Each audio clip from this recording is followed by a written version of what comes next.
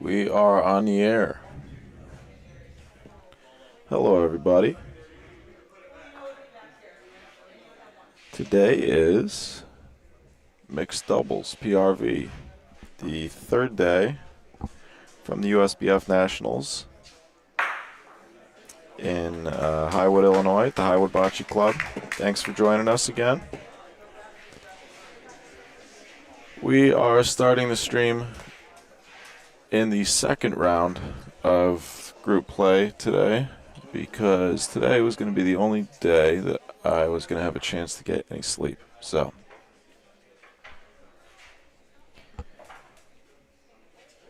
here is how everything stands for now. I have a couple things I gotta do here. So I'll leave the screen like that while I take care of all my graphics for today. Wait for some people to join.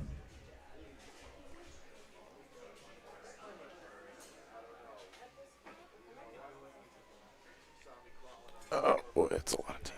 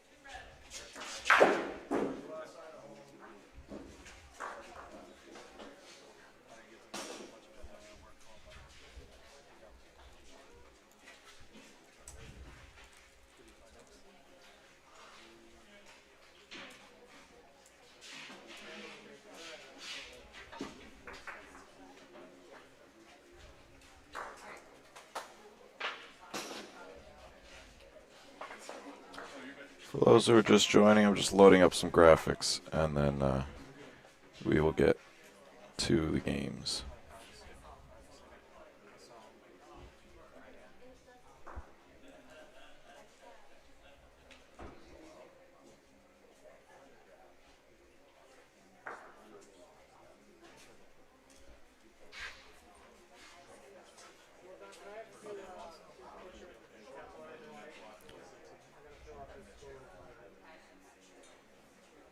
I have, let's see, 1, 2, 3, 16, 23 team graphics to load, and then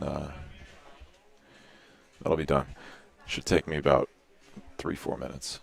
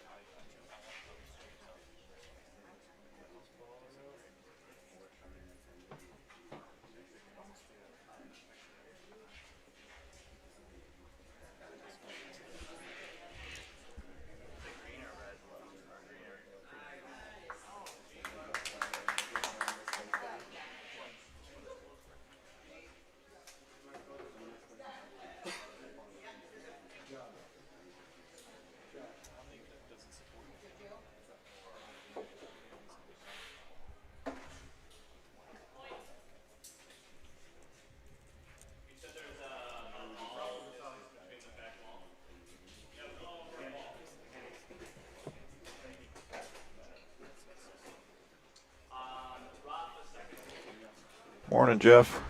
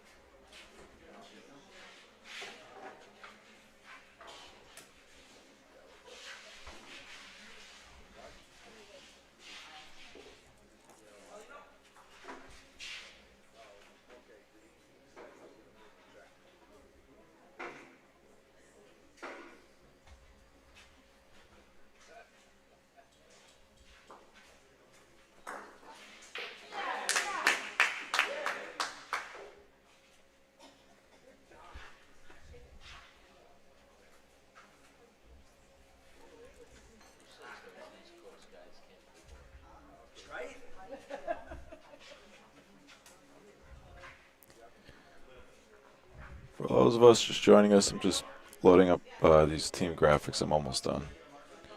And then we'll get to the action on court 3. We got Jack Blancha, Gene Godin, and the, what's that, Golden State. I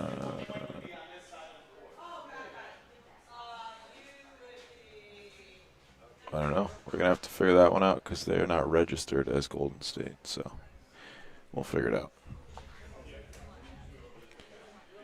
Hey, Will. Hey, Pete. Pete, I was accused of, several times yesterday, I was accused of being from Long Island.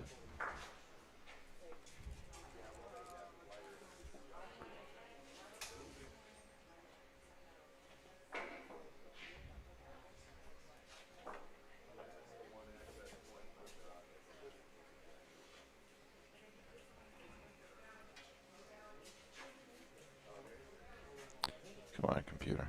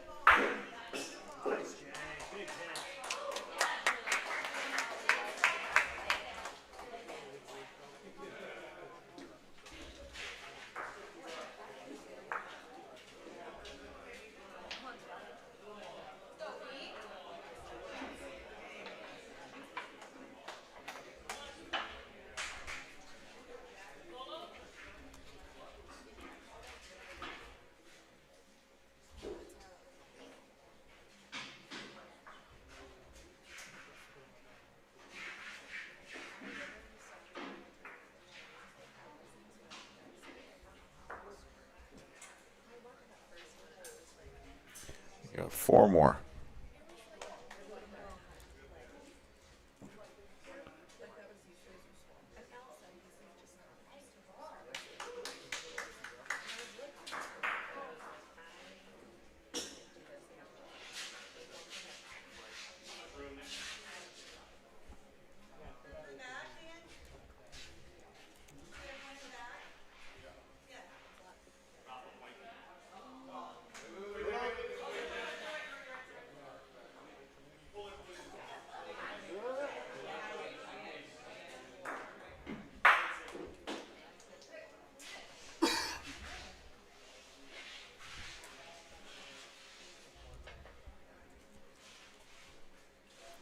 Got a few good team names today. A little more creative than yesterday. All the home teams, very proud to represent Highwood. We have a lot of teams whose names are. We got Highwood 7, Highwood 13, Highwood Bocce, Highwood ABC, A&L, Highwood ABC, A&P.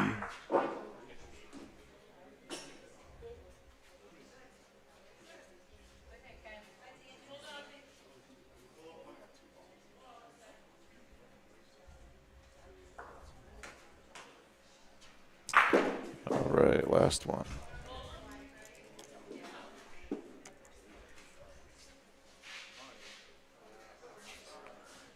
Joey Bernardi. Joey, where are you? I thought you were going to be here.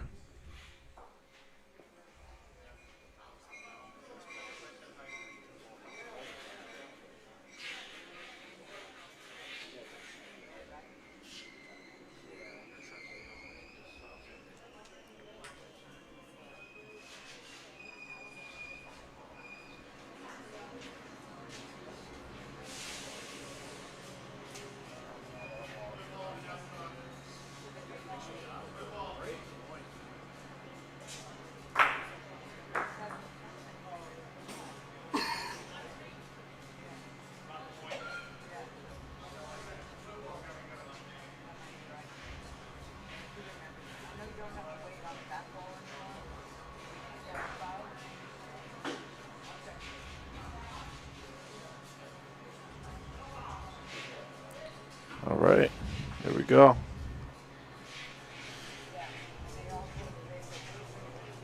So, like I said at the beginning, when there was no one here, this is today's mixed doubles PRV. Our third day, fourth event. So far this week, we had Open B, our Open B tournament, and then yesterday we had women's doubles PRV and women's precision shooting. Gold medalists in Open B were the Highwood B Bombers, and then yesterday for the women, our gold medalists were in the in the women's doubles. Lauren McDermott and Amy Lazzaretti took gold. Teresa Passalia and Paola Pirelli took silver. And in the shooting, Courtney Strickland took gold with a 20-point final round, which is the most that either a man or a woman has gotten in a long time. Both those, if you haven't seen them, most of you probably have, but if you haven't seen them, you want to go back and watch the finals, of course, you can just go on the BBN YouTube and go watch everything. And silver in the shooting was Margaret Schindelis. Bronze was Lisa Watson and Lauren McDermott, medaling twice yesterday. So on this court, we got an 8-5 game in favor of Jack Godin and Jack Blanche and Jean Godin. Get our scoreboard going. Jack and Jean are going to be red.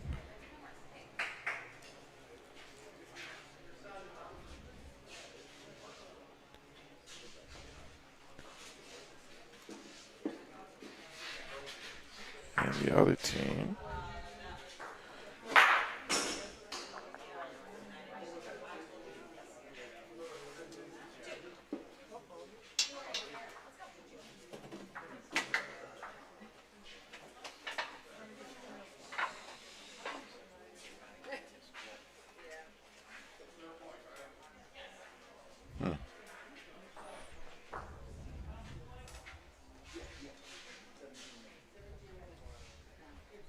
the other team's Golden State. I'm not sure. The way Scoreholio has it, it's very confusing. Let me grab my my paper. I gotta get my camera situated too. Andy Zimmerman, our official for this match. Grab my bag. Could you pass me that bag, please? Thank you.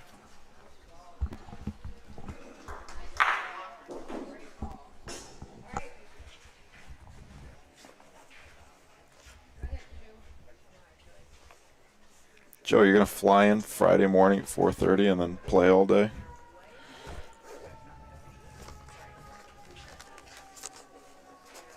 It's ambitious.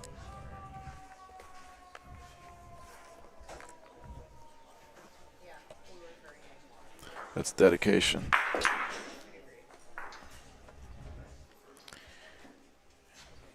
Here comes the last ball of the frame, looks like, for Golden State. Got my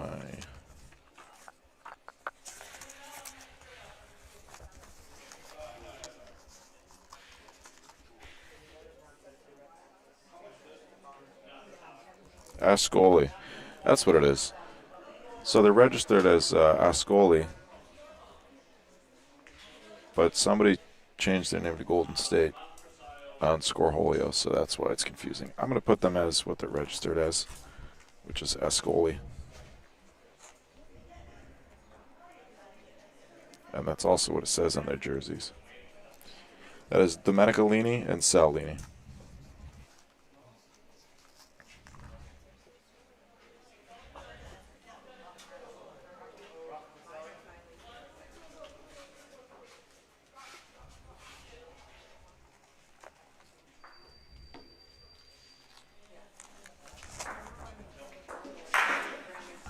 All right.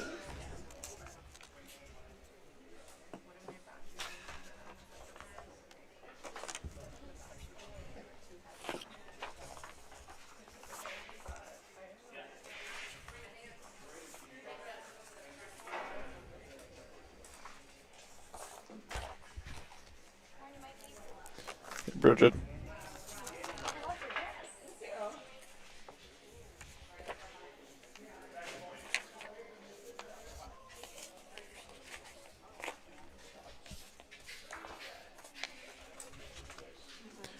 Here comes the ball from Jack Belancha.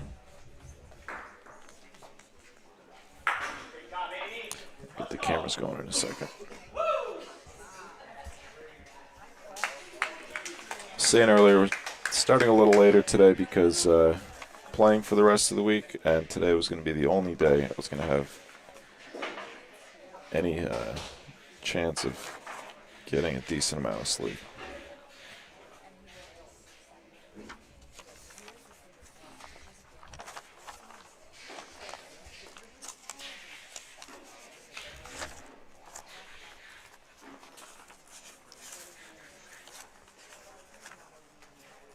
Sorry for the shuffling of the papers.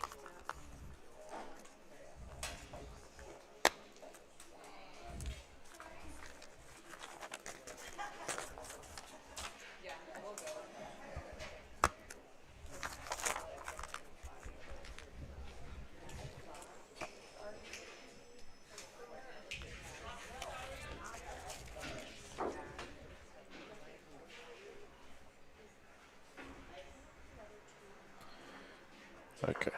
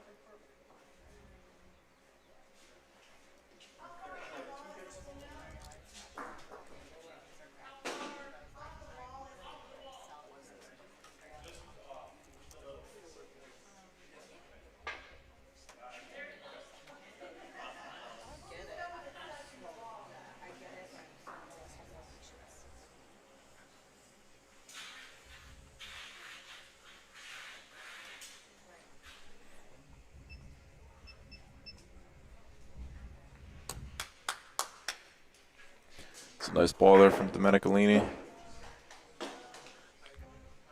comes the second ball of the frame for Jack Belancha and Gene Godin.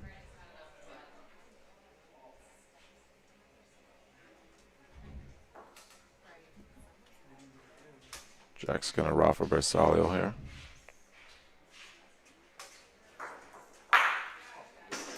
Very nice shot. Sticks it around. Takes it clean, sticks it around.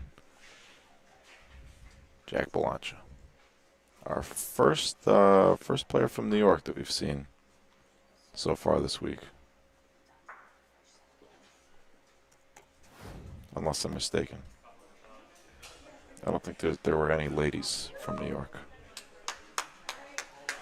Another good ball from Domenica.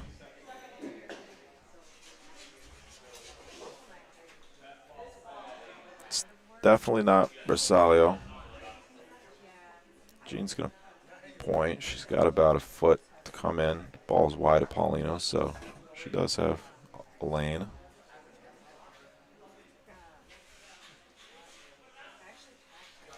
She's telling it to slow down.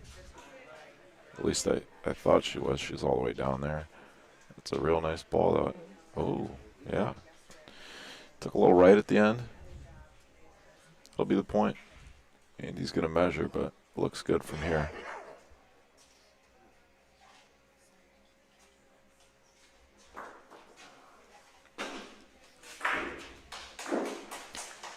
Meanwhile, so yeah, that is the point. In our other games on Court 1, Salsicha Train is up 5-2 on Tanglewood 2. We got a real nice score on Court 2. The Bee Gees are down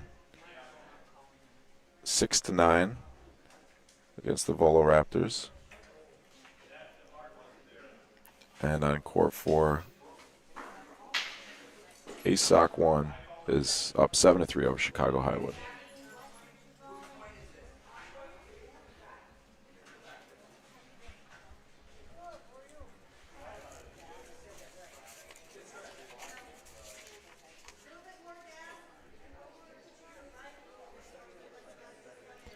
ASOC, American Sons of Columbus. Meanwhile, in this game, this will be the last ball of the frame for Escoli. Natalina is going to raffle punto.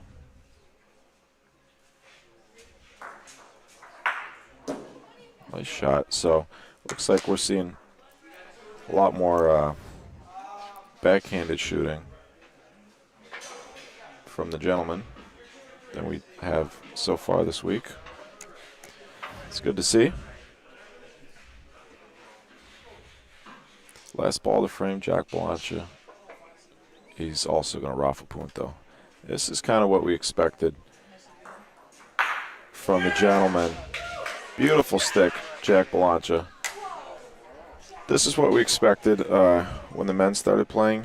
See more, a little more aggressive play. Jack sticks that ball to win the game. And a lot more shooting. Certainly a lot more sticking. Here's a game-winning shot. Why? Why does it do that?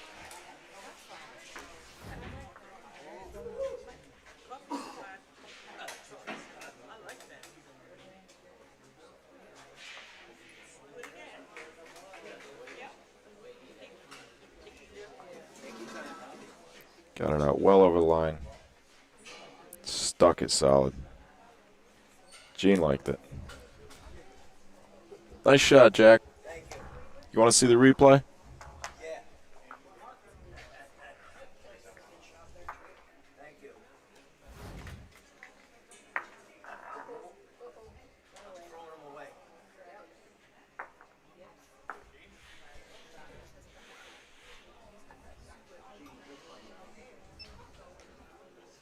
Let me see. There you go, Jack.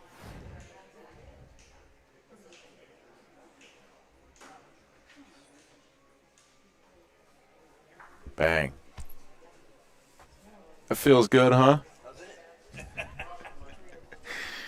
got a big smile on his face. Let me take a look at my replay settings here, figure out. Every time I try to go to slow-mo, it keeps switching to the booth camera. Let's take a look.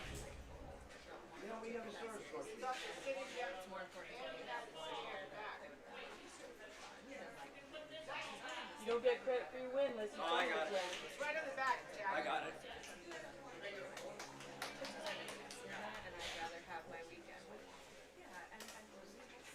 Nobody kept it. No, no back.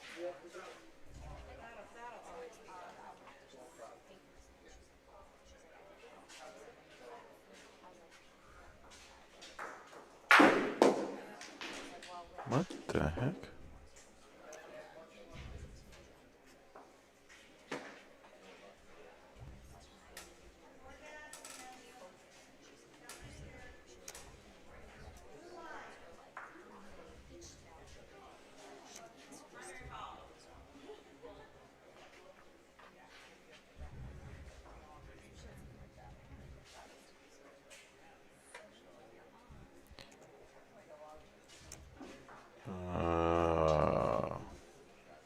Okay, I figured it out. Okay, next on court 3, we have McDermott Pirelli versus Zap to the Future.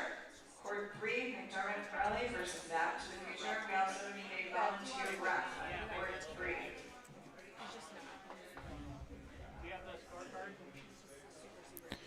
3. Okay, I figured it out. Good. Good, good, good.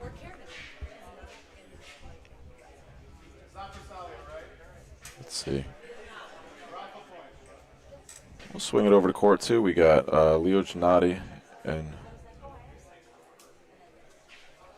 let's see who's on the team. Looks like Leo Gennady, Natalina Bernardi versus Miles Russell and Amy Lazzaretti, our gold medalists from yesterday.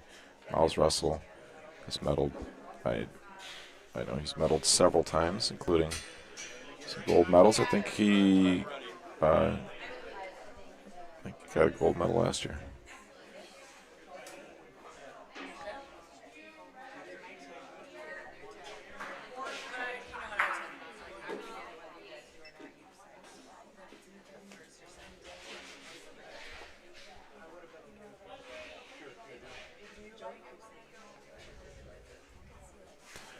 the way to the backboard. It doesn't look like it's going to get over there. It couldn't quite cross over the spine in the middle of the court. He's going to have one more ball, though.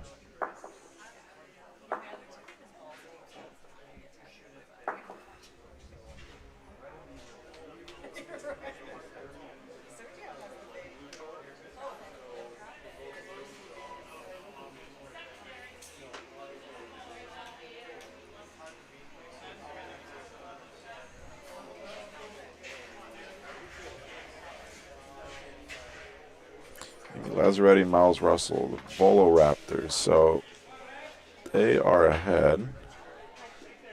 It's 10-7 now.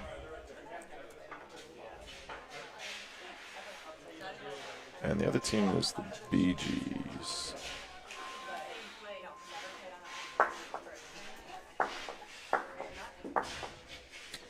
Like I said, it's Leo Ginotti and Natalina Bernardi.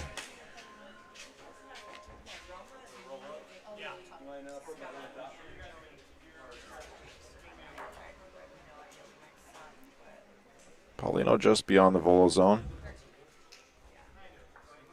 Amy probably would have liked to leave her ball in the Volo zone. That's a secondary. So the other team opts to move Paulino back.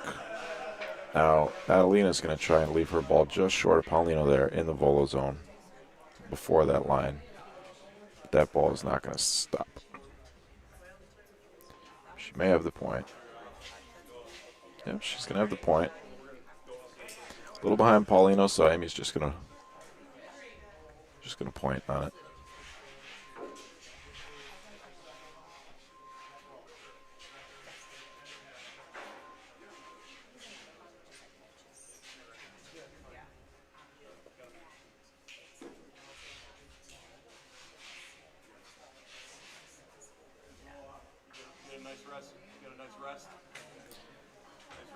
It's not the point. I don't think that's going to be a secondary.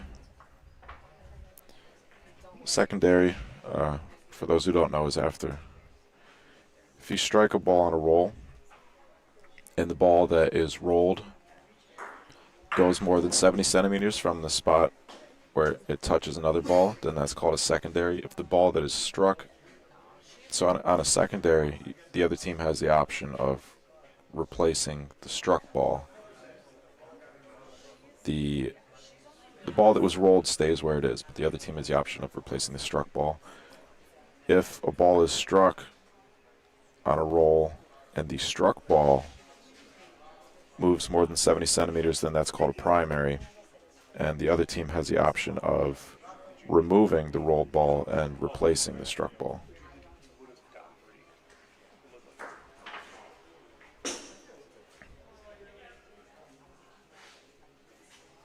So Natalina and Amy are done for the frame.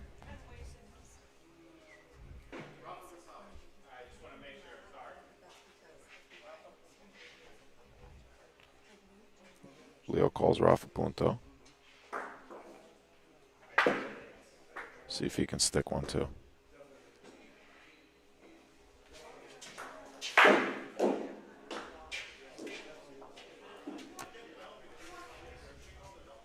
I think he called Rafa Punto. I guess not. Maybe we're waiting for a decision. Yeah, so that was a foul. That's not what he called. He's not happy.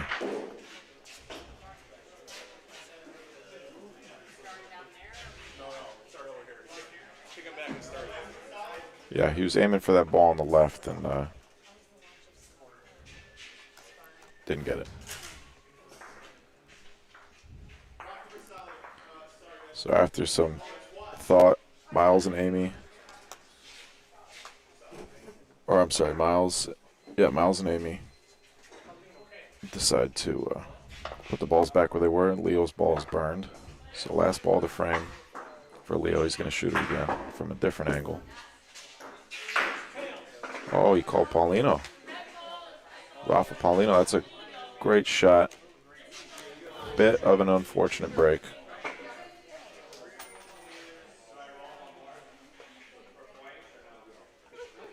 The other team had those two balls behind Paulino, so it's going to be real hard for him to take Paulino clean. That's what happened. The other team ends up with the point. Last ball to frame, Miles Russell for 2. And for the game. That's game. Polo Raptors over the Bee Gees. I still have one hotkey that's not working.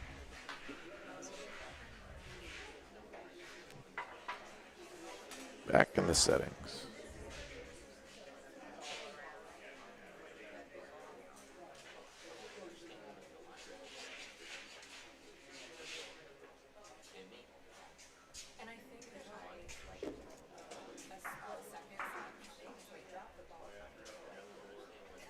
Okay, it should be working. I don't know why.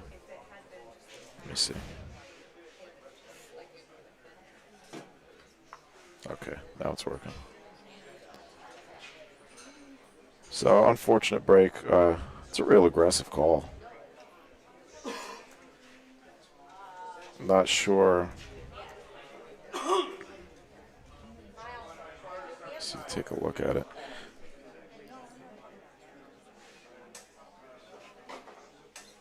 Not entirely sure what the thought process was there. Especially with those two balls behind Paulino. And these lighter Paulinos. These PRV Paulinos are lighter than the open Paulinos that we use. In open Bocce we use steel. They're steel, solid steel ball bearings. And you could hit that Paulino and your ball could pop up over those balls easily. But with this lighter Paulino, the ball just drives straight through it and into those back balls.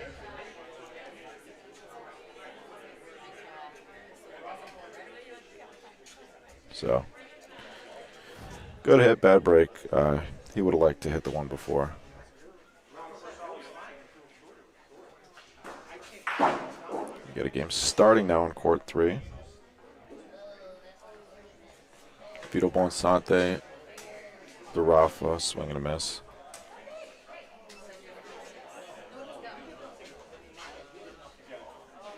He's going to do it again.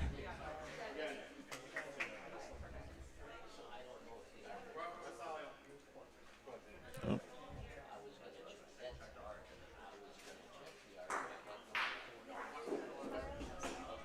Good hit that time.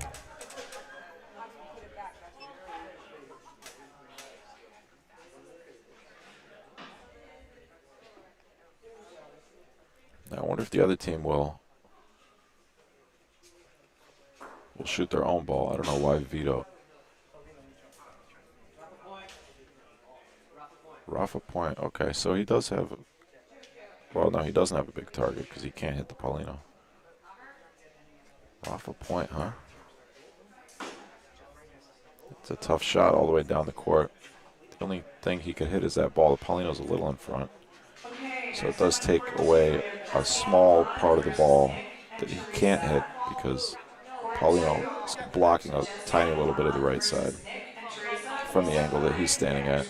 I'm surprised Vito's even suggesting to him that he shoot his own ball. These guys are friends. I don't know why Vito is suggesting. Vito keeps pointing at that ball. I agree with Vito. I don't know why he wouldn't just shoot his own ball here. Rafa point. I think he got it. Wow, it's a really nice shot.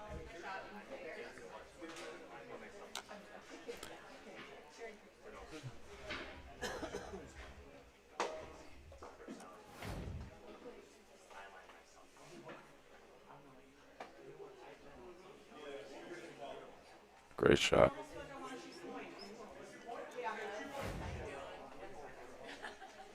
That is Maurizio Pirelli playing with yesterday's gold medalist in women's doubles and bronze medalist in the precision shooting, Lauren McDermott.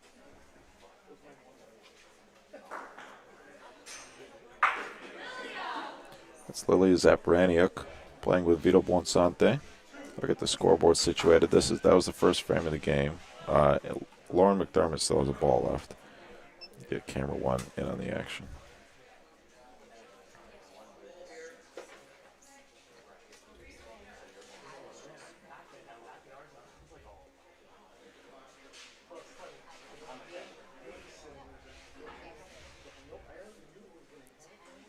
That's a tough point. She's trying to point 88 feet down the court.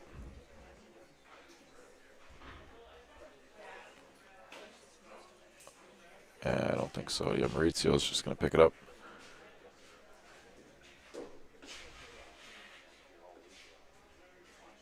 So, looks like, let's see, what's their team name? Zap to the Future. I think it's a nod to Lilia's name.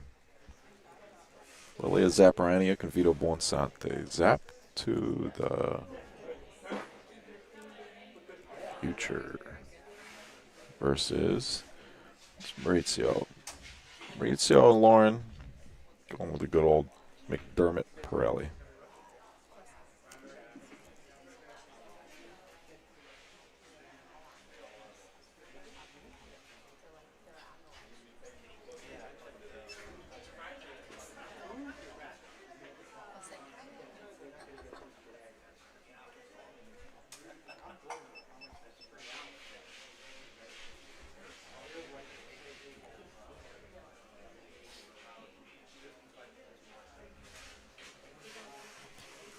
Lilia's first ball is going to be a little bit long, a couple feet, a few feet, still rolling. It's almost 4 feet long. Somewhere between 3 and 4 feet. Hard to tell from this angle. She's a little frustrated. Did I miss something? Was that her second ball? Why is she all the way down the court?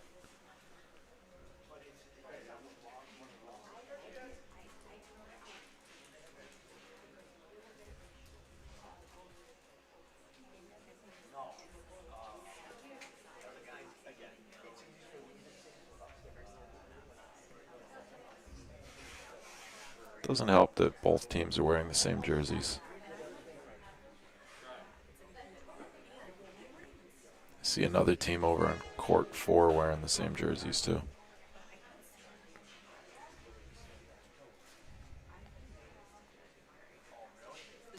Nice ball from Lauren. Vito's just going to point on it. It is a little behind Paulino.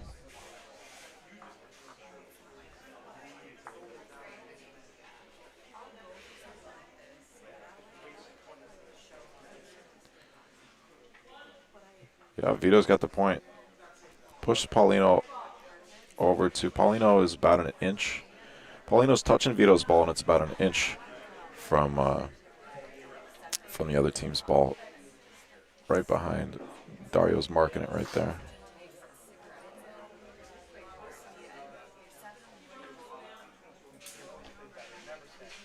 Maurizio's gonna Rafa Bersaglio.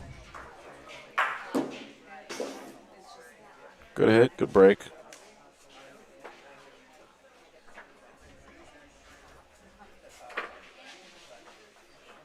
Dario says it's 3 green.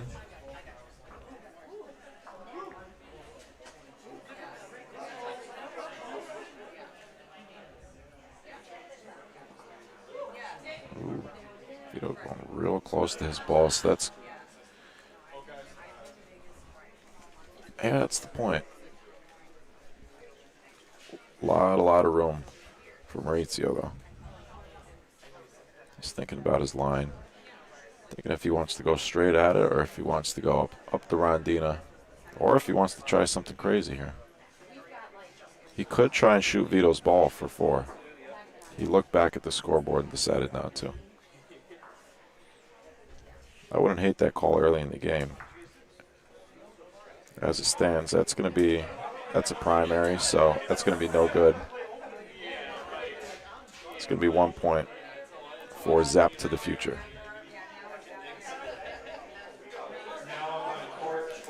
Maurizio marked it up for himself, but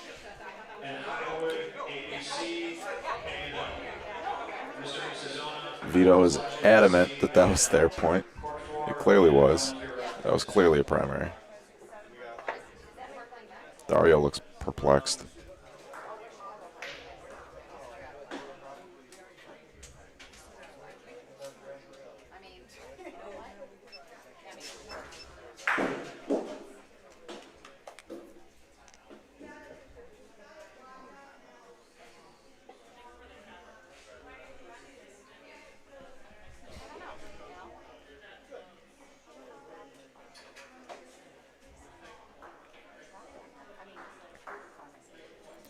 Again, folks, if you'd like to follow along with the other courts,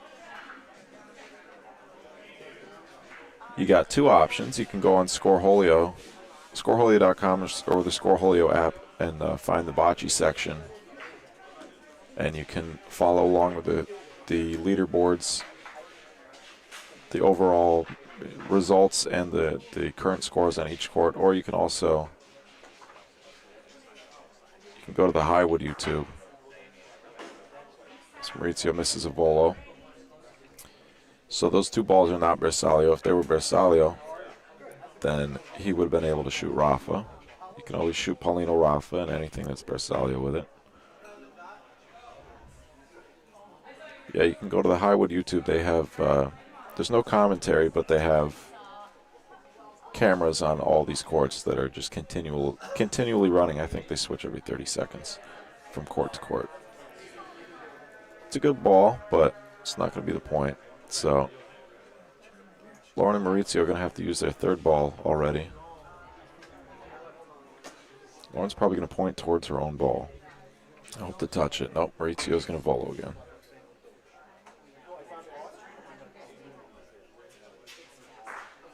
A little long.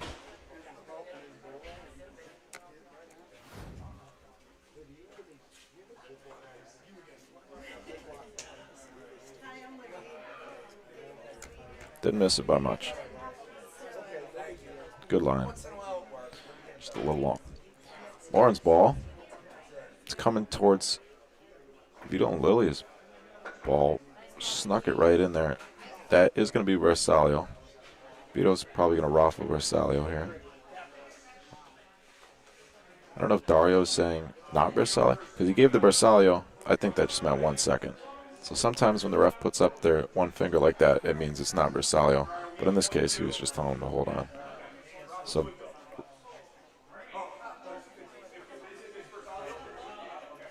yeah, that confused Vito too. So Vito calls Rafa Bersaglio.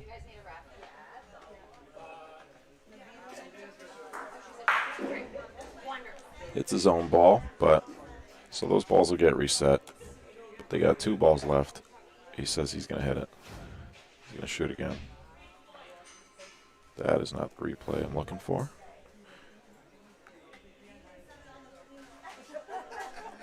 Our official Dario Bernardi will reset the balls.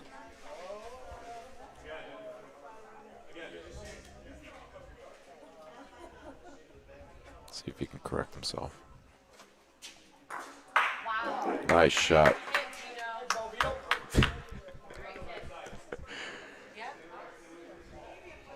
I don't know if you folks could see the look on Vito's face when he hit that ball, but he liked it.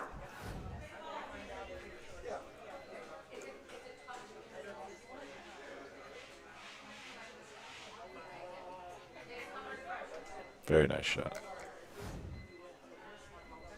Here comes Lily's ball.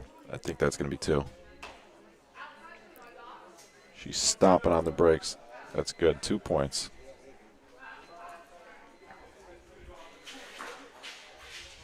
So 5-0. I wonder if Lilia put it back in the volo zone. I don't see why not. Just saw Maurizio. Maurizio. Just 2 volos. Wouldn't expect them to miss many more, but she's going to go right in the center, almost a little towards the back of the volo zone.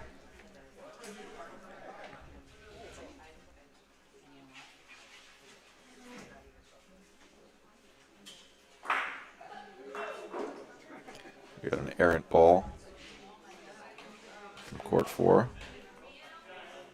She's putting on the brakes again. She's going to hurt her feet. She keeps rolling them long all day.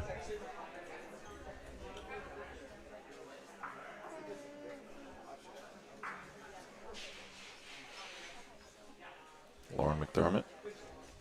You can see Maurizio still stewing over there about his missed shots. He wants another, he wants a chance to redeem himself.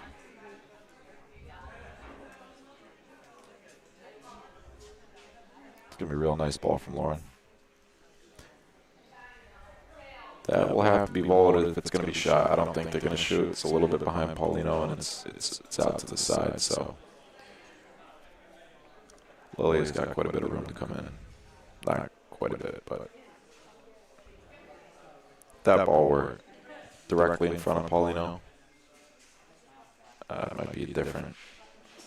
I might consider shooting. Maybe not. Still a little bit outside. It doesn't look like Lily beat that ball. Yeah, it's no good. The horizontal stick means no good. The vertical stick means it's a point.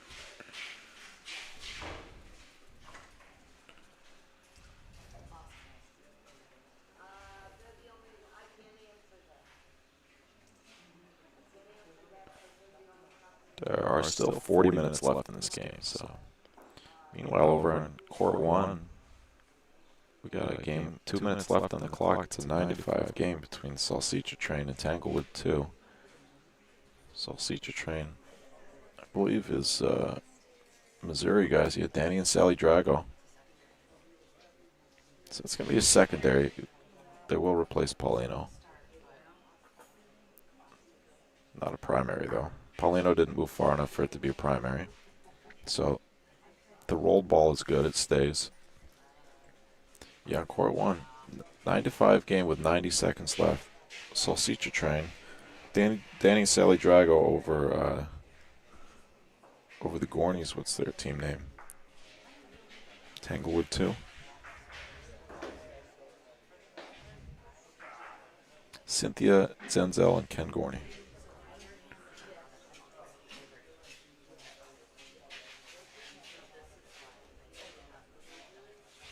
So with 1 minute left on the clock, they'll probably have to get a 4-point frame here to force overtime. Zap to the future out of balls. Looks like Lauren and Maurizio will have a chance to get on the board. Just going to point on all these. If they move Paulino at all, though. So I think she still has 2. Yeah. Paulino moved back, but a little to the left.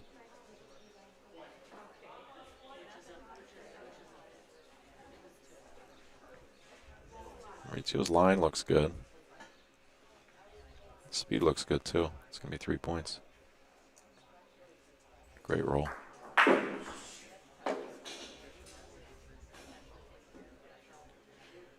We see a 4-point frame here. 5-0 to 5-4. It's possible.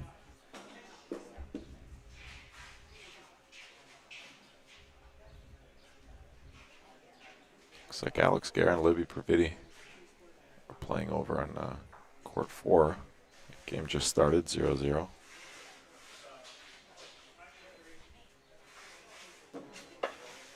And 3 points for Maurizio and Lauren.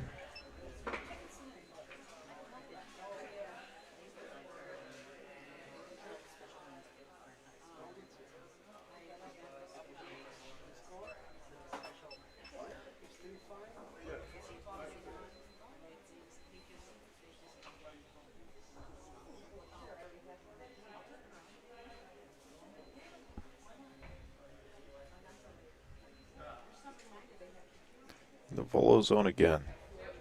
Interesting decision from Lauren. They did just get 4 points there. But there was no shooting involved. None of the shots were close enough to shoot. This shot very well may be close enough to shoot. It's not Versalio. They're talking about it. Looks like Lily's going to roll.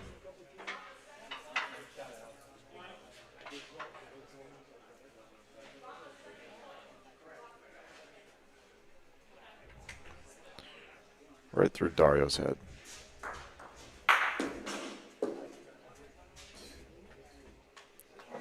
It's not going to make it. Didn't make it to the E line.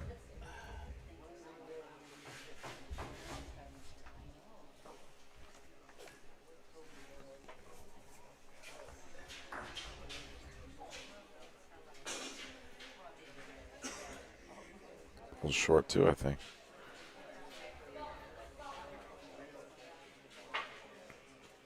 That makes that a real tough shot for Vito.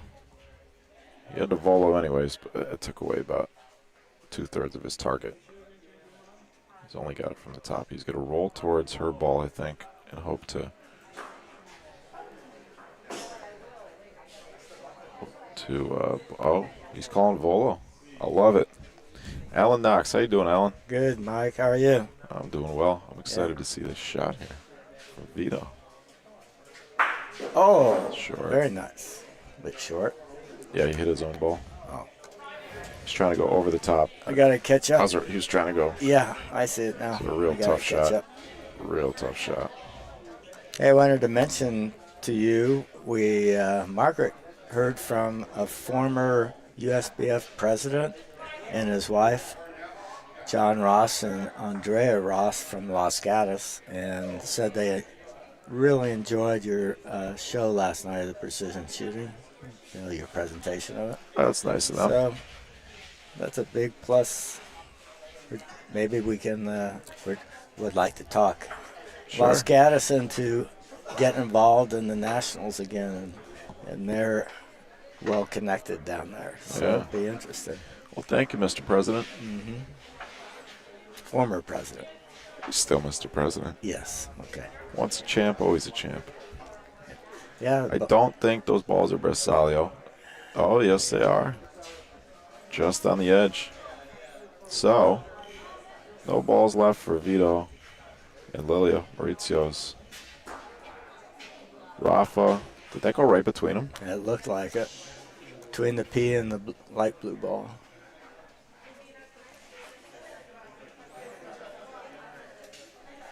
Oh, Wow, my right goodness. It almost bounced over the P, it looked like. He's going to do it again. Imagine he'll hit this. You have a great imagination.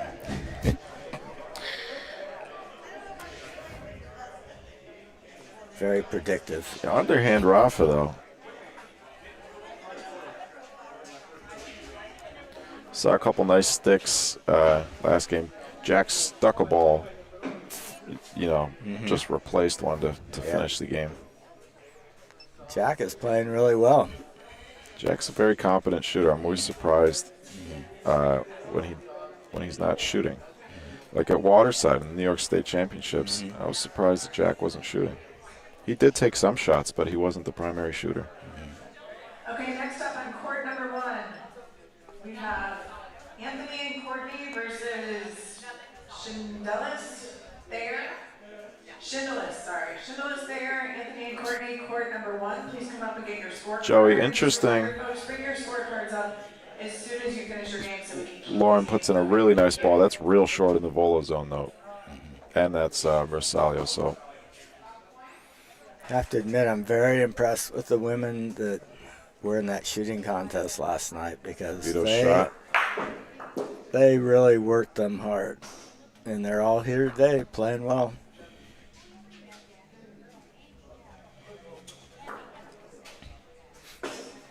Let's see if we can do this. Actually.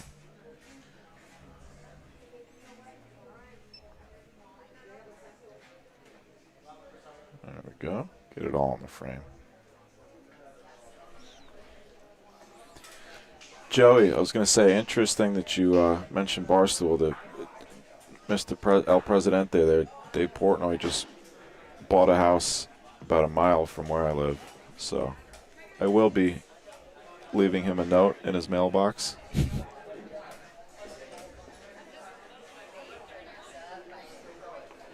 This mixed double event is getting more and more popular every year.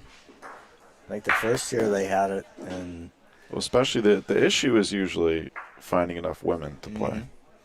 And that's a very positive sign. Yeah, there's a lot of female players in Chicago.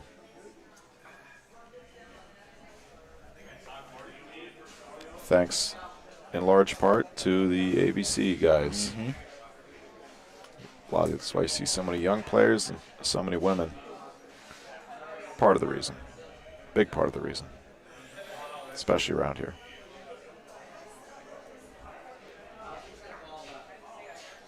Did you hear the woman, Lauren, who won the precision shooting contest last night, got her start in one of the bar leagues. Courtney won. Yeah, precision. Courtney. She was actually a bartender in one of the bars where they were. Was she really? Yeah, hosting the league. And now she's a national champion. Yeah.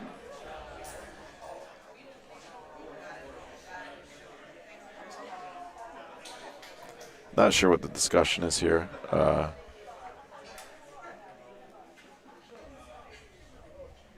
Doesn't matter. Volo. Little long, so we've yet to see a connection on a Volo this game. And we've been playing a lot in the Volo zone.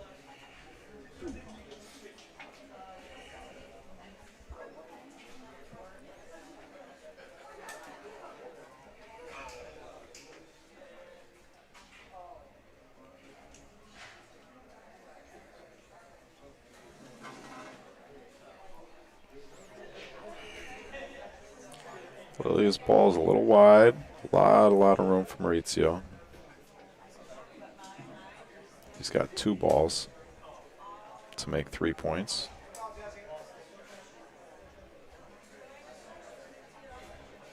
Up and down the rondina, that's going to be long. Also, we have begun serving lunch in the dining room. Sandwich, chips, and beverage for $10. Thanks. You want anything to eat? Do they have coffee still? Yep. You want a cappuccino? Yeah, cappuccino? Yeah, double. Get you double. Really? Yeah, wake you right up. Single, please. Single.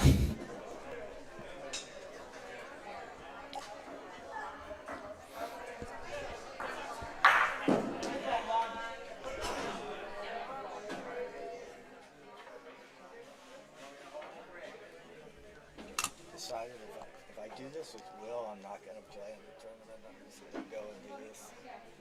It's more fun. And when Will gets up and running, it's more fun than playing Bocce. I'm getting old. Alan, don't say that. You're on my team later. Stay on your team as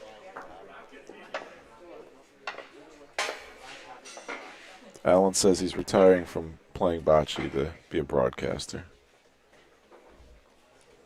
I told him he's got to wait till at least Sunday to do that, though. He's on my team Friday and Saturday for Open A.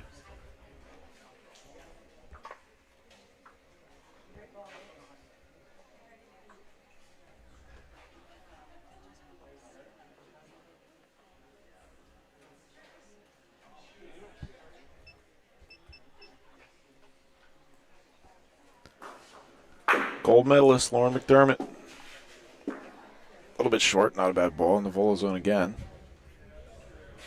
Let's see if one of these gentlemen can hit a Volo this frame, if they're forced to. Lilia Zaporaniuk.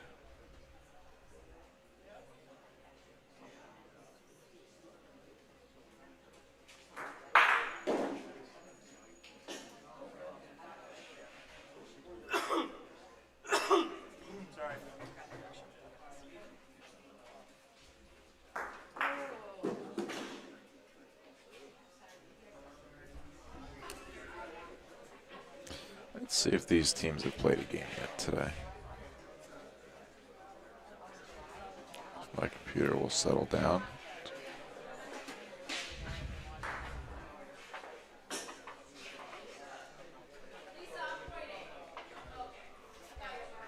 Zap to the Future is 1-0. And Maurizio and Lauren are 0-1.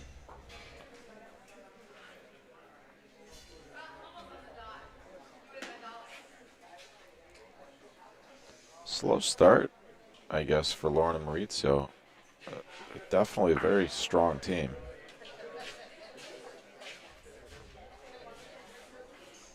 So is Vito and...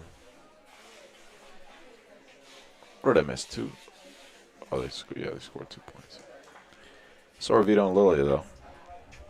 Obviously, they were winning that game until I updated the scoreboard. Lauren's ball, second ball of the frame for Lauren and Maurizio well short. Interesting that this is we've been rolling at this distance for 3 or 4 frames in a row now. You wouldn't expect to see this from these two teams. I don't think that's going to be any good. That'll be a secondary. So Vito will have the option to move the struck ball back. The rolled ball will stay where it is. So he opts to replace it because it's in the way. Maurizio's got to roll towards it again. Trying to keep it on the left. It's on the left for now. It's going to be a real nice ball. That's going to be a real nice ball. If it travels a little beyond Paulino, so it's not Bersaglio. Last ball of the frame, I think Vito's going to volo. He's looking at it. Yep. He says mark the volo. Please.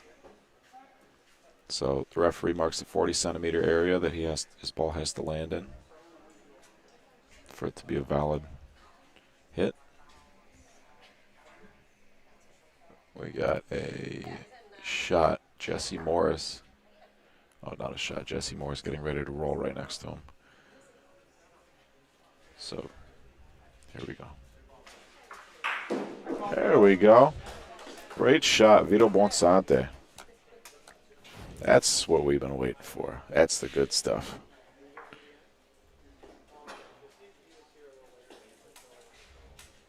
Nice shot.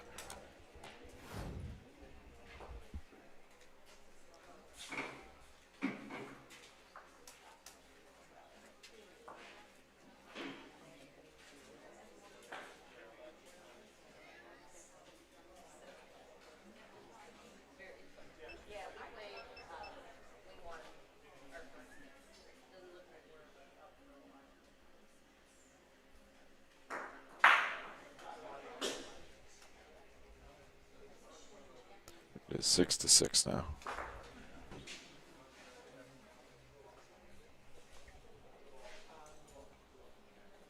With 23 minutes left on the clock. Looks like that clock is noticeably darker than the other ones. Kind of hard to see.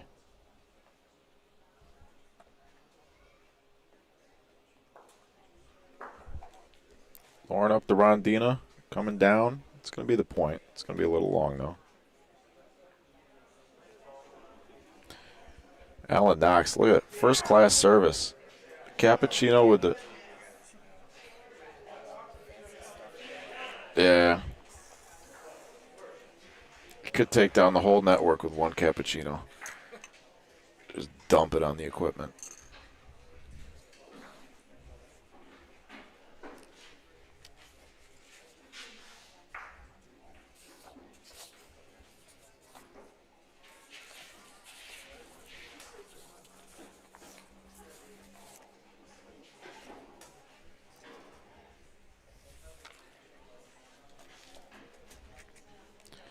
Why is our camera out of focus? Here comes Lily's second ball coming in towards her own. Everything's good. Nothing went more than 70 centimeters. She gave him 2 points. That's a really nice roll. And they're both in front. So now if you're the other team, yep. Volo zone. Maurizio calls Volo Punta. Rafa Paulino maybe.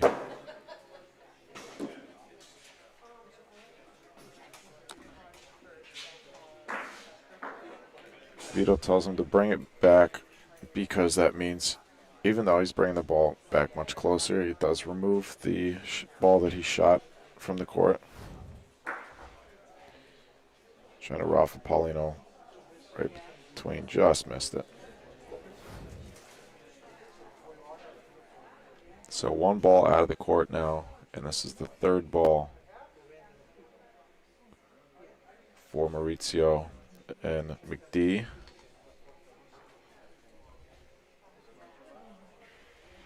It's going to be not short. Wow. That ball kept on rolling. They are Bersaglio. I imagine we'll see Rafa Bersaglio. Vito's going to call a timeout. So McD and Maurizio have one ball left.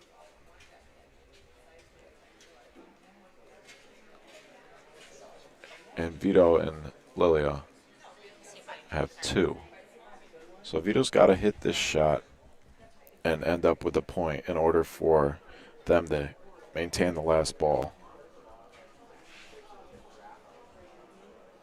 Vito's looking at the way it's laying, what possible way he could hit it. And where Paulino's going to end up if he hits it. There's a little bit of separation between ball and Paulino, so it is possible to hit that clean.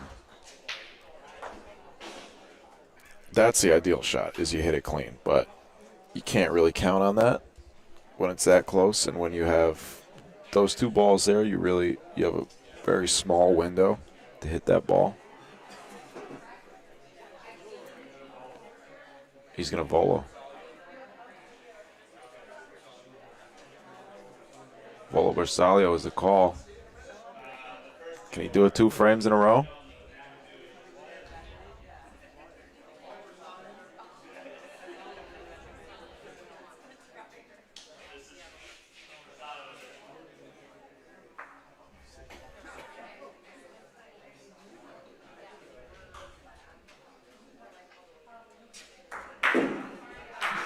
Vito Buonsante.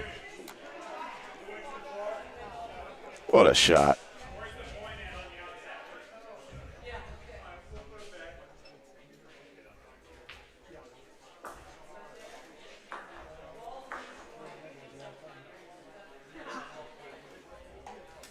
He might have to do it again. Wow, he might have to do it again. Again, he says. Volo Bersaglio. 3 times in a row. 3 perfect shots in a row.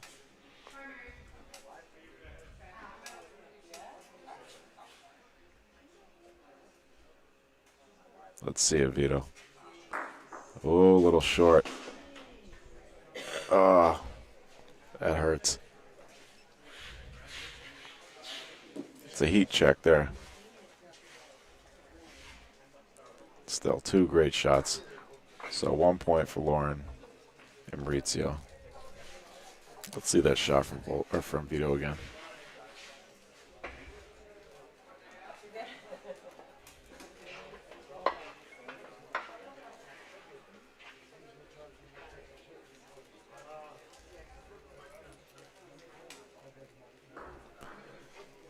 Lily appreciated that.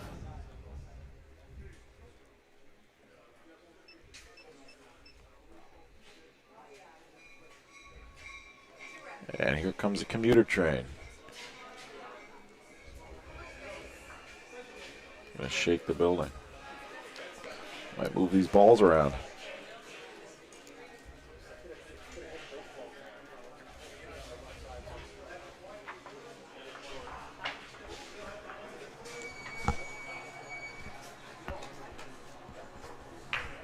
So I'm actually not sure what the rule is on a ball that's short of the E line. That ball's not over half court. So not sure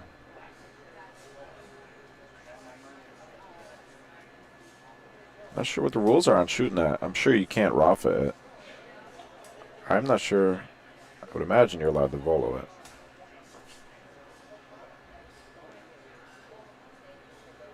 Especially on the other team's ball. I think maybe if it's your own team's ball, you're not allowed to shoot that. But if it's the other team's ball, maybe you are allowed to Rafa it as a punishment for not. That's a good question to ask somebody who knows. Maybe Alan knows. Alan went and got me a cappuccino and then abandoned me. Alan. I got a question for you. That ball, it's short of the E line. What are the rules on shooting that? Well, it's been kind of a controversy here. You know, I've heard that you can't shoot it or dribble it, and I've seen people roll it. So I really don't know what the rule is. Nobody knows. Nobody knows the rule. No help.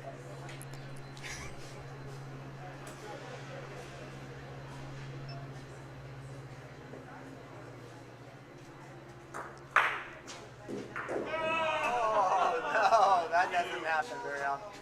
That ball skipped over into the other court and took out a point. Oh, it hit a ball that was rolling? No. It hit a ball that was rolling. Let's see if we can see that on the replay. So Sue's ball, no, I can't see it. Sue's ball was rolling down the court. Vito's hopped over and took out her ball. Wow. Maurizio rolled a ball a little long at the bottom of the frame there. So an opportunity maybe for Vito and Lilia to leapfrog.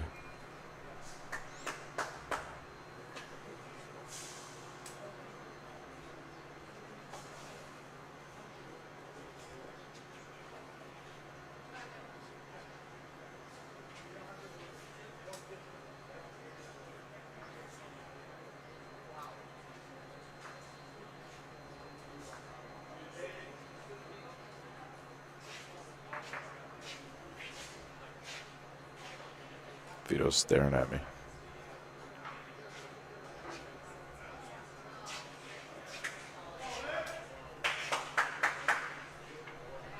Alan, are you done? Oh, you gotta play?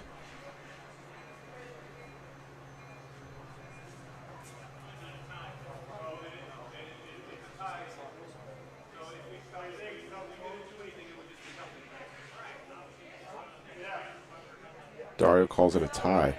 Interesting. A tie. You don't see that very often.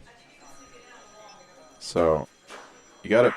Doesn't matter because the other team's out of balls, so Vito's got to go anyways. If the other team had balls, they would have to roll again because you got to beat the point in order for the other team to go. If you don't beat the point, you got to go again. Vito up the rondina, down towards his own ball. Might nudge it in. Yep. Great ball. 1 point. Oh, and we got to measure, yeah.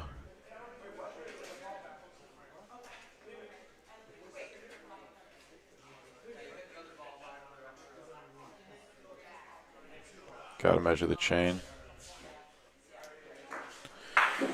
So the combined distance of the struck balls was over 70 centimeters, which makes that a primary. So the balls are reset. And the roll ball would be removed in theory if it weren't the end of the frame. But either way, that's no good. So it's a tie. You end the frame in a tie. And we got 12 minutes left on the game clock.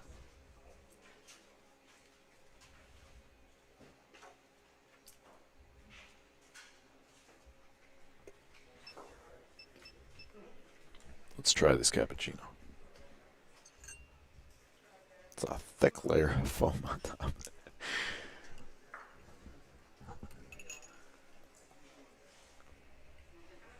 Is there liquid at the bottom of that?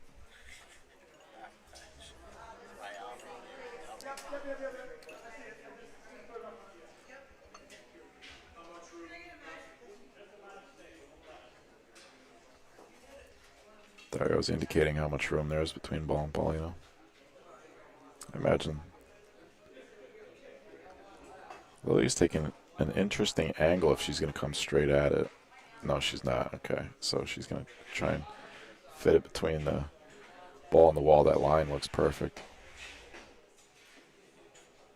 Little Paulino.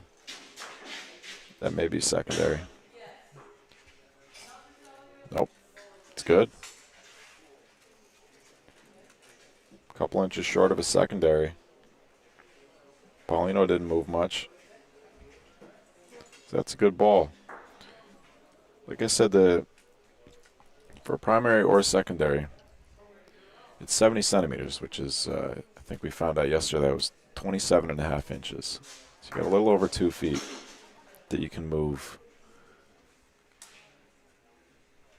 That you can move a struck ball, well, that you can push a ball, or that your ball can move after it touches another ball on a point.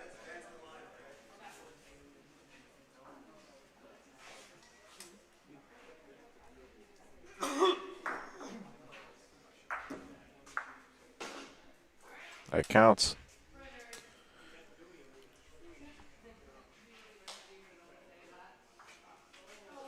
Joe says can't Volo or Rafa it. I believe that. Where's Guy DeSantis? He's at work probably.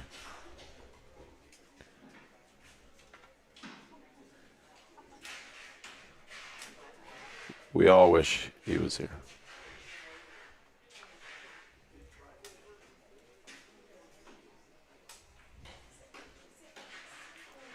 Putting on a foot brake. I don't know. It's gone.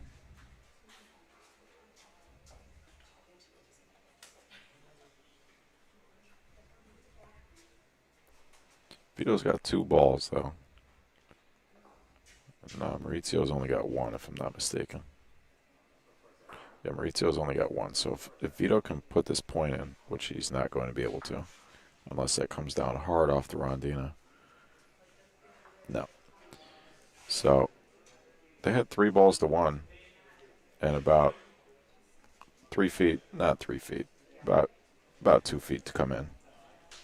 Maybe a little over 2 feet. No, about 2 feet on the dot.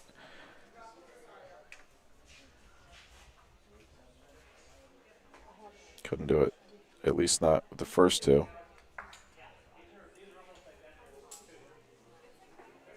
Two points sitting there for Lo and Maurizio.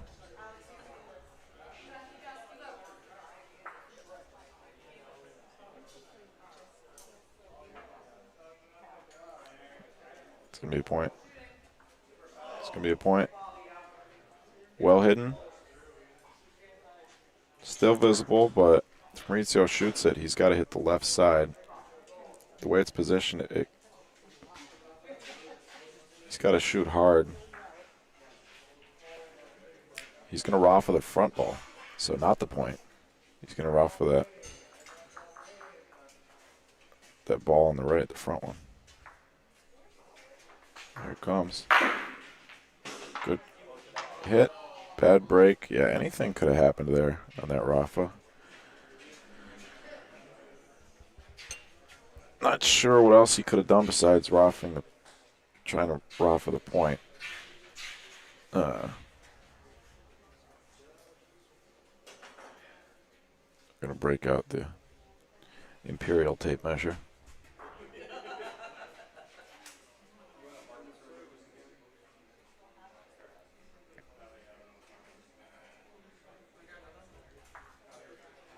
Maybe Maurizio not quite confident enough right now in his Rafa to try and pick off that point ball. Or maybe he just liked the shot that he took better. Either way, it didn't work out. It didn't seem like he took much time to think about it.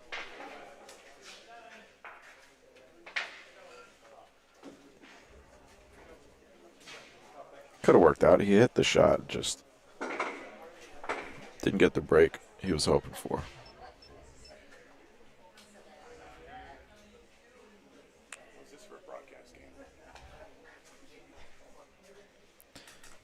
Yeah, you got a couple slow-mo Volo replays in there.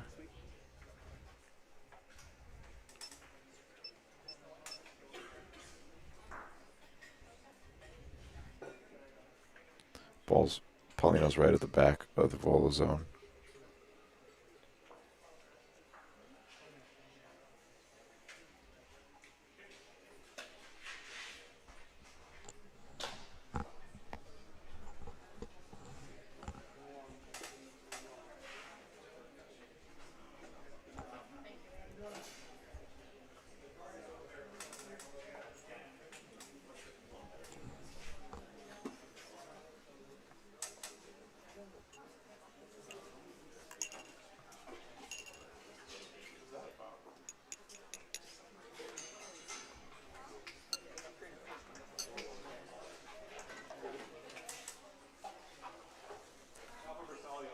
for Bersaglio.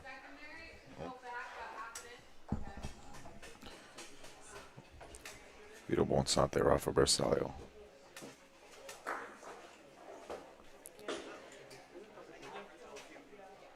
Across the D line, but just to the right. Lilia says, "You got this." Vito says, "I know."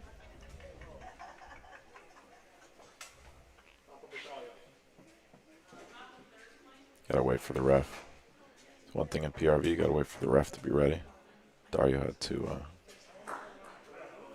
remove the last ball. So one to the left, or sorry, one to the right and then one to the left. Now, this is going to be the last ball for Vito and Lilia, and Maurizio and Lauren are going to have triple hammers. 2 balls for Maurizio, 1 ball for Lauren.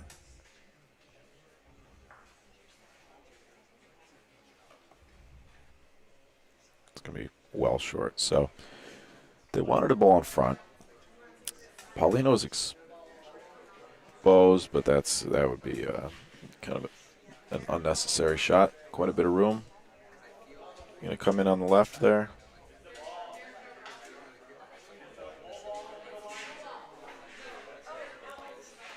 That's 2.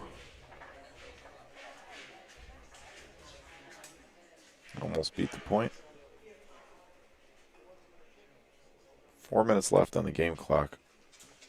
This is a big, big frame if they're able to score 4 points. Even if they don't win the next frame, this next frame will be the last frame. The game clock's going to expire during the next frame. So if they score 4 points, Vito and Lily are going to have to score 4 in the next frame. Maurizio's ball's, it's going to the right. He throws his hands up. It's going to hit that other ball. So that could loom large. Going to be 10-7. Vito and Lily are going to have to score 3 points at least. But Maurizio didn't, by not making that 4th point, Vito and Lily do, mathematically speaking, have a chance to win this game. I suppose they did if they scored 4 too, but they would have had to score 4, force an overtime frame, and then win that frame. As it stands, though, they could win this frame. And they have a much better chance of tying it up, getting 3 than getting 4. Not that they have a great chance or that it's easy by any stretch of the imagination. If McD puts in a good first ball here, I mean, that's going to all but seal it, I think. Unless Vito sticks one or something. Oh, boy. Oh, man. It's going to be a secondary. Going to replace the Paulino. That's could be a costly mistake. They do have a lot of room for error. But makes it interesting.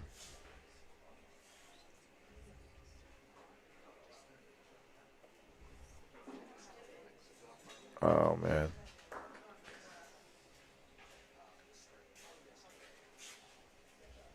So we've seen some really excellent pointing from these teams, and then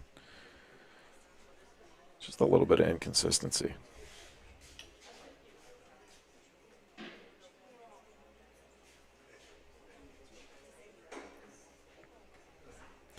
McDee's second ball looks a lot better. If it gets beyond the volo zone, which it did, you can Rafa that. That is not Bersaglio. Vito is lining up for Rafa Punto.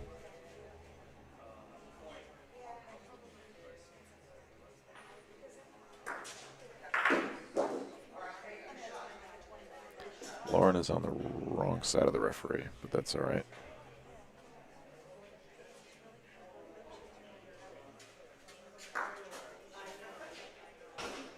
right, left, right. Vito's all over the place right now after hitting a few nice volos earlier in the game. Struggling with the Rafa, interestingly enough. Calls the same shot again.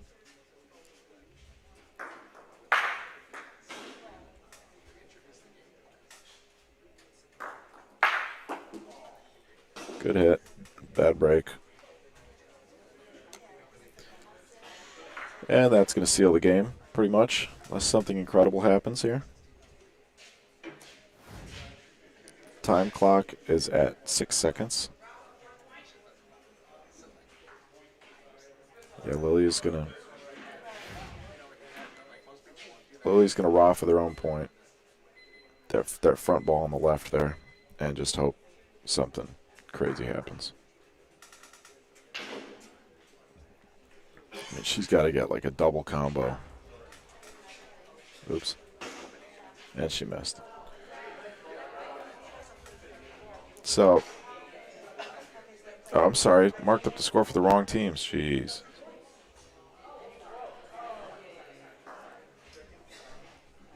Lauren and Maurizio. You would think they would finish the frame after what we've seen the last few days. Teams, that's the tiebreaker, is points 4. They're going to forfeit. They're going to forfeit the opportunity to score more points. They lost their first game, so it's going to be close for them. In the bracket, they're going to have to end up 2-1, and they're going to be tied. It's going to go to tiebreaker if they're 2-1, which is going to be points scored, and they just left 2 points on the board.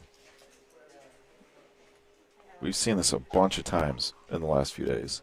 Teams not used to playing with the game clock. Maybe it's just because I've been watching all these games and commentating, and I've talked about it so many times. We've seen this so many times from the booth, but that's just, to me, that could be a big mistake.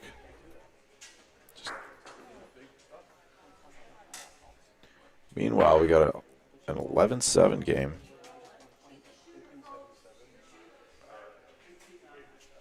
Over on court 2. Nick and Teresa are up 11-7 over Jesse Milan. Okay, coming up on court 3, we have Bonnie and Clyde and the SC roller coasters. Court 3, Bonnie and Clyde, SC roller coasters. Please come up and get your score sheet.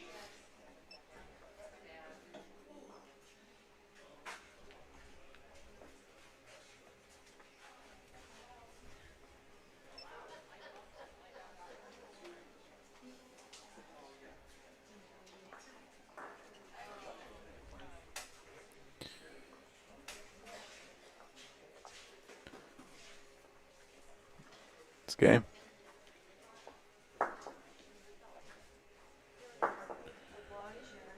Well, all that camera movement for nothing.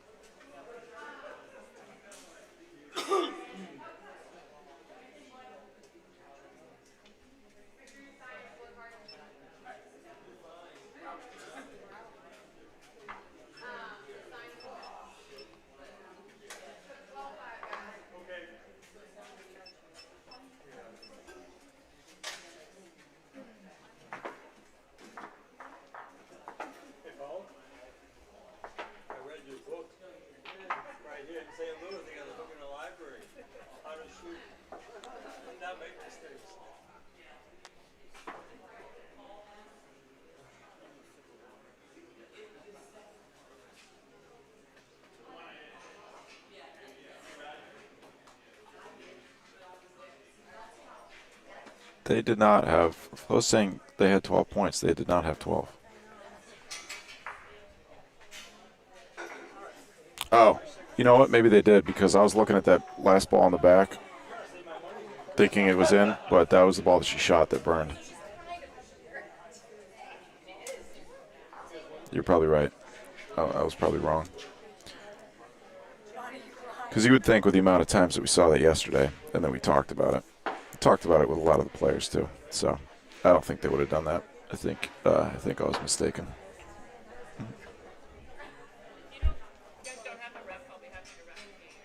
So thank you for correcting me.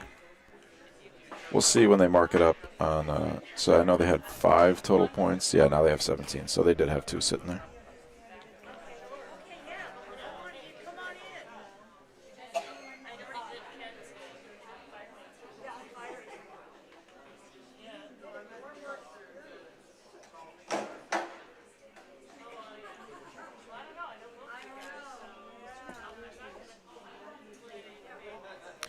Yes, to answer your questions, Okay, next on court rondina. 4, we It's a have word I learned Golden from Gabe State Quattrochi, Pete. versus Highwood ABCAP. Golden State versus Highwood And he has ABCAP. built synthetic On court courts 4, we himself also before, see so I believe him when he told me. He told me that the slope on the edge of the court there is called the rondina.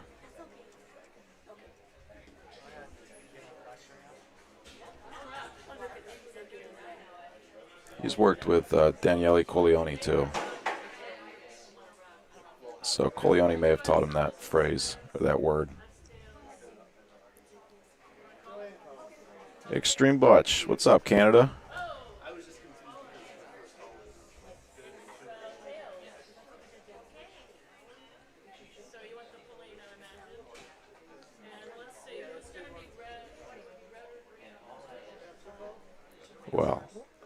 Wow, we got a break in the action. Let's take a look at our where we're at.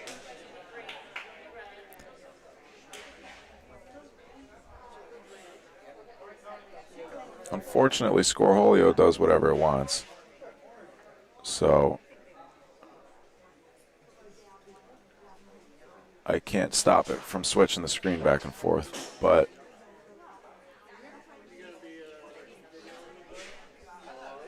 Sean Crone happy to be on the broadcast court.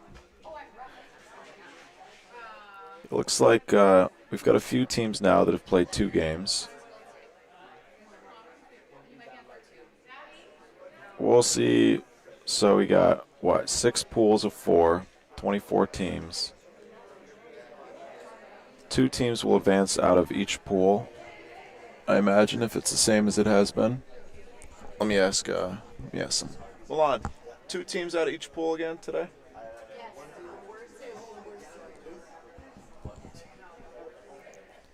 Two teams out of each pool, so we'll have 12 teams advancing.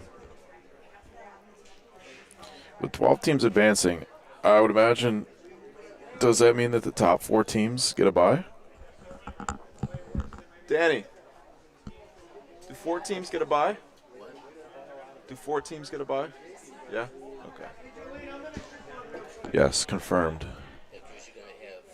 You're going to have 12 teams, yeah.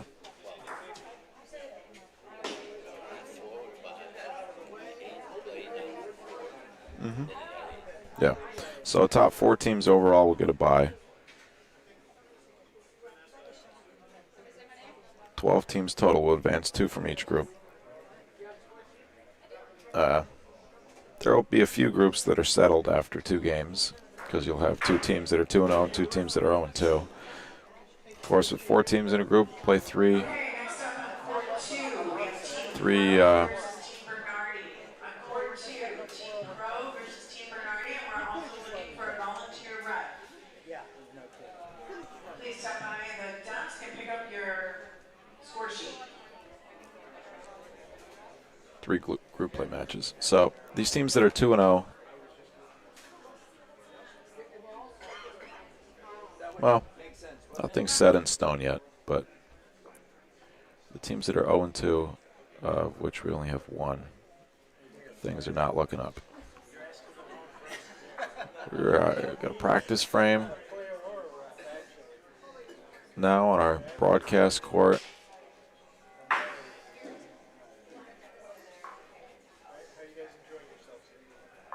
Match between a couple of fan favorites and maybe one fan not so favorite. We got Joanne Lopez and Alan Knox. Let's see, what's their team name?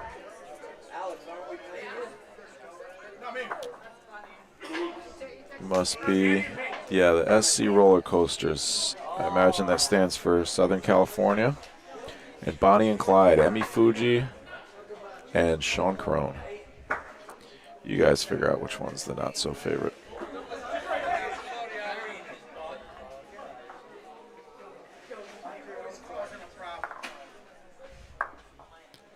Back to court 3. So our first ball of the game, Alan Knox will be my partner in Open A, as I said before. So, like to see him play well, of course. Like to see everybody play well.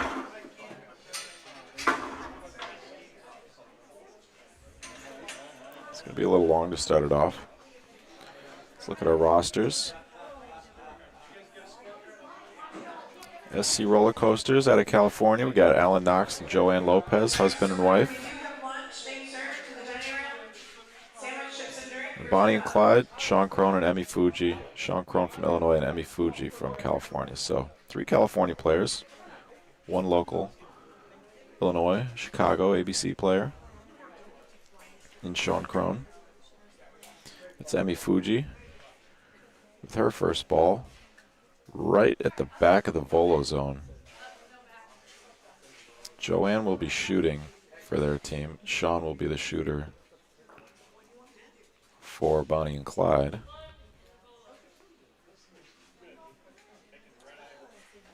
Alan's going to point on this. Using his right hand today. We've seen Alan roll righty and lefty in some tournaments, depending on which shoulder's feeling better. We've seen him win tournaments with his left hand. Don't know many players who have won tournaments with both hands.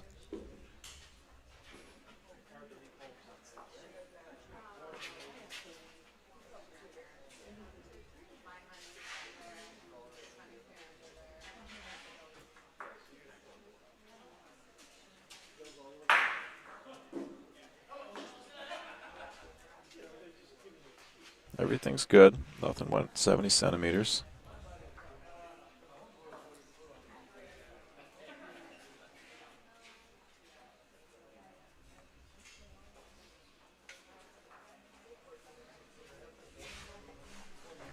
Give me 1 ball left for Joanne. 3 balls right now.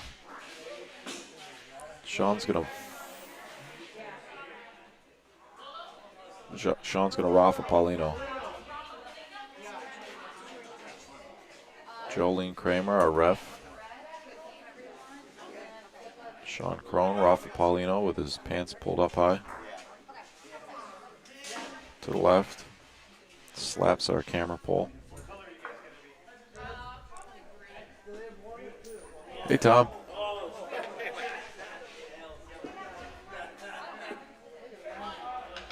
Tom, you want to sit down? Are you busy? I got you.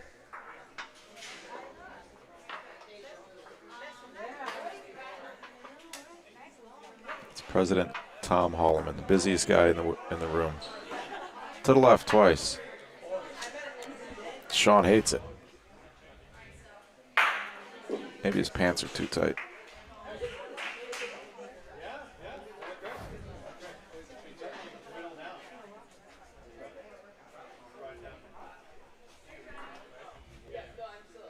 I'm just Josh and Sean. I know you're going to watch this back.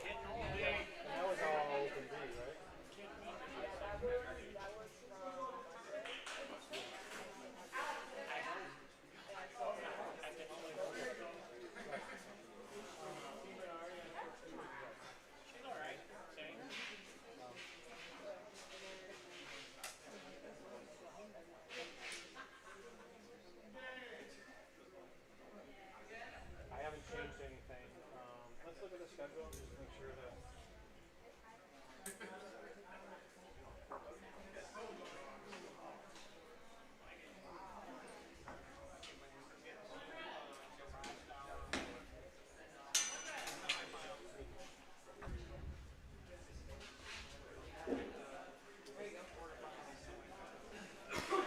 Oh, Mr. Bocce 69. If you haven't heard of it, then it must not exist, huh?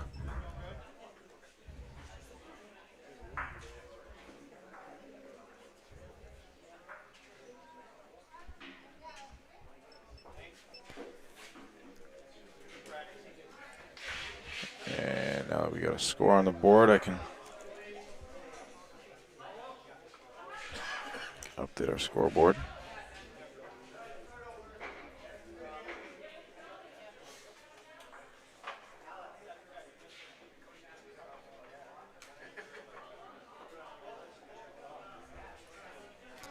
Somebody forgot to set the game clock.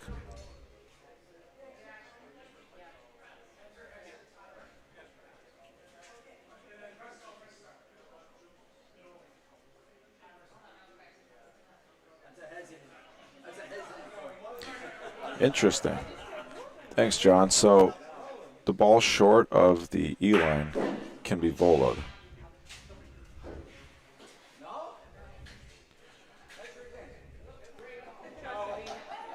I've had this conversation a few times over the last few days, and nobody seems to be confident about the answer, but looks like you found the official rule.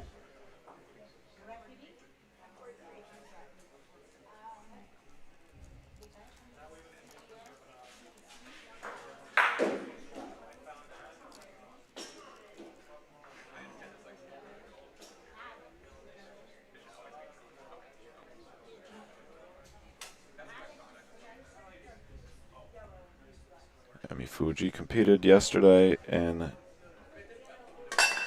women's doubles with Lisa Watson and in the precision shooting.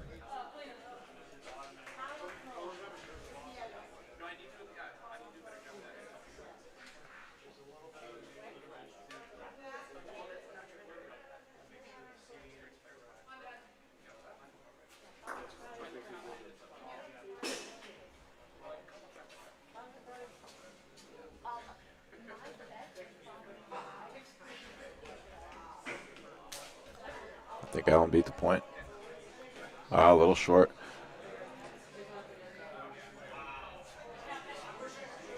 I imagine that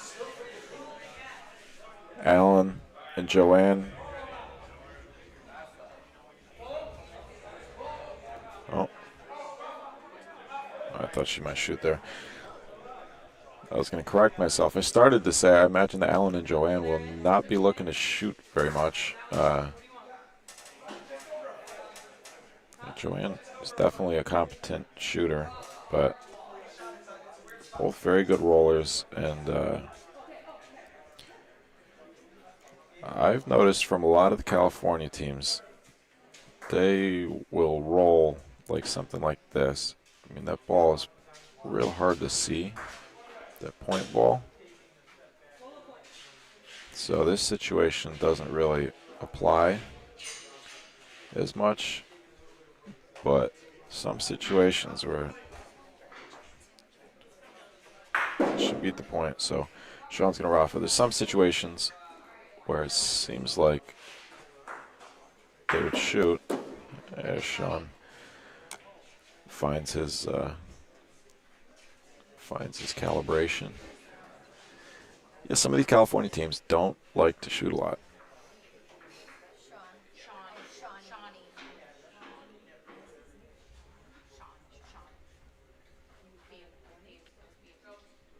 And they do get to play on synthetic courts, on these full-size international synthetic courts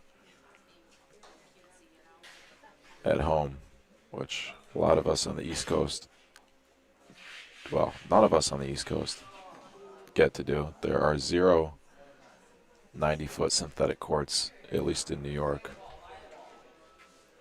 I believe they have some in Connecticut. And they do have nice synthetic courts in Ohio, but I don't think that they're international full-size. Joey, let's see. Team Bernardi and Team Pro game just started. It's 1-0 in favor of your family. Team Bernardi.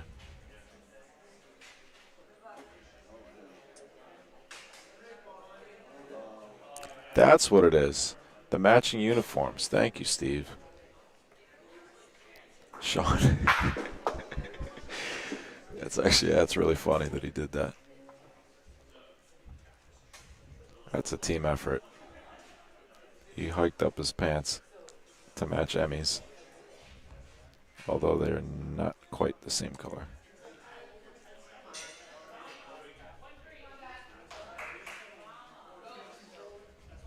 So, point holds up.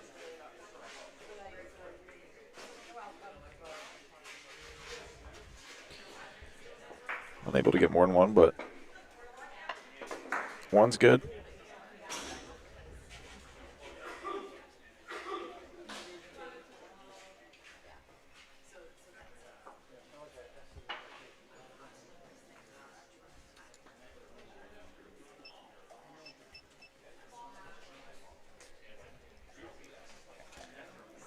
On court one, Anthony and Courtney just finished up a game against Margaret Schindelis and Brad Thayer. They beat them 12-3. That's Anthony LaBarbera and Courtney Strickland. Courtney is our gold medalist in the women's precision shooting from yesterday with, like I said earlier, 20-point final round. The most that we've seen from anybody in precision, USBF precision shooting, national precision shooting competition in a long time.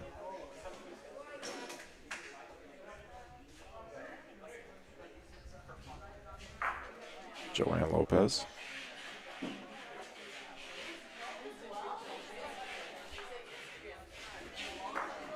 Oh, Rafa was short of the line. For those of you who don't play PRV, that's a PRV rule that Rafa has to cross over the D line there, that line that it landed just short of.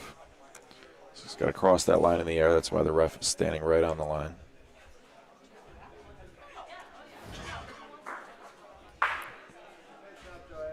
Good shot that time.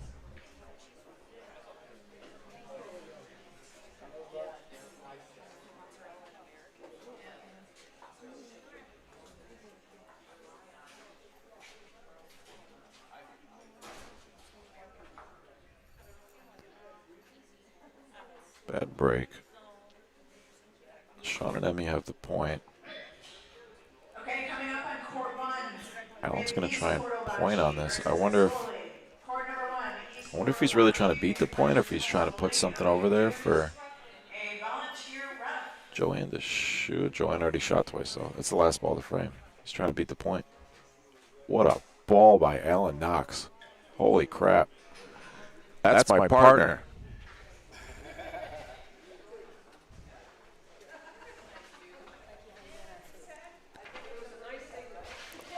Empty.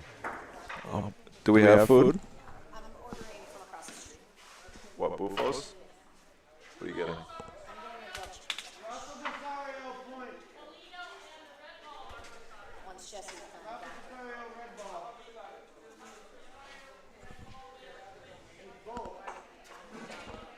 Sean's calling Rafa Bersaglio.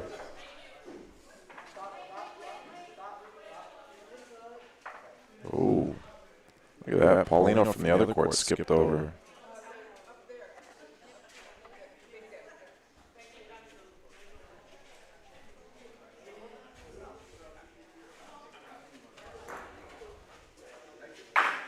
Nice, he hit it. Two nice shots. Fantastic point from Alan Knox, and then nice shot by Sean Crone. All the way down the court. Nails it. Right on the head. Didn't end up with the point. So they're either going to have to shoot one of their own balls on the back, or well, I guess the referee's measuring, but it doesn't look like it's in.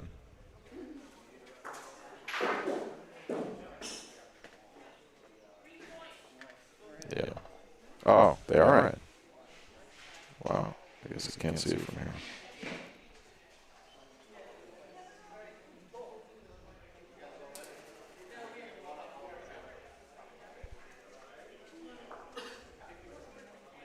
See if Alan can do it again.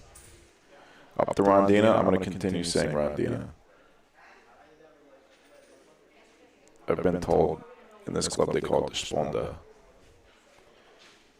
I feel like the spine is in the middle of the court. Not sure if you moved that ball enough for it to be in.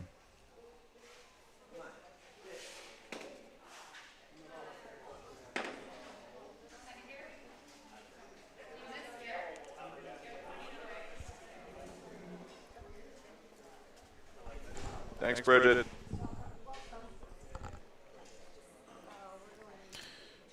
And I'm getting a call from the Better Business Bureau. Interesting.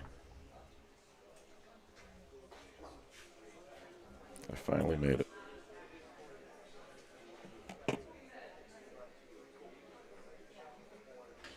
Getting some echo on my microphone, yeah.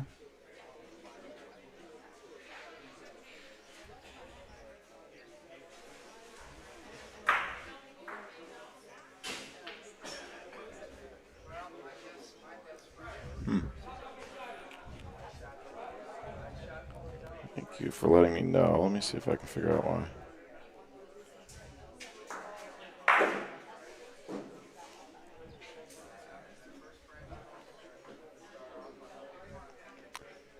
Yes, thank you, Steve. Team Pro is now up 3-1 on the Bernardis over in court 2.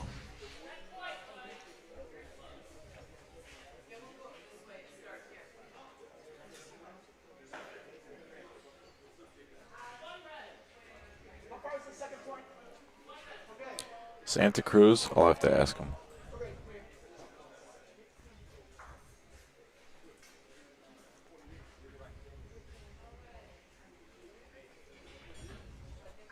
Is it still echoing?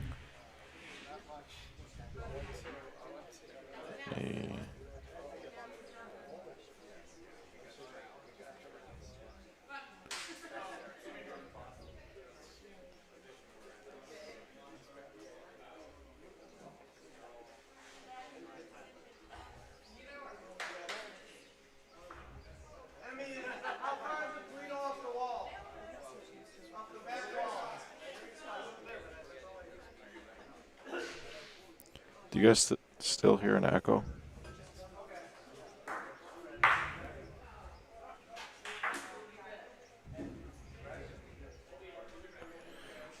I'm not sure why it would be echoing.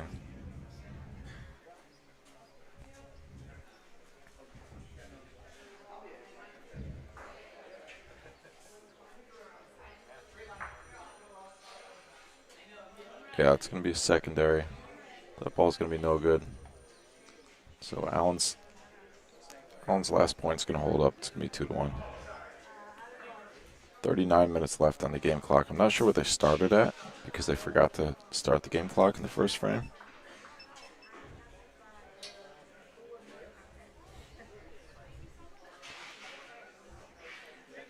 Okay, thank you.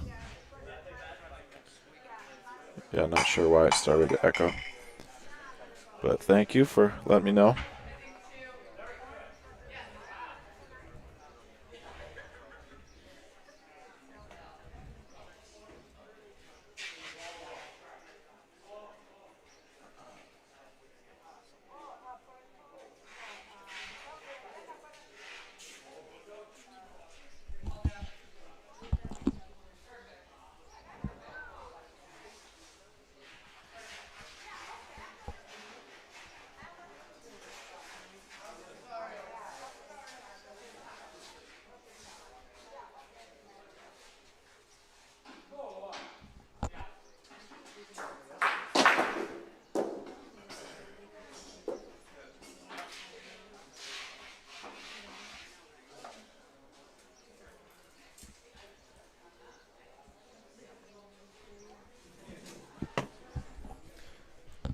Oh, that's cool.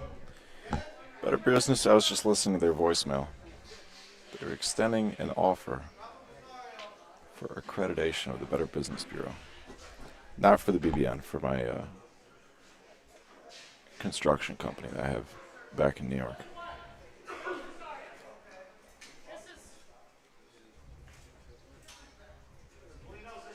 Meanwhile, on court 3, I think Sean Crone just hit a nice Rafa.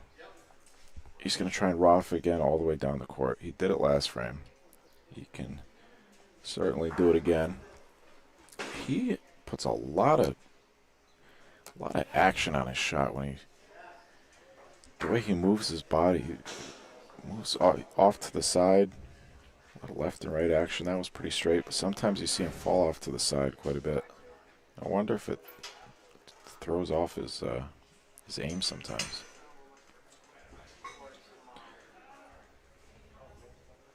Not much room for mistake when you're shooting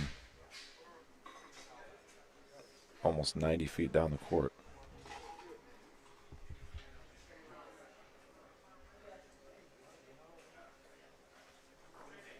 Alan and Joanne's team name is a reference to the world-famous Giant Dipper roller coaster at the Santa Cruz Boardwalk. I will have to have Alan tell us a little more about that, why they named their team after a roller coaster. Thank you, John. John Ross, our statistician, historian,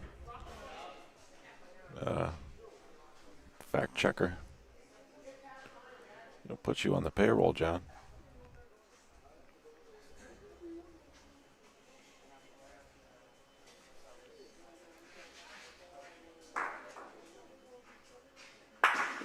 Nice ball, Emmy. Wow, really nice shot. Hit that perfectly. The angle she was at, she had to hit it pretty much directly, pretty solid on the front, just to the left. She hits that any further to the left, her ball's going to clear out too. She had to hit it right where she hit it. She did.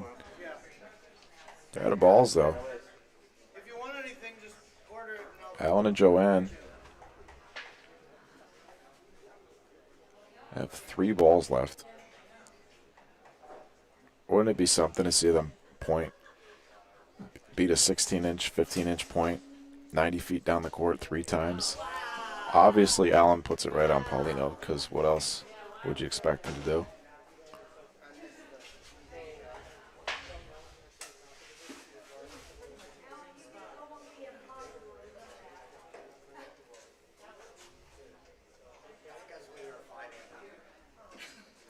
Roller coaster.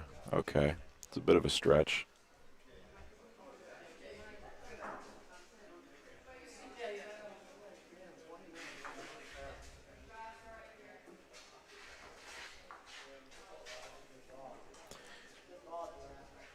This team is certainly not a shooting coaster. So I guess the name is appropriate. There's a new rule that this year, though, that if you touch a ball into the backboard, the ball is dead. She touched it and it didn't touch the backboard. Sean just kicked the ball, and she still has a ball left. Pretty sure. I don't know what the rule is, but I think that this is a pretty friendly match. They're just going to replace it. If that's more competitive, they might just award the other team the point there.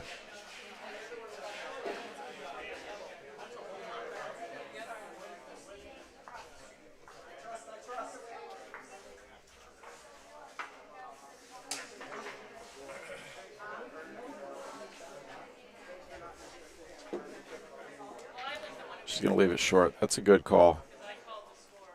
Don't want to touch. If she touched both those balls, even a little bit, could easily sell both points. Just if any of the balls touch the backboard after contact on a point, then the balls are dead, including the one that you pointed, I believe. Don't think it's just the one on the backboard.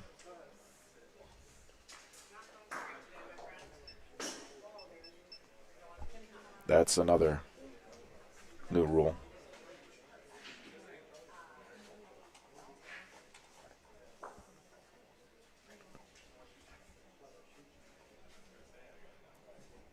From the backboard,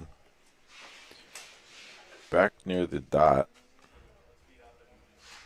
which we have learned is in a new position now on the D line. Sean the lefty calling Rafa Paulino.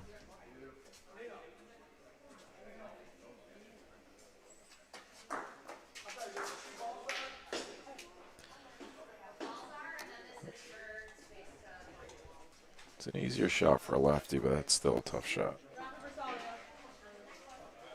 Especially right along the fence. You saw him after he shot jump up on that fence. So, once again, he's not keeping his momentum going straight out towards the ball that he's shooting at. He's kind of falling off to the side after he releases the ball.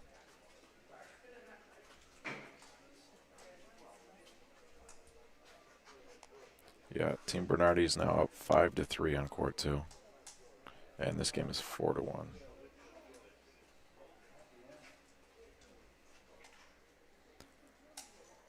That ball, I guess we got a measurement. It might be in, actually, from where I'm sitting. It looks like a, no, okay.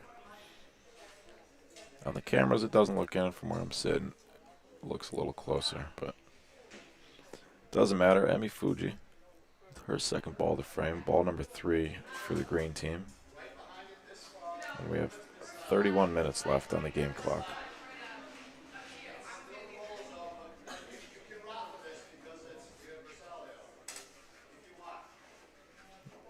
That's the point. It's beyond the volo zone.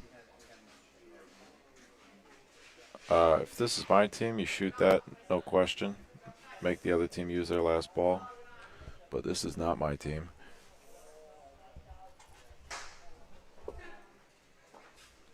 And the roller coasters will keep on rolling, I think. Although, Rafa point, there we go. I like it. First Rafa of the game for the Santa Cruz roller coasters. Brad Thayer, how you doing, Brad? Well, we could be doing better, but Okay. I'm good. We got shellacked in the last match. I saw 12-3 something. Yeah, they're That's tough. a tough they're team, very though. tough. An- Yeah, Anthony I would think they'd be on the podium. We'll see. I would think so, too.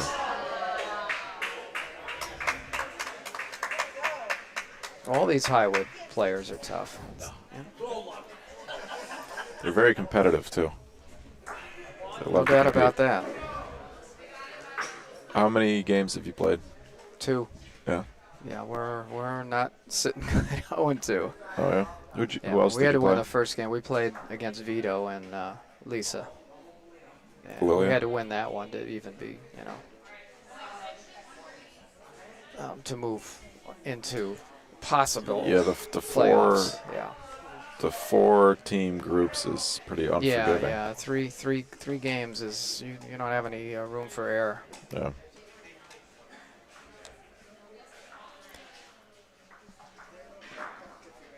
Alan says no. Finally, Alan makes a mistake. Alan has been rolling balls on Paulino 89 feet, 6 inches down the court, right on Paulino. Wow. To be, a couple times there's been a 14-inch point sitting there, and Alan rolls the ball all the way down to the backboard. He's and on. beats the point, yeah. He's playing righty today, which almost seems unfair. He's good enough when he's playing lefty. That one looks good.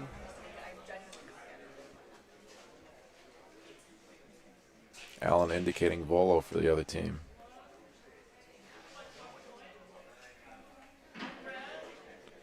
So the call is 1 point. It is volo. It is not Bersaglio.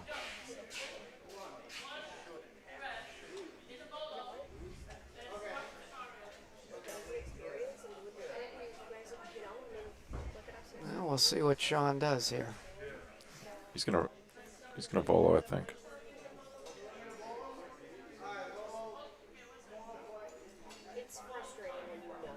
I know I would. Wow. You'd volo it even if it wasn't in, just for fun.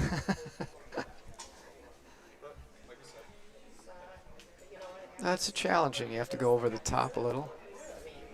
You can see part of the ball, but not all of it. It landed short.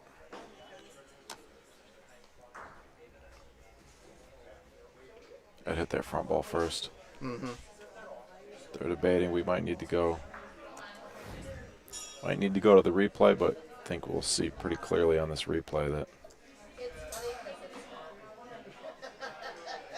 Yep. front ball first. That was close, but horseshoes and hand grenades.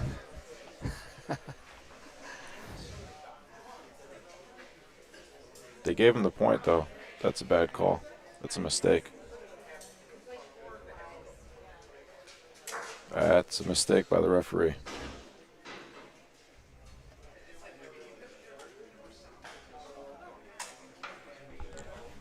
Jolene, that hit the front ball first. Were the two Prasalia? No. Prasalia, they won't? So he hit the wrong ball. They shouldn't have got that point. I don't know. I don't think you can do it now. I don't, Well, because we're not the refs. well, you could pause the game and ask an official. Leo, you might know. I don't know if it matters now. She accidentally awarded the wrong team the point, and we told her she made a small mistake, and the last shot was invalid, but she thought it was valid, and she gave them the point. Probably nothing, huh? We know it was invalid. Replay. It was a volo, and he caught the front ball before he hit his. Did anybody complain? No, No, so it doesn't matter. no, that's what I'm saying. If the other team does not question it, Yeah, to get an official ruling, bringing in a director or something, it's up to really the referee is Yeah. final. That makes sense. If nobody's questioning the call, Okay, right?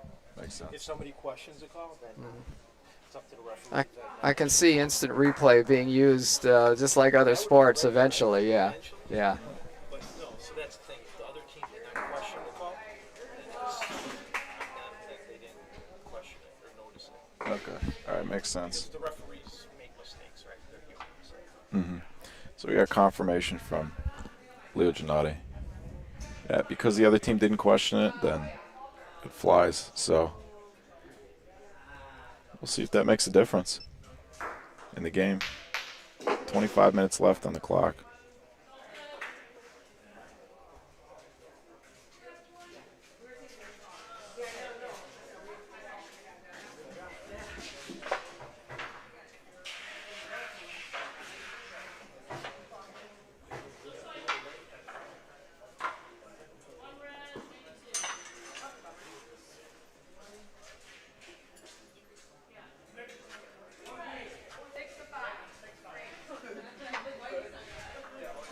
Who's the guy that used to say, "Let's go to the videotape"?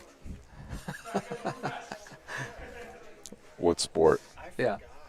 Remember that? What sport? In Bocce? No, and it might have been baseball or football. Yeah. Yeah.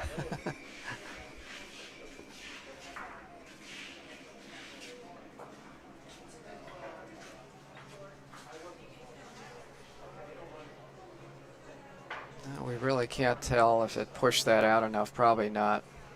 Yeah. Maybe move these. There's no reason. You have to be sandwiched. Maybe. Nah, that's no good. Move these monitors over a little bit so you can see, Brad. I'm peeking through the slot here. I'm going to give you a bigger slot. Whoa. It's as far as our cables Yeah, will yeah, reach. your cable. You don't want to disconnect something. Power goes off. That's all right. Hey, you can always stand up if you need to. Yeah, no, I can see through the slot here. Perhaps he called the front ball? No, he did not call the front ball. The referee confirmed that he called the point on the volo. But because, you know, referee's human and the other team didn't notice it, so play goes on.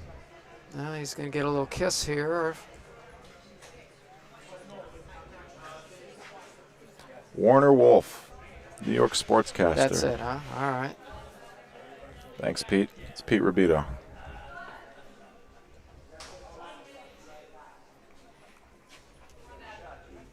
Final ball to frame from Joanne Lopez.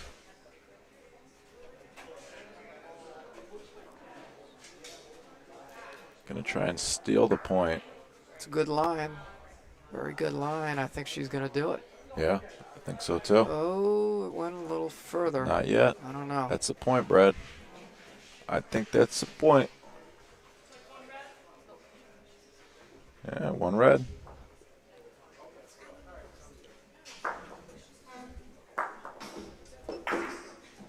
Very nice roll.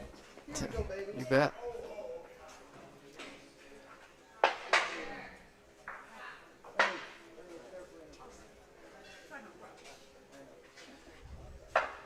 Get mine on camera.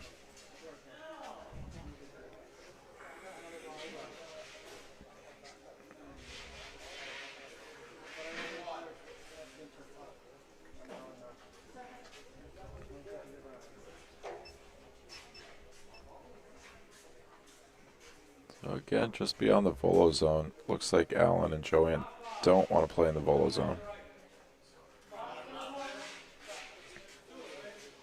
Yeah, Sean well, I know almost- he doesn't. Alan's not going to volo, and I don't think Joanne does. So that probably Yeah. makes sense. Yeah.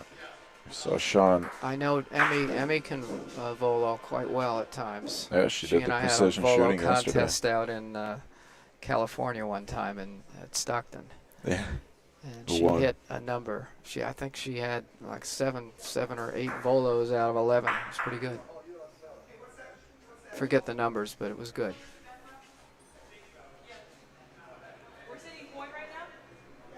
Over on court 2, Team Pro took a 6-5 lead over the Bernardis. There's so much room on the left. I don't know why you don't stay clear of that ball, but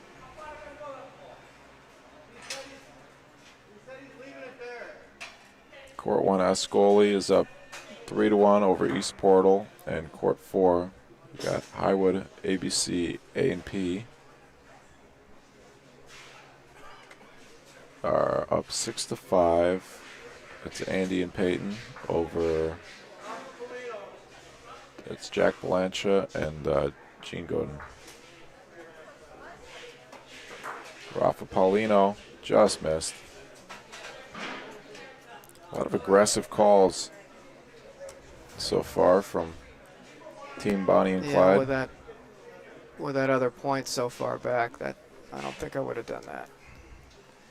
Yeah, I'm not sure. You really need to roll in. Not sure I can justify that shot either. No, I mean there was room to get in. Brad, Pete wants to know, since your team is struggling, can you play in your league match tonight? Yeah, if I drive all night or all day.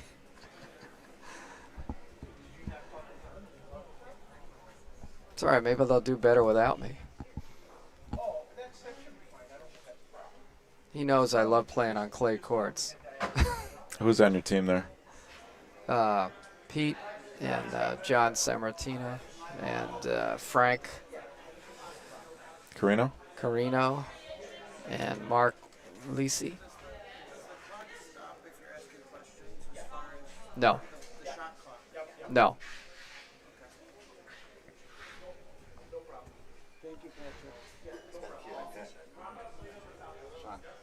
Oh, what a nice roll.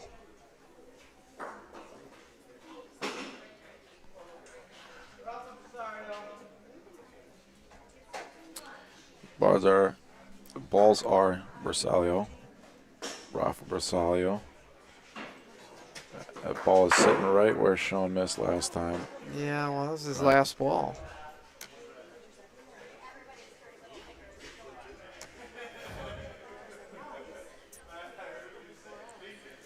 Yeah, Brad, questionable play calling this frame. You got to close in on this. Especially with the way that Joanne and Alan have been pointing. They didn't have a ball down there anyway in the back. Yeah, if you knock that point out, Joanne and Alan have demonstrated that they're easily going to beat that point 2 more times. And I'd be surprised if Joanne didn't get at least 1 more point here.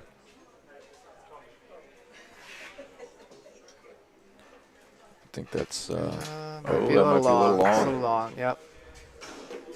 All right, they got 1 gift.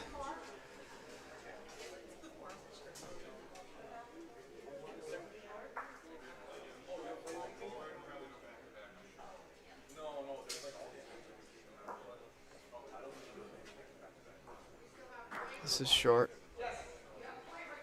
Wow. So maybe that point holds up if he hits that Rafa, but Well, yeah, but if you just got something in there, it might maybe take 1 away. they only got 1 anyways.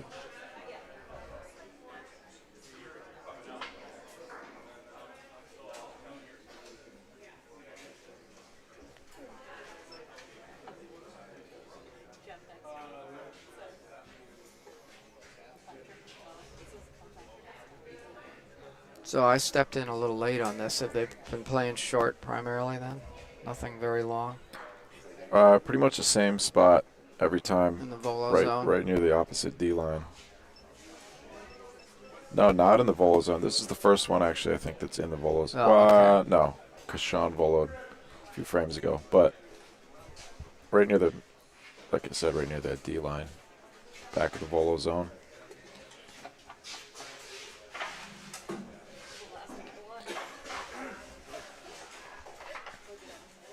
So that would be your C line.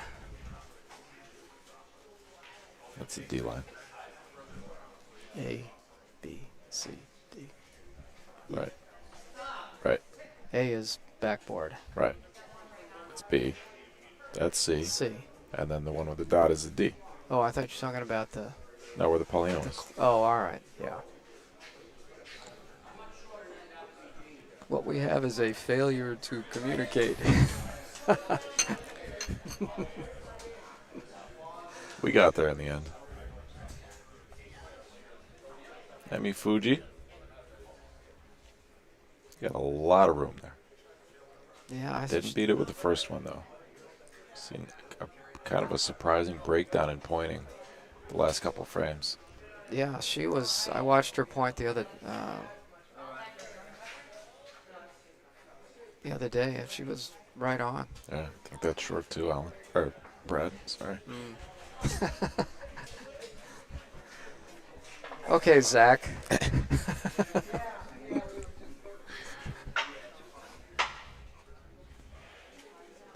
Where is Zach, by the way? He's somewhere in the city. He's probably watching.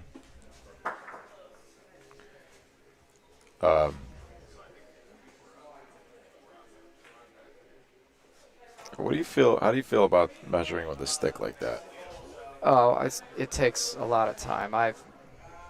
It's a lot faster with a tape. But also when you have to put it in a spot and then spin it around, seems like it's not that accurate. We had one we had to get the calipers out because the sticks are a little wobbly, and I don't like the sticks. I don't like measuring with the sticks either. No. For a lot of measurements, it makes sense. I'd rather use an inside when it's close. It's a lot easier. And especially for a long, when it's multiple stick lengths and you have to spin it around. That measuring like that doesn't make any sense. Problem is you do a zigzag line exactly, and you lose some distance. So you gain some distance, yeah. Well, true, yeah. Paulino, it's gonna be. I don't know if it's a primary or not. I think it's all right. If anything, it's a secondary. I think. Yeah, it's a secondary. Didn't move the Paulino enough. No, she called secondary. Yeah. Right. Didn't move Paulino enough for primary. Right. 70 centimeters. Right. So the ball that he rolled moved over 70 centimeters after it struck Paulino, so that's a secondary. But the Paulino didn't move. The struck ball, right? In this case, the struck Paulino didn't. Right. If the struck ball moves over 70 centimeters, then you can remove the rolled ball from the court and replace the struck ball. But if it doesn't and only the roll ball goes over 70 centimeters, then the struck ball the other team has the option of just replacing the struck ball, but the roll ball stays in the court, stays where it lands. Sean says no. It's a good ball, though. It's in a good spot. It's a real good defensive ball.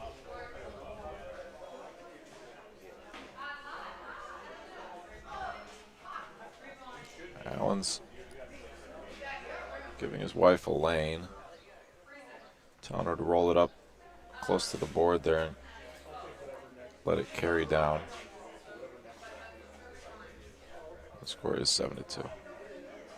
Yeah, she's not happy with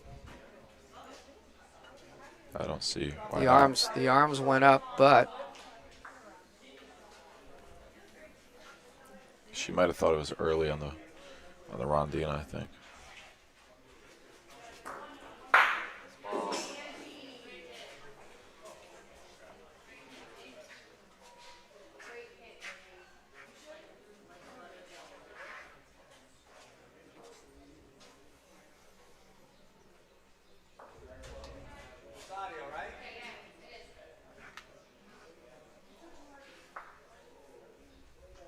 That'll be 2. It's not a primary.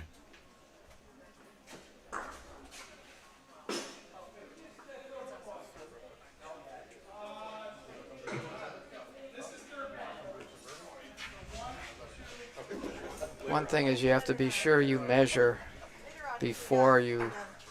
Before you have to mark before you measure the balls, because if you move a ball, then you have no orientation of where it was. Right. So 9-2. The real score is 10-1, but on our scoreboard it's 9-2. 10 minutes left on the game clock. Over on court 2, Team Pro is up 8-7. I'm sorry, the Bernardis are up 8-7 on Team Pro with 13 minutes left on their game clock. Paulo just missed the Rafa, or a Bolo.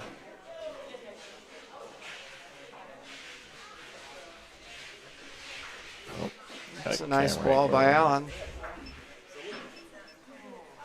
Very nice ball in the Volo zone. Does that look Bersaglio to you? It's close. Yep. Rafa Bersaglio. So he would have liked it a little bit further away from Paulino. Oh, so he missed Sean's again. not able to Rafa. The way Sean shoots, see how he's shooting left to right, but he's traveling straight down the court? I can't tell from my He has angle. this habit of not. I can't tell. He doesn't continue his momentum towards the ball, and I think it throws off some of his shots. I got a piece of it that time. He got it that time.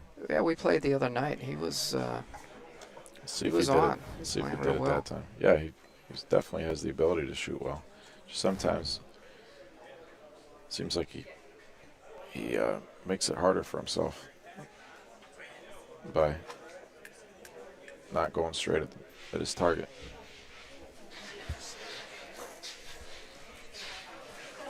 Thank you.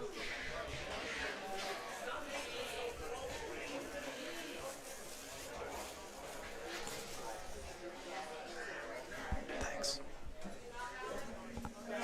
A gift from El Capo. Yes. Half a sandwich for That's Brad right. Thayer. Starving boy. Carpenter's Ruler. We love the Carpenter's Ruler in New York. Brad, Will Kessler's asking when you want your rematch. Yeah, we had a good one in California at Livermore. Final ball. I think he voloed a shot out. That was a good match.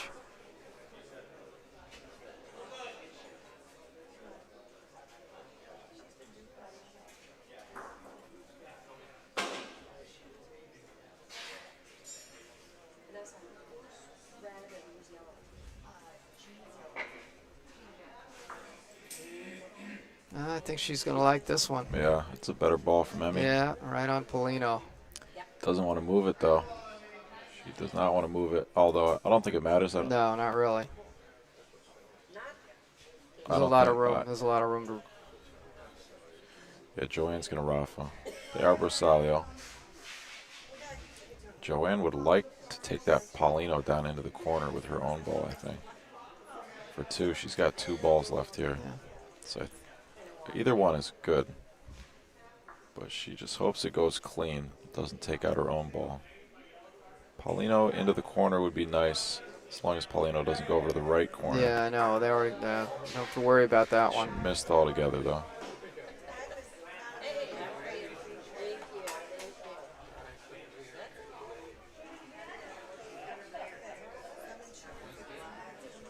Would be easy for her to take out her own ball, but she's gonna. Yeah, she's gonna point.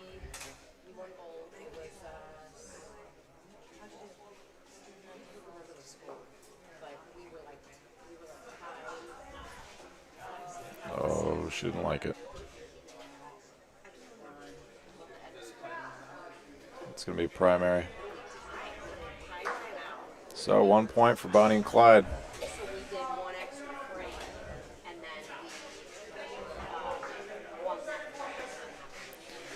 8-8 now. 9 minutes left in the game on court 2. 6 minutes left over here. I think we'll do one more frame here, and if it's not close, we'll go over to this barn burner over here between the Bernardis and Team Pro. We won our first game.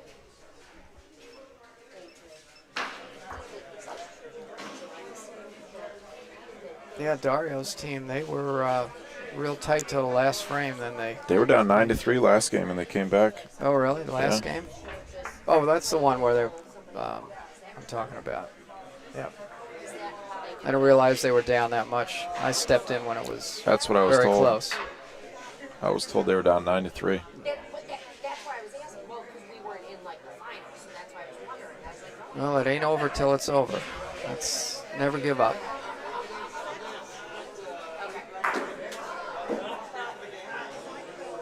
There's Alan Knox. Putting one right on. He's too good for this Volo zone. Yeah, you don't want to. Rosario. Right. You don't want it within 13 centimeters of the Paulino, because it allows Sean to Rafa instead of Volo. I mean, he's not going to complain about pointing it right on Paulino, but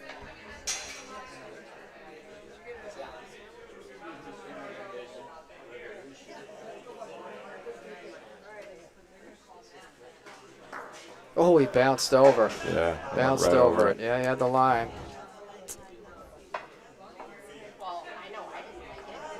Yeah, these lefties are a strange bunch. See how he falls off to the left? I mean, that time he had it right on target, but I'm a lefty too. That's why I say that. oh, he pulled his pants down. He had his pants hiked all the way up to match Emmy's. Look at this. Look on the screen here, Brad. See how he falls off to the left when he shoots? Yeah.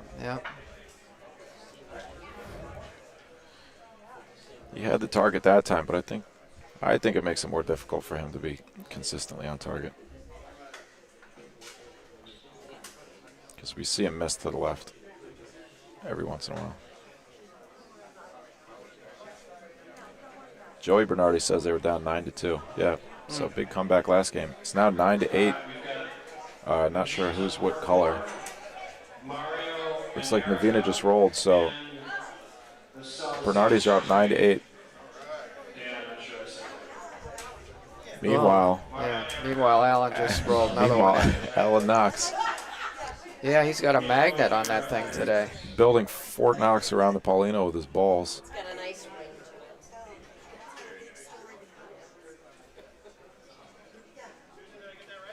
it. 3 minutes left on the game clock. So the next frame will be the last one. That one, got away from her. yeah.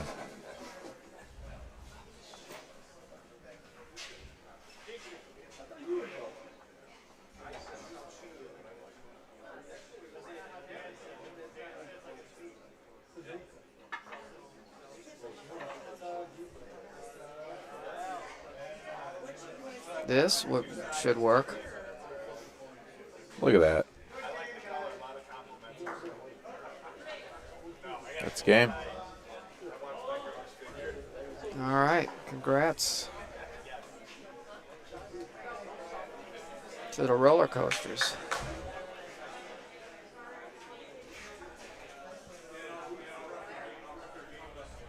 We got a Volo coming up over here. Can I get the cameras over there quick enough? There you go. Missed anyways. Just trying to get the whole thing in frame. Mm-hmm.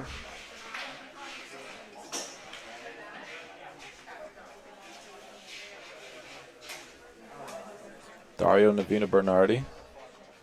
Father and daughter against Paulo Pro and who's Paulo's partner? Diane Kelly. Yeah, Diane.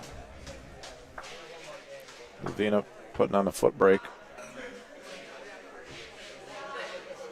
It's a good ball. That should be all right. I believe so.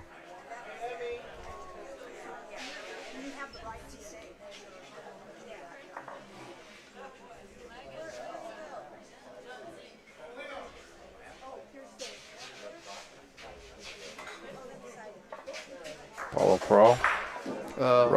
No, he hit the other Rafa wall. Paulino, yeah. He's called Paulino on that shot. That's the beauty of PRV. You got to call your shots. You can't open. You get away with that. Right.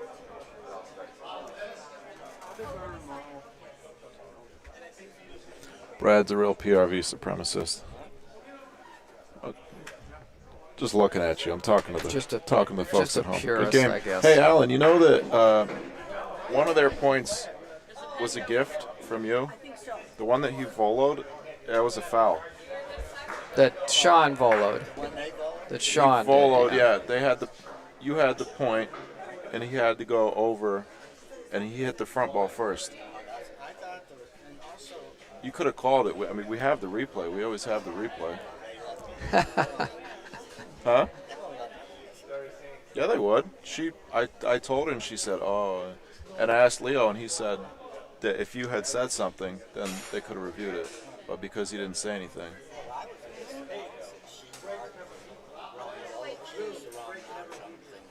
All right. Dario, his team just won.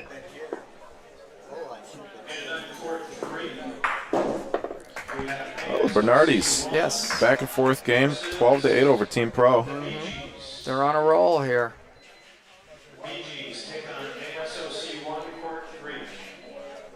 Well, I think I'm going to grab some lunch before. I don't want to eat and then play right away. So it's been fun sitting here with you. Yeah, I'm going to get some food too. So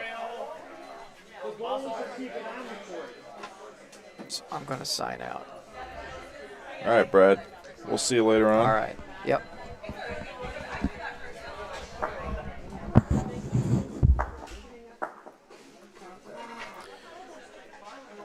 Yes, Jeff, they would have allowed the replay review. Why does that seem wrong? We can go to court 4. 10-7 game over there.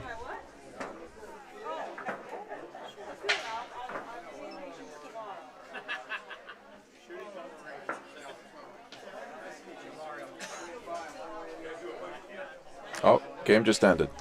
I tried, Chris. Well, while we have a minute, I'm going to put it to the... I'll show you the Scoreholio page with all the info, and I'm going to eat my spaghetti from Buffo's. Thanks to Bridget Reedy.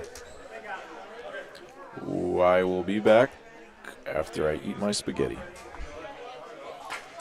While you got a minute, while you're looking at all this info, and while we're taking a break in the broadcast, for those of you who aren't subscribed to the channel, please subscribe. Please like this video. It helps us with the YouTube algorithm. It makes YouTube recommend our videos to more people, and spread the love. Now for some spaghetti. I'll be right back.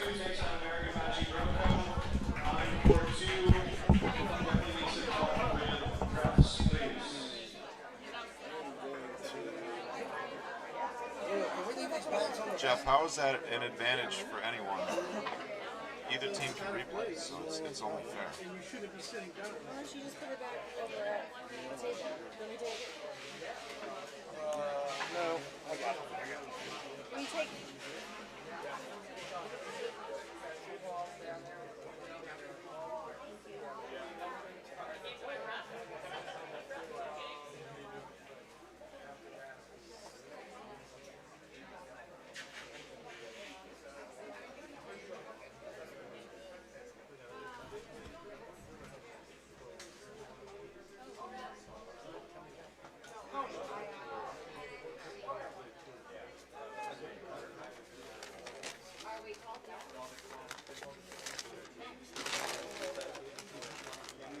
guys are overthinking this whole replay thing.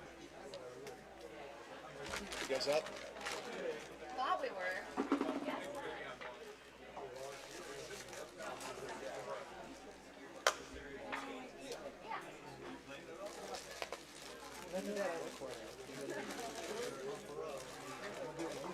I think we'll agree to disagree on this one.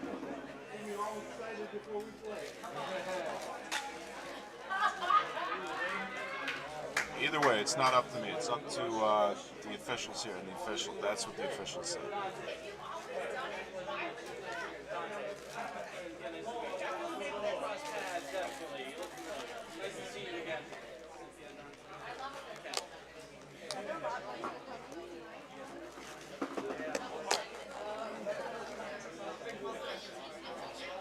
Because they have replay review available in Major League Baseball and not minor league baseball, does that make that unfair?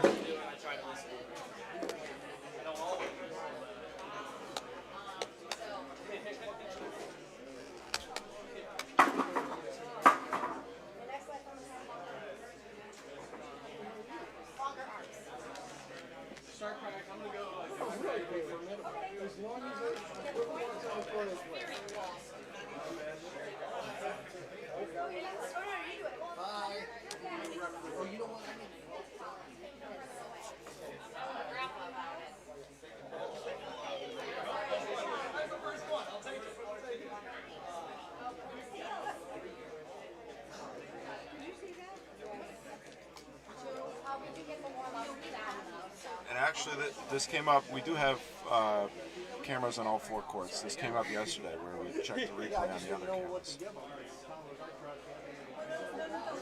Domenico, I'm having meat sauce but no meatballs.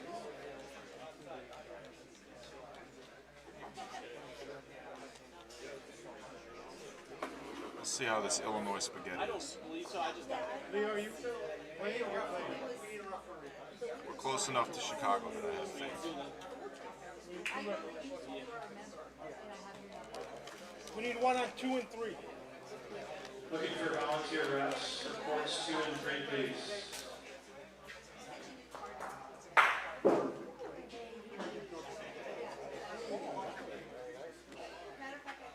Better save because I need to save us. I need to save those. Pretty good.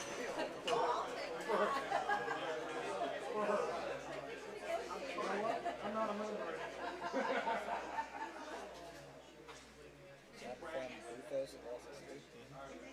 That's my favorite food, so let me know how it is. I'll go over there and right on. I will.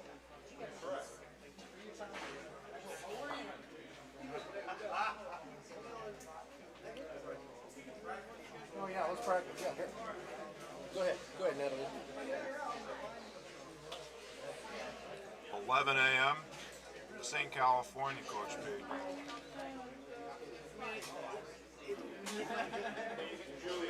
Julian, can you just tell the scoring booth that Salsicha Train is red? Salsicha Train is red, scoring booth. No, you can't. L, no L.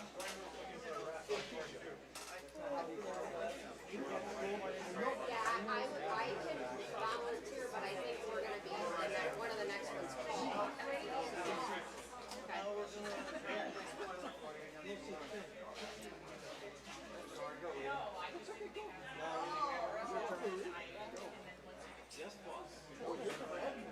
Jeff, I don't see how reviewing a replay is ever unfair. It's a video of what happened. But it's okay. We can agree to disagree. Broadcast break. We're debating whether or not being able to review the replay to see if a shot is valid is fair or not. I think if you didn't start the tournament with that in play, we do not do it. The tournament director must chip in here. He said it. It's fine. The other team complains. If the other team doesn't complain, Say something. But shouldn't we have started that from the onset? what? Shouldn't we have declared that from the onset? That we can use video replay to... We don't know if we'll have it for every court. how do you do it for one and not for every court, right? I get what you mean, but it's kind of not. Yeah. You're right. It would be nice if we could, but it has to be equal, available to everyone. Yeah. It only helps. I mean, I'm not against it. Just see people argue. Yeah, that for sure. That we can. Yeah, I think so there. I don't see how it would be unfair, though. I see it. I get it's not even.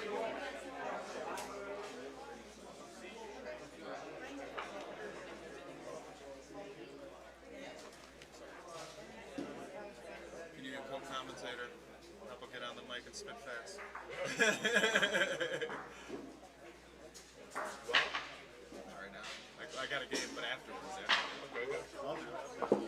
Kansas City, American Sons of Columbus is the name of the play.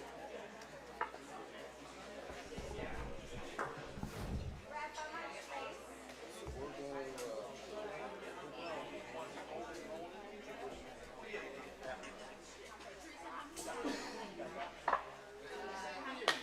corn? There we go. Whip her up.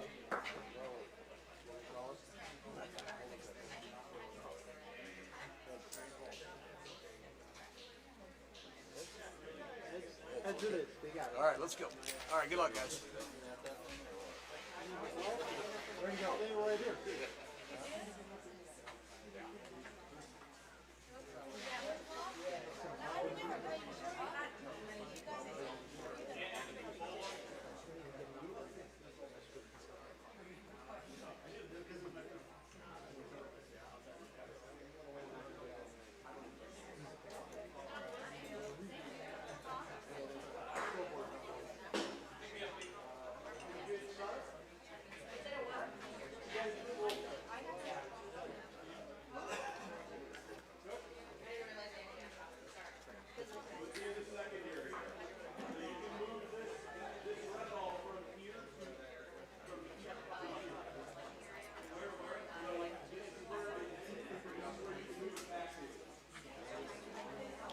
I'm almost done with my spaghetti, folks.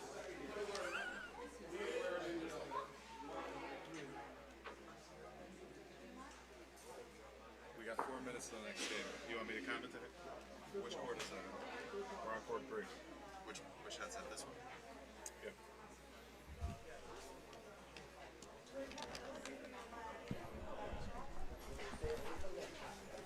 Julian Bachelor, why don't you introduce yourself to the folks at home, Julian?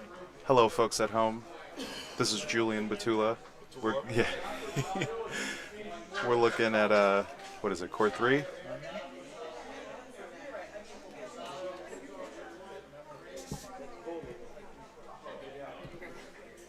There we go.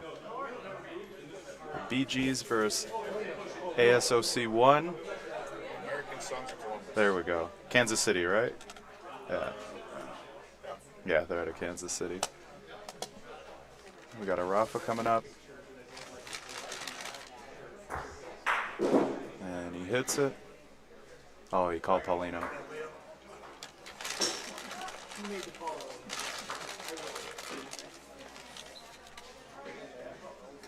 The Bee Gees chose to bring it back and pull the ball. Reset.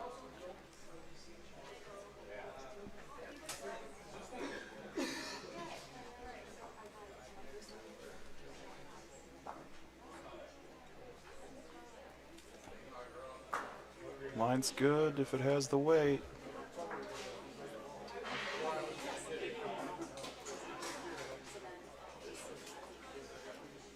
And it's in. Nice roll.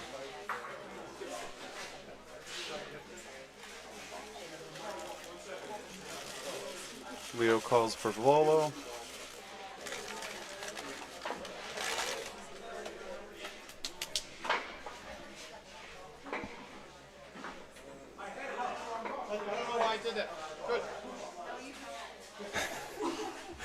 The referee marks the wrong ball. She didn't just win gold in women's doubles last night. Right ball is marked. At a back. After a quick spaghetti session. Quick spaghetti break. That was good spaghetti. Thank you, Bufos. Leo hits it, his ball flies out, but he got the shot. Leo Gennady. I'll update the scoreboard in a second. One eye closed. You see that? He winked at the ball before he shot it. Look at that. Look, he winks at it. He's got that approach. Ball up to the face, eye closed. Very nice shot. Mr. Cardello's up. He's going to lag. Same line Michelle took. Does it have the weight? A little hot. A little hot, yeah. Yeah. Oh, it's going to be Primary. It's going to be close. Oh, no, secondary. It's at least the secondary. Yeah, definitely a primary. So, All two right. balls out of the court for blue. This is a first frame of the game, so we don't know who's going to be which color yet. This could be a big frame for Leo and Natalina. It's their team name. Yeah. The Bee Gees. The Bee Gees. A little hot on the first one. Is it I in? think it's still in. Amy's going to let us know. 2. Yeah. Strong opening frame here. Camera 4, wrong court.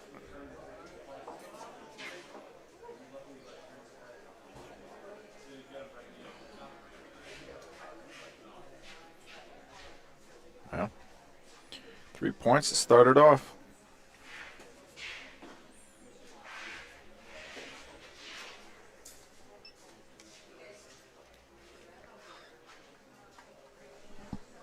See what color they're going to be. Green?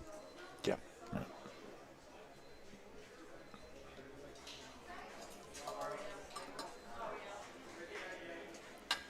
So how many games have you played so far today, Julian? Just one. Unfortunately, didn't take that one, but hoping for a run here. Who are you These playing last with? two. Me and Vanessa Grifo. Oh, yeah? Mm. You guys play together a lot, right? Yeah. Yeah. Just need to get a rhythm. But what's the other team's name? Where are they? ASOC 1? Yeah. American Sons of Columbus.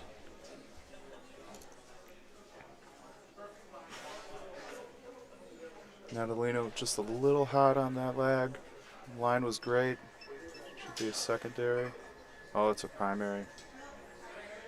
Primary opening roll. Yeah. Burned the first ball of the frame. Waiting for the Missourians to make a decision. They're going to remove and replace. Camera 3 on the wrong court, too. This one looks a little better. Should be a good ball on the blue line. Yep. Nice roll. Yeah, just beyond. Sammy's checking if it breaks the plane of that Volo line. Looks like she decided it doesn't. It's beyond the Volo zone. She's still looking at it. If it's over, she says it's over the line. Yep. If the center point. I don't know of the what she ball- means by over. I think she's No, declaring it a Rafa. The way it was explained to me, if any part of the ball breaks the plane of the line. It's a Volo still. Yep. Oh. Yep.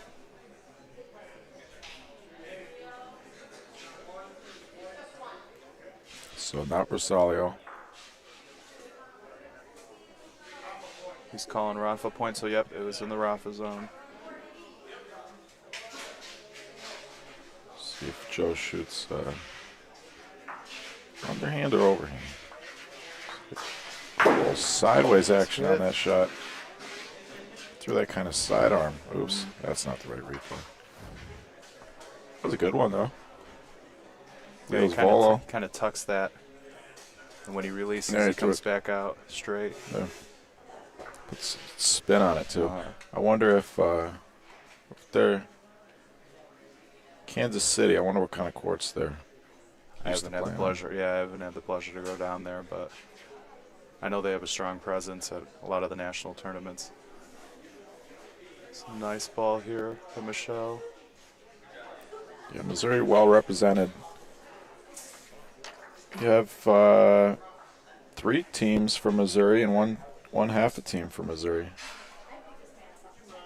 competing today. Yeah. Looks like Rafa Rosario or Rafa Point here. Not sure. Leo gets it. Does his ball swing back out? It does. That's point. Right down the fence. Not always the easiest shot. Mm-hmm.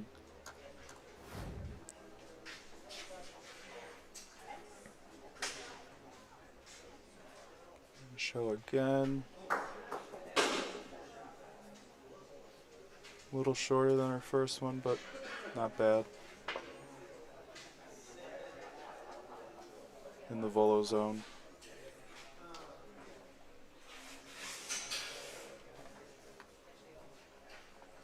Yeah, right at the back of the ball zone. Leo's going to come in from the left. Try and either push it. You got on the wrong side of it. Yep. So that'll be a secondary, but I imagine they'll leave him. It's a primary. Yep. Oh, It's a primary. primary, I'm sorry. Right. So, of course, they won't leave him. Leo says don't even throw the balls. And they have 1 ball left anyway, so it'll be 2 point for American Sons of Columbus.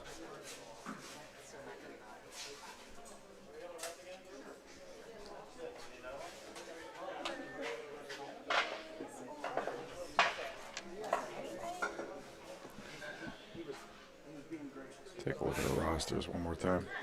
American Sons of Columbus out of Missouri. We've got Volo Raptors Not going to versus compete with the Chicago PA. Highwood. That's it for me. We're up on 1. Appreciate it. Good luck, Thank you. Julian. Hopefully come back and commentate some games soon. Oh, definitely. Whenever you see an empty seat here, you're more than welcome. Good luck. Thank you. So American Sons of Columbus won out of Missouri. It's Joe Cardello and Michelle Vitale.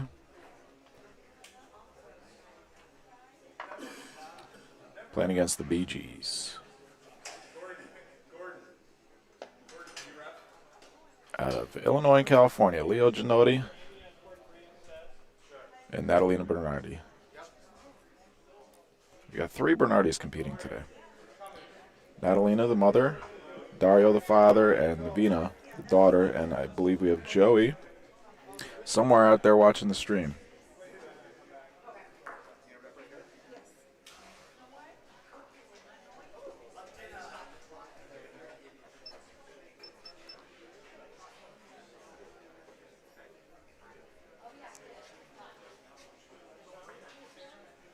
I think our referee had to go play. So we had a referee substitution.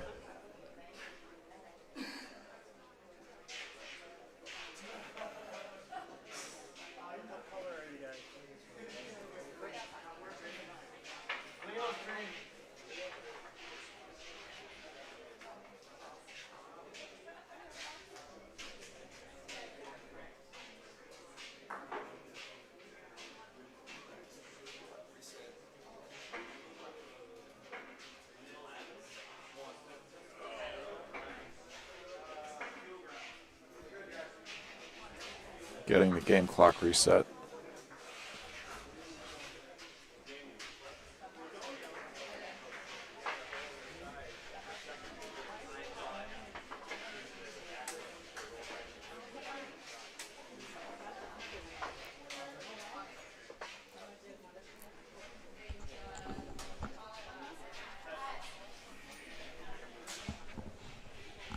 Michelle's first ball is well short of the Paulino. It was about a 3-4 minute break there between throwing Paulino and throwing the first ball.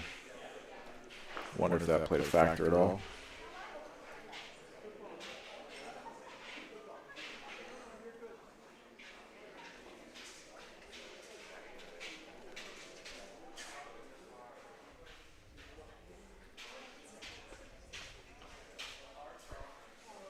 Michelle's going to try and improve upon her first ball.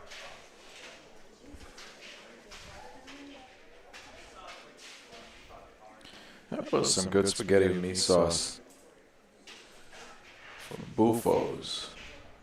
Thanks again, Buffos. They brought us real good pizza yesterday, too. Over on court 2, Dante Lovell with a nice raffle. Dante and Bridget Reedy are playing against Tanglewood 2. That's Ken Gorney and Cynthia Zenzel, husband and wife. And right now, Tanglewood 2, California, is up 4-1. Leo with a beautiful stick. Leo's shooting real well this game.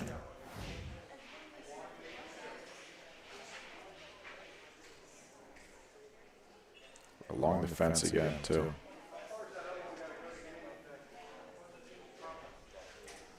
Very well done. It's an experienced player there. The echo is back, really? Now Julian's mic is off.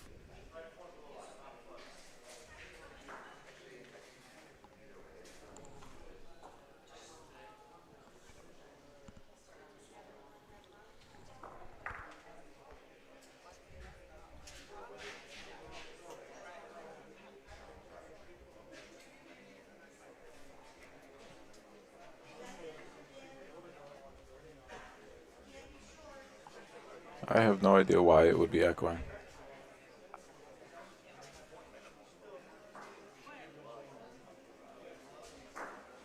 Those balls are Bersaglio. I'll figure that out in a second at the end of this frame.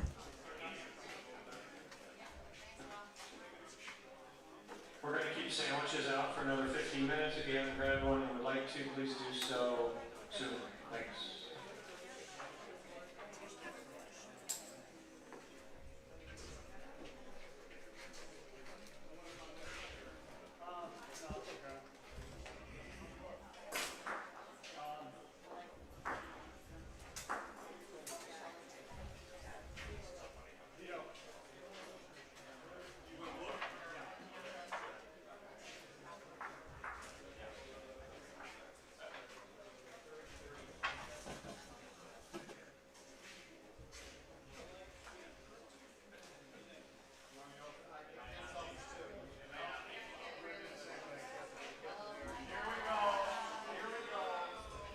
Now the echo is gone again.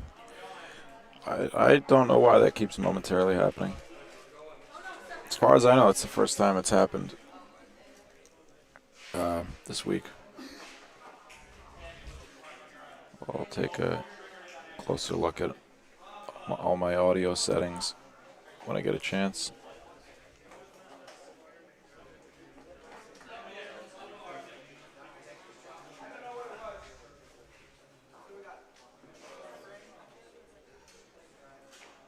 It could be a thing with, could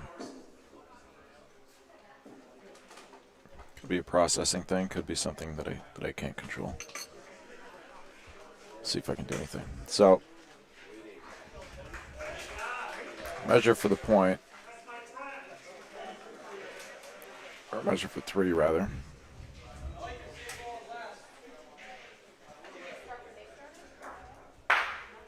Very nice stick from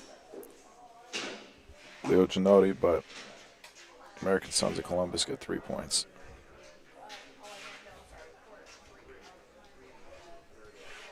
Hey, Dave.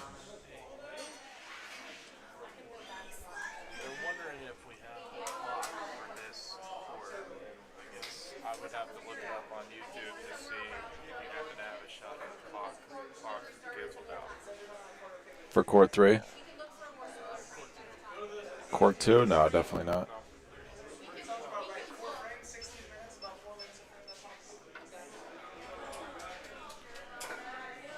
Just a few clock issues on court 2 as well.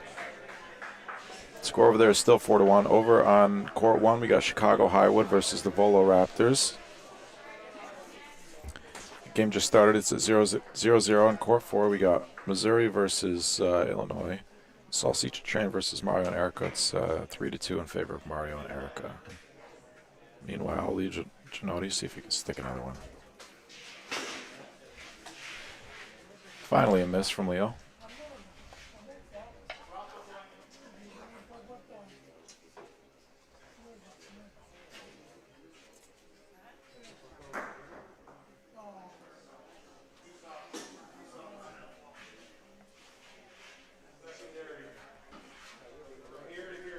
Natalina Bernardi. It's a real good ball. Don't think it's going to beat the point. Rolled out a little bit, but it's behind Paulino. So now she would definitely like to leave one a little short of that ball and somewhere in front of Paulino.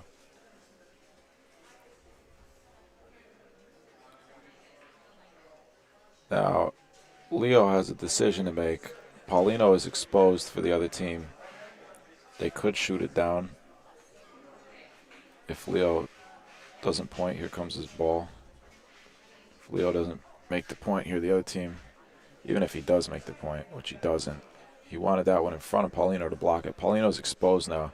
It's going to be hard for the other team to roll in 3 more balls on that. They got 3 balls back, so I would be surprised. Those 2 balls are Bersaglio, the larger balls. He's going to raffle Paulino, though. Joe Cardello. It's a big shot here for a guaranteed 3, as long as he doesn't get an unfortunate break. Oh, hit his own ball. That is unfortunate. So they're gonna leave the balls, of course. He struck his own ball out, but that might end up being a bad call. Now they have the back 2 balls. Now if he hits it, it's gonna be 4 points. So I think you take another Rafa Paulino again. It looks like that's what he's gonna do. Throws up the Paulino symbol. Missed a little bit to the right that time.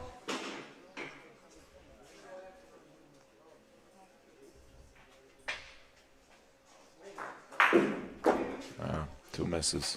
Big opportunity missed. So 3 balls back, and all of a sudden, a couple missed Rafas, and they got 1 ball to prevent 3 points from the Bee Gees, because they're going to reset that last shot, and they're going to take the thrown ball out of the court.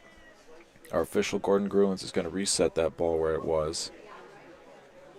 And now what? 3-5. They do have a 2-point lead.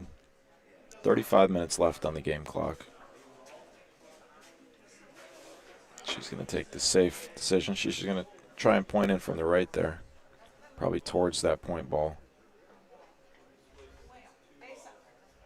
Can't be short on this ball. She's not short, but it is long. That might be 3 points for the Bee Gees. Joey, American Sons of Columbus 1 is Joe Cardello and Michelle Vitale out of Kansas City, Missouri.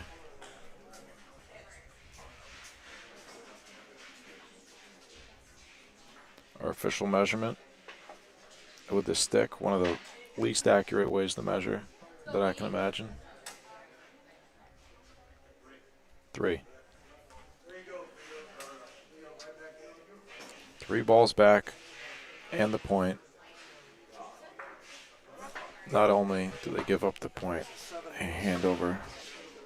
So instead of 6 or 7 or 8, 9-3, it'll be 6-5 Bee Gees. That's a big break for Leo and Natalina.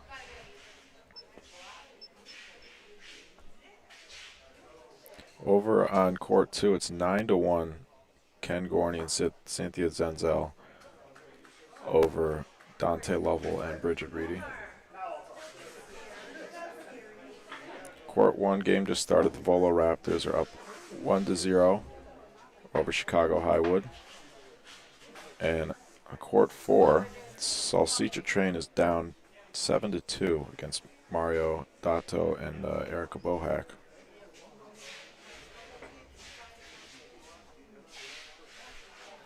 Michelle's first ball. Looks like a nice roll. It's going to be a little bit short, but it's in the way. It's a good ball. Beyond the Volo zone. Natalina's first ball wasn't good enough to shoot that, though. It's another situation where don't necessarily have to beat that ball.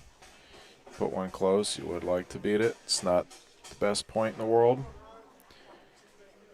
You would imagine she wants to keep that on the left side of that ball, though. Fell off to the right. So it's two real long balls from Natalina. She's been struggling pointing a little bit so far this game.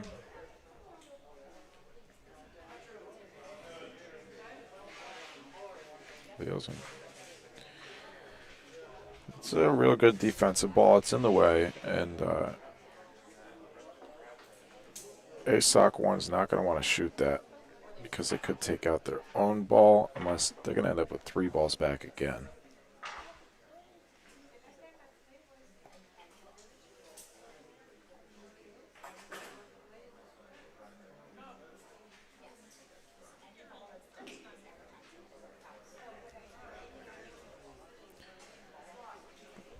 Great ball from Leo Gennady, but a little too late.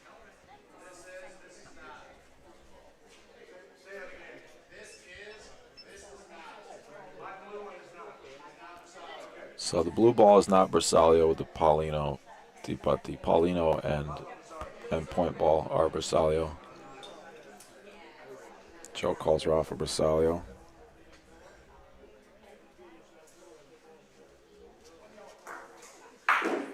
Nice shot.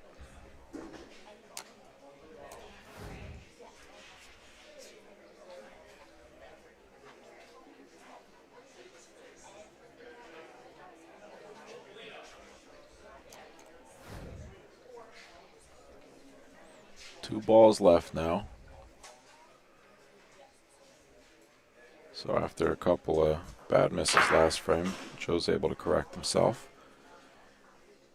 Makes the important hit.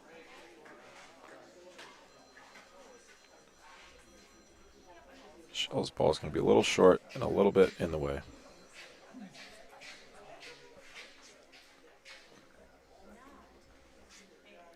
I believe Joe's going to try and keep it out to the left there. Just got to pass that front ball, of course.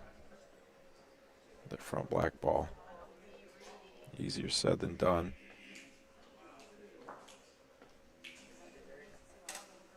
Joe's line looks decent. The line looks decent. He's not going to let us see, but that's going to be 2 points. Very nice roll. Good shot, good roll. Joe Cardello doing it all.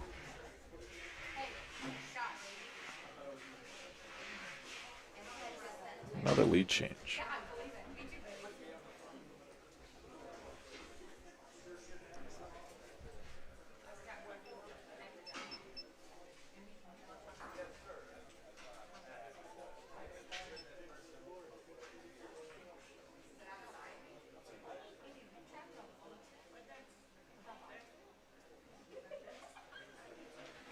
Whoa.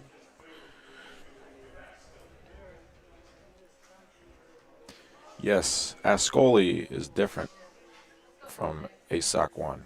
ASOC 1 is American Sons of Columbus. Escoli is Fellinis.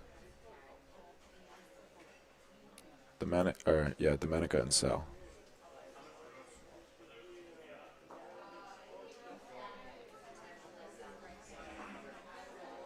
See if Natalina is able to make the adjustments that she needs to make. That looks like a much better ball. That's got to feel good after struggling for a little bit. First half of this game. We got 29 minutes left on the game clock, so this game should finish. We've had a few big frames, so that helps. You're not scoring one at a time. Meanwhile, in court 2, Bridget and Dante scored 2 more points, so it's now 9-3 over there. They're still down, but closing the gap. Joe Cardello. So not sure why. Well, I'm not an official referee, so I won't. I'm going to say, not sure why he raised the stick there. Usually that means that it's a good shot. But I thought raising the hand meant that it was a foul. But I could be wrong. Either way, confused me for a second, but those balls are not Bersaglio, so he had called Rafa point and missed just a little to the right. Now, Joe's got a bit of a decision to make. I think he's going to try and put a ball between their two blue balls in front. Stomps his foot. He's got the right line. That might be a primary. It's going to be a primary. So that ball will come out of the court and the point will be replaced. He adds up, so if... No, that's not how it works.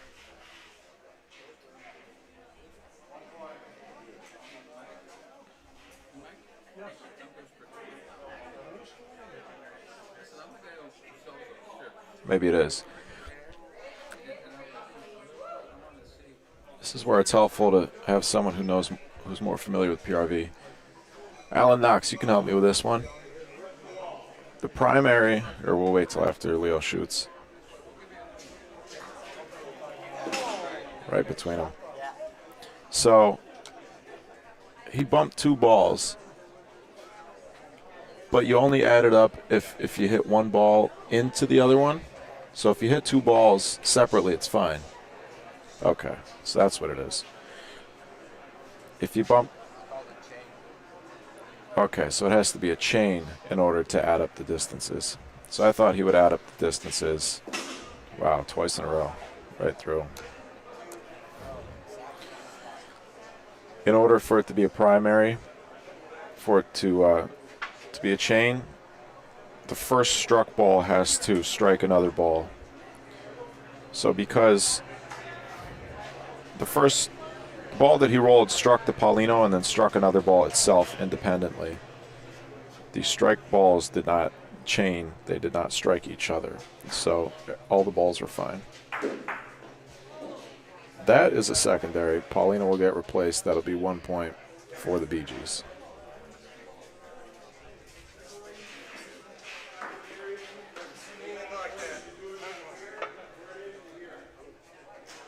Pay your dues, Leo?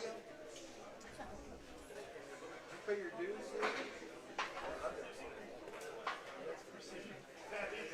Oh, I'm sorry. Natalina's on the Bee Gees.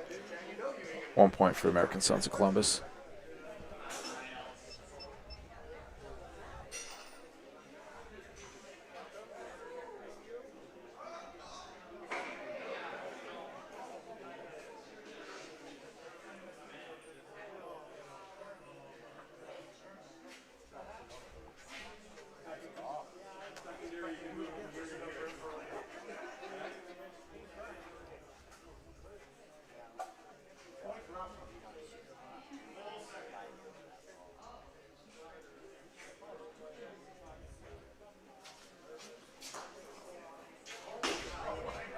Three in a row, right between Ball and Paulino.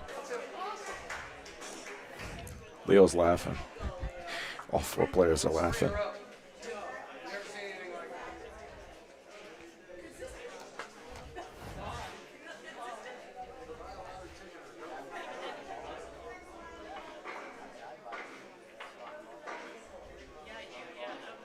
.24 minutes left on this game clock.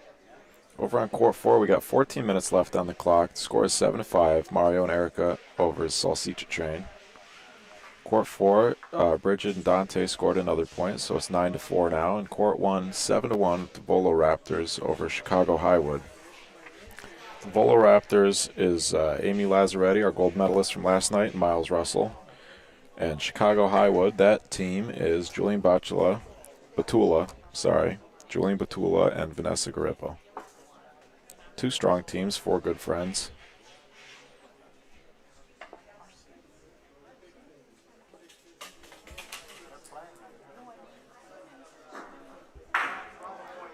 Joe Cardello calls Rafa point.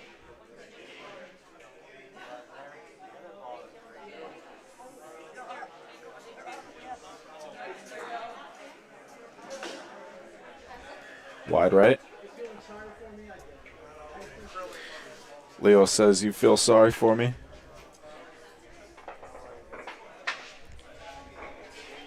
What a gentleman. The ultimate in sportsmanlike conduct, sacrificing his own Rafa to make Leo feel better. That ball's real hot for Michelle. Going to take out their own ball. And Leo throws his hands up in the air. Right between them again, right between ball and Paulino. A little bit more space this time, but Leo's saying bring him back. So that makes sense because that close ball is going to be. That was a primary. I don't know. I think our referee is a little confused there. So because it was a primary, that the roll ball, even though that was the roll ball technically, that actual ball that's sitting there is the roll ball. It's basically the struck ball gets replaced right there, and the roll ball gets taken out of the court. So even though it's closer than the roll ball was after that last roll, they elect to replace it because it means that the other ball gets removed from the court. Hard to score points when you don't have balls on the court. But Joe takes advantage of that ball being replaced there. Gordon says it's no good, but that's real close. Now he says, hold on, he's going to measure. Joe and Natalina taking a look at it. So, yeah, that blue ball is no good. Black is the point. Leo's going to point. He can't move Paulino at all.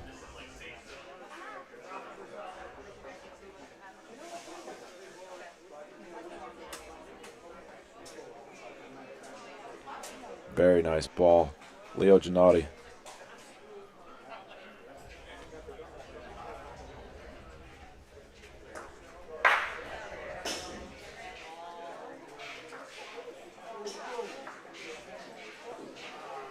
Tie game.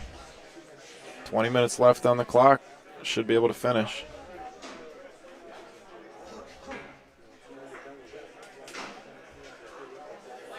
It's now 9-1. The Volo Raptors scored 2 more points on court 1.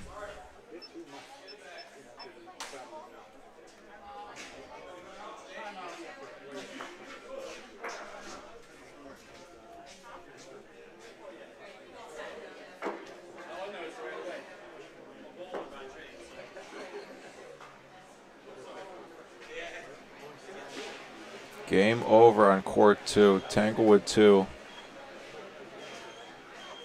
beat Dante and Bridget. What's their team name? American Bocce Broco. Dante Lovell, Bridget Reedy. Tanglewood 2, I believe the final score was 9-4 or 12-4.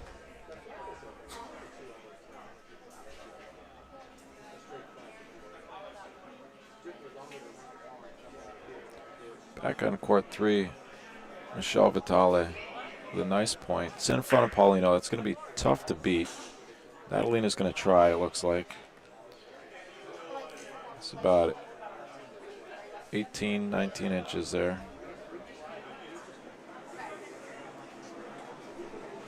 Natalina's ball looks like it's a little wide. Although she might have a backdoor point here. Perfect distance, and she's got the point.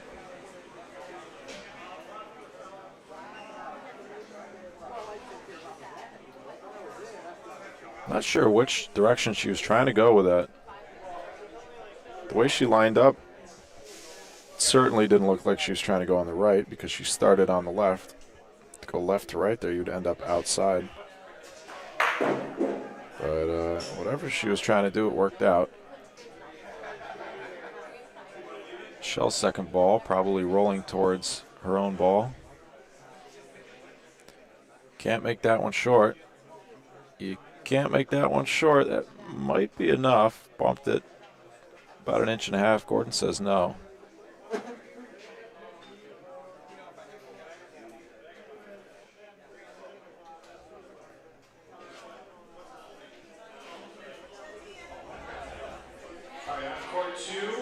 Joe's going to do the same thing, roll towards those two balls. Court 4 is 9-5. Mario and Erica over Salsicha Train. Hey, Dad. Welcome.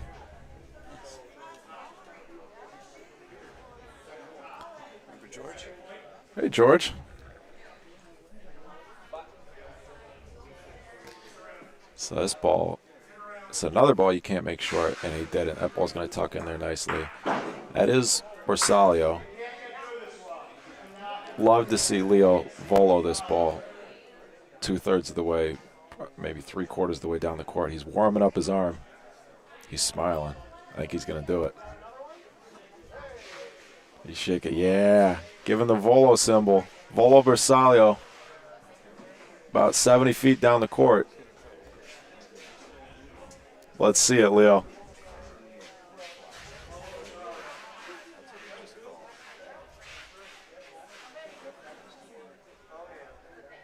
Score on court 4 is now 9-7. Salsicha Train scored 2 more points, so Mario and Erica are still up, but it's 9-7. There's 7 minutes left on the game clock there.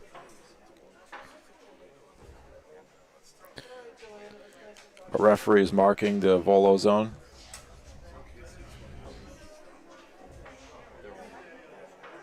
So the volo zone is right where one of those balls is. Basically, he has to clear those 2 balls, and he'll be good.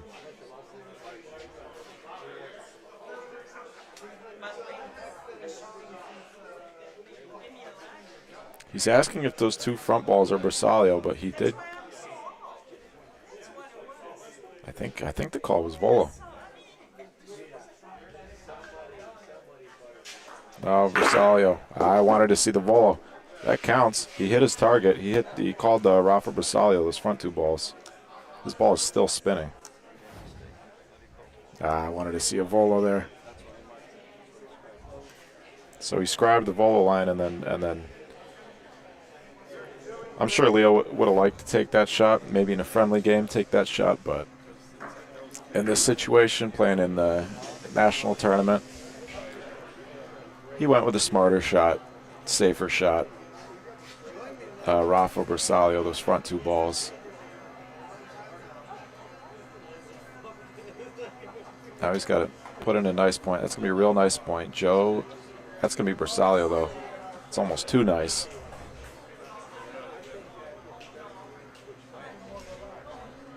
Joe Cardello's he's going to Rafa Bersaglio, but what he really wants, well, Paulino into that back corner would be nice as long as he gets a good break with his ball. But really, he wants this. He wants his point ball to go clean. The way he shoots with a little bit of a left, a little bit of spin on it, it'd be hard for him to stick it. Real nice shot. 1 point for the American Sons of Columbus. It'll be a 9-8 game. Still 14 minutes left on the game clock. Still 9-7 on court 4 and still 9-4. Is that what it was? No. 3 points for Chicago Highwood for Julian and Vanessa. So 9-4 now on court 1.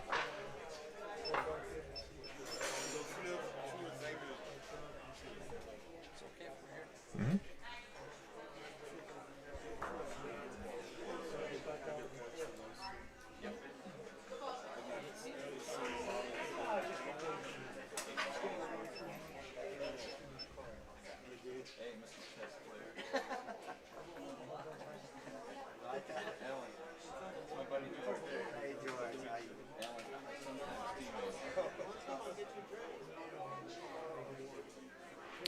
Oh, might be a primary. Might have burned the first ball. Secondary. So Paulino will get moved back, but that ball that was rolled is fine.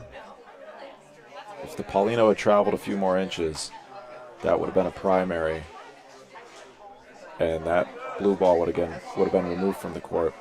Natalina struggled a little bit. She's been a little bit inconsistent. She's had some nice points. That one's going to be long.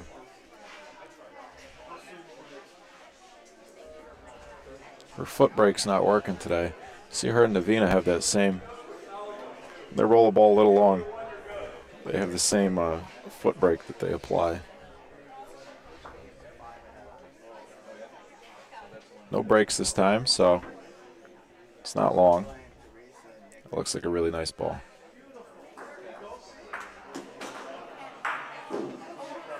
Leo with some words of encouragement for her.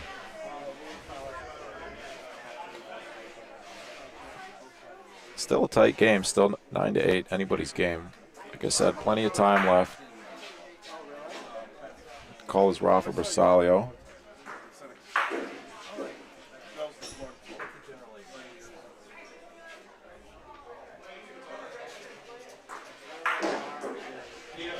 Nice clean hit from Joe Cardello.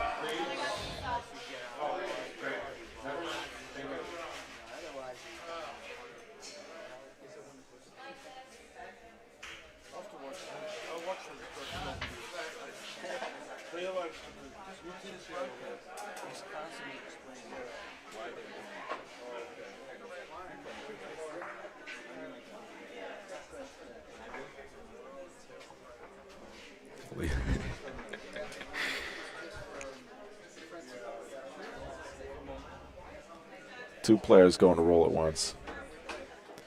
It's like bowling. See somebody step up in the lane next to you. Let him go first. Leo likes starting on that rondina. Letting it carry his ball down towards the center of the court. Beautiful point. That is not going to be Bersaglio, which is ideal for him. It's close to that blue ball, so if Joe shoots it, especially as a lefty, if he hits that solid, could take out their own ball too. Leo's got one ball left. Joe and Michelle have two, one each. Call is going to be Rafa Punto. Although, if he shoots this point, this is what he's thinking about. If he shoots this point, Leo puts it right back. Then Michelle's going to have to either beat it or Michelle's going to have to shoot. We haven't seen Michelle shoot yet. Coming down on 10 minutes left in the game.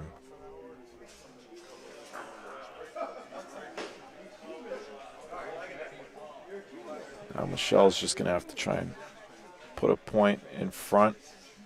Don't necessarily be nice to beat it in front, but can't miss long. Especially with probably only 2 frames left in this game. So every point's going to count. We may not get all the way to 12.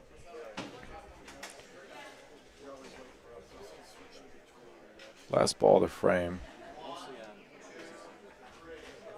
Erica Bohack on the left there. The game is 10-7 in favor of Mario and Erica over Salsicha Train. 11-4 now in court 1, the Volo Raptors.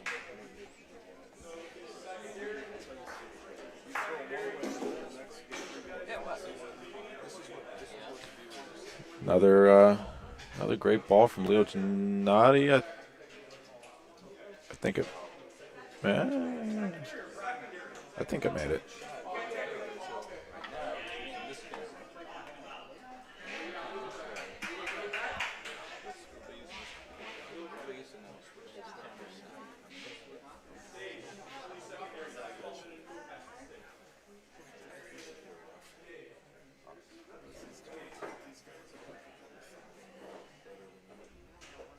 Yeah, 2 points.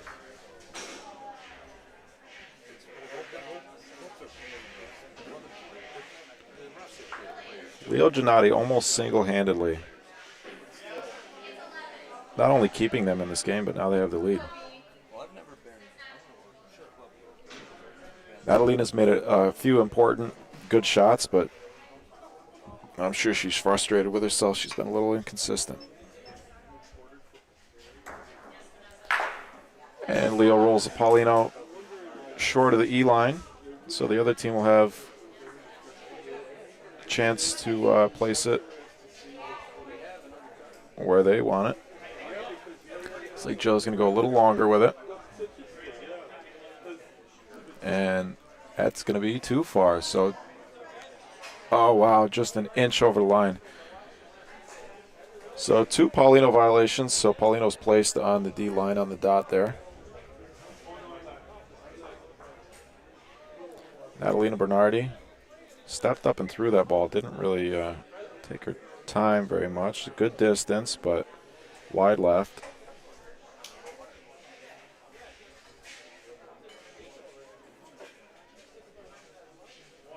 We have 7 minutes left in this game, so we will probably see one more frame after this. Unless the game ends here, of course. Unless somebody gets 12. That's a great point. It's going to be tough to beat, but the Bee Gees don't have a good point in there. They'll probably, oh, maybe not feeling quite confident enough. Leo's going to rough a point and hope to stick it.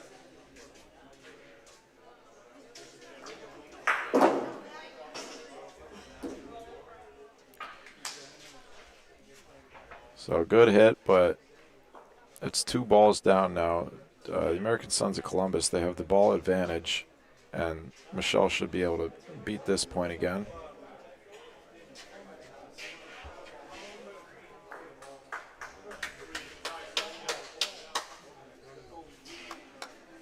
Free bocce, Erica. Let's go, babe. Michelle does it again, another great ball. Pretty much perfect distance, a little bit behind Paulino. By pretty much perfect distance, I mean pretty much perfect distance from the Paulino, because it's not Bersaglio, but it is still very close. Here comes Natalina's ball. That looks like a much better line. That could be a very good ball. That could be a really nice ball. Just a little bit short. So this is going to be the last ball for Leo and Natalina. Joe and Michelle are going to have they're going to have 2 balls back. If Leo makes the point here, Joe's going to shoot it. Unless Leo's able to tap their front ball and make 2. It's not going to touch that ball. It's going to be the point, though. Not an easy shot for Joe, who is a lefty. They are Bersaglio. So either one is fine. And he can, that ball is in the volo zone, but because it's Bersaglio with the Paulino. Oh, maybe it's not Bersaglio. Maybe he said not Bersaglio. All I heard was Bersaglio. And he did a confusing motion with the wand there. The Bersaglio indication, you do a circle around the balls with the wand, and what he did was he swung it back and forth to indicate that there's room for the stick to swing. So, a little confusing, at least for me. Volo, a little short. It's a big miss, so that's a really good ball by Leo. Could be a frame saver, could be a game saver, leaving it just short of the opposite D line, so it's in the volo zone and just perfectly short of Paulino, so it's not Bersaglio. Like I said, if it was Bersaglio with Paulino, Joe would have the option to raw for that. But because it's more than 13 centimeters, we're going to see another volo. Nice volo. Terrible break, though. And that's game.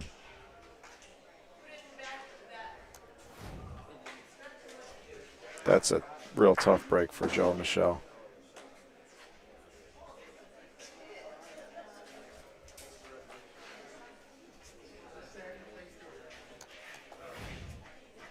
So, Leo Giannotti and Natalina Bernardi. Not their best game, but still able to walk away with the win.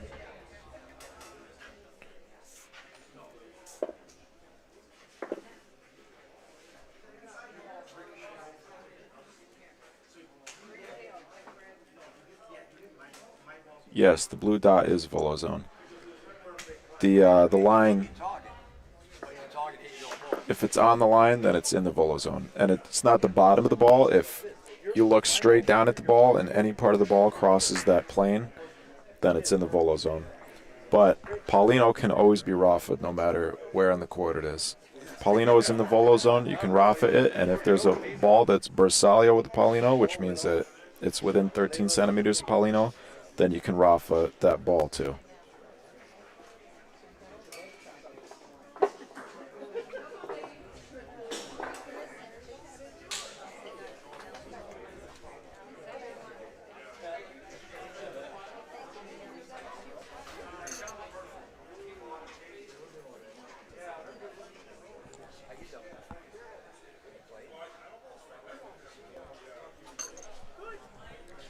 Yes, thank you for clarifying, John. That's exactly what I said. He moved the stick back and forth to indicate that there's room between the ball and Paulino and that it's not Bersaglio. What confused me, sometimes it's hard to tell if he's swinging it back and forth or if he's moving it in a circle. That's what threw me off. We'll have another game up shortly on court 3, but meanwhile on court 4, we got a 10-10 tie game, and this is a final frame because the game clock is expired. I got to stand up to figure out what's going on here. It looks like Anthony LaBarbera. That's not Anthony. That's Mario. Looks like Mario Dato has the final ball for either team.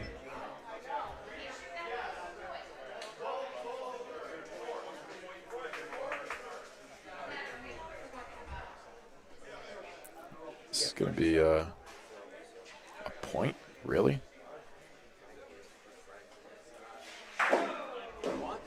This is for the game. It's going to be no good.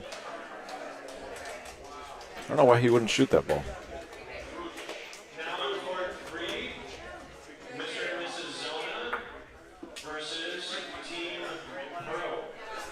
Team Pro, Zona's court 3. Thank you.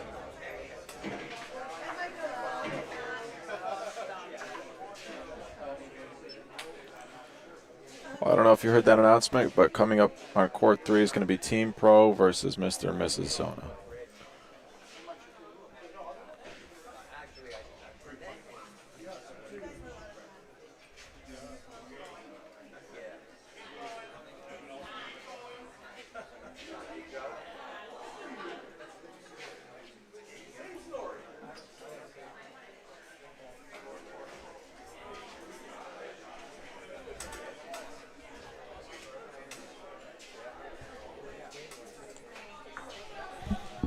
How about that one, huh, Leo?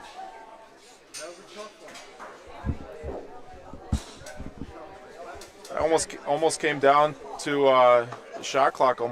Game clock almost ran out. Yeah. Tough break for them. You had some real nice shots, though. Some nice sticks.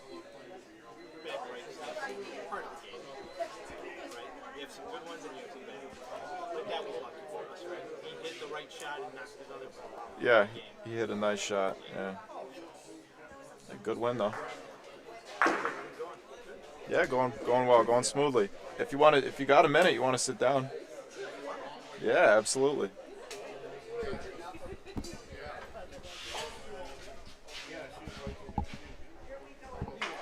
Looks like Leo Gennadi's going to be joining me in the BBN booth.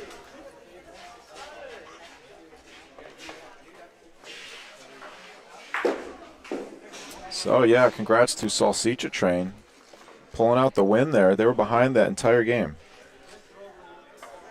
And they're able to win it after the game clock expires in the last frame. That's got to be frustrating for Mario and Erica. Real quick, before we start this game, let's take a look at where we stand. Looks like Jack Balancha and Gene Godin doing well, 2-0 plus 24. So in each group, besides Pool C so far, we have one team that's 2-0. And the other teams are either 1-1 or 0-2. So those 2-0 teams will all be advancing. Unless, nope, I shouldn't. Shouldn't say that because it's not true. If they lose and the other teams win it, they'll be 2-1. It'll come down to point differential. Not differential, but points scored. Points for. It's 11-8 now over on court 1. Bola Raptors over Chicago Highwood. Leo Giannotti. Leo, why don't you introduce yourself to the folks? Well, I am Leo Giannotti. I'm part of Highwood Bocce Club. I'm also the vice president of the USBF. Longtime player. Been playing since I was a youngin'. So, Where are you from, Leo? I'm from Chicago. Oh, yeah? Yep. Do you get to play here a lot? I do. This is my home club. Nice. I mean, a lot. Once a week, twice a week, maybe. So, yep. Now, that was your second game. Yep. Right. We're 1-1 right now. So 1-1. we're in an interesting division. What at the beginning we called the group of death, because you probably have the two favorite teams that are playing against each other now. On court 1 over on there? court 1, the Raptors, and what are the other ones? Chicago Highwood. Yeah, Chicago Highwood. They were probably, if you told me, they were probably the two favorites in the tournament. Yeah. Yeah, that's Vanessa Garepo, Julian Batula, Miles Russell, and Amy Lazzaretti. Yep.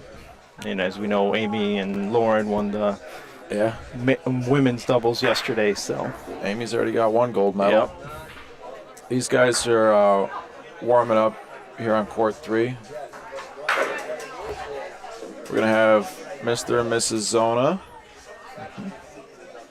Where's my... against Team Pro. I know why it's not here. Let's go to this. Team Pro, Diane Kelly and Paulo Pro. Out of California. Paulo won, was it Open A last year? No, I think he won doubles. Did Him he and his win? partner, Alan Knox, What, I him believe. and Alan won doubles? I Yeah. believe they won the doubles. And they went to Uruguay to play Uruguay again. for a Pan American championship. Yep. Yeah. Yep. That's a whole different experience. This will be Paulo walking into frame shortly with the cowboy hat on. Can't miss Paulo, huh? He's a great guy. And our other team, let's see where there they are, Mr. and Mrs. Zona. from David and Missouri. Susan. Yep. Longtime players too. Sue competed yesterday in the women's doubles and in the women's shooting. So from Missouri, but she's had a little bit of practice. Yeah, she's been, I believe, internationally too. She's represented the United States in world competitions. Has she? Yeah. Let's see, do we have an official for this Yeah, I game? think we're waiting for a refs here. Need a volunteer ref for court 3, please. See one referee hanging out. Here he comes. Oh, here it comes. Good old Gordon. Gordon Gruens. Must get to play together a lot. Yeah, he's from the club, so you know it's a good thing here. We have a good group of people. We all get together and play on Saturdays and Sundays. And the USBF is well represented here, huh? We are because of this club. Yeah, because of all the players that go and represent in the national tournaments and stuff. So, Are there any other members of the board or officers in the USBF other than you? Tom Yeah. Hollerman is also on the board. He's a sector board member. Okay. So.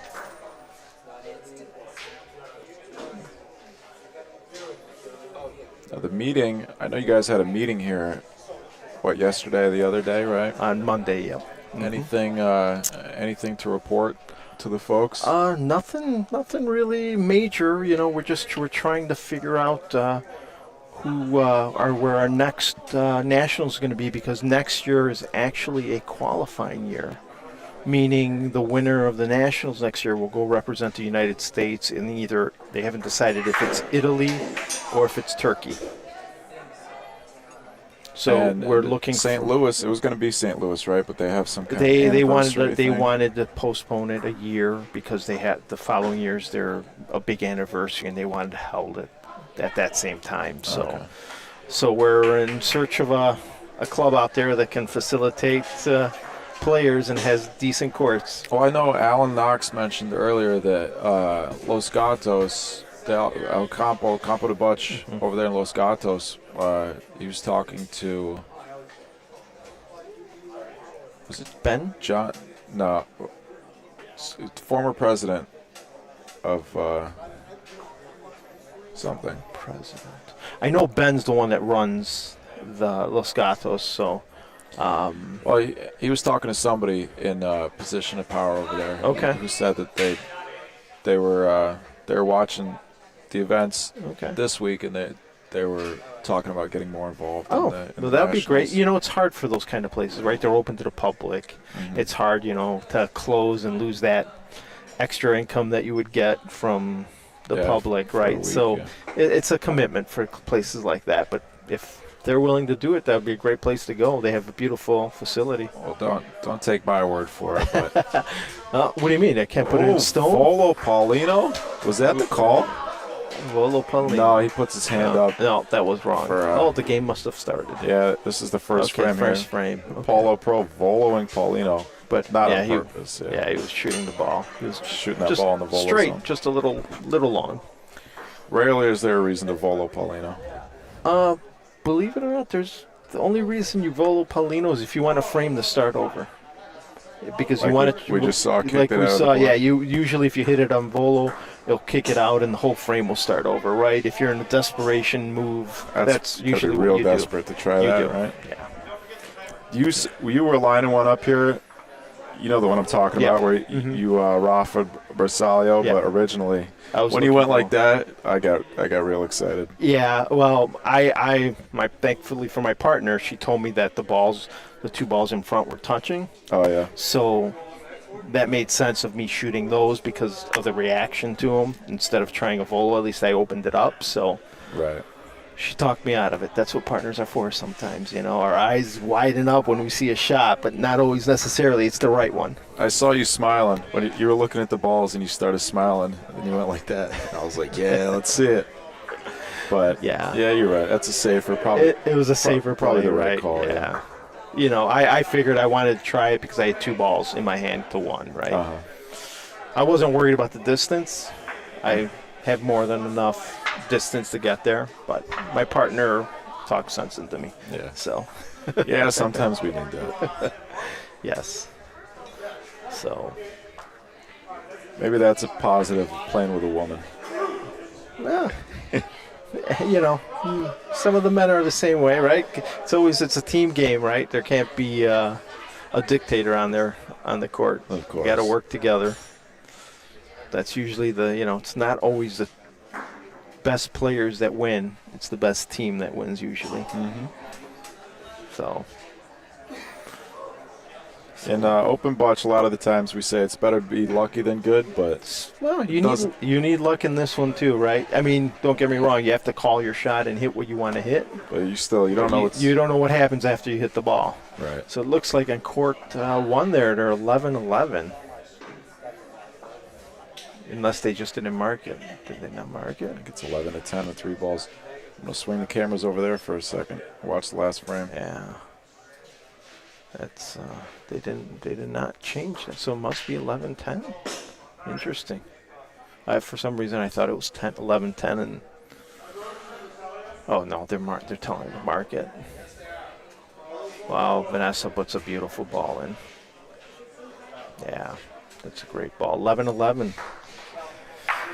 11-11 last frame. Yeah, it's going down to the wire. They had a big lead on them too, the Volo Raptors. So this would be a big swing. Amy Lazzaretti, yesterday's gold medalist. Yeah, she was on fire earlier at pointing, but that looks a little hot. That's going to be long. Does. Ouch. It's gonna be a primary. Yeah, that's a primary. That's okay. Well, you can't make that ball short, but it also can't be Yeah. that long. Right. He could make it short. She does have something to land on. Yeah. burning that ball is rough. That first ball right now you're playing down. Yeah, 11-11 game. In yeah. 11-11 game. Now you're playing 3 against 4. But she could. That has potential. That's gonna be the point. Beautiful ball. That's a great ball, Leo. way to come back. Yeah, that was great. It's tough where it is too. It's tough to get around it. Yeah, well, they're going to shoot that. They're not going to waste time and point, I don't think. I think Julian's going to shoot. This is a big shot for him. Hopefully it can, there's no ricochet anywhere there because that would be bad for them. Yeah, he's trying to pick his angle. Yeah. Oh, big shot here. Got distracted from the second court there. Well, he has to regroup now. Let's see. There he goes. Got it. Oh, the ricochet. Like we said, what happened down at the end, you never know. Oh, maybe it worked in for favor. It did. Worked in his favor. Right, is that their ball? Oh, no, what happened? Who was he shooting? Did he call Polino? Wow, unbelievable. I'm speechless.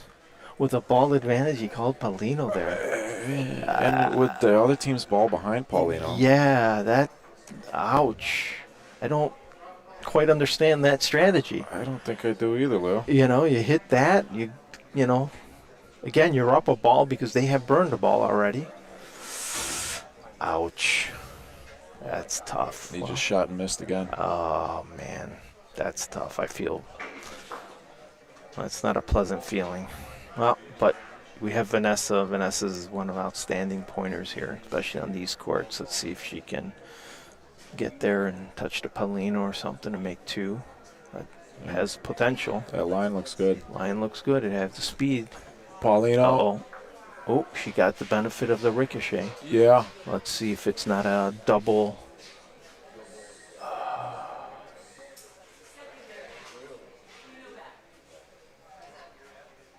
That's a secondary? How is that a secondary? Because that's not. No, it's not a primary or a secondary. It might be a primary because you have to take consideration. The Paulino didn't hit. Yeah, but her ball hit it. Right. So what happens is that would be called a chain reaction.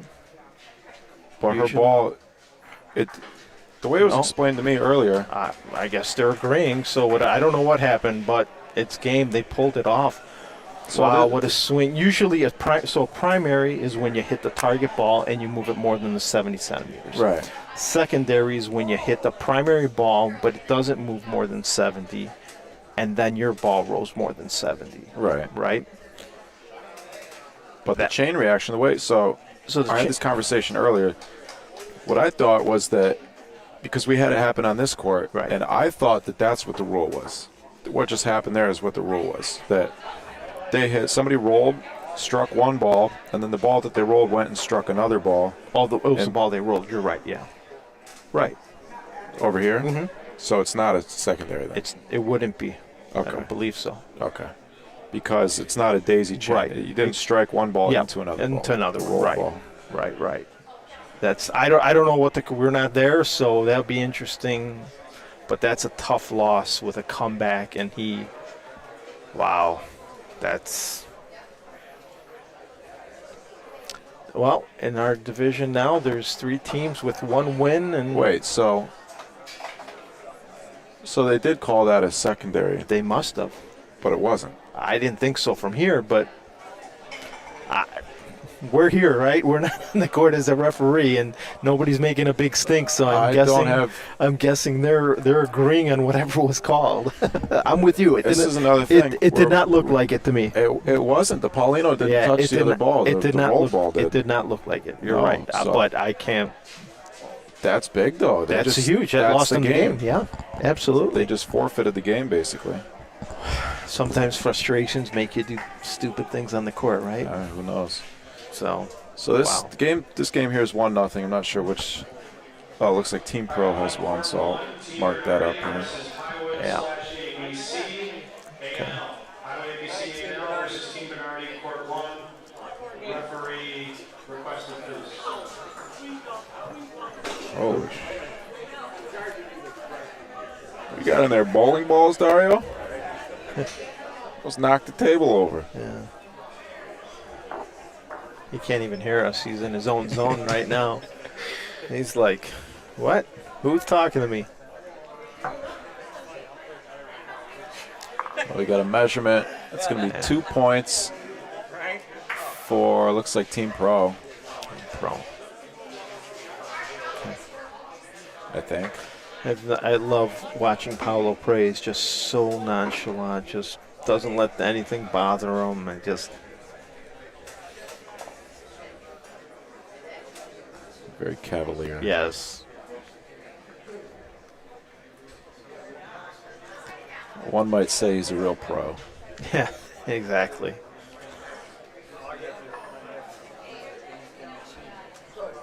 Half the times it doesn't even look like he's paying attention, and he plays so good. That's his last name, right? Pro. Pro is his last name. Yep. Yep. Okay. Well, Diane rolled a nice ball. That's pin high. Those are in this game. That's a good ball. That's almost the perfect ball, right? A front ball in front of the Paolino. That distance is pretty perfect in this game. Right. You know, you would think you want it right on the Paolino, no, because then you give the opportunity to shoot a Versailles. You know. Mm-hmm.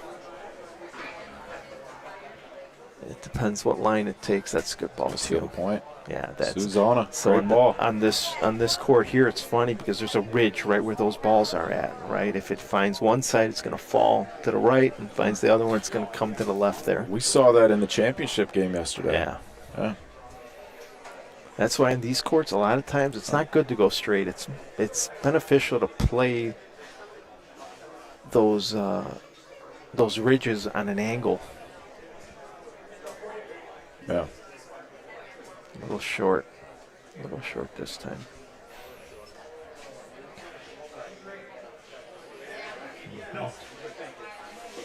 Well, Paolo's going to set up to shoot Volo.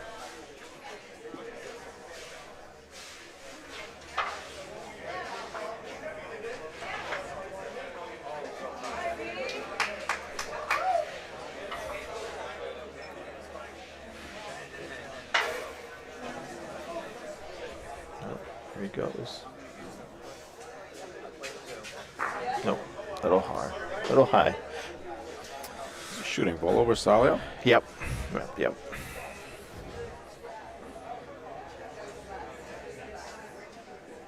Just over. So have you played the Punto Raffa Volo yet? I played a couple games the other day. Those are the first couple PRV games I've ever played. I'm playing tomorrow. Oh, and, all right. Good. With my father in the men's doubles. Great. Yeah, it'll be fun. Yeah. Has he ever played? No. Neither of us. Okay, have ever. so, well, at least you've watched it for 2 days now. Right, that definitely helps. You got some strategy down, right? Yeah. So those balls are not Versailles. No. So yes, that's all that's 4 the balls call. for Team Pro. Yeah, though. he's going to shoot the Paolino. You know, he shoots the Paolino. It's automatic 3. Yeah. And he has a little hook, so it's an easy shot for him. Yep. Big Zona. They're going to give him the 3. That's the sportsman thing to do. Yeah. Saw you do that in your game. Yeah. I mean, good to be sportsman. With a game clock too. Yeah, it speeds it up, right? You know. Okay, so 3-3. Look at this.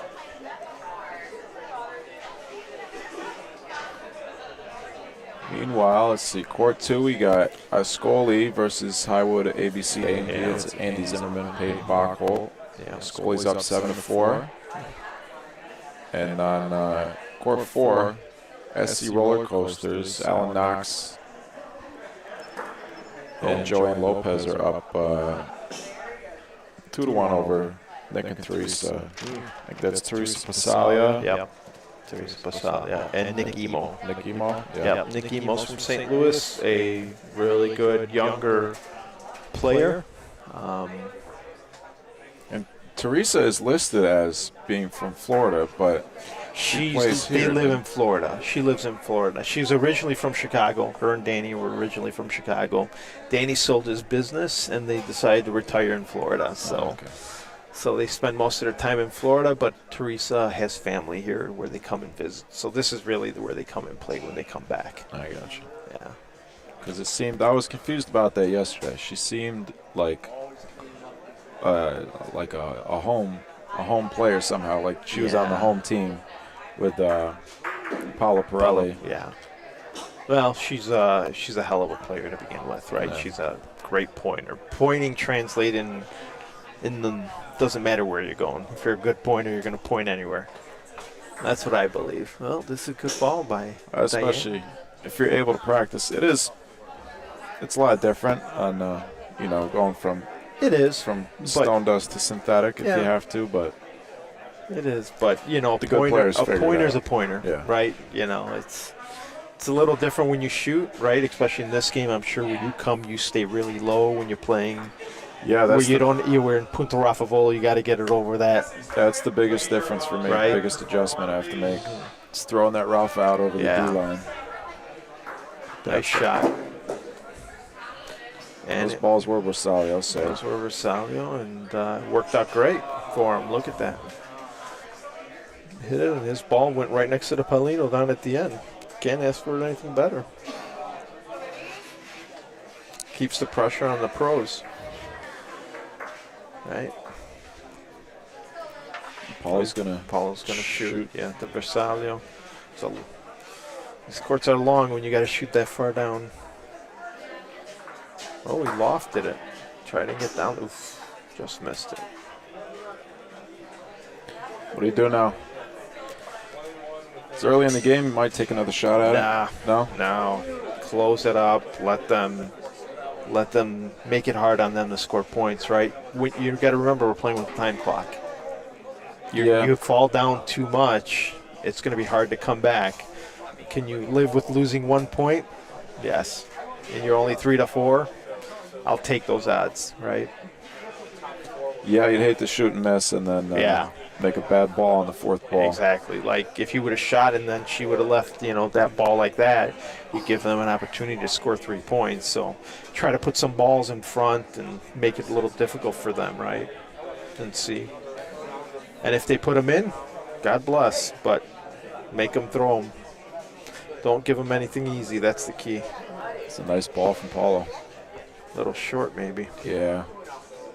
But it's okay. A little short. Does kind of block that line a little bit. Blocks that line. It's not easy. That's the closest ball. It's about 4 feet from Paulino, probably. Coming from the outside's not easy because, again, there's these ridges. If you're on one side of the ridge, your ball's going to come all the way back to this side. Especially 90 feet down the court. Right. So it's not an easy roll. Can it be done? Oh, absolutely. But you need the right line. You need the right line, right angle.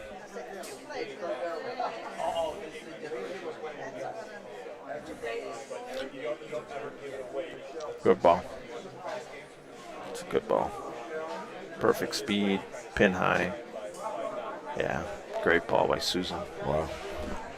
Great ball.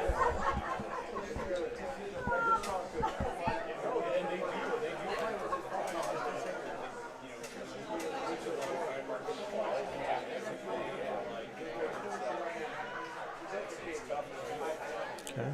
David gets up, rolls it. That looks pretty good too. Yeah, it does. Might be 3, huh? Got it. I don't know. It might burn, actually.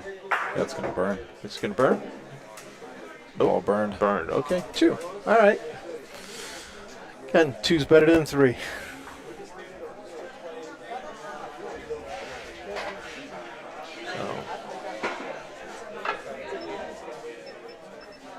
So 5 to 3 for the Zonas.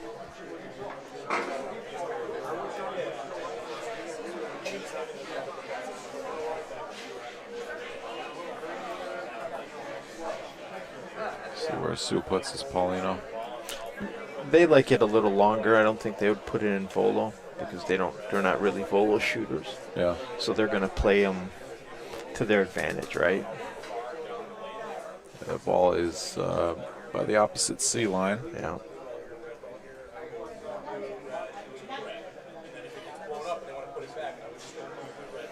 She pushed that out, but it might come back in. No, that's going to go right. It's going right. She pushed it out. It had good speed. That spine, though, in that spot, it went right and then kind of stopped and started to come back left. So it's not a terrible ball. No. I like to say, as long as you make the point, it's a good ball. You ever play in Vegas? You been in, I haven't out there? been to the Vegas tournament yet. No, it's hard to find some people from here. Usually they've already had teams made, so it's kind of hard to find people to go. But I hear it's a good time. Oh, it's a lot of fun. Those courts, though, sometimes a 2-foot point is an excellent point. Yeah, it's that carpet, right? It depends what it's on. It can be. Yeah, they do everything they can to make all the courts uneven ground, but you're playing in a conference room on carpet. We're all playing on the same surface, so it's the ultimate equalizer. It's the ultimate equalizer. It's who can adjust the quickest. Yeah, right. And I was talking to Jack Belancha yesterday. He was saying that they may expand Vegas from if they're able to get the same space that they got this past year. They may expand from 80 teams to I think he said 120. Wow, that's fantastic. That's amazing. That's if you can run tournaments that big. Usually the only places you see tournaments is the East Coast, right? You have the Cleveland tournaments, the Rome, New York tournaments, but you got to have a huge venue. You have to have a huge venue. Well, not necessarily a huge venue, just enough courts. Or a lot of time, yeah. A lot of time, right? Yeah, I mean, look, we played in Cleveland 2 weekends ago. They had 64 teams and six courts. It ran pretty smoothly. Timing is everything, in those tournaments, right? You have to have. The problem is they have played a 15. That's tough to gauge timing when you're playing games to 15 points. The Molsani they did? Yeah. But they did a good job. It is open, it goes a little bit faster in these games. It does. It's not to say that PRV is always slower than open, but for refs and players who don't play all the time. Yeah, I don't know if have you ever watched the European? They play at a really quick pace because it's just naturally, that's all they play, right? They know what they're doing. That's just like us open. We already know what we're going to do. Yeah. We're here. For instance, like you see the ref, they'll roll the ball, the ref will go out and mark it, they'll wait for him to be done, and then they'll roll another ball. Elsewhere, they'll roll the ball, and the ref will mark the last ball as they're rolling the next ball. So you don't have to wait in between every shot as much.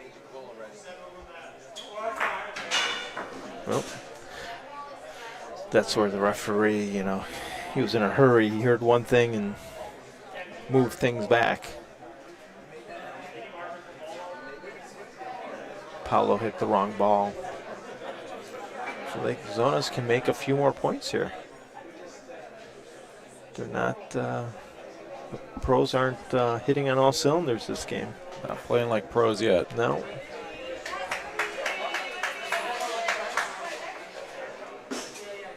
Paulo and Diane, husband and wife, or no? I should know this, but I don't know this. That's right, I don't know either. I don't know. They've been together for a long time, though. So, they're a great couple. Friendliest people you'll ever know. They are a couple, though. They are a couple. Okay. Yes, they are a couple. Yeah. That I can tell you for sure. Okay. So I believe they play together in Vegas, too. I think they always play together. Yeah. Yeah, I think they always play together. And that's, let me tell you, having your spouse or girlfriend or living together and then playing bocce together, I can't do that. There's no way. I'm too much of a control freak on the court. All right. Too many fights would end up happening. I always saw you, what's the word? Concede some things to Natalina, some decisions to her that game. Sure. It's probably easier when it's not your spouse, though. No, but hey, I always listen to reason. Right. Right. Unfortunately in this game you can't have a closed mind. We have to listen to because nobody has a bad thought. We all think different, right? Right. Then you have to choose what you think is best because you're throwing the ball. Well, and that's one thing. So I don't see a lot of coaches today. Yesterday we had a good amount of teams that had coaches. And that's got to be helpful, at least on some level. To have. Yeah, I think what it is that the ladies aren't as – there's not as many ladies that are as experienced at the game, right? So a coach helps them through. Where a lot of these mixed doubles teams, you have a lot of experienced partners that you might play with, right? So you're going to follow their lead. They're almost like the coach on the court, right? Like I wouldn't need a coach, you know. Anthony over here doesn't need a coach. Nick and Teresa probably don't need a coach, but they probably do with Danny. So it just depends on your skill level of how often you've played this game and how familiar you are. I would imagine it helps a little bit, though, to have just another mind thinking about, every once or twice a game they might suggest something that you haven't thought of. As long as you get along with the coach, right? Yeah. Again, a coach to me in this game, you have to know your players. You got to be on the same. You have to know. Well, you have to know their strengths and their weaknesses, right? I might be able to do one thing really good, but I'm going to tell you to do something that you're not really good at. Does that make a smart decision necessarily? We all have to play to our strengths, unless it's dire game-ending. So on court 2. Somebody's game just wrapped up. That was Andy. Andy, what was the result there? It was 12-4. Who won? Can't win if you don't roll a single good point. That happens. Who were you playing against? I forgot. No, who were you just playing against? We were playing against Lini. Oh, the Linis. Sal from Escoli. Michigan. Dominica and Sal from Michigan. Yeah. So the Escolis just beat They were smart. They kept stacking points. Yeah. Okay. Sal and Dominica Lini. Yep. The Escoli team just beat Andy and Peyton over on court 2, 12-4.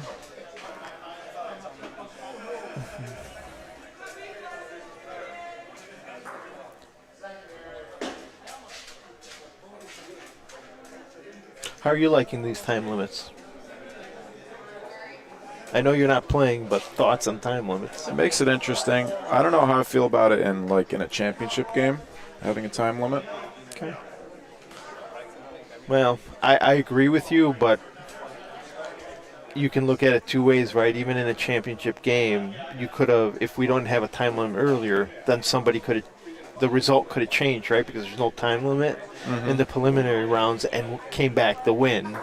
So you kind of keep it the same. Yeah. Right? Hard to have different rules for that. Yeah. I would prefer not to have time limits, but when you have a tournament this big and you want it to end at a reasonable hour, it's almost a necessity. But I think we were doing the math, me and Tom back there, and it seems like 75% of the games have been finishing the 12 points, and the 25% have not. So I think we're seeing more today. I think maybe the ladies are taking their time a little bit more yesterday. Yeah, I think so. So, I think the time limit's less impactful today than it was yesterday, maybe. Yeah.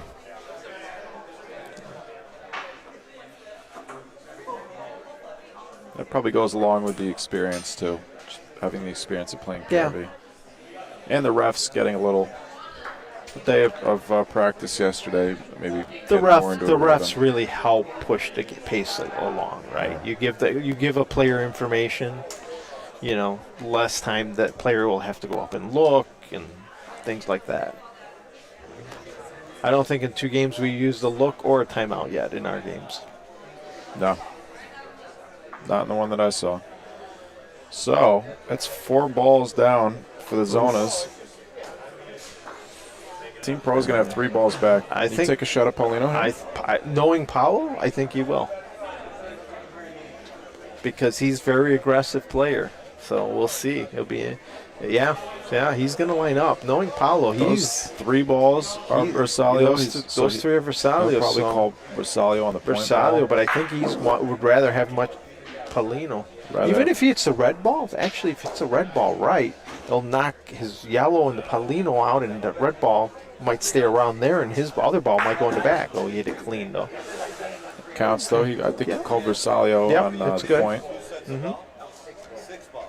So, yeah. Well, okay. I mean, there's a little more room there now.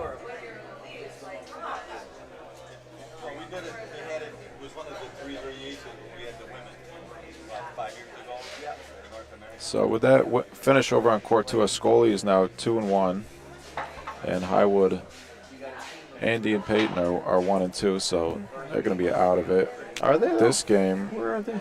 This game, both these teams are 1-1. It's down in the lower pools. You got to wait for it to switch. Sorry. Right there. So 2-1, 2-0, 1-2. I mean, you never know, because if they own up 2 losses, 1-2, they're done. Well, if this Escoli, no, they're done, right? There's only 3 games. Yeah, it's gonna be they're out. That's too bad. Peyton's been a awesome player to watch. Bronze medal yesterday. Yeah, she has a lot of talent. It's great to see these She's a younger natural. people. She has a really effortless shot. Yeah, she does. It's great to see. She's fairly new to the game, too, so Yeah. in a few years, I have a feeling she'll be a dominant player. Another product of the ABC pipeline. Yes, they do a really good job at that. I guess our gold medalist in precision shooting yesterday, Courtney Strickland, started out in ABC. She was a bartender. Yep. She was a bartender at one of the bars where the leagues were. Oops. And I think her boyfriend was an avid bocce player, Joe.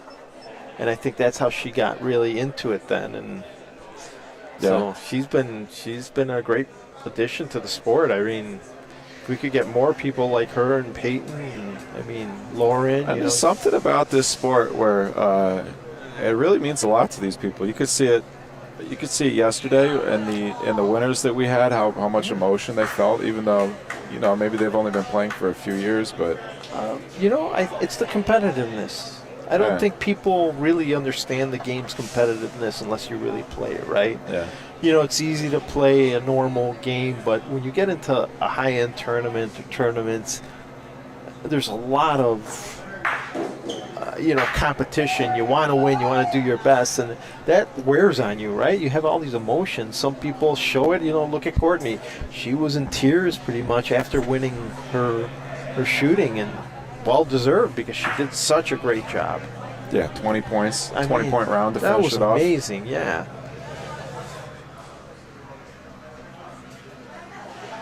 So both of these teams here are 1-1 right now. They're in Group A. So whoever wins this game looks like they'll be moving on, and whoever loses will be out. Yeah, because Team Bernardi is 2-0, and they're playing the 3rd game now, and I think they're up. Right, they're up 7-0 against who? They're playing against Alex and Libby. Yeah, that's another one. Novena was she gave it up for a little while. I think she hadn't been playing for a long time. The Bernardi, and she was an awesome player when she was younger. She's represented the United States in the past, and it'd be great to have her back in the mix and playing. And we have a tight game here on court 3, huh? 7-6 for the Zonas. Yeah, 21 minutes left on the game clock, so it looks like it's moving pretty good. Should be able to finish this game, yeah. Your game almost came down to it. Looks there was going to be one more frame. Yeah. Time for one more frame after, if you hadn't won.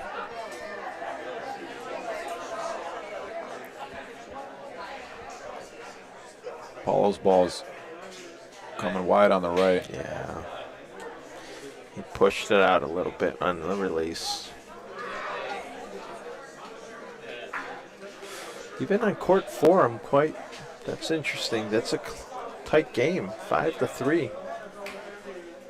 Alan was pointing incredibly over here on court 3. Yeah. Yeah. I mean, beating 1 foot points on the backboard. I just spoke too soon. They just scored 3 points, Teresa and Nick. Yeah. Yeah. Okay. So that's a miss by Paulo there. Yeah. That was in the volo zone, so he was roughing Paulino. Yeah. Interesting shot with the last ball. Yeah, that was, well, I think his thought is because he has a ball in the back, right? Right. If he hits that Paulino, there's 2 balls that go back there, and they already have 1.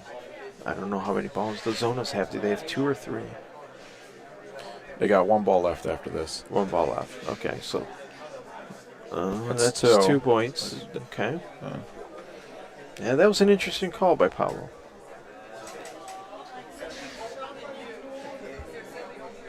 Yeah, especially down by 1. Yeah. Close game. You think you'd want to keep it close. Again, we all have different traits, right? If Paulo's an aggressive guy, I'm more of a lose the least amount of points as possible in these games. Great ball. 3 points by the Zonas. That's some, oh, no, they got another. Oh, no, they don't. Okay. 3 points. 10-6. 10-6.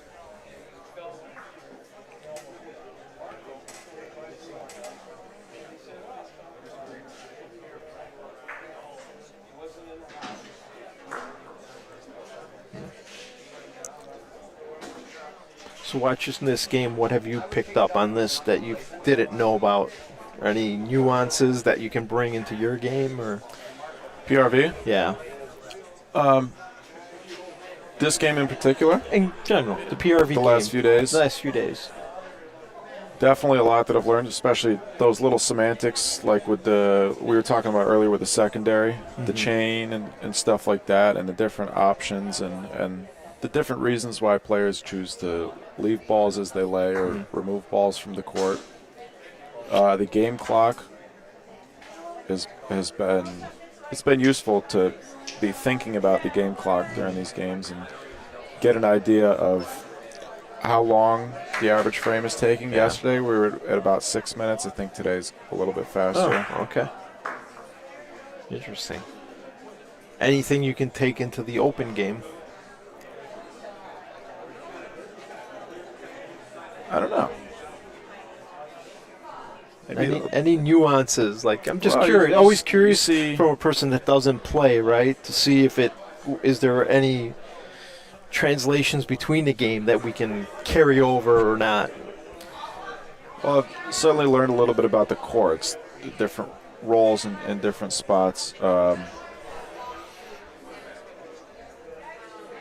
Watching the PRV has definitely will be helpful, especially with the 30-second game clock. You have to make decisions more quickly. So Back home when you play, your decisions come slowly. Sometimes it depends. Usually, like I'm playing with my father, so of course we've been playing together for a long time. Nice Wow, stick there. what a shot by David. That could be it's a great shot, but a bad shot because he left it right on the Paulino, so Paolo can actually shoot and bring the Paulino in the way it's shaped. Paulino can go right back by his ball, so could have been a curse too. We'll see. We'll see if how Paolo hits this one.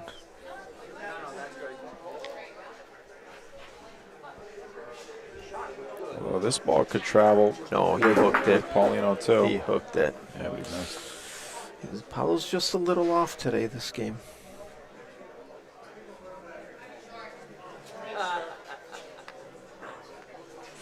He doesn't have a choice.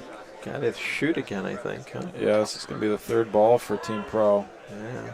The Zonas are going to have they're going to have 2 balls left. Two so balls. Paulo's 1 if he gets the point here. If he doesn't get the point, Zonas are going to have 2 balls back. Yeah.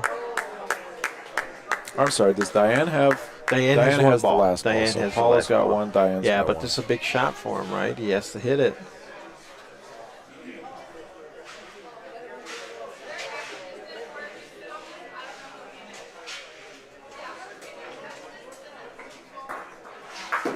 Oh my God, he hit it clean. Wow.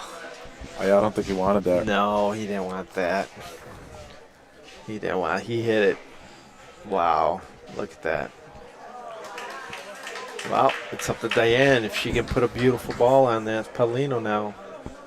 Make it tough on the Zonas.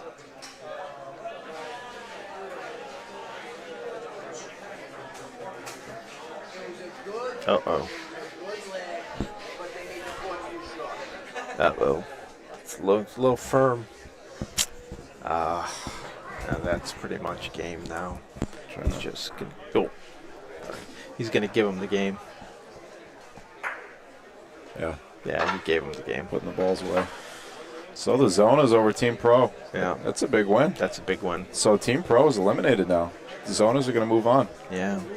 Out of Group A. I was not if I was a betting man, that wouldn't have bet that. Yeah.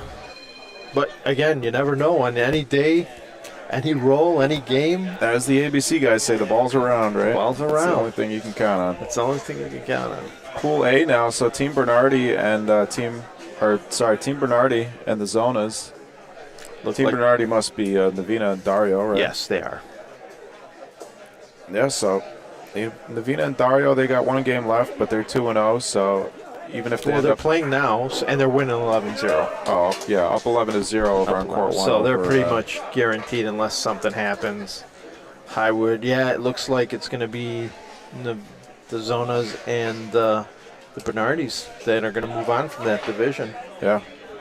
And the Bernardis at 3-0, they may, let's see, they got 23 points, so they left 1 point on the table in the first two games. Yep. 31 minutes left in this game. They should be able to get to 12. Yep. Barring something magnificent from Alex and Libby. Yeah, I mean, I guess it depends on the other teams what they do. They have a chance of winning them. They have a chance of getting top four. The top four teams. Yeah. Oh, I think they should with 23 points, 3-0. Yeah, I think that's going to happen. We do have 1, 2, 3. Wait for the screen to change. I'll show it on here. 1, 2, 3, 4, 5 other 2-0 teams. So you have a 2-0 team in each group right now. Oh. Yeah, it's all going to come down to points, right? Yeah. These guys, two of them at Chicha 24. Train only has 22 points. 23, 24. No, they're right there, so it just depends on how the games go. Yeah. Looks like Escoli and I wish this thing wouldn't cycle through on its own. I wish you could. But either way, so Bernardi and the Zonas are going to move on. Anthony and Courtney are going to move on. Well, actually, there's 2 1-1 teams in that group. Unless they play each other, then we could have 3. Jesse, Milan. Hard to say. Teresa. Nick and Teresa. I think, yeah, it depends who's playing who. Because theoretically, if they're not playing against each other, it can be 3 2-1 teams if Teresa loses this game. Teresa and Nick loses this game, right? Well, we saw yesterday in, or was it Open B? Yeah. We saw that group of 6. We had 3 4-1 teams. Yeah. And the ladies missed out by 1 point. Sometimes it's luck of the draw, right? I mean, yeah. Unless you just reseed everything, but then that's not fair either. No. And, if they'd drawn a different group, maybe they would not have went 4-1, but right. Maybe they went 5-0. Yeah. Right. So. Okay. Oh. Looks like court 4 here that Nick and Teresa could possibly finish the game here. 1 point on the court with 3 balls left with Alan's team only.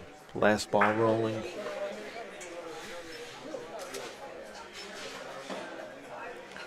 Yeah, that's going to be long. Wow. So Teresa has 1 point with 3 balls in there to roll. So this might be the end of this game.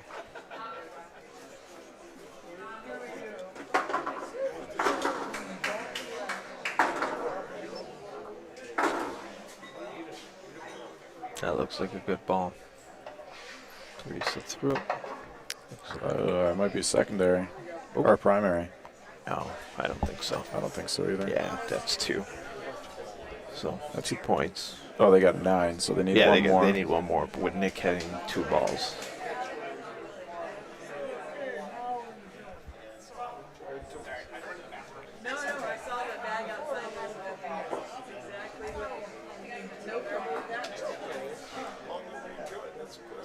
That looks like a good ball, too, by Nick. I'd say so. Oh. No, it just rolled out. Wow, I thought it was going to kiss off of one of his. Just held the line. Interesting. Okay. Imagine he'll be able to correct himself. You would think. You would think. I mean, he's that caliber of player that should be able to, but there it is. That's game. Right. Yep. So, Nick and Teresa, 12-3 over the Santa Cruz roller coasters. Yes. Joanne Lopez and Alan Knox. So where does that put them? We have another 3-0 team. Not on here. Are they 3-0 now? Yeah. Nick and Teresa, 3-0 plus 35. And they left a point on the table, too, it looks like. Yeah, they left 1 point. Santa Cruz roller coasters now 1-2. Jesse and Milan are 1-1, and another team is 0-2. So if Jesse and Milan win, then they're in. They're in. Yeah. If not, we could have a possibly three teams at 1 and 2. Yep. Jesse and Milan are, let's see, they're third up. It looks right, like because Alan's team, what's Alan's team? SC Rollers Coasters? SC Roller Coasters. Yeah, so we could have 3, 1, and 2 teams to vie for that second spot. That always makes it interesting. Yeah, it's Group E we're looking at there. I'm surprised. I'm looking at the coming up games. We have McDermott and Pirelli. They're 1-1. They were another favorite, I thought, coming in. If I was a betting guy, they would have been on the top of my list. And they lost to Vito. I believe they lost to Vito and Lilia. That was Lily, right? Yeah, Lilia Zapraniak. Vito had a couple nice. He had a couple nice follows that game. Yeah. I'm trying to think back through all the games. Vito had a couple good ones. Up now on court 3, we got Gene Godin, Jack Blancha versus Rob Schroeder and Lisa Watson. Okay. What's their team name? I don't know. Let's see. East Portal. Oh, yes, East Portal. That's Lisa's club. Out in California. Oh, there it is. Bonnie and Clyde and Jesse. Who is Bonnie and Clyde? I don't know who that is. Sean Crone and Emmy Fuji. Okay. It's going to be a tough one. Let's see. Is this game consequential? For gold, right here on court 3. Otherwise, I'll do the other one. Golden Blanche are 2-0, and East Portal is 0-2. Yeah, so East Portugal. This game is inconsequential. Because the other teams have already played 3 games. Yeah. There's 1-2-1 and 1-1-2. Yeah, so this one doesn't mean much. Right. Jack and Gene are in, even if they lose, and Lisa and Rob are out, even if they win. So we'll do Jesse and Milan's game. Okay. Because that's going to be an interesting one. That'll decide. Who did they say they're playing? They must be Bonnie and Clyde. That's the only other team. Yeah, so if Bonnie and Clyde win that game, it's going to be 3 teams at 1 and 2 in Pool E. Oh, I just got a text. It was Anthony and Courtney that beat Maurizio. Was it? Okay. And, yeah. Thank you, Haley, for listening and correcting us. Too many games to keep track. Yeah.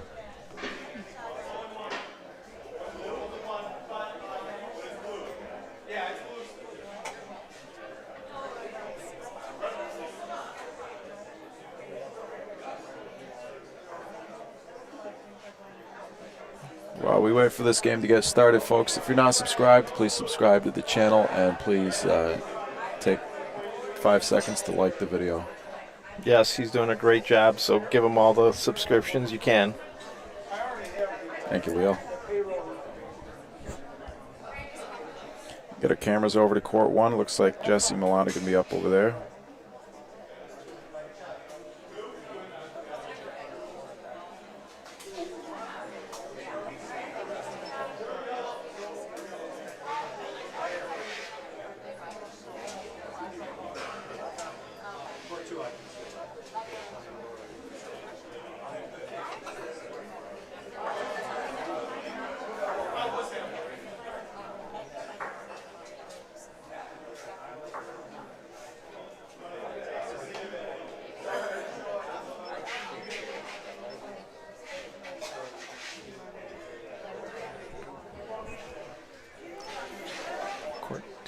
court 1. They're probably just going to wait for a ref.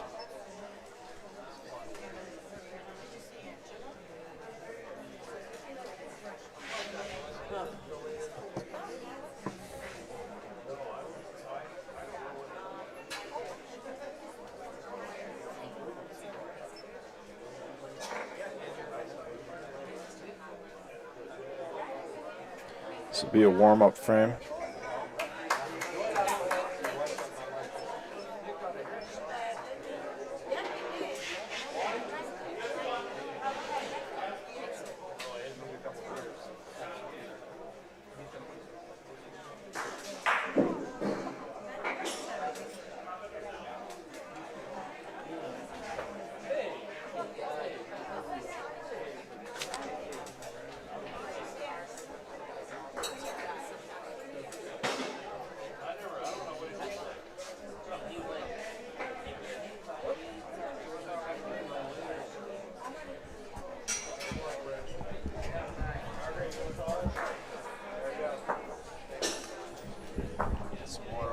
Okay.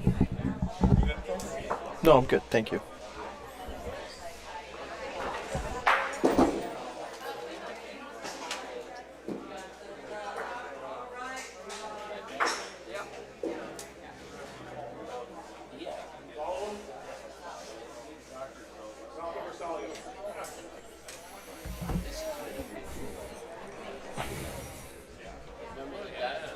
Mm-hmm. Me? Yeah, I do.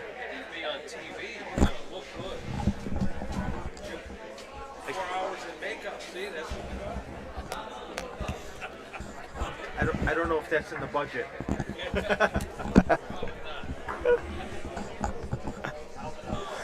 So, folks, here we are waiting for court 1. That's the one we're going to focus on because that has playoff implications for Jesse and Milan and Bonnie and Clyde. If Bonnie and Clyde wins, there's going to be 3 1 and 2 teams tied going for the 1 spot left in that bracket.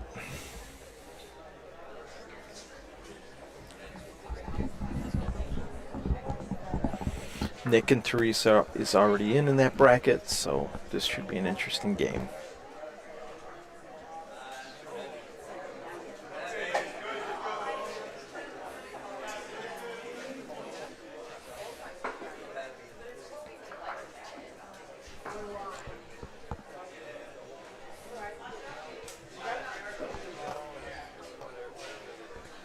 So later in the week, before this game starts, let's take a look at our.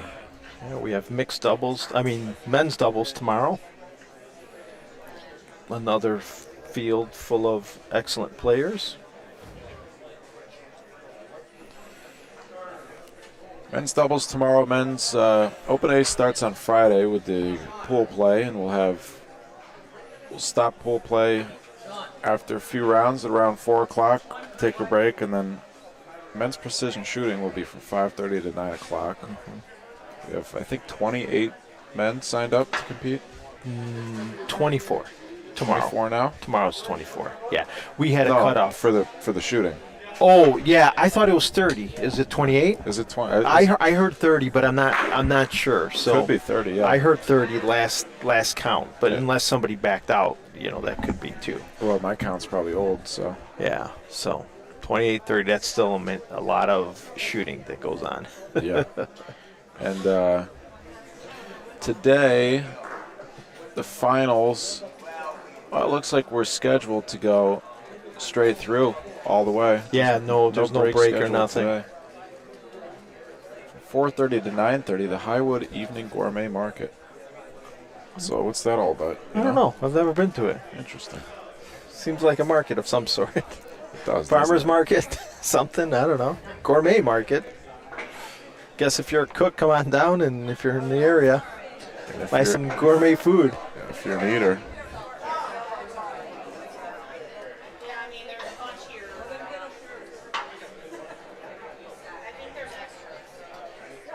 So, first ball of the game over on court 1. Emmy Fuji. Okay. I said, important game here.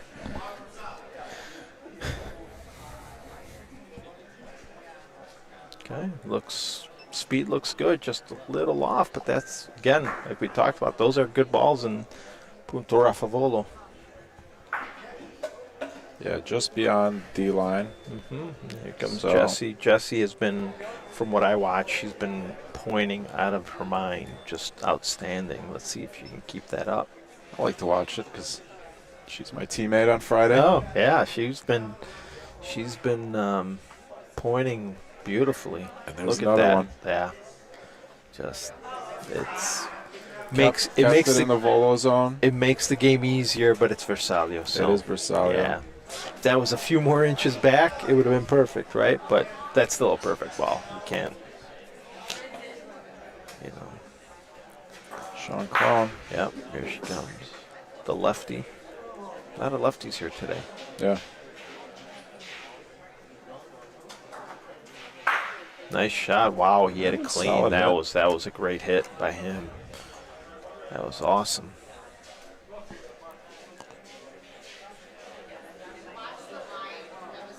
Yeah, that was a great shot. Great shot. So, The game, you said something about the line there. who said Let's that? see it again. The ref, was that close to the to the D line? I thought it was good. Oh, that was. Oh. I guess she did. Did she not burn it? No, she didn't. So didn't burn she it, called it good, but I guess she gave him a warning that it was close, maybe.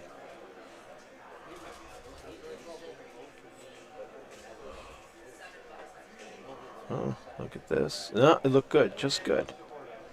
Just good. Just good. Okay, that was a great hit. Then Jessie rolled. She was just a little off, right? Oh, Milan. That's a little long. It might be secondary. Yeah, looks like it. Yeah. Secondary. Going to put it back. Paulina will go back. Emmy and Sean will have 2 more balls and the point sitting Well, there. Milan should have 1 more ball, no? It's only 3. Yes, you're right. So, yeah, there you go, Amy. She put it back. Great. Okay, Milan.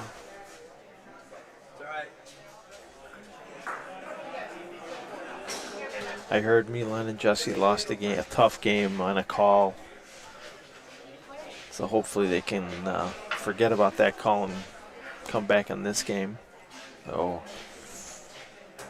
it's a little short. What kind of call? What do you mean? I heard that he shot a ball and there was a discrepancy of if it hit the wall, if it didn't hit the wall. So.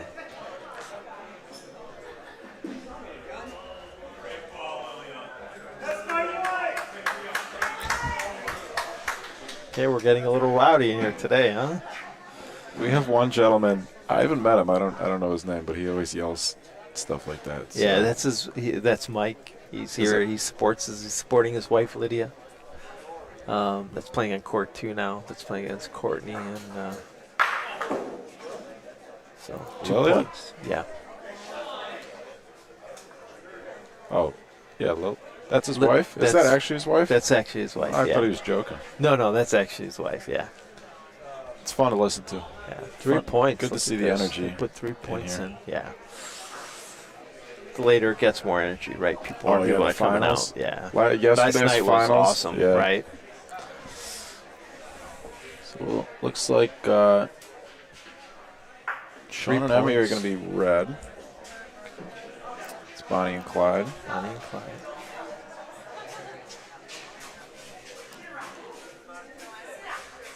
Do Jesse and Milan have a team name? Yes, they do, and it's Jesse and Milan.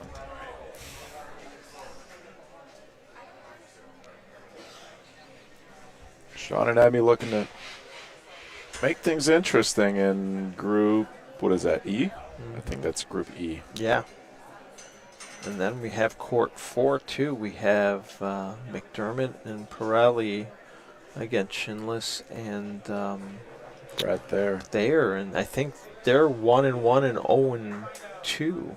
So that I think that might have some implications too, maybe. if we can get to it.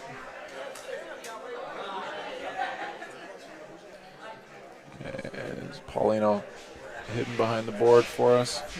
Maybe. It's at least behind Vito. It's behind Vito. Vito. Gotta move.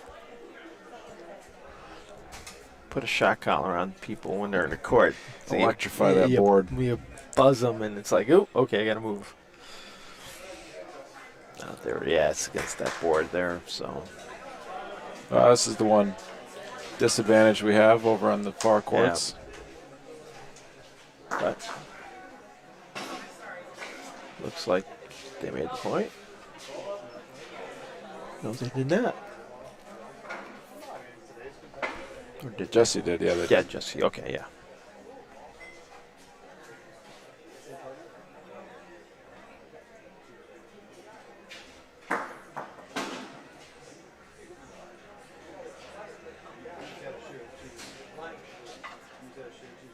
Yeah, so court 4-2 is the same kind of scenario here. They're right. So we have two courts that can go down to 1 and 2.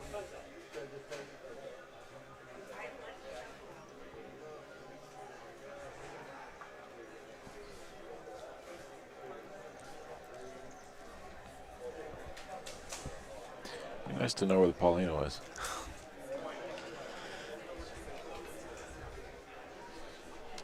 Point.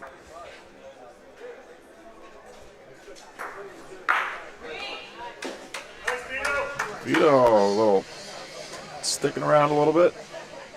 Not 100%, but it's in the neighborhood. Here comes Sean's second ball. Last ball for Team Bonnie and Clyde. And Jesse Milan will have a chance. Going to go ahead and find one of his balls. Oh, no, it got passed. Wow. That should make the point, I'm guessing. Yep. Now what? 3 balls back. Probably raw for that from the right corner, right? If you see it, if you don't see it, you raw for that first ball, right? The one against the board. If he doesn't see it from the right corner, he's probably going to shoot at the front ball to open it up. I wonder what the call is. Yep. Is that what he called? I don't know. No. It is. That was a brilliant shot. No, that's not what he called. Oh, I bet you he called Paulino. Bet you he called Paulino, right, with all the balls in his hand. Sometimes we get greedy and we don't take the easy shot. We try for the hard shot. And that's not even that easy if he hits Paulino to roll in 2 more points on the back there. Well, depends where it goes, right? But, I mean, I would take the 6 feet in the back compared to again. Compared to where it's at now, but it seems like it would be easier to score more points if you raw for the point. Right. And then just roll if he were to raw for the front one like he did, he opens everything up, right? Gives you an opportunity to do either or. You can decide then. You can point. Jesse's going to have 2 balls. What happened? They're leaving it? I don't know what happened here. Did he hit the Jesse. Why would they leave it? Oh, because they have 4 points? Because he knocked their ball out in the corner. They had a ball back there. Okay, yeah, they're going to put it back. That's probably the smart thing to do because you want to block that path, right? Make it as difficult as they can. Especially as good as Jesse's been, you want to make it as difficult as possible. Yeah, if Jessie comes along the board, she's trying to find her path, but it's going to be hard.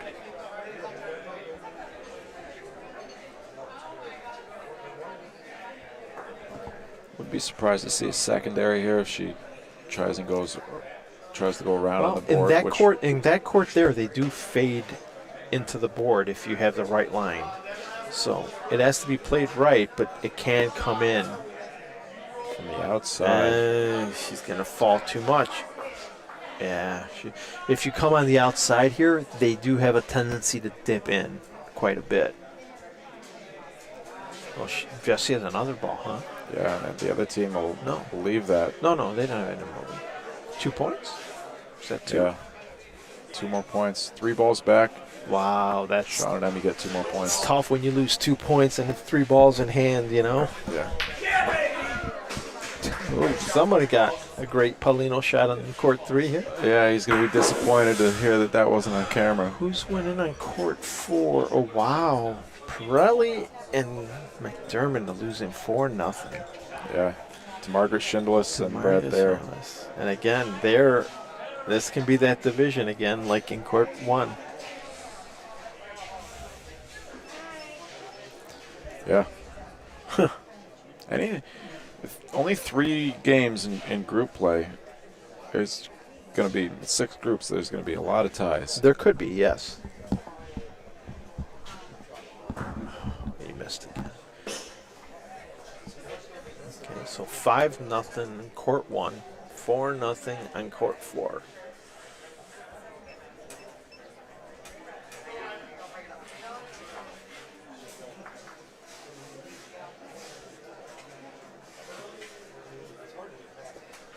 Good ball. Great ball. Wow.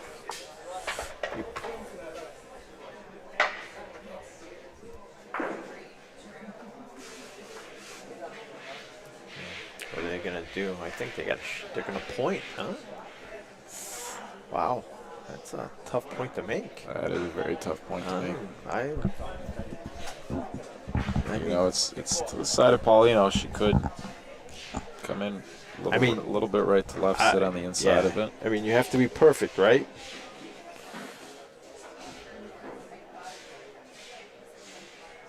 Yeah, that. I'm going to second guess their strategy there. That was a ball they needed to hit. Being down 5-0, you can't leave balls that close to the Paulino, unfortunately.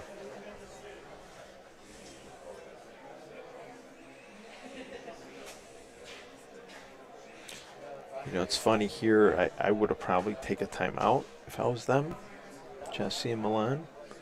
Take that 2 minutes and refocus. And you don't see that too much happen.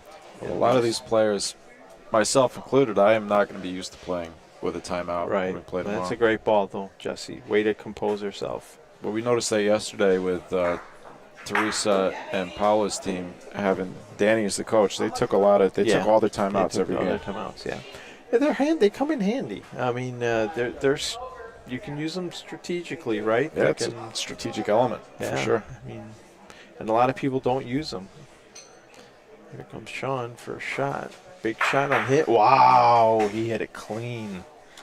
That's an awesome shot. Nice shots from Sean Yeah, Crawl. that is an awesome shot, hitting it clean, forcing Milan to make a decision now on either pointing or shooting.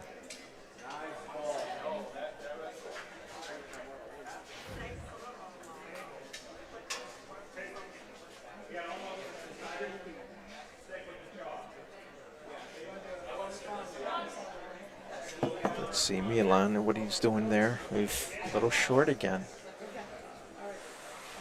Yeah, I think their next roll down, they need to take a strategic timeout there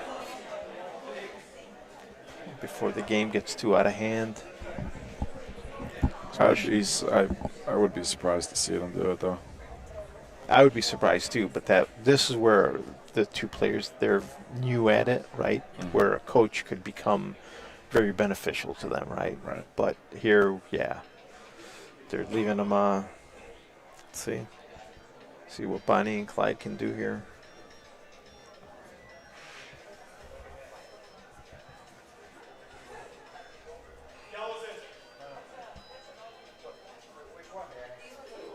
It's not my phone.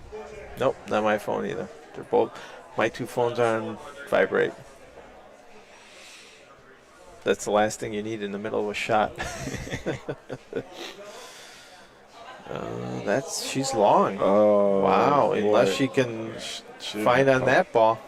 Wow, that's a break. Okay. Well, it's up to Sean now and seeing what he can do. Yeah, for those who didn't hear, if Sean and Emmy win this game. Okay, Sean looks good. We're going to have 3 teams in Group E that are 1 and 2. Wow, 2 points, so 7-0. That's a big one. That's a big lead. They need to do something here. Jesse and Milan, they need to regroup.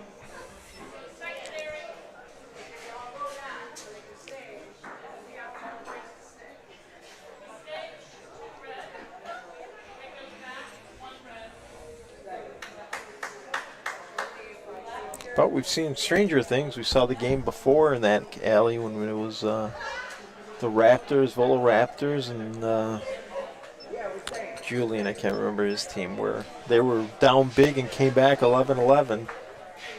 Yeah, Julian and Vanessa. I mean, there's still 40 minutes on the and time then that clock. controversy with the last ball. Yeah, that was. I'm interested to hear what went down there because that looked odd from here. Looked like a mistake. Yeah. Okay, they're playing in the Volo zone, which is interesting.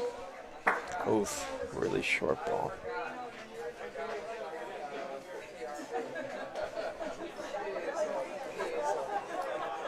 Jesse.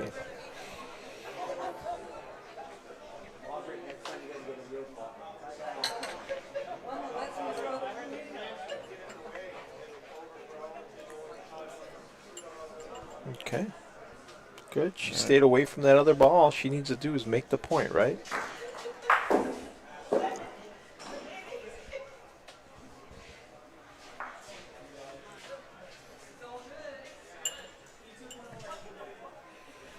Just looking over in court 4, we're 6-0 for Margaret and Brad.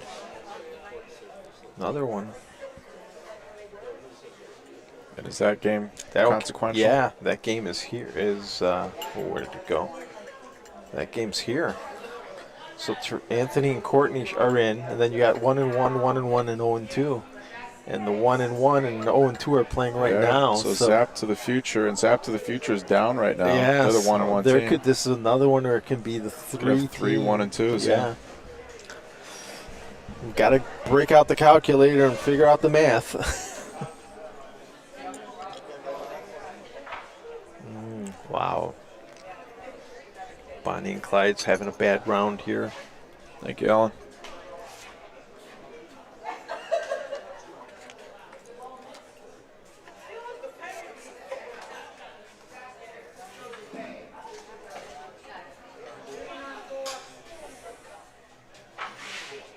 What was the call there, primary? Yes, it was a primary.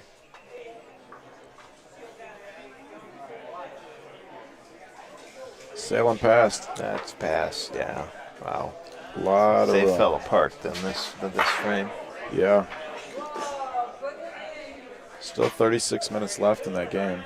Yeah, there's a lot of time. They can come back. You know, they should be able to score at least 3 here. The opportunity's there if she plays it the same way she did originally. Why would you change it? You put it through a perfect ball. Right? Well, there is, let's see. I mean, is that other ball? You can either come on this to the left of it or the right of it. I mean, I guess, yeah, wherever you feel comfortable. She's gonna come in on the right again, like you said. Yeah. I mean, she threw a perfect ball last time. She did it again. Even better. Yeah. A little too close for my comfort, but it worked out. So, 2 points. Myself, not being a roller, it always makes me a little nervous when my balls get that close to. Mm-hmm. Yep.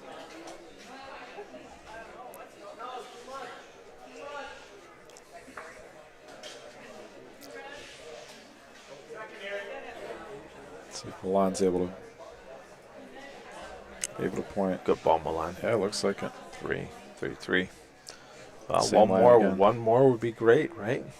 Yeah. Blocked a little bit, but not really. Thought the referee was going to kick the balls for a second there. We actually saw that in when Sean and Emmy played over here. Sean picked up the balls when the other team had a ball left. Oh, short. It's okay. 3 points. I mean, that's a good start to come back, right? 7-3. That has to be a lifting round for them.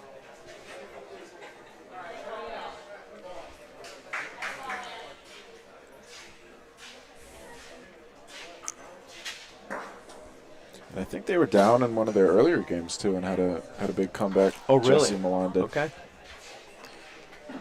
I So, think so. they can do it then. If they've done it once. You always build confidence. Once you do it once, you can never let a game mend. Told a long time ago, score 1 point every frame, you can't lose.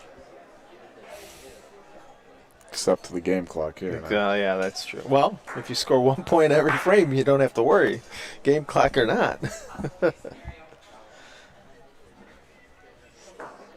That one's a little firm on Jesse.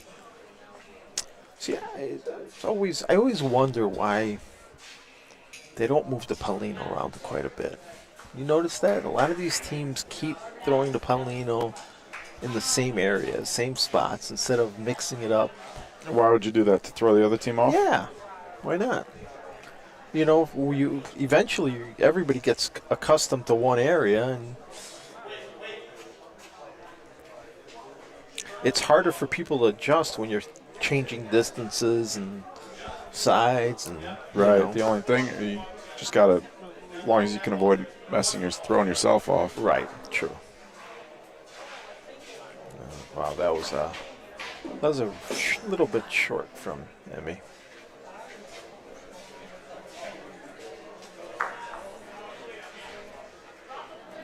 Yeah, let's take a look at our team rosters. I haven't done that yet. Where are they? Bonnie and Clyde, Sean Cron, Emmy Fuji. Sean's from Illinois, Emmy's from California. Another short ball. Wow. Emmy. They're going to let them back in this game if Sean can't put a good ball in here.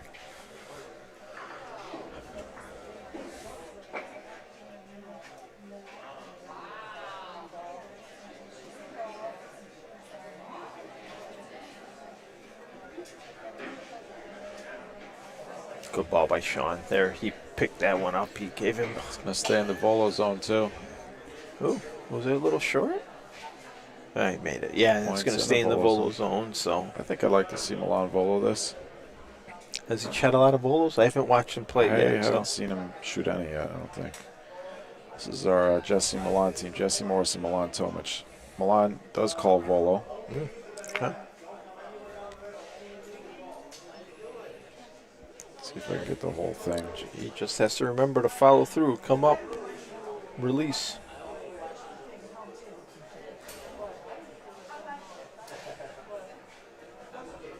He's voloing that ball in the bottom right of the screen there.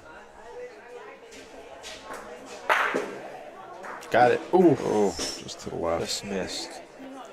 That was a good attempt.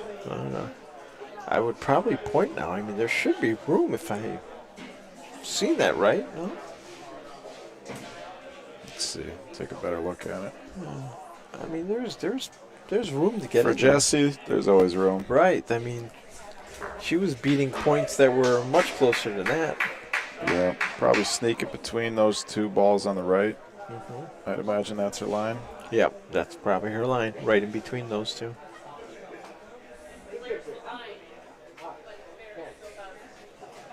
Oops. What happened? Oof. She's firm. She's firm. Oof. Okay.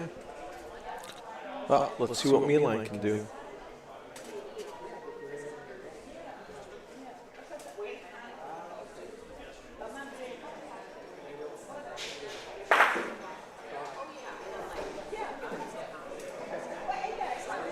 Oh, is that offline? He's trying to steer it with his he threw that off. Wow. Oh, that's been secondary. Hey, he'll take it. Yeah, that's good. It works. Anything you can get sometimes works, right? Yeah. Wow. Even in PRV, sometimes you get shots like that. Yeah. See, now I probably wouldn't have put that ball back. Right, because you're blocking yourself. You're giving yourself. And it was closer to Paulino anyways over there. Not that it really made a difference, but. No, didn't make a difference. But yeah, what's that mean? I don't know.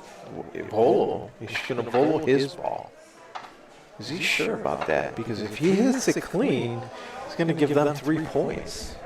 Emmy's pointing at the point ball. Yeah, no. Emmy was pointing at his ball. I think Emmy's arguing. I think he was pointing at the point ball. I think Emmy's arguing.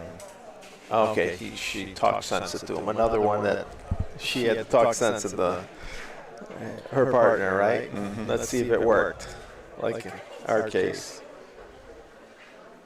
I mean, that's the right play. You got to go for point. You can't shoot there.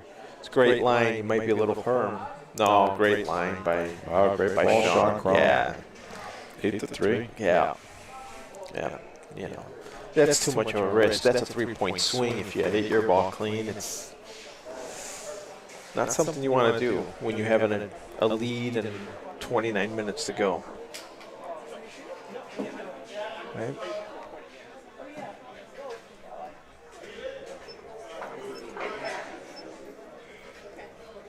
So, yeah, let's see where they put the Paulino. Looks like they're putting it on the side. I'm kind of surprised they're playing it on the left side. With Sean being a lefty, you'd think it'd be easier if they played it off the right board because he can come into the shot when he Rafa's. Yeah. You know? Depends. Because it makes it a harder shot for him if he's coming cross court, right, from there, because he has to be more perfect. Does give him more of an angle down the sideboard, though. Okay. On the left side. True. Depends how the balls are situated, I suppose.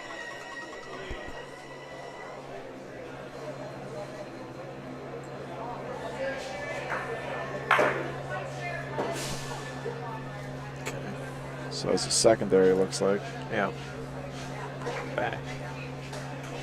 Take the extra few inches. Wow, we have two identical scores on court 1 and court 4, and both in the same situation, 8-3 and 8-3. Wow. Yeah, over on court 4, Brad Thayer and Margaret Schindelis are up 8-3 on Lauren McDermott, Maurizio Pirelli. And Lauren was the gold medal winner with Amy yesterday in the women's doubles. And bronze medalist in the shooting competition. And bronze in the shooting, that's right. I forgot about that. What did you think of the shooting competition? That looks like a lot of fun. I can't wait to do it myself. Okay, good. You're doing it too, right? No, I'm not. No? Nah. Why not? Save my legs for the games. Yeah. Yeah, we were discussing that yesterday. 36 extra shots if you make it to the last. Yeah, I find it more exciting doing it in a game. I've never done the shooting competition before, so yeah, it's a good experience. It's a fun little thing, right? Yeah, everybody stops for a minute. Yeah. So Sean tried to shoot Paulino there, and it looks like he missed. Yeah, took out their own ball. And they're going to put it back. Right, so yeah, the other team opted to put it back. Going to do it again. I don't know if I agree with. I don't know if I agree with that strategy when you're up so big. On the second ball of the frame. Yeah. The other team has the ball advantage. Yeah. I just don't see a reason for it. I don't see it either. I'm with you here. Because now you're putting your partner in a position that she needs to put a really good ball, or otherwise you can lose 4 points, and now you're 8-7. Even if you hit Paulino to the back, I mean, what's the point? That was just lack of experience, I think. That's all. Could be. It's a real nice ball from Great Emmy. ball for Emmy. If she can leave it on there, that would be even better. Wow. Great ball. Rosalio, it is.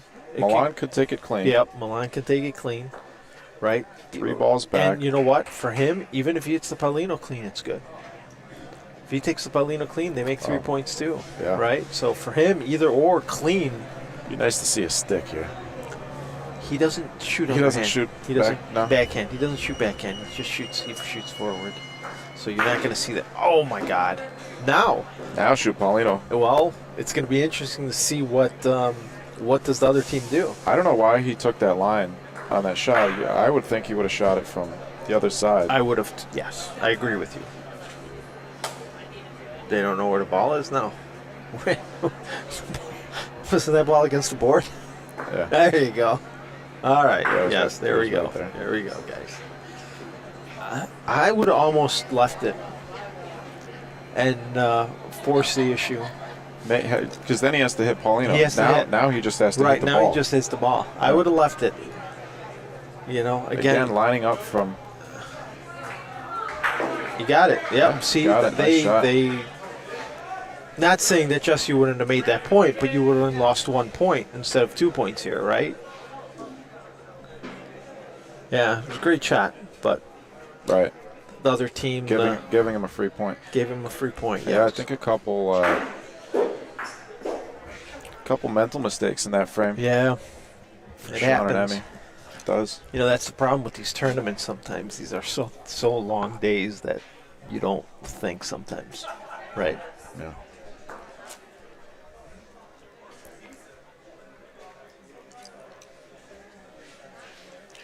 Is she short? Oh, my God. It's close. Wow. One. Amy says one. One. Well, Well, she's not going to shoot that back ball. well, she doesn't have any more balls. Yeah, she has No. one more. No, Oh, no. she's out of balls? She's out of balls because the, Milan uh, shoot and miss. Oh, Milan burned the ball, right? Yeah, see? So, Bonnie and Clyde might have bit the bullet here, even with the wrong decision. And only gave up one.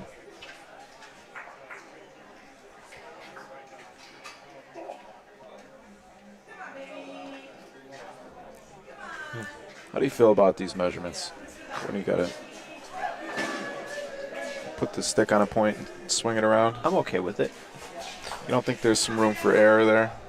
There's always room for error, even with the tape measure. is straight, right? Is it? I mean, let's think about this. If you don't have the right tension on the tape measure the same way as you do the other one, there can be a variance. It seems like it's easier to make a mistake with when you're swinging the stick around. I'm not going to disagree with you. There could be. Differing schools of thought. Yeah, I mean, I'm okay with either. Yeah. Right? I guess it's preference. It's probably not going to be, most measurements, it's not going to be enough to change the measurement. I mean, the one I love is the inside antenna. Right. Right? That's, you can't get any more precise than that one. Right. Or the carpenter's ruler. Or the carpenter's ruler. I love the carpenter's ruler. Oh, what happened? What happened in court 4? Do we know? Did they lose? Looks like Brad and Margaret won. Wow. It was 8-3. Brad in favor of Brad Thayer and Margaret Schindewis. Now the game is over. Brad and Margaret just put a beating on Lauren and Maurizio. That's very surprising. So Lauren and Maurizio, I don't think are going to move out of group play. I don't know. I don't know what happened. Yeah, let's see. Yeah, it all depends what happens. Or no, they were Zap. 0-2, so those are two. Those teams are both 1-2. It depends what Zap to the Future ends up doing. Another nice, clean hit. They're playing now. They're 9-4. They're down, so if Zap to the Future, if Lilia Zaparania can veto, they're in. Lose to Anthony LaBarbera and Courtney Strickland, a very, very strong team. But if they win, they're in. If they win, they're in. If they lose, it's going to be a 3-way tie, 1-2. Yeah. So what are you rooting for? 3-way tie? I don't think I'm rooting one way or the other, but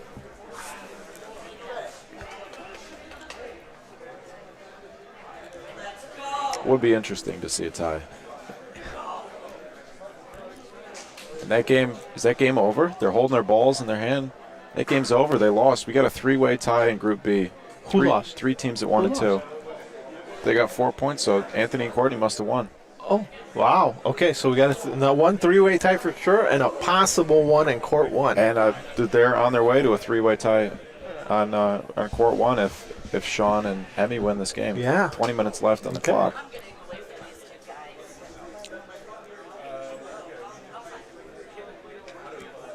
Oops. Why is that over there?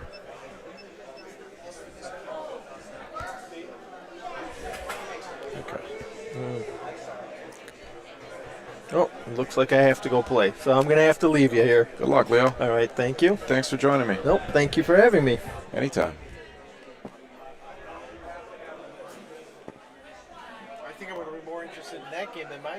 On court 4, Chicago Highwood versus the Bee Gees. Chicago Highwood, Bee Gees, court 4. I think our game is going to be the same thing. If Chicago Highwood beats us, there's going to be a three-way tie. Let's see. It'll come up in a second here. You're pool D, I think. Or no. Let's see. Yeah, 1-1. Chicago Highwood's 0-2, so. It can happen then. Wow. Court 2, Bolo Raptors versus ASOC 1. What just happened here? Looks like Milan hit a nice shot. Bolo Raptors. Very nice shot from Milan.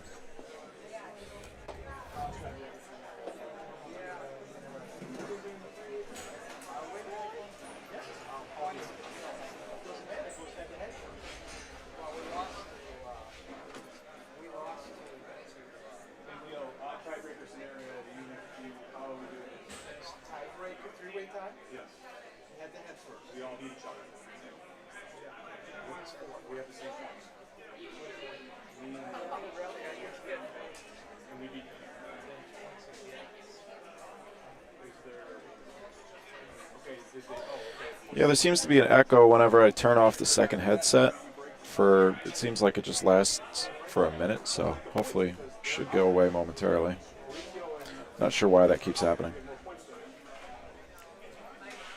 So that was one more point for Sean and Emmy. You can see 18 minutes left on the game clock there. And again, like we said before,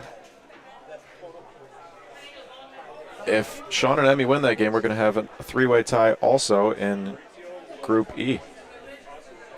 I'm going to leave the camera 4 for a second, and I will be right back.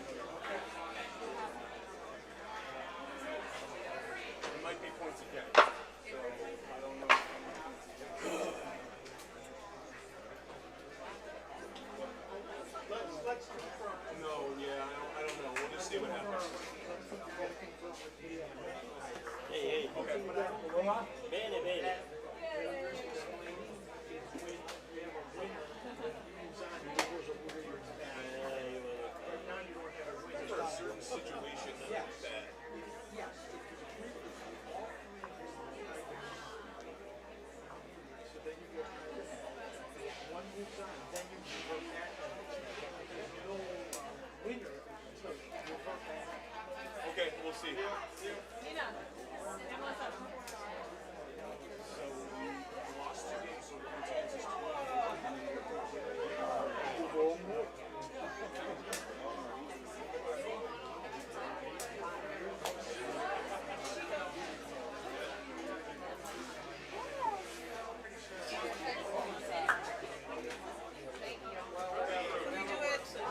Right here?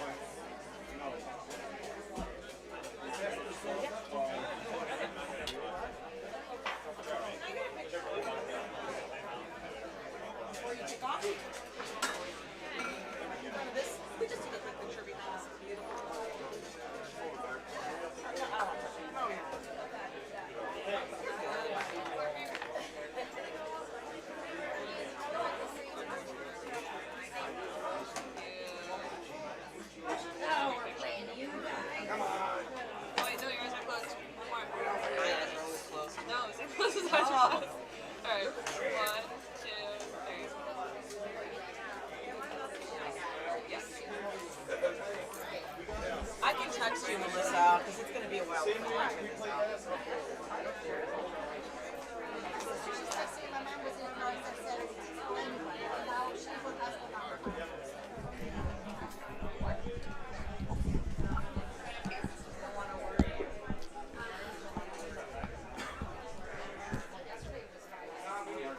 Andy and Peyton.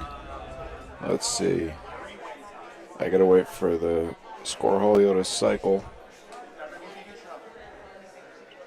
Andy and Peyton are 1 and 2, and they are out of it. They will not advance, unfortunately. Meanwhile, back to the action on court 2. If anybody's just joining us, this is the mixed doubles. We are in the last round of group play.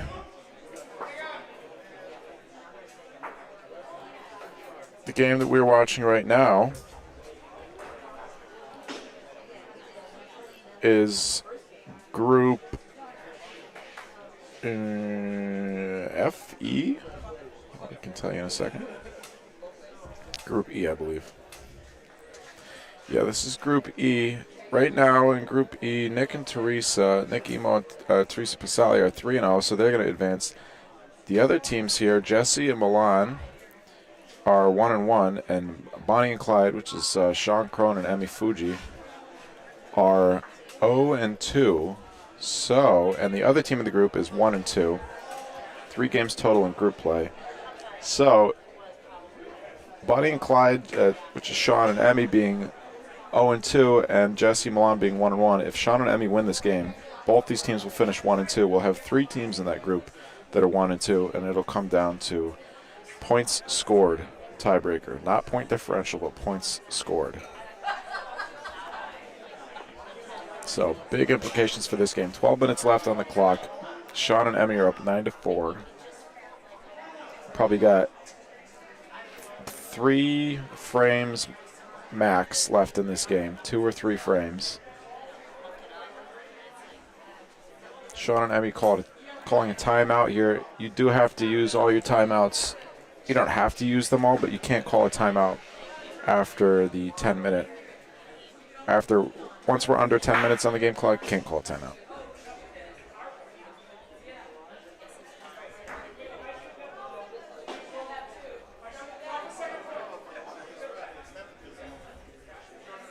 It's going to be the last ball of the frame for Emmy Fuji. Tough to tell what's going on because it's over by the board. It looks like she's lining up to Rafa.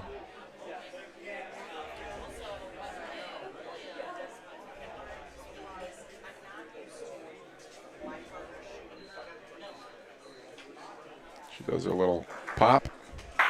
She was doing that, hit her own ball. So it looks like the other team elects to replace the balls and take 1 point. So 9-5.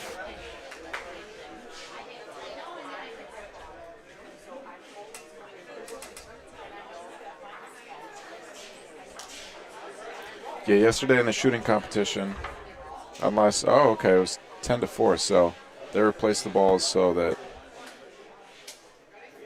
Sean and Emmy only got 1 point. Yesterday in the shooting competition, Emmy, we saw her do that with every shot. She tosses the ball up in the air and catches it, almost like she's throwing herself an alley-oop.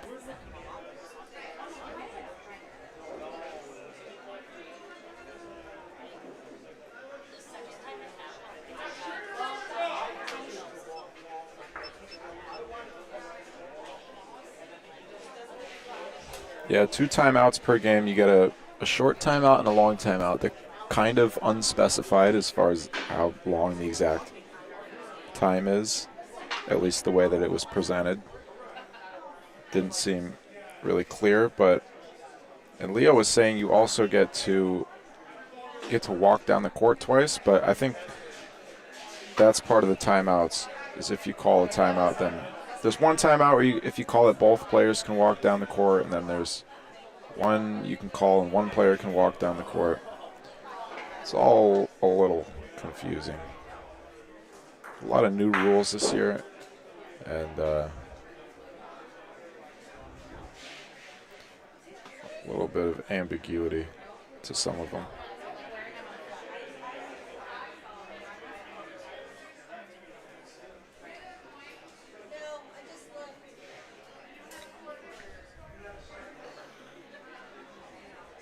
Yeah, Anthony LaBarbera and Courtney Strickland are 3-0, so they'll be moving on.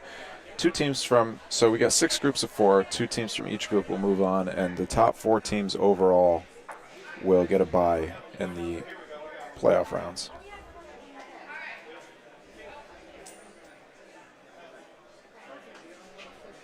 This is Jesse Morris. Jesse and Milan really need to score here, and they need to score a couple points here. 8 minutes left on the game clock, so we'll probably have this frame and then one more with the speed that these frames are going.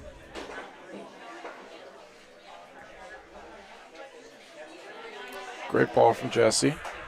It's in the volo zone. A little bit behind Paulino. We may see Emmy point on this. Sean's holding the ball. The crowd would like to see a volo from Sean, but Emmy would not.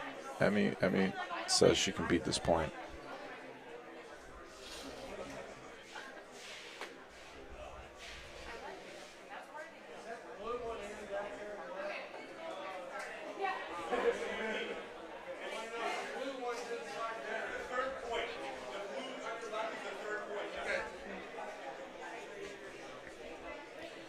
A little bit short.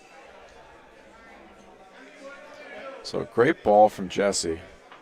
Put the pressure on, especially in the volo zone. It's more than 13 centimeters from the Paulino, so it is not Bersaglio. With Paulino, I believe I just heard the word volo. Makes sense. He's lining up at the B line.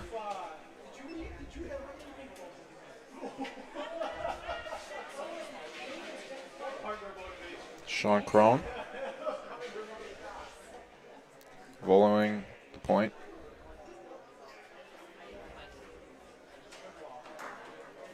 A little short, hopped over it.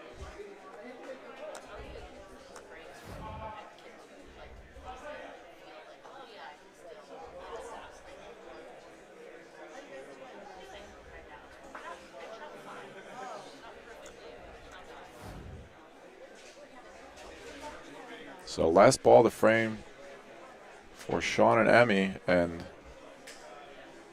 Jesse Milan could be right back in the game. That ball almost hit Jesse's feet. She wasn't paying attention. Look at that. Glue. 2 balls now for Milan Tomic.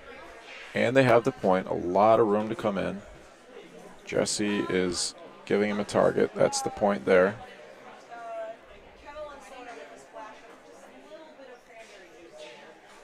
They really need these 2 points.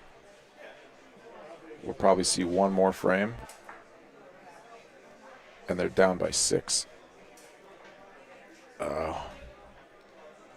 that a primary? No, it's not. So everything's good. Now the question is whether it's 1 or 2. Looks like, from here, it looks like it's just 1. Looks like he bumped that other ball out. Our official on court 1 right now is Alex Guerra. 1 point.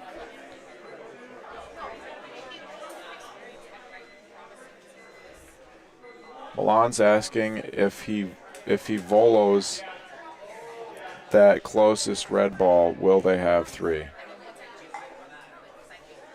And that's what he's going to do. Referee's marking the 40 centimeter landing zone in front of the ball.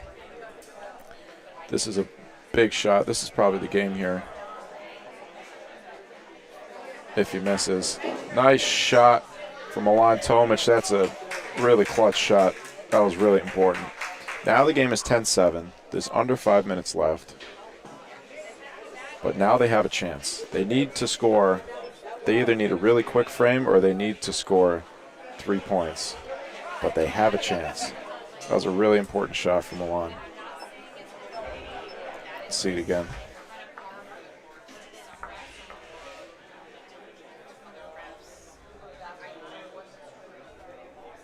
Clutch.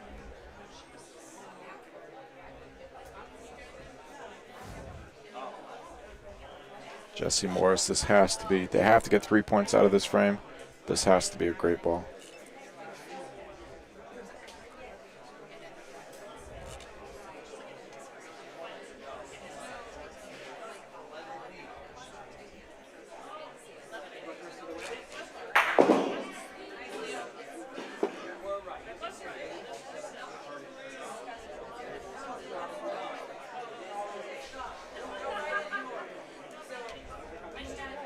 In the volo zone.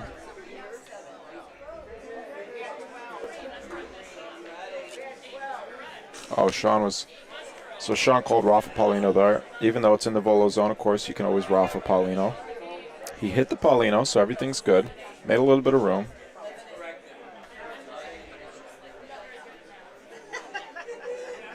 But now, the ball advantage swings in Jesse and Milan's favor. Sean and Emmy using their second ball right now.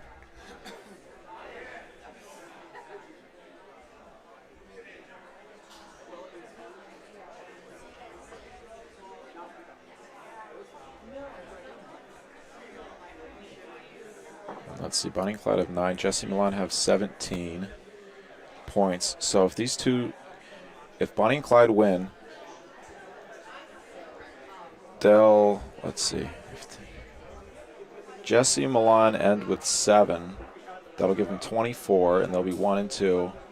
So they will beat Bonnie and Clyde no matter what. So they've scored enough points that I believe Jesse and Milan are through. No, because there's another team that's 3-0 in that group. So Jesse and Milan, even if they lose this game, they will beat Bonnie and Clyde. They'll beat Sean and Emmy. Even if they end up tied, they'll have them on points. And then the other team, I'll be able to tell you in a second. Great ball from Jesse. The other team is sitting right next to me, the roller coasters. They have 20. They would beat them too. So because they've scored 7 points already, Jesse and Milan are through.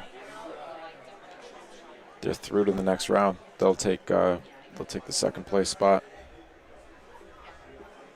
So no longer as consequential. I'm sure the players don't realize that, so they're still playing as hard as they can. But if my math is correct, then Jesse and Milan are already through no matter what. Even if they lose this game, they'll end up at 1 and 2. And it'll be a 3-way tie, and they will have scored at least 24 points, where the other teams will have 20, and the max that Bonnie and Clyde can get is 21. And like I said, Jesse and Milan already have 24. So they are through to bracket play with the second seed in Group E. Sean's ball. It's a good ball. Not sure that these players know the situation, but it doesn't matter anyways. They're still playing to win. 45 seconds left on the game clock. 2 balls for Milan. See how long it takes him to throw them.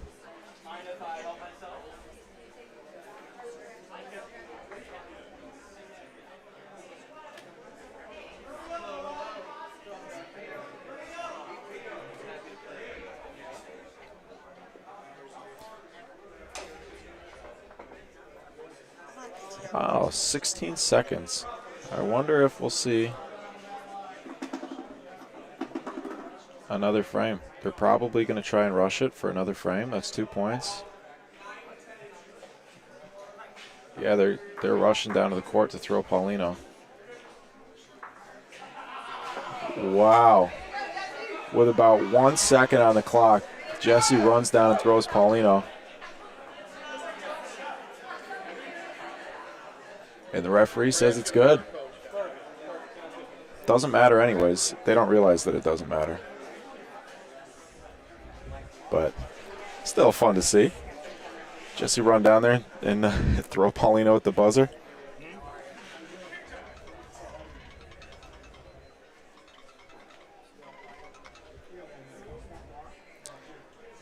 So this will be the last frame of the game.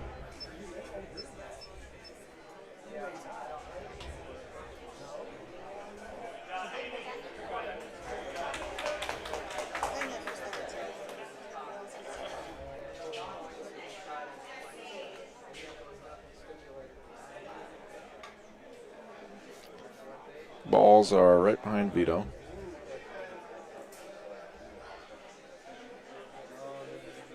Well, we'll watch the end of this game anyways. Next up, we'll have American Bocce Bro Co. It's Bridget Reedy and Dante Lovell on court 3 against Salsicha Train from Kansas City, Missouri. Or St. Louis. Salsicha Train, they're from St. Louis or Kansas? St. Louis, right? Salsicha. Yeah. We got a few Missouri teams here. Some Kansas City, some St. Louis. I don't know whose idea it was to put Kansas City in Missouri, Alan. What? I know it is. I'm saying I don't know whose idea that was. Not mine. Don't blame me. Well, can't even see what's going on over there. Good hit. These guys are really focused, but they don't know. They don't know that. They don't know that they're through. I won't tell them.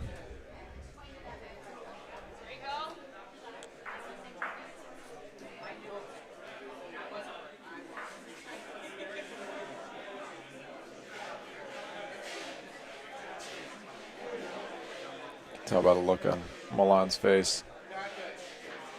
Well, the time's out on court 1, right? Yeah, time's out. The game, it doesn't matter anyways, though. Doesn't matter who wins.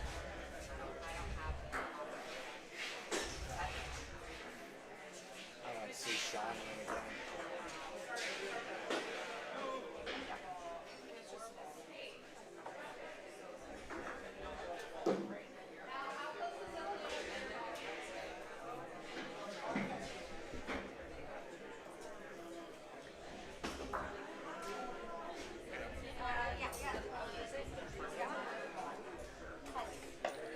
The Echo Monster is back. Is that what you're telling me?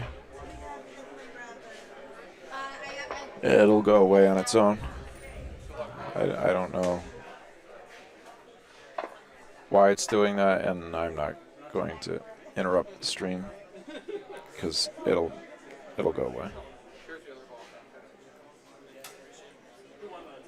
You guys do. I think it's some kind of processing thing.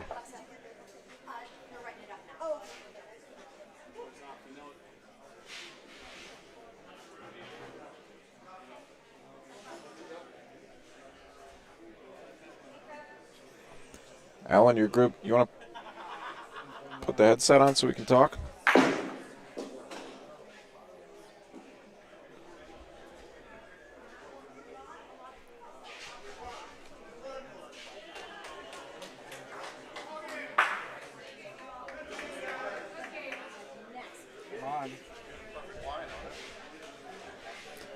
Well, that wraps it up. At the conclusion of that game on court 1, that wraps it up for your group, Alan. 3 teams at 1 and 2. Oh, hey, was there a possibility for us? Then, huh? No. No? I already figured out the points. Oh, come on. Yeah, I hate to be the bearer of bad news, but they scored 9 points. They're going to be 1 and 2. They're going to have 26 points. Jesse and Milana are going to have 26 points at 1 and 2. See, you guys have 20. And Bonnie and Clyde, they just won that game with 12, but that only gives them 21. Mm-hmm. So Jesse and Milan are through to the next round. And we're through to the next day. Yes, you are. We're through to Friday. There you go. You're not playing tomorrow? Yeah, I am. Yeah, we are. Oh. Yeah, I'm playing with Vito tomorrow. Nice. Yeah, I'm looking forward to it. Just looking forward to playing. More bocce.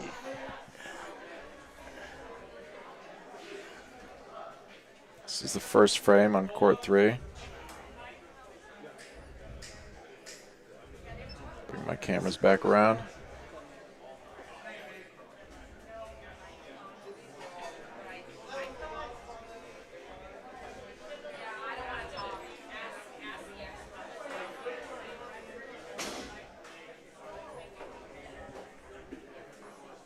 Oh, a little too hard.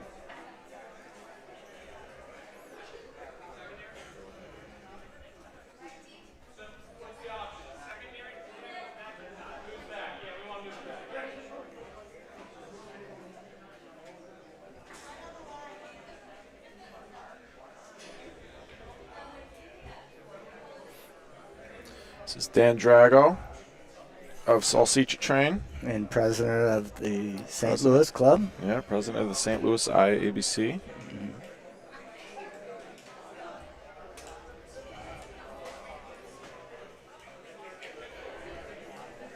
Nice ball. He's playing really well. One ball remaining for each team. Yeah, their team's playing really well. What are they? That is not Bersaglio. What are who? The dance team. Salsicha Train. Yeah. Yeah, they're 2-0 right now. Yeah. American Bocce Broco is 1-1, so American Bocce Broco needs this game. Salsicha Train maybe can afford to lose if they score enough points, but of course, don't want to leave it up to that. This is Dante Lovell.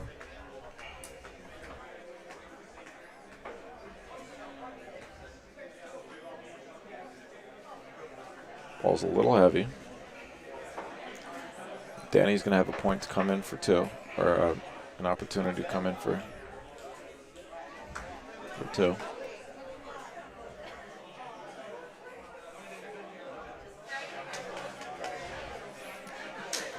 So are they going to take a break at all after this when they get the brackets? I don't know. I can check the schedule. There is no break today between bracket play and the finals, which there has been the last few days. Nice roll from Dan Drago.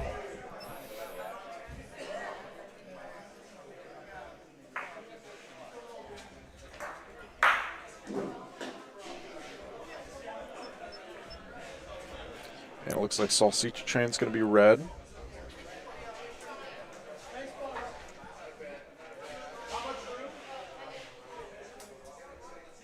And American Bocce Broco is going to be green.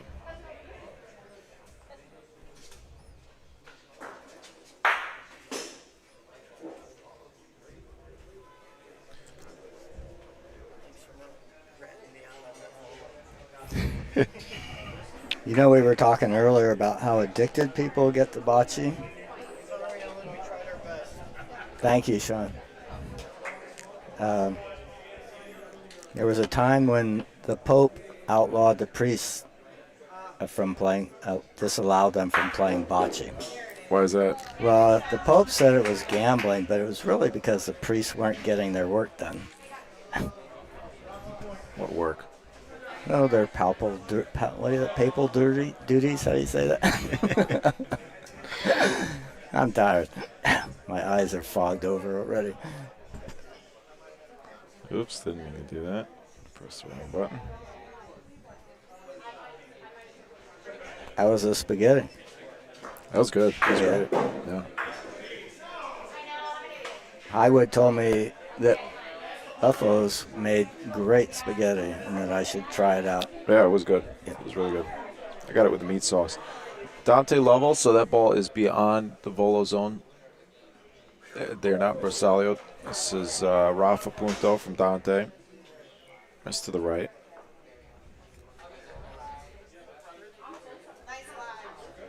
American Bocce Broco is Dante Lovell. I think I spelled Dante wrong. And Bridget Reedy. Dante's from Ohio, one of the Bocce Bros. Another. Guess we'll see the rest of them later tomorrow, probably. Huh? Yeah, Anthony's coming, I know. I think those are the two Bocce Bros that'll be present this week. They also have a YouTube channel where they stream a lot of games from Ohio. They're from Ohio. and they have a podcast and stuff. They produce a lot of bocce content. So Dante Lovell of Ohio, which is, I believe, is misspelled there. I think it's Dante. Correct. And Bridget Reedy, local ABC girl from Chicago, Illinois. It's Dante's second ball there.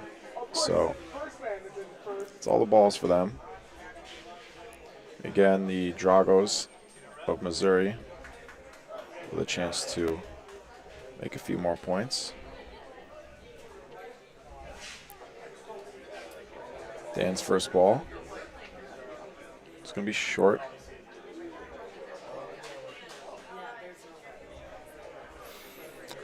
Let's see if he chooses to shoot that ball out for 2. I think he's got first and third point. Yeah. No, he's going to point. Not going to do it. Yeah.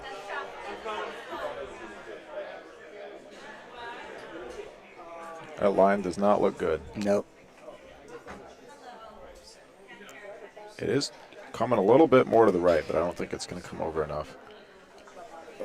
Not hard enough to sell the point, but it's going to be 1 point for.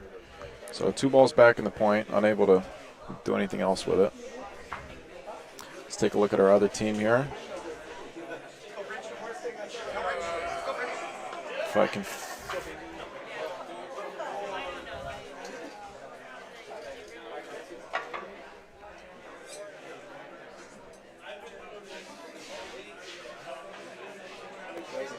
Do I not?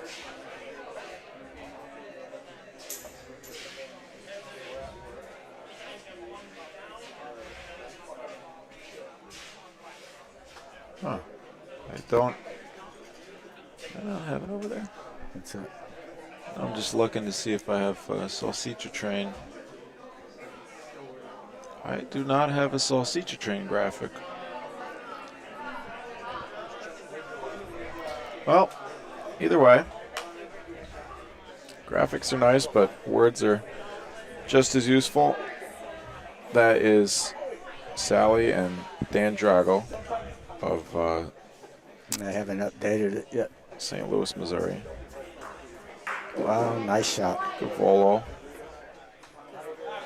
Dante Lovell. Sally and Dan Drago. Dan is president of the St. Louis IABC, and they are Salsicha Train. Bridget Reedy.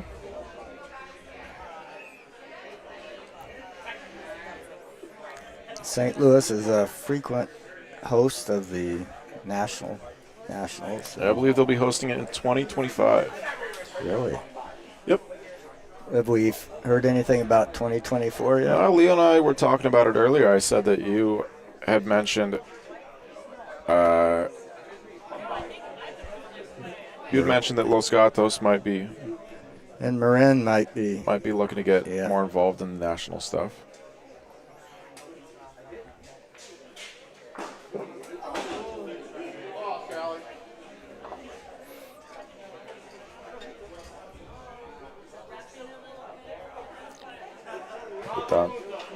Dante says Rafa Punto.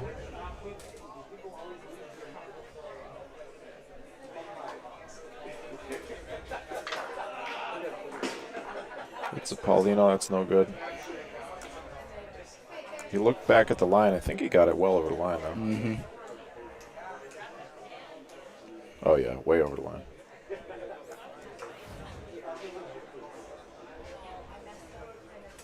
So the referee will replace the balls. This is the last ball of the frame again. Salsicha Train again is going to have 2 balls back. And if Bridget doesn't beat the point, they're going to have the point. 2 balls back and the point again.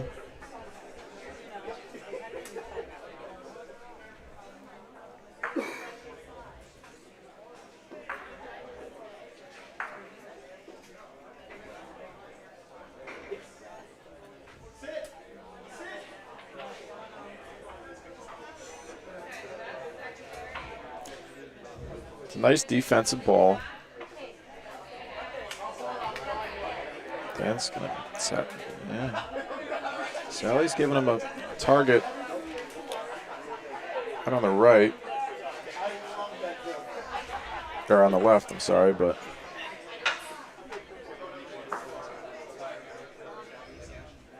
yeah, Dan sees the same thing that I do. Wants to come in between those two balls. He has his own ball to land on.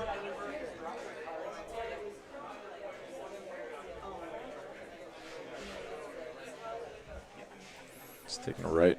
So have you found that all the analysis you do and your play-by-play help you as a player when you're on the court? Well, I haven't played. You mean in past tournaments? Yes. Day to day. Sometimes it helps to see the other teams and watch how they play. Mm-hmm. Do you see the points a lot clearer? A lot of players don't see the possibility for points on the court. That's something that comes with experience. What do you mean by that? Well, you see that you can shoot a ball to get a couple more points out of the situation. I'm always looking for an excuse to shoot. Yeah. So I've never had a problem. Never had a problem identifying which balls can be removed for more points. Yeah. Most of what I do, especially where we're from, very shooting heavy, as you know. Right. And as the shooter, I'm usually the primary shooter on whatever team I'm on. So probably 90% of my balls I'm shooting. So I don't get, sometimes to get the rhythm pointing, sometimes I don't get a chance to really get the speed. So I will lean towards, I'll favor shooting. Correct. Usually, as the referee just moved the Paulino. And he moved it again. And he's going to move it again.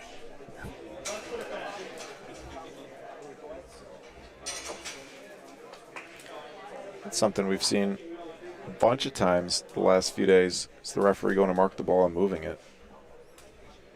It's hard to make that little mark. It is. That's a long stick. That's a lot of bending over. Rob Schroeder is our official for this game on court 3. Ball's going to be short from Bridget.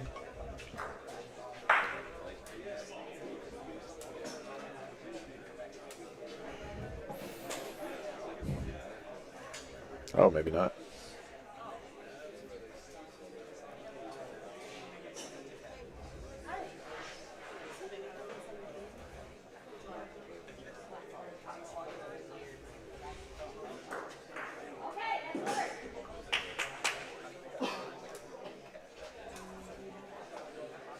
Get a real tape measure. Yeah, just taking a little. I mean, in timed games, you want to try to do this as quickly as you can. Real tape measure. Yeah. Yeah, it's going to take 2 minutes off the game. Yeah, now he's got to get someone to hold it for him. I'm grabbing the other tape measure.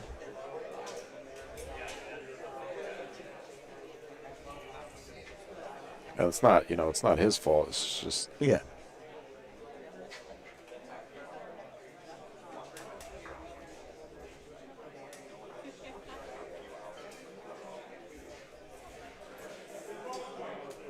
All right, Bridget's ball is in.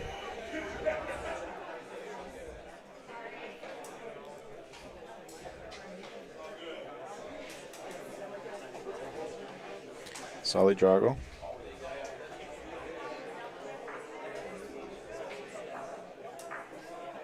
Going to give it a little nudge.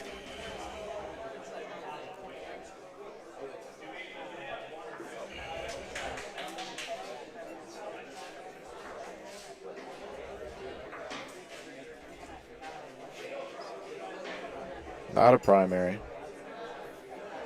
So the balls will stay where they are.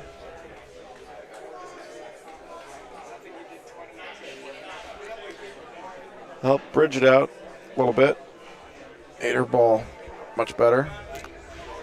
Dan's gonna try to lag in. Yeah, he's going to try and come on the outside here, I think. Throw it a little sideways off his hand to try and give it some action towards the right side. Don't think it's going to get over enough. Wow, I took a turn at the end, but not enough. So Rob opting to go chalk in hand now. to avoid any stick errors. Or maybe his chalk just broke, I guess. Last ball of the frame. AB Broco is going to have 3 balls back. Dante wants to know how much room they have. How far from is the Paulino from the ball, he asks. That far. About 11 inches.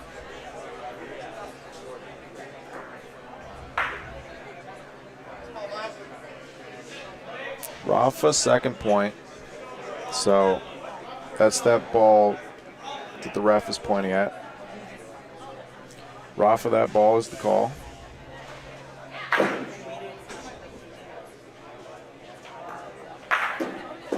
Nice shot from Dante.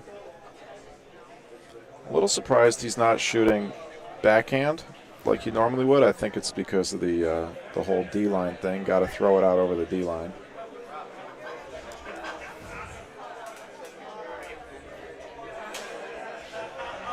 Dante, being from Ohio, another, like I said before, us players from the Northeast tend to drop the ball a lot sooner when we shoot a lot lower to the ground.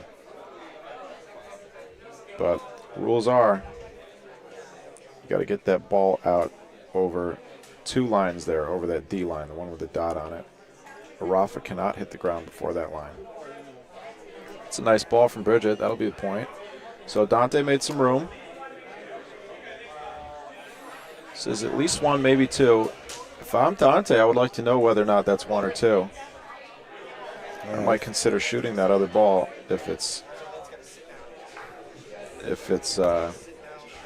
not 2. That's 2. Nice ball from Dante. Not a primary. We'll measure for the third. That's at least 2. Maybe Broco's on the board.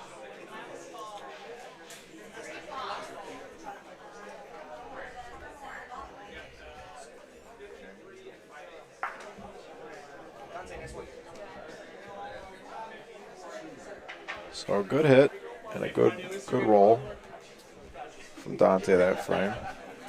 How many points did they signal? I don't know. Bridget just did a little hop and a skip, so I'm guessing 3. She's still skipping. Although even if she's losing, she's probably skipping. Yeah, 3 points. She got 3 points.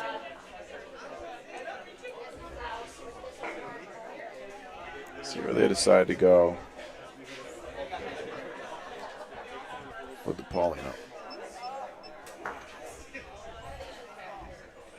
Beyond the Volo zone, near the opposite C line.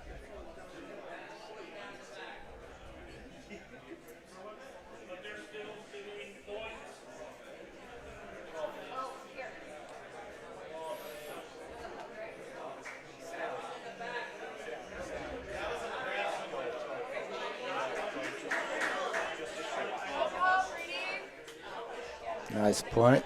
Yeah, great ball from Bridget. A little bit behind Paulino. I imagine the Dragos will point on it. Yeah, looks like can run into that. Although if you could block it, if you point on it, leave it short, and it's not the point, you can block that ball. That's what the thought process is here. That's a bit of a teaser.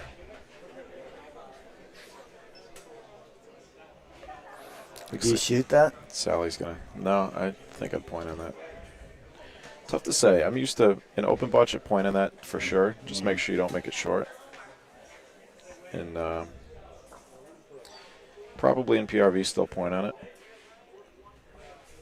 And you still can't make it short. It's going to be short. It's going to be short, but out of the way. Out of the way. And it's not a bad ball. Now I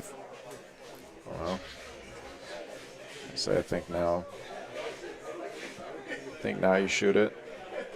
Bridget put in a good point, but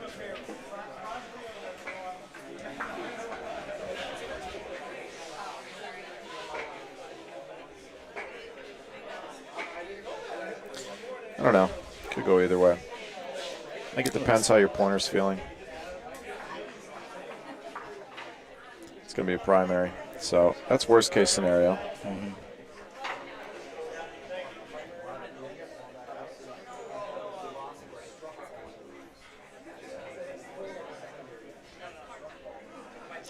That ball goes in the garbage. And now Dan has no choice but to play defense. That's a really nice ball.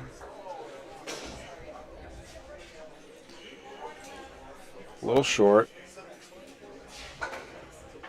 But that's a great defensive ball. I would almost, if this is open botch, I might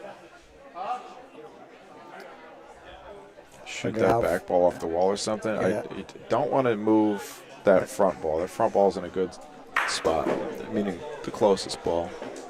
I think he can get between the wall and that. That would be ideal if he can sneak one around. That's the way he's going. Oh, that would be a it's nice gonna ball go too through. if Yeah. it. Oh, just a little bit short. Not the point. So good defense. He crowded the Paulino. Dante calls timeout. He's going to take a look at it. They have Paulino in the open. I think this is a pretty easy call. Take a shot at Paulino. That's what Dante's pointing at. Do they have a coach down there? Oh, Alex is coaching them. So these two players, I think I would imagine this is Dante's first time playing PRV. I don't know. He was at the Nationals. He was at Nationals last year. But I I'm think not it was sure. just to play To open, yeah. with the so. ABC guys. So I think Alex is helping him out a little with the PRV strategy. Be surprised if Dante didn't Rafa Paulino.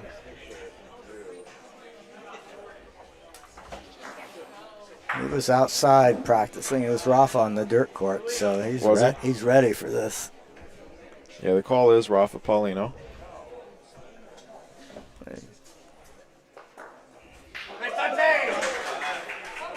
Fantastic nice. shot from Yes, Dante very Loman. nice. That's a tough shot. That's clutch, too. He looks better every time I see him. A lot of these players do. Yeah. It's a really nice shot, so that's going to be 4 points. I'm surprised Saul Seacher Train's even making him roll the balls.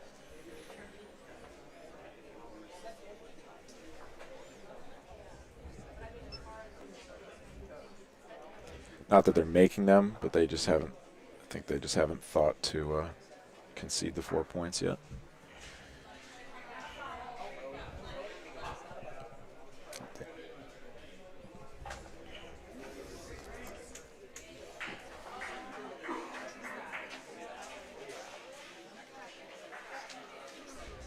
I'm speechless. I'm too tired. I'm too tired. Good to see you. I'll move out of the way. Oh, it's really comfortable. Do you have our shirts, Dad? Yeah. Where? In the other room. In the other room? Oh, cool. You want them now? I'd like to see them.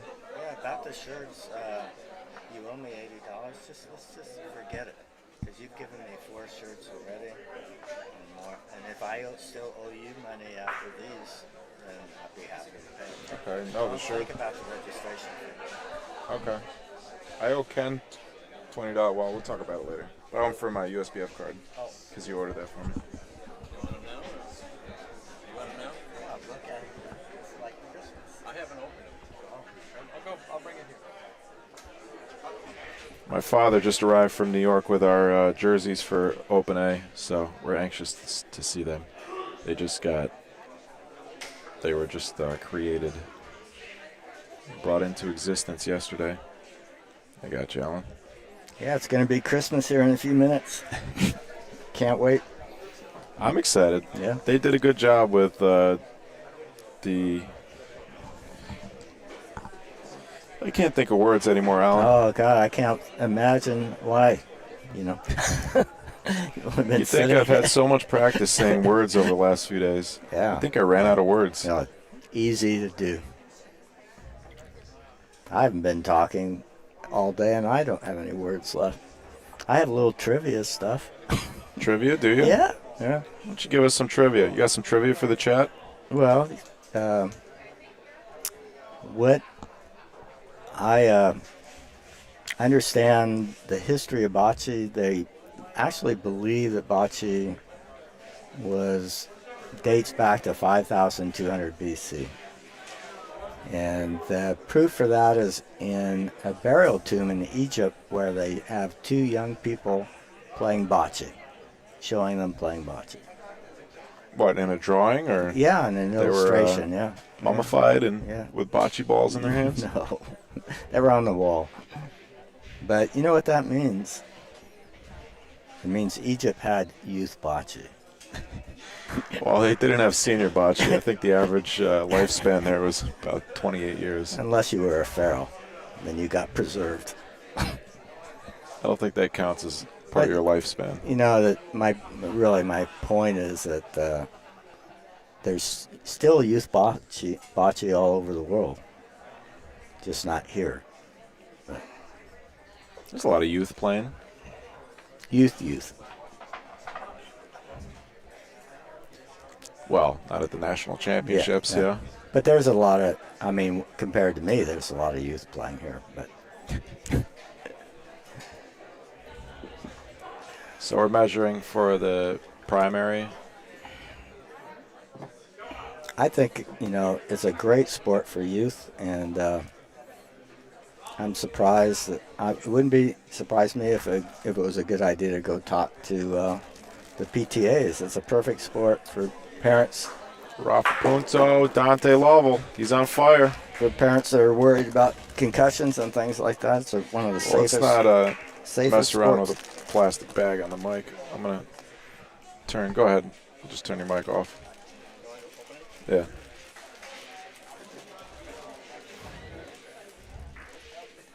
Dan Drago. This is the third ball of the frame for him. For their team. Dante's going to shoot it again. Ball's about in line with Paulino, a little bit in front. Paulino could go. Dante is consulting with their coach, Alex Gara. How do they look? Nice.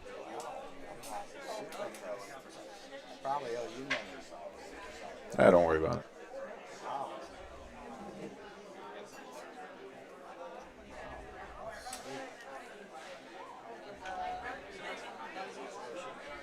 So Alex instructing him to shoot or to roll because Dan's got a ball left. I would have shot that. Make Dan point it again. It's not an easy point. Want me to give Cam his? These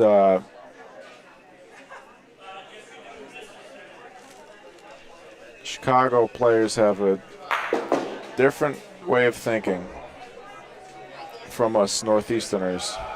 In Ohio, that's a shot. I think Ohio, maybe you can confirm in the chat, but I believe that's normally a shot.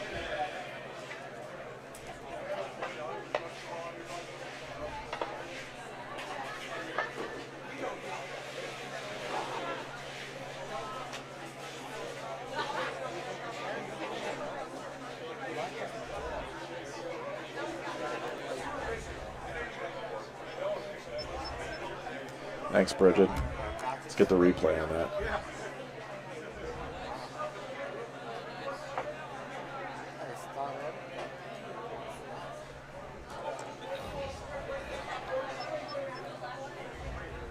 Seven to 6.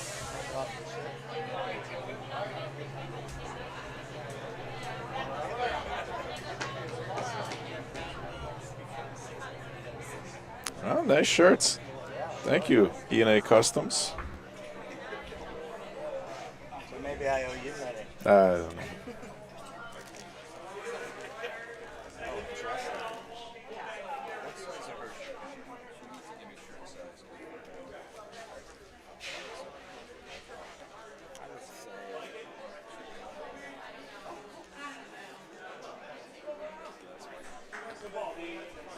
There you go, Bridget. It's a decent ball, a couple feet beyond Paulino.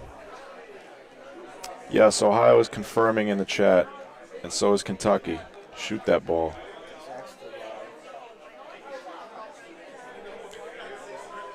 Yeah. Shoot that ball indeed.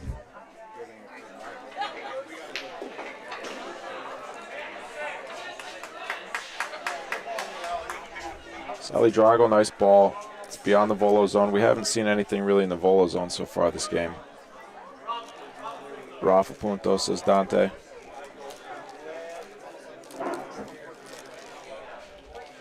Going for the left side of the ball. Hit it a little more solid than he would have liked to, I think. Still a great shot. If he had clipped it on the left more as possible, that could have gone clean, but he hit it pretty much where he was aiming, missed by maybe 1/8 of an inch.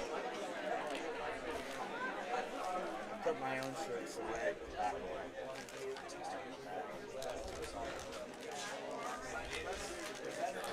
Ball number 3 for Salsicha Train.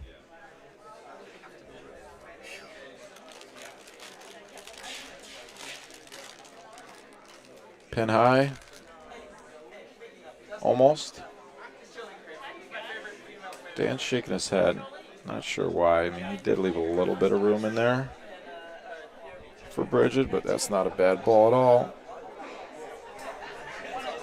Bridget's going to go up towards the wall, probably pretty much straight at Paulino, looks like, yeah.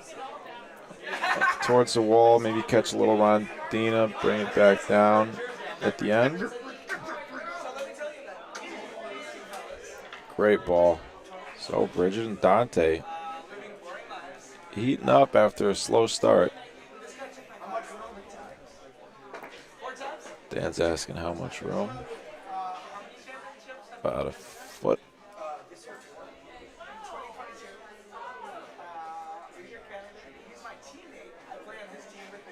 Nice ball for Salsicha Train.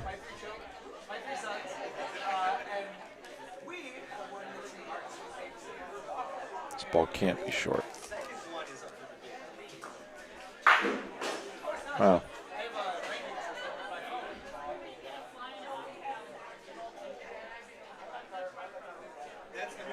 Balls aren't that close together, so not the worst one to make short. Decent blocker. Dante's going to roll towards their own ball. Hopefully, he's going to try not to catch the rondina too early. Sidewall is no good in PRV. That ball is going to be close. It might not make it. I think he made it. He's going to beat the point. Nice rolling from Dante and Bridget. 2 points. It's 9-6. We got 20 minutes left on the game clock, so got a ways to go.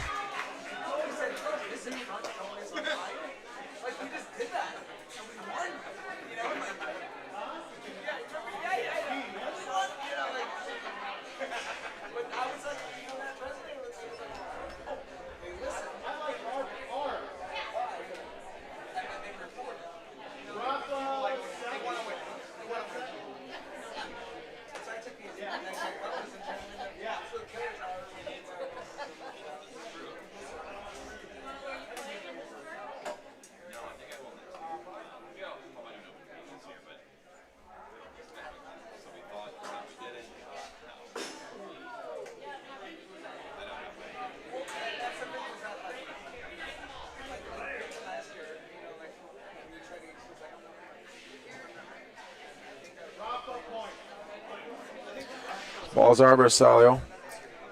And beyond the Volo zone. See Rafa Bersaglio here.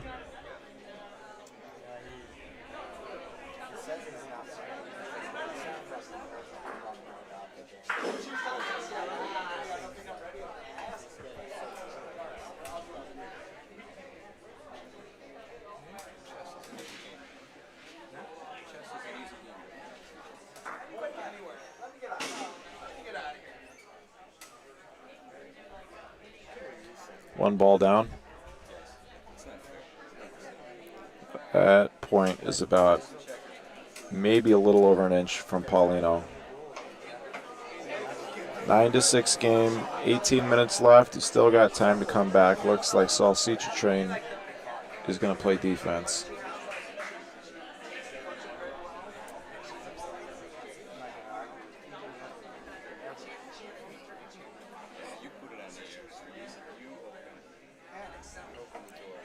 Didn't touch the wall. Ball's good. Good defensive ball. Going to want to try and crowd the left there. Put another ball between that ball and the wall.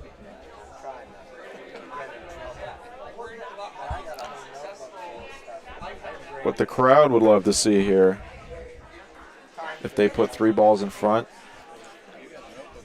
We would love to see Dante volo their own point and take that point and Paulino down for 4. So it's a good spot for that ball there on the left. Now you kind of got to roll another ball straight at their own ball on the right, and maybe touch it, open up, just make a little bit more of a block there. Although maybe you don't want to do that because you don't want to move that ball, give them a clean, an open Rafa at their own point.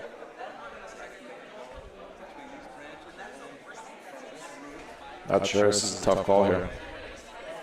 Dan Drago's consulting with Brad Thayer.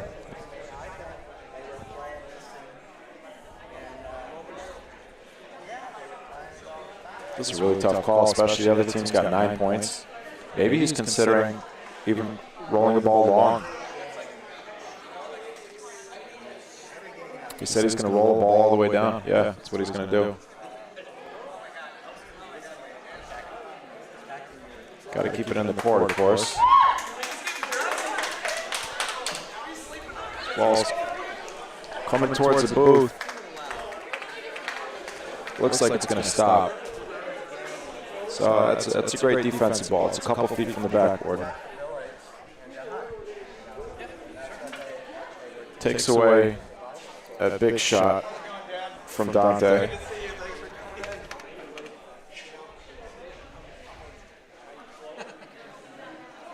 You know what I don't mind here is a Rafa on that front red ball.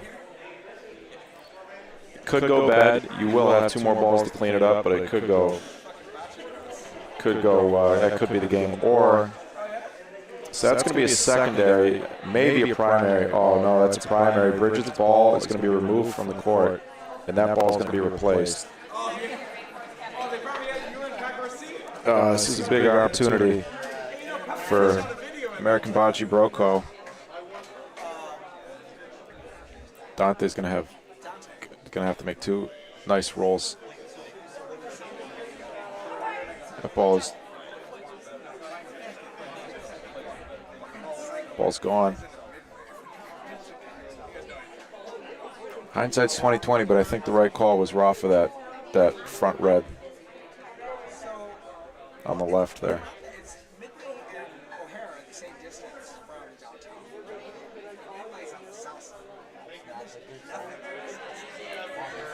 Christian Maluski wants them to shoot their own ball. Great ball from Dante. So it makes the correction, 2 points. Yeah,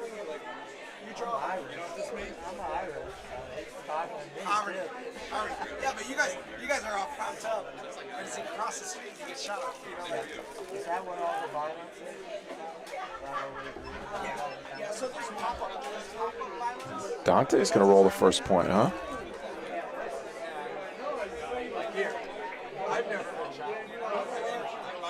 Ooh, almost a violation on Paulino. Hold on, you can't do this. This can't be legal. Can someone confirm in the chat that in open butch, this is not legal? For one person to roll Paulino and the other person to roll the first ball. I find it hard to believe that is legal or illegal in open butch and legal in PRV.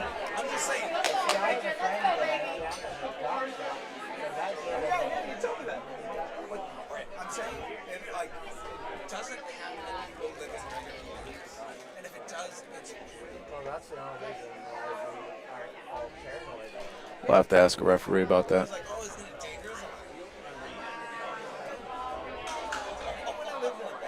So that's a really good first ball from Bridget. Dan's ball is going to catch a little too much. The Rondina going to come down. Oh, wow. It didn't come down enough, so that's a great ball. Made the point. We have a lot of that in the San Jose. So it is legal in PRV. That's interesting. You cannot do that in open butch. You cannot have one person roll Paulino and then the other person roll the first ball.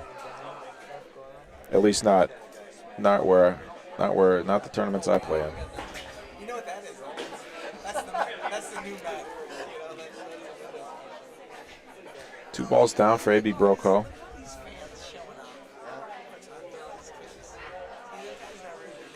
11-6, 13 minutes left on the game clock. So I'll probably see two, three more frames after this one. I think this is a smart decision by Dante and Bridget to play some defense here. Avoid giving Salsicha a chance at a big frame. She might beat that point anyways. That may be a secondary, but it wasn't a primary, so either way, her ball is good. That's going to be close. It's going to be close for the point. We're going to see a measurement. And if red is not in, I wonder if they decide to put the red's in. So they won't replace it. Red currently has a point, but they have. So I think they're asking if they were to move their ball back, would they still have the point? I mean, inside the bar was like a little kitschy, and a little like. So the referee is extending the lines that he made on the sides of the ball to find a point in the center to measure from.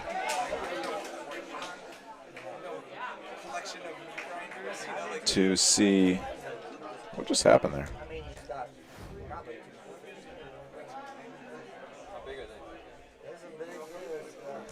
I don't know. And it's got like plexiglass so you can like see in the pond, you know. So, oh, okay, he's asking about the secondary on Paulino. I thought the reason they put Bocce was Determined that they would still have the point. So they put the Paulino back in place.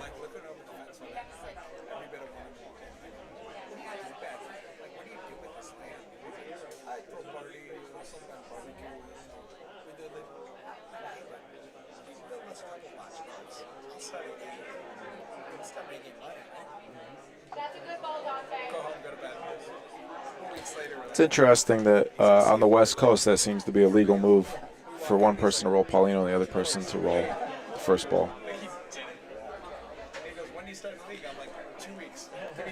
That's a difference between West Coast and New York, at least. At least New York, I think all of the Northeast, but I've been wrong before. I'll be wrong again. Will Bruder, what's up?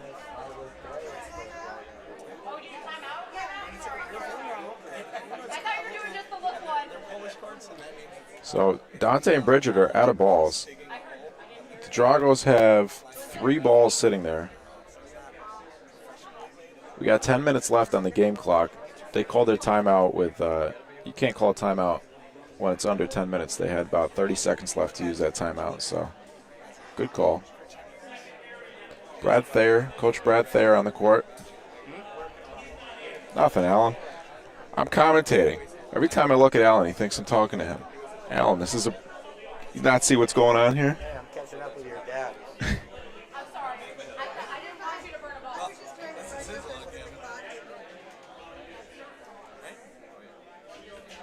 We were both talking about this is our best band ever. Bocce is the best band we ever had. We sell out every venue we have. You know, people buying merch. You know, like respond to flyers. You know, it's unreal. It's all the Sally same. Drago. These are big balls. We'll probably see That's on you. 2 more frames after this one. So Salsicha Train needs these points. They don't have time to play small ball. Yeah, it's a really nice line. Dante says it's 2. Ref says it's 2. Just do that again. Dan said, do it again. Sally laughs and said, oh, yeah, it's that simple.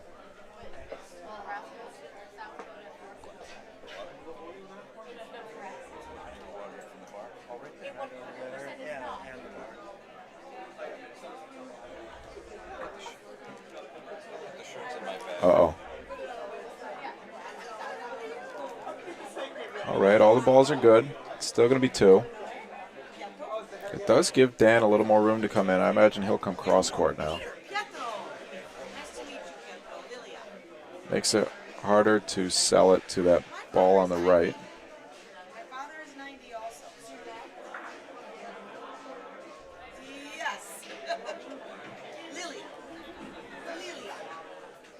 What is the referee measuring?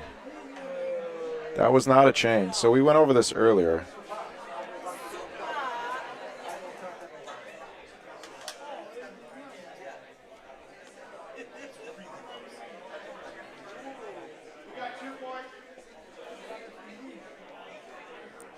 What was the measurement there?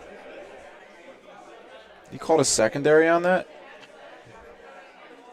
That was not a secondary. Leo and I went over this earlier. This is one of the confusing rules.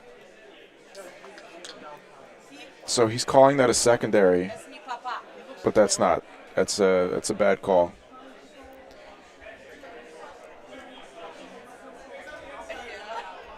The ball that was rolled bumped both of those balls separately. It was not a chain. That's an incorrect call by the official. It's a confusing rule. I don't think that's even where the balls were to begin with.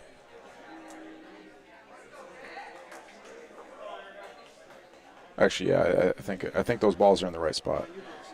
But that was not a secondary. So the Dragos may get screwed out of a point. I'm sure the chat will tell me whether I'm right or wrong. I do appreciate you you folks that know more about PRV correcting me when I'm wrong, but I went over this rule pretty thoroughly with Leo earlier, and because we had the same situation over on Court 1 where a game was called for a secondary that was not a secondary because that was not a chain, and the same exact thing just happened over here. That was not a chain, but it was called a chain and called a secondary, and the Dragos just got screwed out of at least 1, maybe 2 points.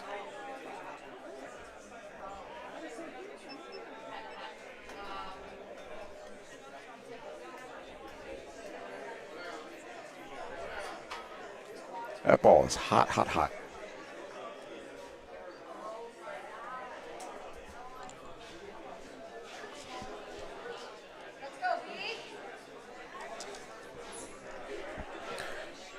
So to elaborate on what I was saying, in order for a secondary to be a chain like that, the ball that is struck, the ball that is rolled, when the ball that is rolled strikes a ball and the ball that is struck moves over 70 centimeters, that's called a secondary. In which case, the ball that is struck can be replaced. That's a good ball, Bridget. Let's go, baby.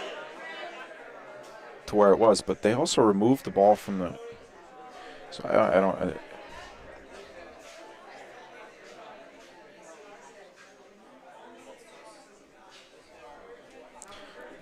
don't understand that at all. Oh, it was called a primary. That's what it was. He called that a primary on the chain. That was certainly not a primary. Secondary is when a ball strikes another ball, and then the ball that is rolled travels over 70 centimeters, but the ball that it strikes doesn't. That's a secondary.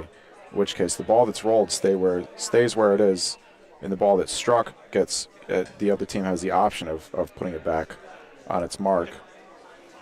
Dan Drago shoots again. But what was called there was a primary chain. The chain is when a ball strikes another ball, and then the struck ball strikes another ball, and then in that case you measure the total distance of the struck balls and you add them up. If it adds up to more than 70 centimeters, then the ball that was rolled can be removed from the court and the other balls can be put back in their position. But what happened, the difference between that and what happened on that last frame, as American Bocce Broco wins the game anyways, the difference between that and what happened on the last frame is that the ball that was rolled struck a ball, and then the ball that was struck didn't hit the other ball. The ball that was rolled then hit another ball, and what the referee did was add up the distances of the two balls that were struck by the ball that was rolled, which is not how the chain works. And we saw this on Court 1 earlier. That's a mistake by the referee, and the Dragos got screwed out of 1, maybe 2 points. Either way, I mean, hard to say whether or not that was of consequence, but American Bocce Broco wins the game.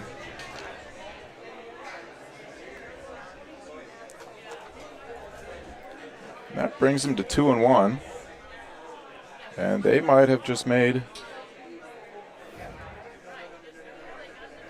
They might have just made the cut with that win. Wait for Scorholio to cycle back to, there we go. Pool D we're looking at. Salsicha Train was 2-0, so they're 2-1 now. American Bocce Broco is 2-1. Salsicha Train gets 7 points, so they're 29. I have to do this quickly. American Bocce Broco has 28 because Scorholio keeps moving. So Salsicha Train, they're both 2-1. Salsicha Train is 1 point scored. It is not point differential ahead. And then Tanglewood 2 at 17. So if Tanglewood 2 wins their next game and they score a full 12, then American Bocce Broco is going to miss out by 1 point. Tanglewood 2 is right now playing on court 1, and they're down 9-2. 10-2 now. So if Tanglewood 2 loses this game, then American Bocce Broco is going to advance. If Tanglewood 2 wins this game, then they will advance as long as they score a full 12 points. 13 minutes left on the clock over there. And like I said, Tanglewood 2 is down 10-2. So it's looking good for American Bocce Broco right now.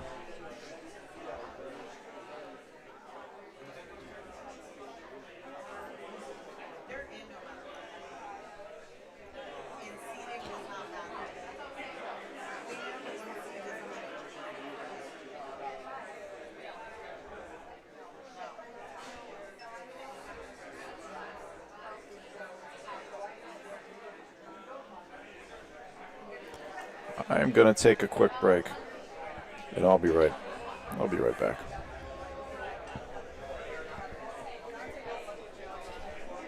For those wondering, Tanglewood 2 is the bright yellow balls over there.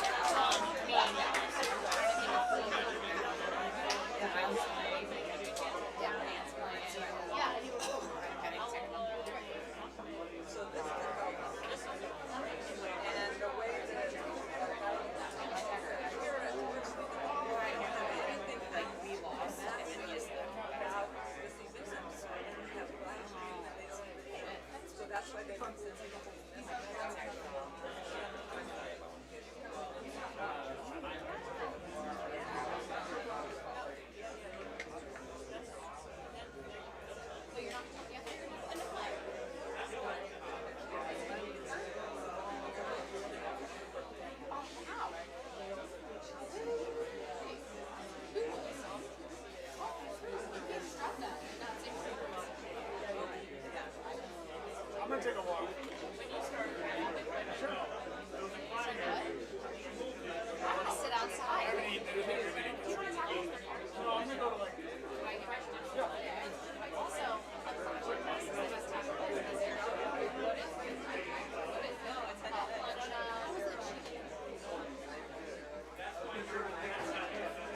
Nice tank top, Jordan. Coloring.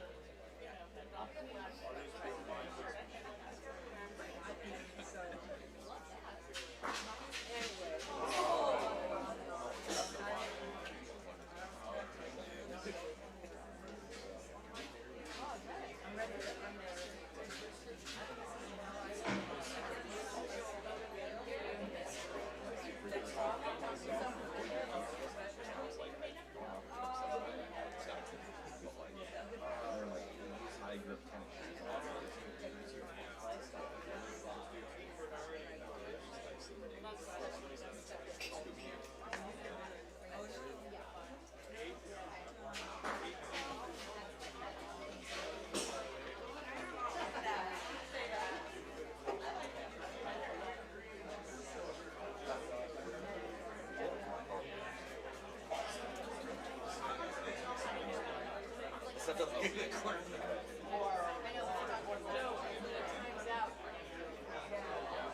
game. She call game.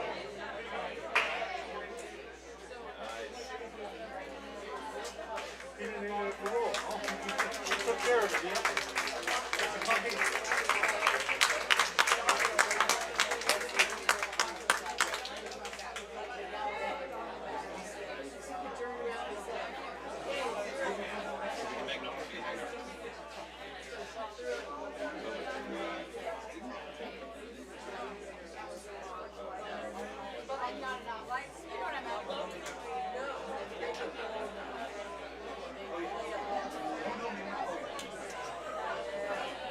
Just having an internal moment.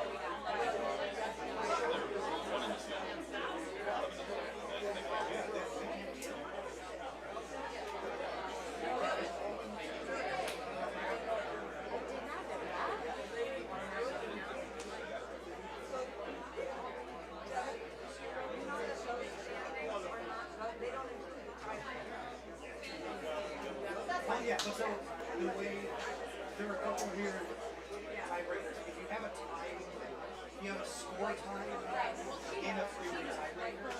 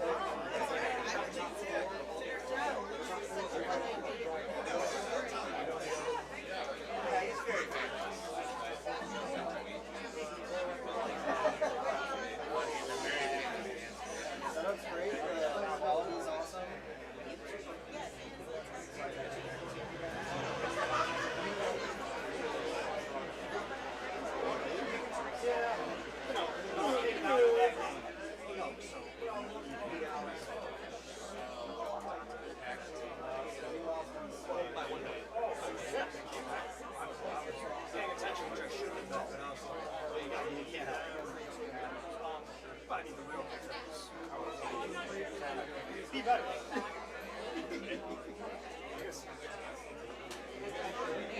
what we're trying to do.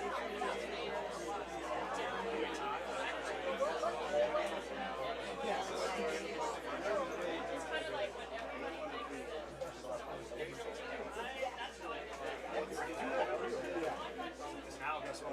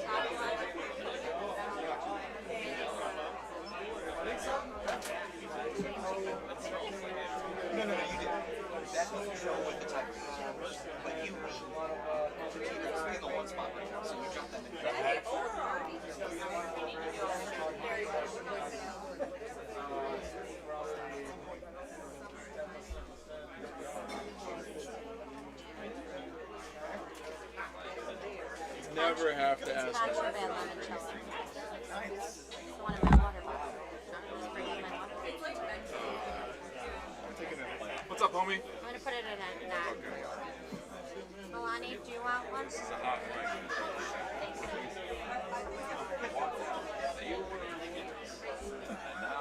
Now do you believe me that you're through? You and Dante both, when I said it, you like, don't say that. It's not gonna happen. I just, stranger things happen. Yeah, you're right. That's fantastic. We're rooting for you. Sit down, did you, Dave? I don't know who's still in it, so I've got to look at the leaderboard. Like, No, you know what? I want you to keep winning, so you're not. Oh, look at. No, it was. I'm joking. It was cool. Mike, I enjoyed our debate earlier. But that, it is good. I enjoyed our debate earlier via text Over and spaghetti. I was sitting here eating my spaghetti, and I had the mic like this. You're just like and I was just leaning over, reading the chat. It's so much fun. And I'm like, I'm working and like it's busy, and so I'm like turning and typing the second I hear something. So I guess usually commentators have a couple minutes to scarf down a bite to eat on a commercial break.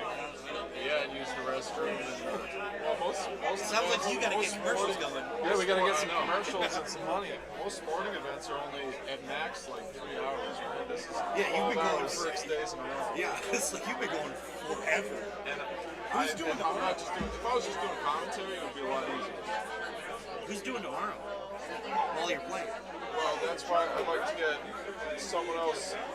I could probably take a day off tomorrow and help with training people and getting people in. Yeah, I'd like to. I'll call in sick. Show you how I've arranged everything. Yeah, hopefully nobody's working my boss watching. I could potentially make it up on Saturday. Hey, you know Dusty's, have you ever met Dusty? He's straight up on this side. In Detroit. Yeah. Mike, I don't know. Justin. I just watched the Woo counter today. Huh? I just watched the Woo counter. Oh, did you enjoy that? Did you notice how they started from number 1, but 1 was already happened, so their numbers were off until the end. That was interesting. I don't know if you saw that. Everyone, I believe, is aware. Yeah, 2 teams advance all the audio from and each video. pool. We have tiebreakers It took forever. that are obviously record first, head-to-head, total points. Getting the announcement of which teams have advanced right now. We have to use this in some cases. Total allowed points. When there is a tie, a three-way tie, you find the first winner and then you do it all over again with the remaining 2 teams. So, the seedings in order 1 through 12. Vole Raptors, Nick and Teresa, Team Bernardi, Goat and Maurizio 1, 2, 3, and 4. They all receive a bye. All of the other 8 play the first round. 5th seed, Anthony Courtney. Train pulls up in the middle of every American announcement. Bocce Broco. 7, Mr. and Mrs. Zona. 8, S Train. I'm just saying S Train these days. That's it. 9, Jesse Milan. 10, Escoli. 11, Chicago Highwood. 12, Zach to the future. Again, 4 teams get a bye, and 8 teams play the first round. I need 4 reps, and we have the S Train, Jesse Milan on court 1, Anthony Courtney, Zap to the future on court 2, Mr. and Mrs. Zona, Escoli on court 3, American Bocce Broco, Chicago Highwood on court 4. Any questions, please come to this. Court 4. Hey, they don't want to play you. They don't want to play you either. So they'll just get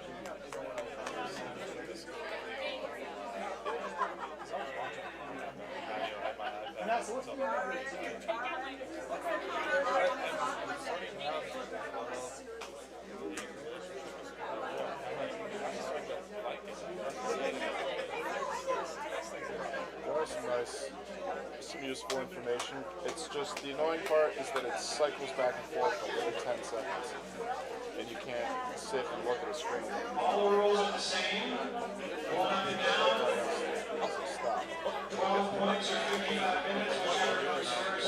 Oh, you won't stop and look. Keep clicking, stop. Starts over. Keep clicking, it starts over. Hey, look at me. 4 reps, time to 1 Leo, you're able to rep? Dario. Dario. And Rob. And Rob. And Rob, who's the fourth? Dario. Alright, I'll take 4. Right, you're playing your yellow guy. Nope, not doing that.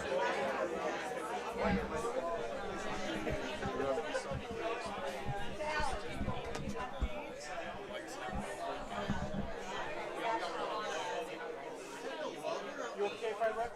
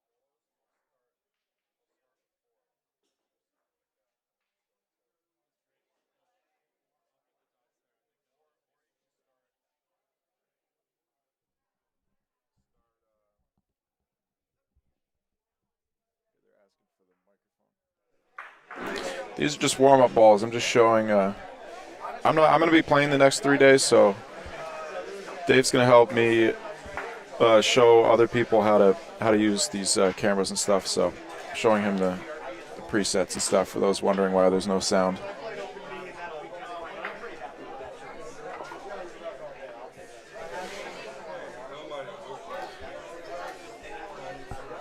So, yeah, you got it down here, and then once we go down to that end, talk about it down there. Even though it's during the game, it's all right. How you doing, folks? This is Dave tuning in. Michael's training me up on different camera angles we got set up, and about to get this game started. We just had a roll down. Everybody gets a practice frame, and then we kick it off. Looks like we got Leo repping this court for us. Do you want to show our player names? Sure. Good call. First ball of the game for Zona.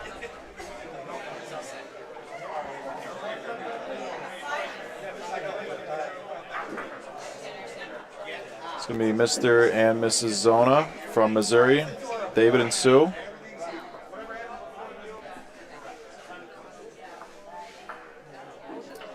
Oh, I can't until I don't know who's going to be what color. Can't do that until I'll put the team names in once they mark up the first score and we see who's going to be which color. Well, you know about the fancy swap button, right? It'll just swap the scores and swap the team names. Oh, cool. It's amazing. That is amazing. So Mr. and Mrs. Zona on one side, and on the other side we have Escoli, Domenica and Salini. That's Domenica there. Escoli, Domenica and Sal from Michigan.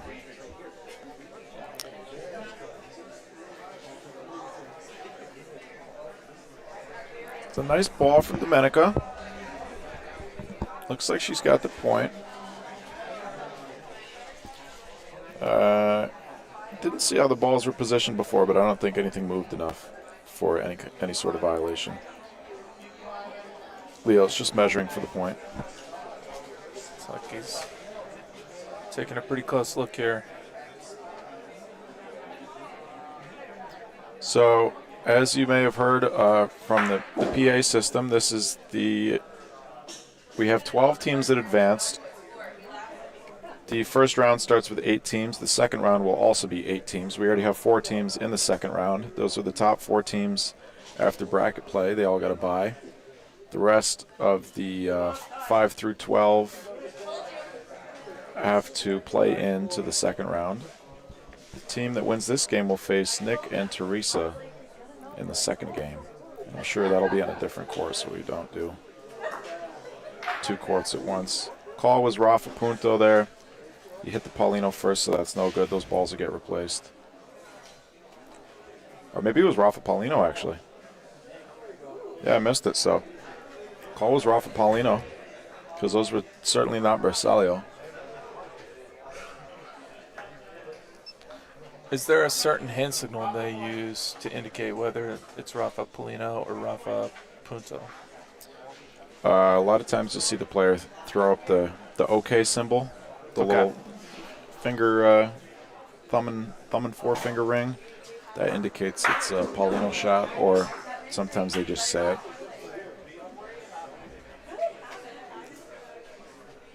I've been learning so much about PRV this week. I did attend a lot of us have, yeah. A PRV ref training session with Leo, and it was great.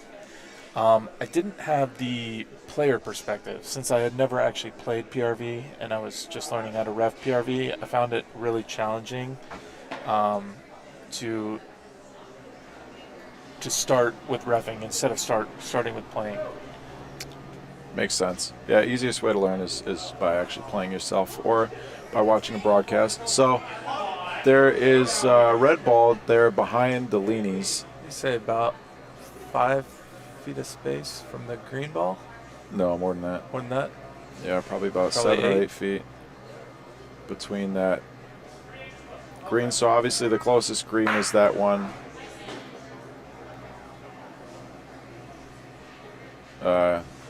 That Leo's measuring from. The zonas will have 2 balls. Leo's going to tell us in a minute whether or not they have the point. I think over that distance, I mean, I trust Leo. So Leo says that that green ball's in. I trust Leo as an official, but I trust just him too. doesn't. Well, yeah, but I don't trust the measurement with the stick. I trust Leo doing it, I suppose, but flipping the stick around 3 times like that, I think it's hard to be accurate. As close as that looked, it looked like that was within an inch or 2. And flipping the stick around and trying to go make a perfect line by turning the stick over end over end. In that case, would you prefer a measuring tape? Oh, in almost every case, I would prefer measuring tape. Well, maybe one day I can make my dreams come true, and we'll have like some sort of We'll system get there. that can automatically do all this. Yeah, the computer vision. We'll get there. I read your blog. Oh yeah. From your newsletter from. Yeah, I wrote that on Friday night. This past week. Very informative for those who are unaware. Dave, it's 1 point there for the zonas. We'll see which. I imagine they'll be red. They do have red balls. Yeah, for those who don't know, Dave operates and is. Dave is Bocce Labs, along with you got a partner in crime now, right? Gina Champ. Yeah, Gina Champ is starting to get involved, which is great. You want to tell the folks about Bocce Labs? Yeah, Bocce Labs, and I got a koozie for you too. But did I already give you one of these? You did, but I will take another. Oh, okay, well then that one's for your dad. Bocce Labs is really just an aspirational. So this is the one preset I was going to show you. Okay. After we go down here, camera 1 is still tied up on here, right? So camera 1 to 2. The same thing comes from this side. Camera 2, preset 2. Just one preset. Makes sense? Makes sense. And then here the order is going to be reverse. 2, 3, 1. 2, 3, 1. Okay. We got 7 cameras to control here. So yeah. Anyways, Bocce Labs. Yeah, Bocce Labs. It's my dream for using cameras to take measurements of all the geometry on the court, and in addition to that, computing stats for Bocce. And I have written quite a lot of code and accomplished that was a missed Rafa there. The call was punto, so that Paulino will get replaced. It moves back. Right. He called the Rafa punto, and he hit the Paulino, so the Paulino gets replaced. You were saying? Oh, I was saying I've accomplished a lot on this Bocce Labs project for using cameras and software to locate balls, identify balls, distinguish between ball colors and patterns. That's a really nice ball there. That is a beaut. That is wow. a beautiful ball right there. So that's for Salio, right? That is Bersaglio with a B. Bersaglio with the Paulino, so either or is fine. Mr. Zona. So I know enough Take about another shot at this. PRV to be dangerous. I know the. I called it Bersaglio. I'm sorry. Well, it's Bersaglio. No, that's what I'm the just, accent, though. I'm just telling you. Only telling you for educational purposes. No, that's good. You will see the. I think a lot of people don't quite know how it's pronounced. You'll notice a lot of the players will say different things. You'll hear Bersaglio, you'll hear Bersario, but it is a Bersaglio.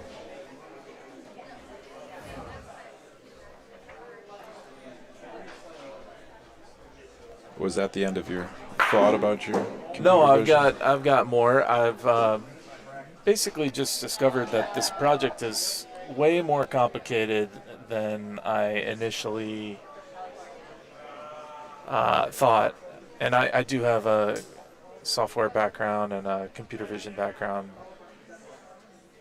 but now I'm thinking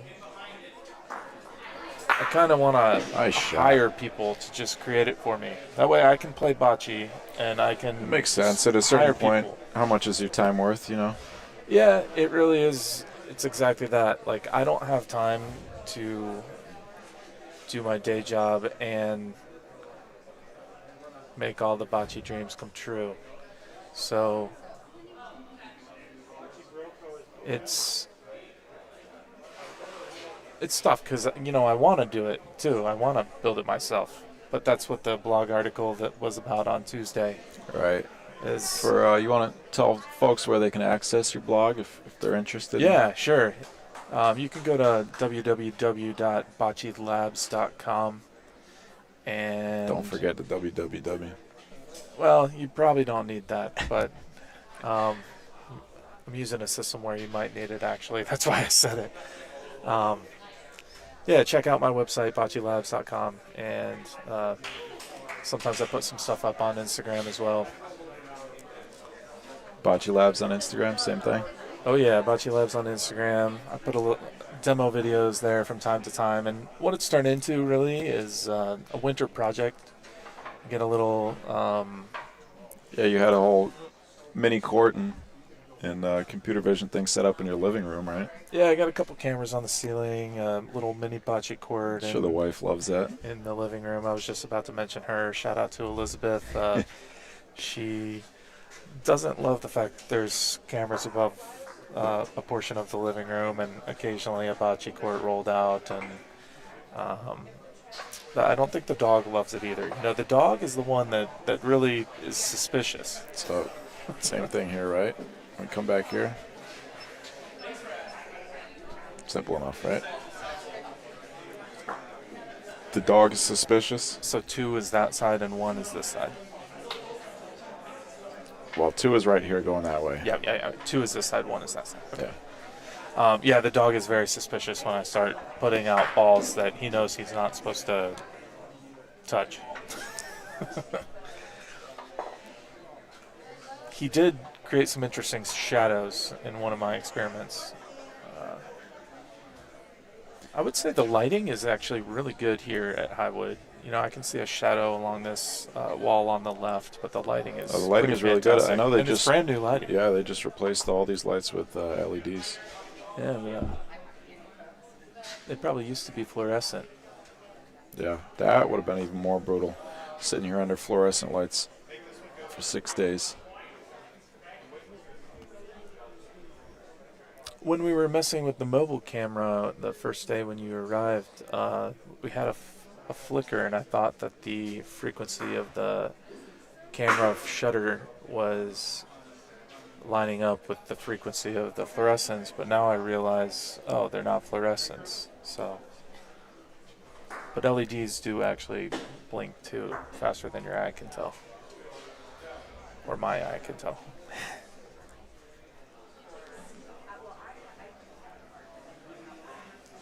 I do not have cyborg eyes. No, none of us do. Your wife's in the chat. She says, I would prefer for there to be no camera on the ceiling. Yeah, we can't blame you on that one, Liz.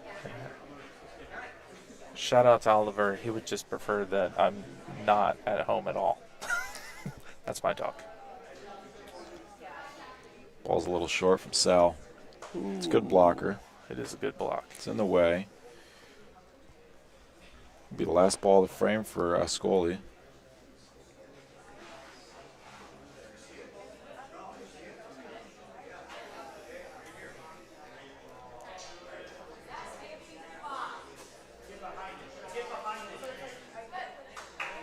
It looks like a good line. It's coming in pretty fast, though. Yeah, might have Paulino. It's going to be secondary for sure. So that ball stays, not a primary. Paulino didn't move enough for it to be a primary. The rolled ball is a secondary. Secondary is 70 centimeters? They're both primary and secondary, both 70 centimeters. So the Zonas have Excuse me. The Zonas have the option of replacing that Paulino, which they will. Makes sense. And also the other ball that was touched. And the call is, you see that he threw up the OK symbol. That means Rafa Paulino. Oh, and he did not like that shot at all. Could probably hear him on the stream. But still got 2 more balls. 1 ball each.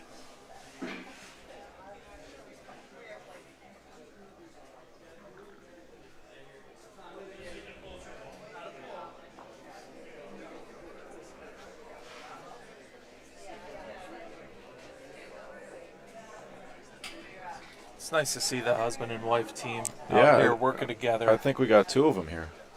I don't know the Linis personally, and I actually don't know the Zonas either, but I think we got 2 husband and wife, and a game without an Illinois player. We got Missouri versus Michigan. The Zonas from Missouri and the Linis from Michigan. Last ball, the frame from Dave. That's going to be a primary, so it'll be 1 point for red. I was going to guess secondary. I'm glad you said it first. Well, it's a primary because the struck ball traveled more than 70 centimeters, yeah. But a secondary is if the struck ball doesn't travel more than 70, but the ball that was rolled. Got it. Travels more than 70 after striking the ball. Well, Dave, it's going to be a call to action for you because I'm going to go use the facilities. I'll let you operate for a second. I'll be right back. Okay.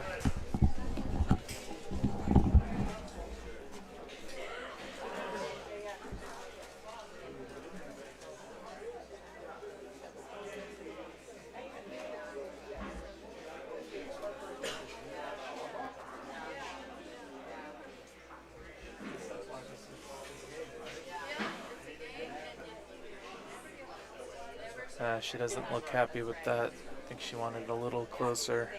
Let's see if we can get back.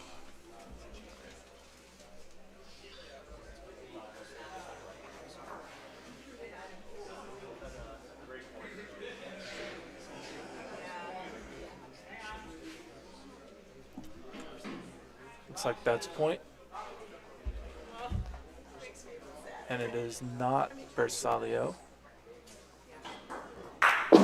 Clearly not Bersaglio. Bersaglio, I don't know how many centimeters it is, but it's basically the very end of the measuring stick. Has to fit between the ball and the Paulino, and it clearly does in that case.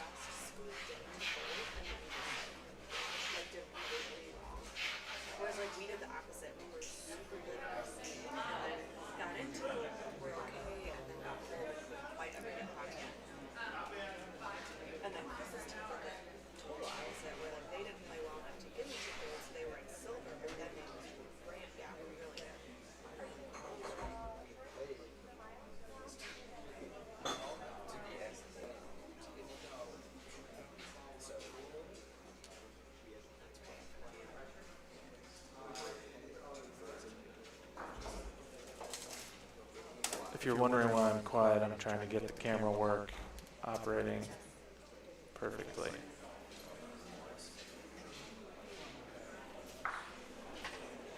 So that one looks like it might be Bersaglio. You're going to see him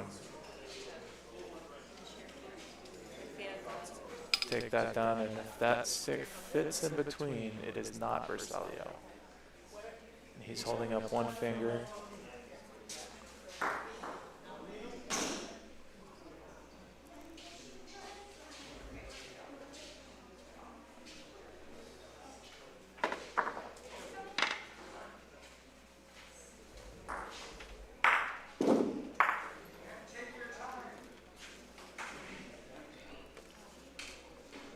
So in that case, the 2 bocce balls are Bersaglio, and I couldn't quite understand his hand signal to see if Leo was saying that the Paulino and the red bocce are Bersaglio. Leo. Paulino Bersaglio. So he held up a finger like this. That means that Paulino's not Bersaglio. Not Bersaglio, but the Bocces obviously are. Yes. And how many centimeters? 13. 13 for Bersaglio. Rafa Bersaglio is the call from Sal. How did it feel stepping into the driver's seat? I was pretty quiet on the mic because I was very focused on the controls. But I think I did okay. I got a couple of them backwards. That's all right. Good hit. Yeah, it takes a little. You'll find your rhythm. Then you got to get the replay too. But next few days we may have to have multiple people, maybe somebody to operate the replay and the scoreboard, somebody to operate the cameras. Yeah.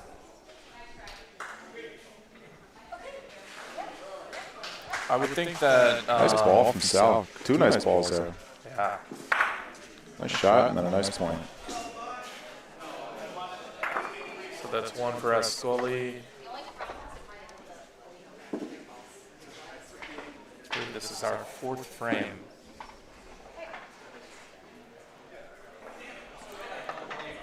You remember what preset I got to do now?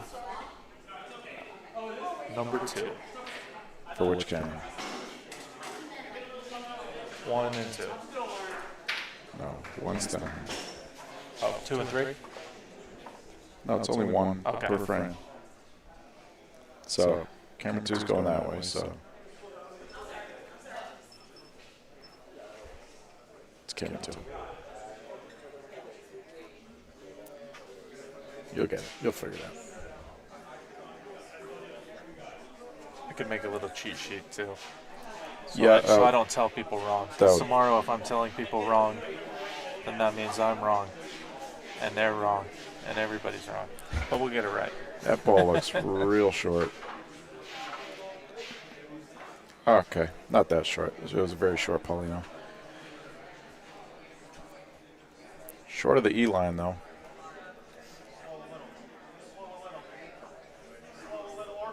Zona's second ball. It's a little bit better, but that might be fast. Ooh, that if is I very fast. Sail on by. No fouls though. No fouls. Didn't touch anything. Didn't touch the wall.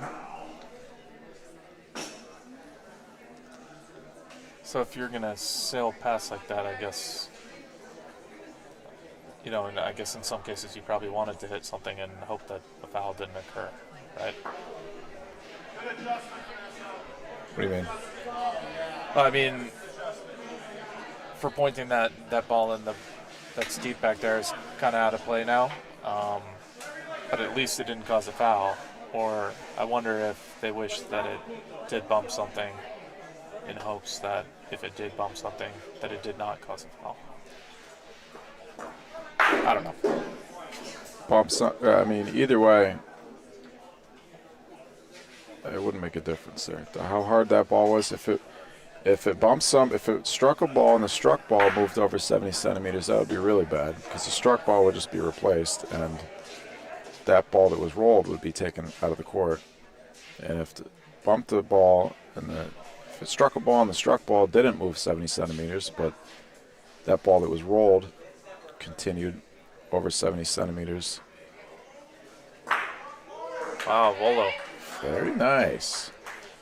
Then that would have been a secondary. The ball that was struck would have been replaced anyways. And then,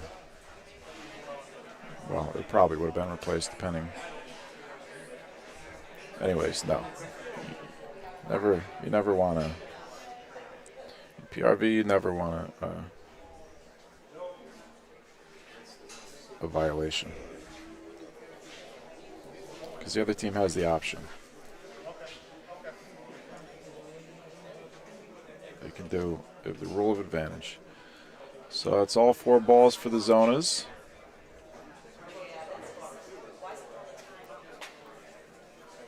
Sal and Domenica gonna have 2 balls left, and they got the point. You know what would be nice for the broadcast is if people's ball colors match their shirt colors. Yeah. I'm just kidding Can't around. have everything that we want. See Sal's Volo again.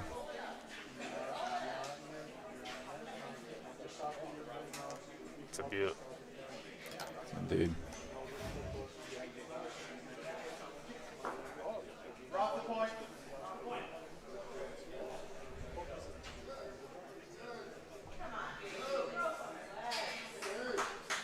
Nice pointing, nice shot by Sal. Great pointing by both of them. I see we have an 11-0 on court 1. Let's get our scoreholio up. We got it over there. Oh wow, Jesse Milan over Salsicha Train, 11-0. It's a fan favorite. A lot of people will be happy to hear that. Both teams popular among the fans, though. The Chicago folks will be happy to hear that Jesse Milan are doing well.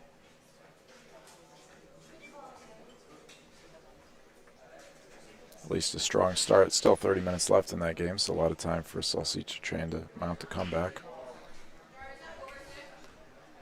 So, Dave, I'm going to ask you again. It will be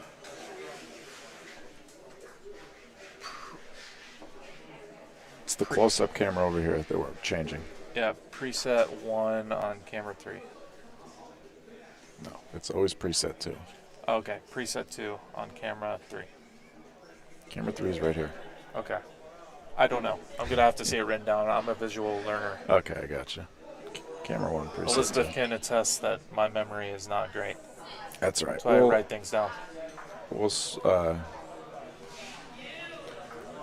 spare the folks at home as much as we can. Yeah, none of my work involves memory. I look stuff up on the computer nonstop, and the computer remembers stuff for me. I'm a software engineer, so I don't have to use my brain that much to memorize things. But don't worry. Fear not, for tomorrow I'll get it worked out. I'm sure you will. I just need a little bit more time. I've seen you do it before. Oof. So that looks like it's going to be primary. Yep. That is a primary because the Paulino moved over 70 centimeters. Okay, I used my memory to know that that's a primary. I was wrong.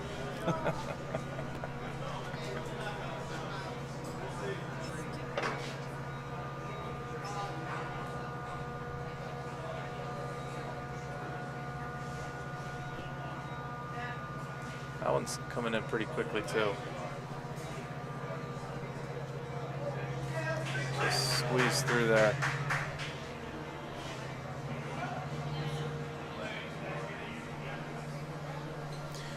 Chance for Escoli to widen their lead.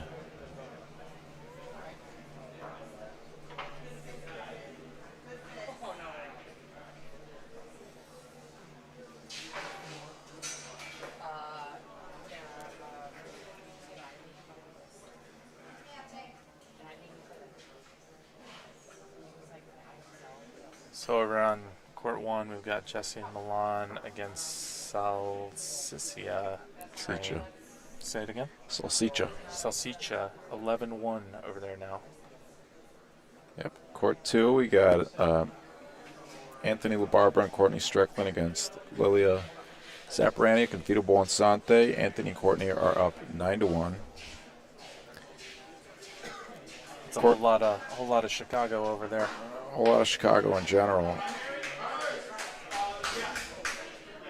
And then, of course, we're covering court 3. And then over on court 4. I believe that was a good hit. You get it up there, too.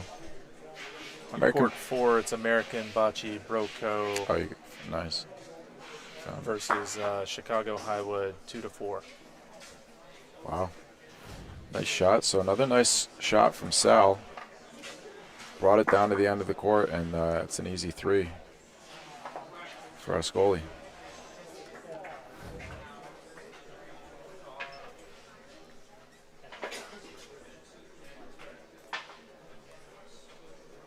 You didn't ask me this time. I know it's preset too.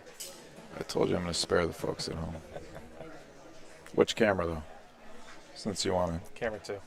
There you go. So your brain works. 9-2, so a bunch of that. You know, court 1, 11-1, favor of Jesse Milan. Court 2, 9-1. It's a nice favor point in there. Anthony and Courtney, and then it's not Bersaglio. court 4, we got a closer game. Chicago Highwood, which is Vanessa Garippo and Julian Batula. They are up 4-2 over A.B. Broco, Bridget Reedy. For those at home Dante that Lovin. are curious, you can just dial up Scoreholio on your phone or on the computer and find the Bocce Nationals, and you can keep track of these scores. Your wife confirms you have a terrible memory. Did she say that? Yes. Wow. Nah, I'm not surprised that she said that, to be honest. She said it to the world. Yeah, I know. It's archived forever. All right. What's Mrs. Zona's first name? Sue? Sue. Let's see what Sue can do here. What can Sue do for you?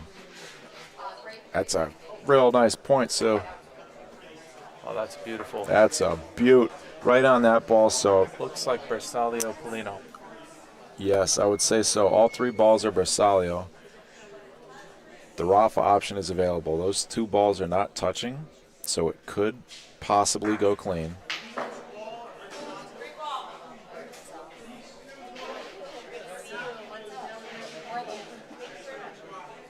You know what we need to do is put one of these wireless mics on the ref. Have we thought of that yet? I'm sure we thought about that. That's a good idea. Except then they would be talking at random times, but you know what? Certain times it might be nice to hear them, kind of like in the NFL. That's a great idea, Dave. We could try it. We can try that tonight. Maybe for the finals. I don't see why not. Maybe they can give us a hand signal if they want to be on the mic. I don't know. A hand signal? Hand signal. Like Oh, if they want touch us their to turn chest their if mic they're on. if they want us to turn their mic on, yeah. Yeah. Or we could just cut them off and cut them on as needed. Yeah, that's what we would do. Oh, this is looking like a good ball. Oh, get there. It's Get gonna there. be short. Oh, it is short.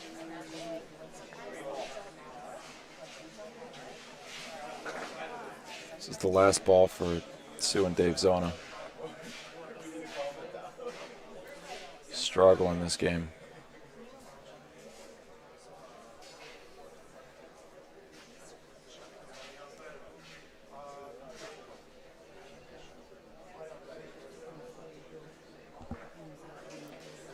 Court 4, 7-2 now. Chicago Highwood over A.B. Broco. Looks like they're in a bit of a pickle. Tough spot. Leo's making a Bridget. measurement for us over here. Yeah, Dante's gonna. Here comes Dante's ball in court 4. It's a point. Looks like Danny Passalia is coaching Vanessa and Julian. It's interesting. Meanwhile, court 3, Dave's ball. That one ain't short. Speed looks good. Got the point. A lot of room, though. 2 balls left for the Leanies. This game, the winner of this game will face Nick Emo and Teresa Passalia in the quarterfinals.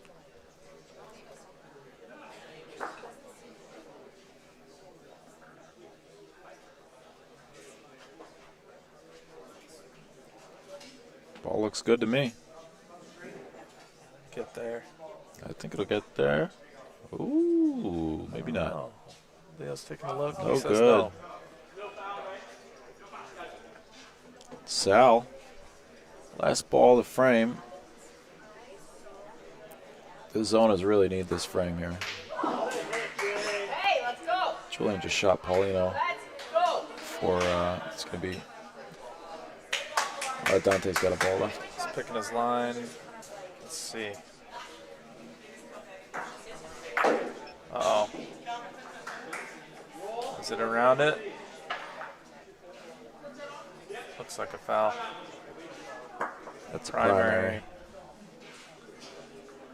Definitely 70 centimeters. 2 points for the Zonas.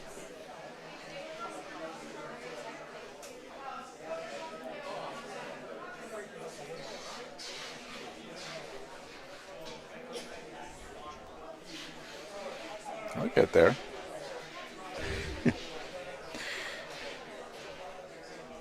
Are you pointing at court 4? No, I was pointing to this.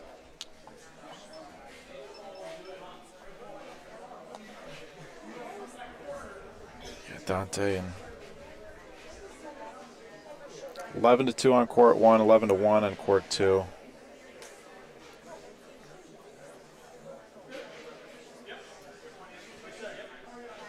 Nice first ball from Sue.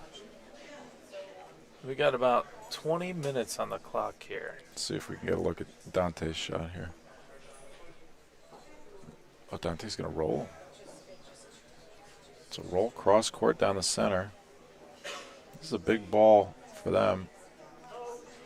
The other team's got a 5-point lead. That's going to be well short. Dante's not going to like that ball. Yeah, a little frustrated with himself. Meanwhile, on court 3, that's going to be a secondary. Leo will give them the option, and they will opt to replace that ball. Not sure if I would have done that. I don't know whether or not it's easier to come in on the left or on the right. It's 6-1, half a dozen. Looks like Julian burned his ball over there. He's got his hands on his head. Yeah, I'd come in on the right here, and it looks like she's doing that. Yeah, well, now where the ball is, I come in on the right. But that's what I'm saying. I think it's easier to come in on the right, so I might have left that ball over on the right. Too much pace there. Maybe not. Depends on the roller, what they're comfortable with. Some rollers are more comfortable going straight at a ball. Some are more comfortable using the slope of the rondino. Comes Sal's ball. That may be a secondary. It's not going to be a primary. Nope, everything's good. So that's a nice ball from Sal. They only have one ball left, though. If I'm Dave Zona, well, this is me. If this is me, I'm shooting. But if you shoot, you gotta. Yeah, he's gonna shoot. Rafa Punto. If he hits this, though, he's gonna have to hit the next one too. If Sal's able to put it in. 8-2 now on court 4. Looks like our game finished on court 1.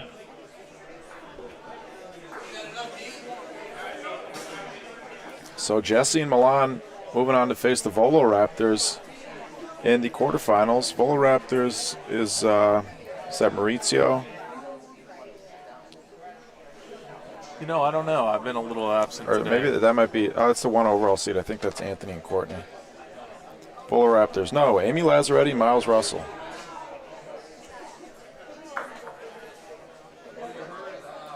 So, that'll be a hometown game.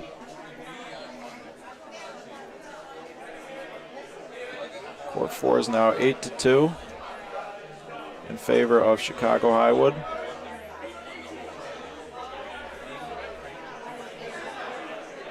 You can hear the crowd's energy after that win for Jesse and Milan.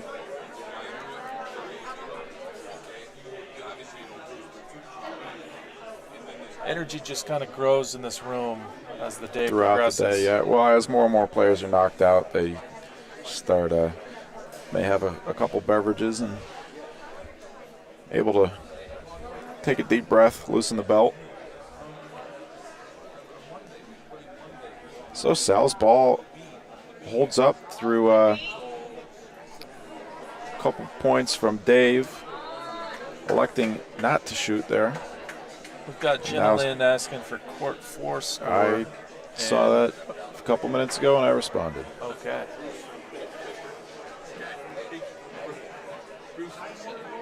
It's going to be short, so leaving one on the board, but that'll be 10-4 for Escoli. I bet Dave wishes he would have shot that ball. That is not the right camera.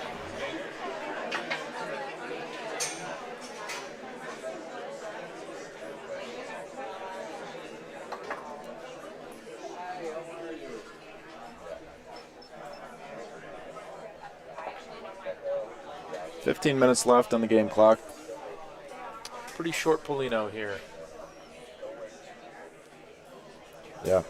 Seen a lot of short Paulinos this game. Yeah, they put it in this same spot a number of times. So Salsicha Train, a valiant effort,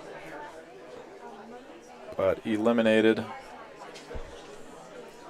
in whatever comes before the quarterfinals, the 8th finals, or the half. No, the semifinals would be half. Semis half, right?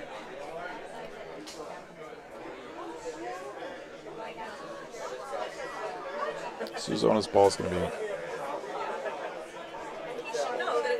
good ball. Sorry, I was looking at Leo. So that was a secondary foul there. Is that right? The first roll? I don't know. I was looking at our bracket.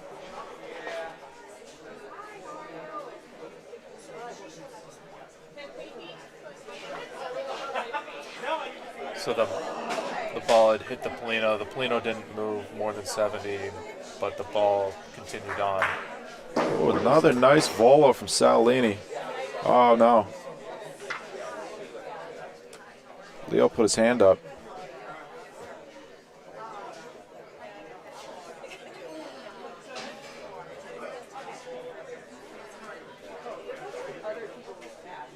I guess it was good. I'm not sure why he put his hand up.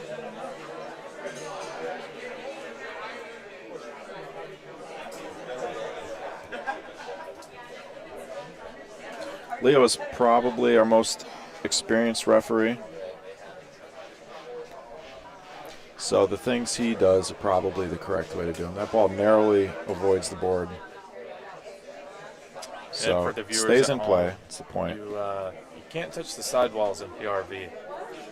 It's the difference from open bocce. Most of our viewers probably know that by now, but for those tuning in,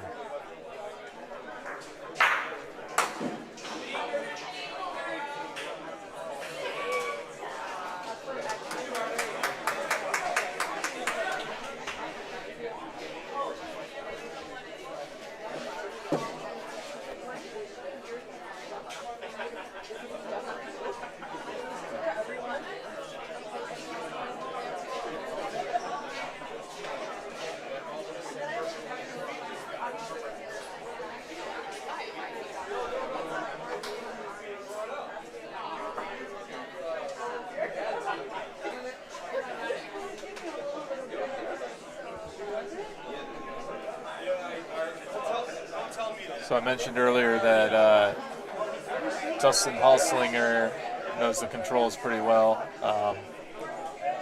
He operated the controls up in Milwaukee when our stream wasn't so great to a laggy computer, incorrect setting. He'll pick up on it really quick. We should get him in here soon. Who do you have scheduled to be on the mic for the finals tonight? There's no schedule. Depends who's playing in the finals. I'll get my dad in here for a game or two, maybe for the scores of the semis. All right, that ball gets replaced.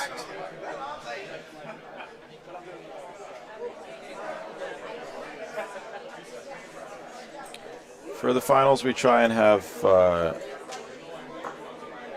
color commentator that knows the players personally who are playing in the finals. It's going to be a primary. One red. Oh, the Zona score another point. 11 minutes left in the game, though. They're going to have to pick up the pace.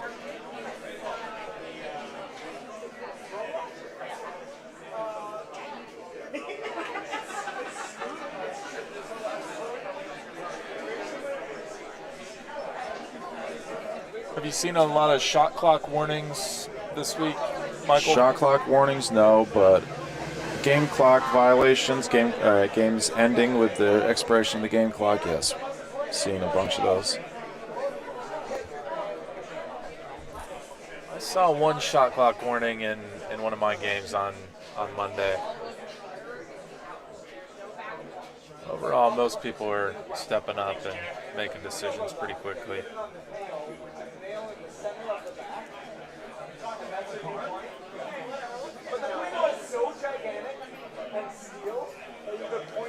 And I don't see enough teams taking advantage of the timeout rule. Not a lot. I think that's new, and it's just not on people's mind. You know, they're not thinking, oh, I can have a little timeout. It is new. It's a foreign concept for a lot of teams. Yeah, in this game we got 5 seconds left. If a team wants to call a timeout. Nice, we're going to see a volo here.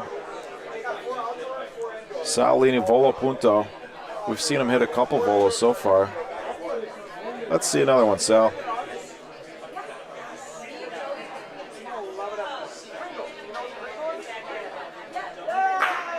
Why not? Why not? Nice shot. It's a bit demoralizing for the other team when the shooter that you're facing just keeps hitting volos.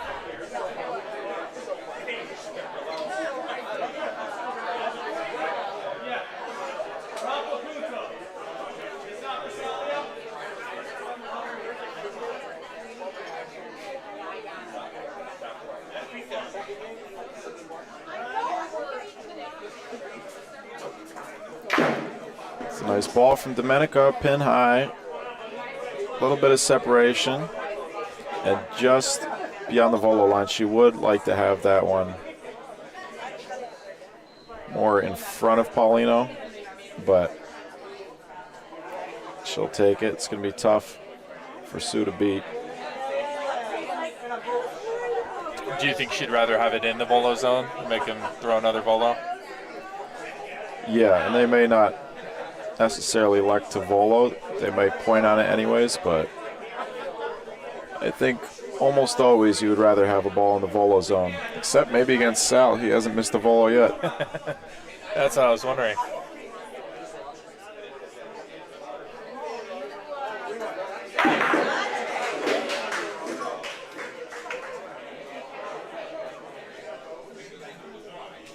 Thank you all for the kind comments. Thanks, Will. The players have 30 seconds, supposedly, to take a shot. That rule is more, it's not strictly enforced. That rule is mostly for when towards the end of the game when the clock is winding down, so one team can't just sit there and talk the clock away. Wait the timeout. You have to throw your ball in 30 seconds.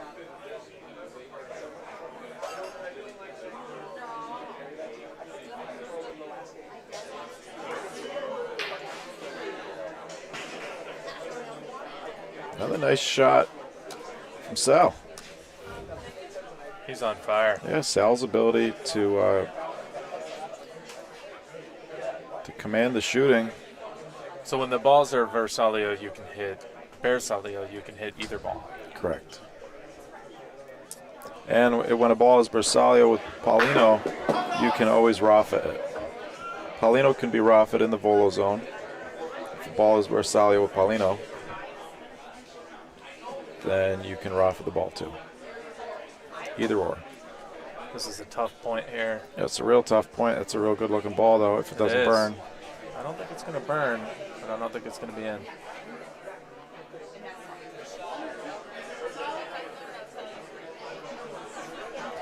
Court 4 score is 8-4 now for Chicago Highwood. 7 minutes left on the clock.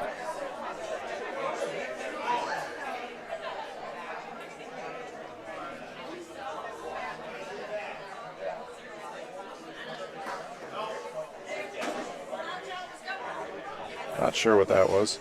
She bumped the ball with her foot. Oh, did she? It's going to be short. Unless it's not. Yeah, ball's going to be short. 1 point for the Zonas. We got a 4-point game with under 6 minutes left, so this will be the last frame. Most likely. You can pretty confidently say that this will be the last frame.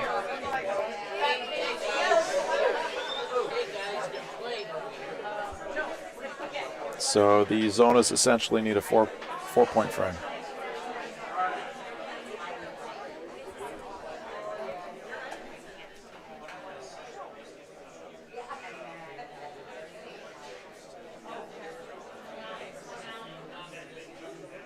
Or a really quick 3-point frame or 2-point frame. Yeah, they would have to be. There's probably not enough time for that, right? There could be if they play very quickly, if they waste no time, but Escoli's not going to, play quickly at this point. Well, right? if the Zonas do it, we've been hitting about 6 minutes, between 5 and 6 minutes per frame. Okay. Most of the time, and we started this frame with about 5 minutes and 30 seconds. So if the Zonas were to rush their own shots, then it's possible. We could see like what Jesse did earlier. Jesse in Milan's game, even though it was inconsequential whether or not they scored more points, they didn't know, so they were trying to score as many as possible. There was a frame ended with about 15 seconds left on the game clock, and Jesse picked up the Paulino, ran down the other end of the court, and rolled the Paulino, and it was good. The ref called it good, and they played one more frame. That's incredible. We got down to the wire on Monday. We had about 20 seconds. I told Sergio to get the Paulino down the court, and then once it was down the court, I said we can slow down a little. Yeah.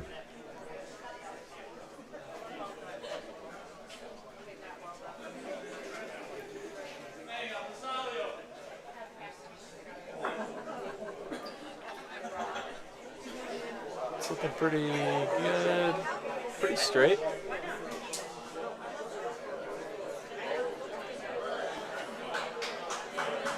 Nice ball for Domenica. And this ball right here is gonna decide the game.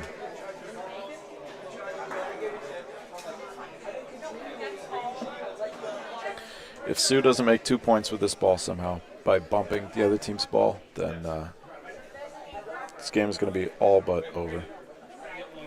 After this game's over, I need you to tell me about the World Series of Bocce in New York. What about it? Well, let's see what happens here. So I've heard it's a big festival. Now Dave has the opportunity to make the same shot if he bumps that ball out, but they, like I said, they need 4 points. So I really don't see a clear path to 4 points for them now.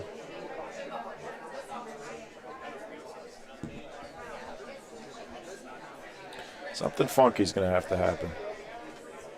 Dave knows it.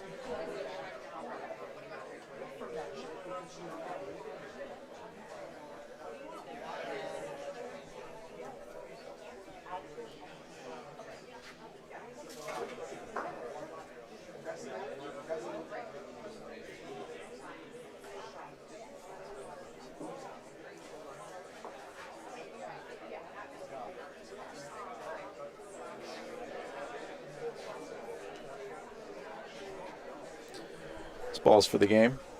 2 minutes left on the game clock.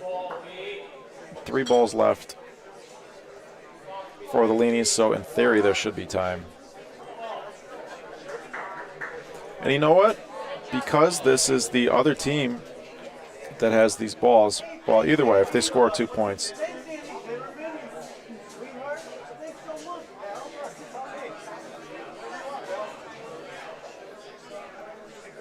oh, this is a mistake. The Leanies call a timeout, and there should be no timeout.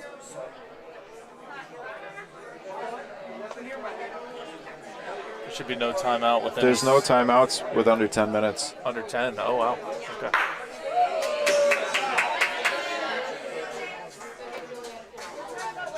So I guess that's a shot clock warning. Well, that's a mistake on the official's part. So you can't penalize the players for that.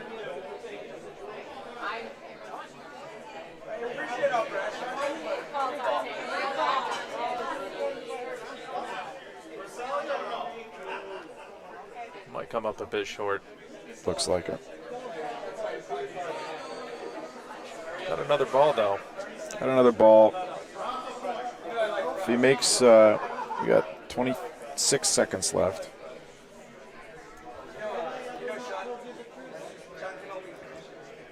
If he makes a point here, the game is over because they get 12. Taking a similar line with a little more heat on it. 15 seconds. Okay. Well, either way, they're up by 5. Game's over. So I don't. Got 2 seconds, 1 second. Shot clock is up. Paulino hasn't been thrown. Game is over. Game should be over.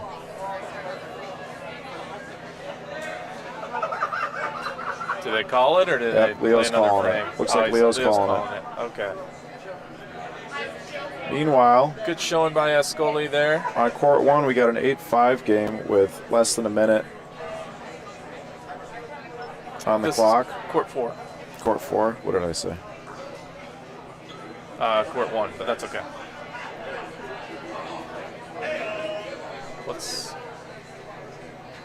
So Vanessa's got a ball.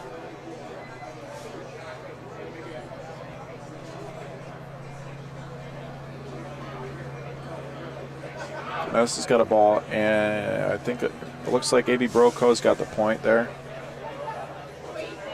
It's not going to work. It's not going to come in, so we got 20 seconds left. Oh, it's going to have to be a fast measurement. Bridget knows it. She's saying grab Paulino and go. Grab Paulino and go. 10 seconds to throw Paulino. 8, 7, 6, 5, 4, 3. Throw the Paulino, Dante. Jay, with 1 second left. 1 second. Wow. Hope he didn't throw too long or something. I can't see. With 1 second left. No, the ref can't call that. No, you can't call that. He made a big mistake on court 3 during that game.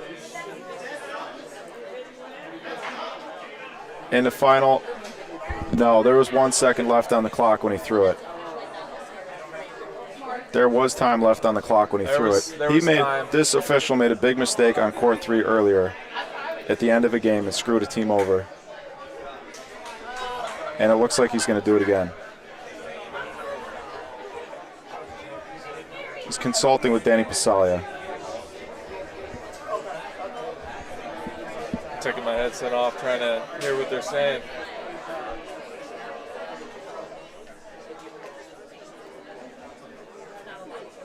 So he's deferring. He's deferring to the higher-ranked official. Calls the game. That's garbage. That's a terrible call. That was a 2-point game. That's a horrible call. So that's 2 games where he has botched big calls at the end of the game. If I'm Bridget and Dante, I'm chewing that guy out. Danny, there was time on the clock when he threw the Paulino. There was time on the clock when he threw the Paulino. Oh, he threw an invalid Paulino. It's beyond. So because he threw, they're saying he threw an invalid. He threw the Paulino too hard. All right, Leo's looking at him now. Get another angle on Leo. They're having a little conference here. They don't want this to be over.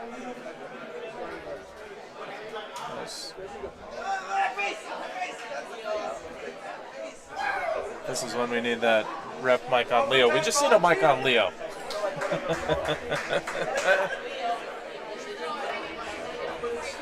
So maybe I overreacted a little bit, but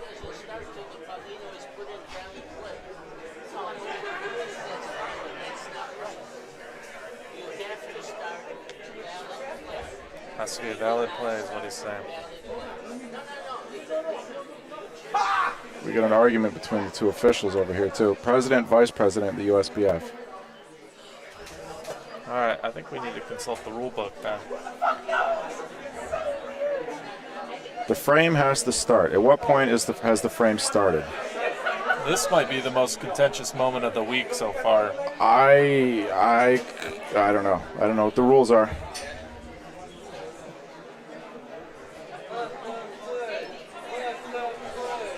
The crowd wants to see him play. Everybody wants to see him play. There's 3 officials that have probably 3 different opinions, and Leo doesn't like it. Danny has the ultimate say. So I was a little harsh on the official there. It's really not his call. He did make a big mistake over here on court 3. No, I meant our it's last okay round to be of games. harsh. I know. I'm explaining why. Oh, yeah. Because we saw him make a big. I've said it enough times, but it's tough officiating PRV games. Well, this is why there are a lot of little, semantics and. This is why I didn't feel comfortable signing up to be a ref. I went to the class. I learned a lot. It was a good learning experience, but I didn't really feel comfortable. Danny's going through the rule book.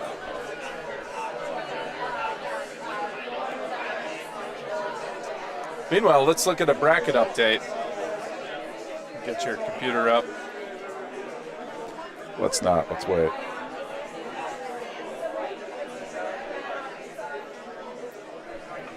We got to see a resolution to this moment. Nobody cares about the bracket right now.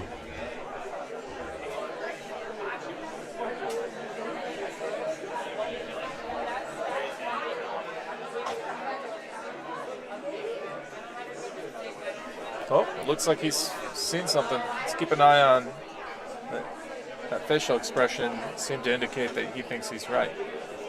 It does. I would agree. Seems like he feels that was the right call. Tampa Bay Lightning.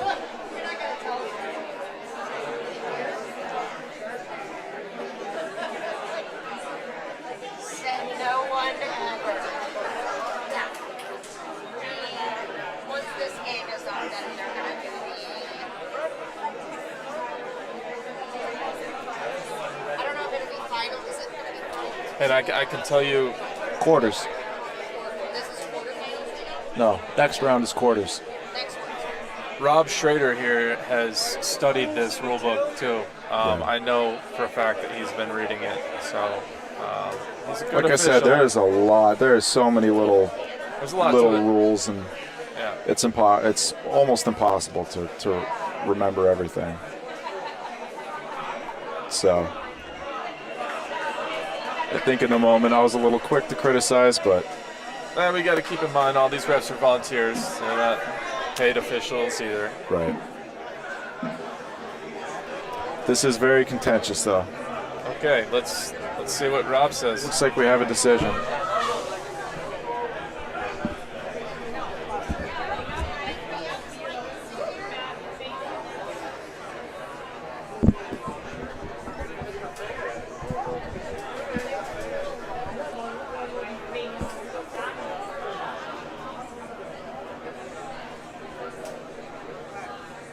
Dante, his face does not look good. There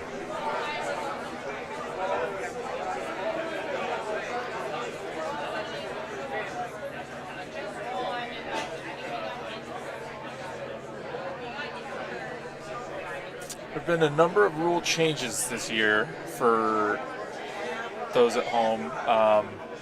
The timer is something new for this year, 2023. Is that correct?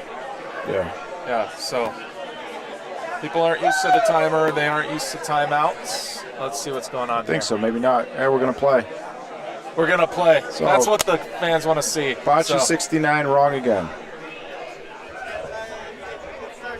Our arbitrator in the chat today.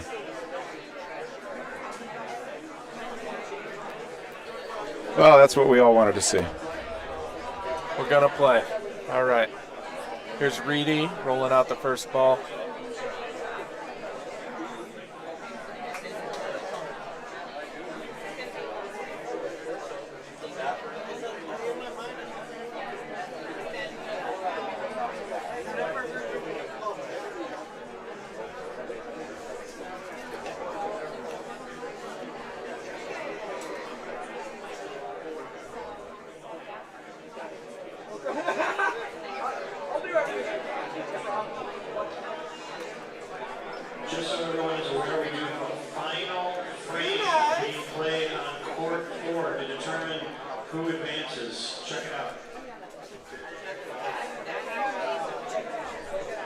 Somebody set the rule book in front of me. I'm trying to see what it says. Yeah, they didn't open it to a page for us. Just gave us the whole rule book.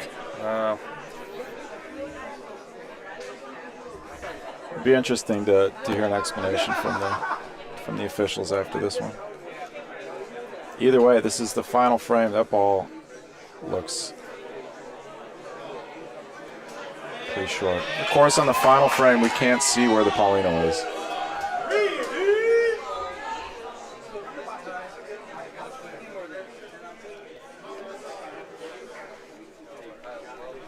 It's possible we could see another frame after this if Bridget and Dante get 2 points.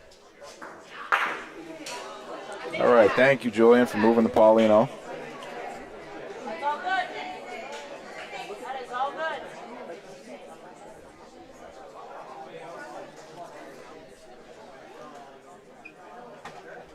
So, third ball. Dante's first ball. He's going to have one more after this. Vanessa and Julian are going to have one more ball as well. It looks like a good ball from Dante. Rulebook's 21 pages. I wasn't able to find it quickly. That's all right. We'll figure it out after. Donko, you got an explanation for us? Did you understand what that was? No, what happened? Well, we understand, but what was the decision based on? So very quickly, we want to explain to everybody that Dante had the Paulino in hand with 20 seconds to go, and he played out the frame. We understand that it went into penalty. However, the spirit of the contest was that he got it in on time, and that's why this frame is being played out. Penalty or not, the spirit of the contest says, hey, he put it in play. And that's why this frame is being played. That was the official ruling? The official ruling. Is that in the playbook somewhere? So CBI, FIB, and the USBF have no references when it comes to time. This is the first time event that we are doing. This is a big ball. I'm sorry to interrupt you, but that's a big ball from Julian. He might have. I wonder if he pushed Paulino back enough that if Dante hits that ball, then they can have two. Oh, that is a beautiful lace. I think he might have pushed it enough that Dante can hit this ball for two. You know what we need to see here is a hit and stick from Dante Lovell. But even if he took the Paulino down, he has a ball in play down here. He has one left all the way down here. They have a ball. Does the other team's balls are up there. Dante and Bridget have a ball near the backboard. Excitement in Highwood on court number 4. Let's listen to Dante's call. Lazar Bersaglio. Rafa Bersaglio is the call. All the players are in front of the ball. We can't see it. Out of the court! Out of the court! What a shot from Dante Lovell.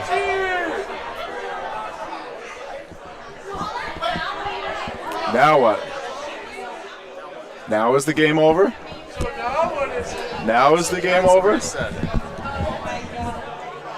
Now we have another. Wow, what a conundrum.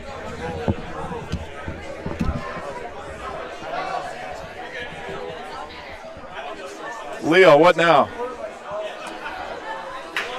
The officials are discussing the call right in front of us.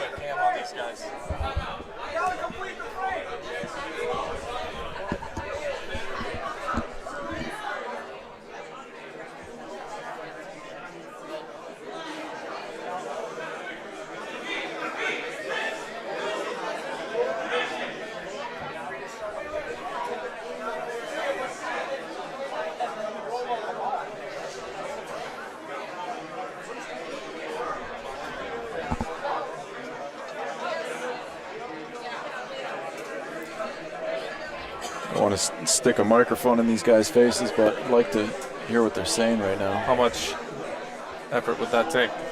It's plugged in. We just need I to wouldn't turn it take on. any effort. I'm just not going to put a microphone in between them while they're discussing it. Start it over. Looks like Leo says, hey, if we're going spirit of the contest, start the frame over. Let's do it all again. Let's go. Now, answer this question for me.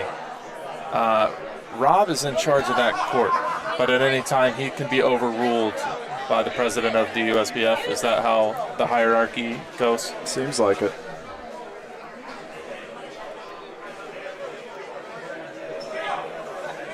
So Rob can't just say, this is my court, my rules.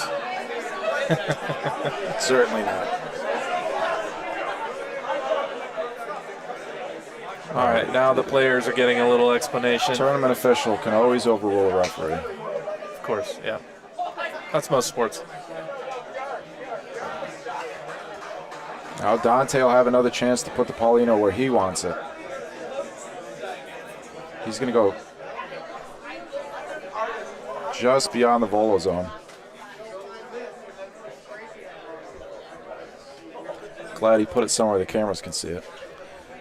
Here's Bridget Reedy with the first ball again. Yeah, we've seen this a lot. Bridget doesn't want to throw Paulino, I guess. Dante's throwing Paulino. I was explaining earlier that where I play, that's whoever throws Paulino has to throw the first ball. But in the chat, a lot of people were saying that in their area of the country that that's illegal. For us, that's never been a rule. Yeah, seems like in the Midwest and out west, that's not a rule. And for PRV, apparently, it's not a rule. But in the Northeast, if you throw Paulino, you got to throw. No, not house rules. Well, house rules of the Northeast. House of the Northeast is what I'm saying. Right. No, things like that develop over time, and it's tough to keep things consistent. Great ball from Vanessa, maybe 9 inches behind the Paulino. Not Bersaglio. Rafa Punto is the call from Dante.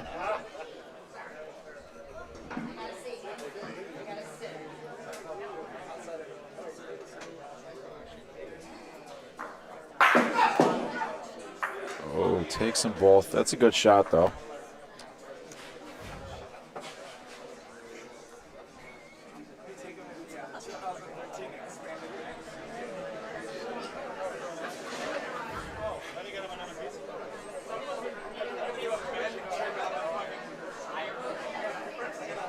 All right, Vanessa Garrido. It's a great ball. That's going to be Bersaglio, though. That's going to be Bersaglio. She would rather have it not that close to Paulino because now Dante can hit Paulino. He's got 2 balls down at the end. Dante's going to favor Paulino. He's going to call Rafa Bersaglio. He's going to favor Paulino. Got Paulino. Paulino almost popped out again.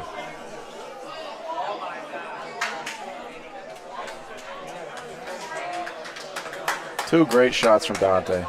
It's going to come down to Bridget and Julian. 1 ball for Bridget, 2 balls for Julian. It's an unfortunate lay. Great shot, bad break. Alex Guerra is instructing Bridget.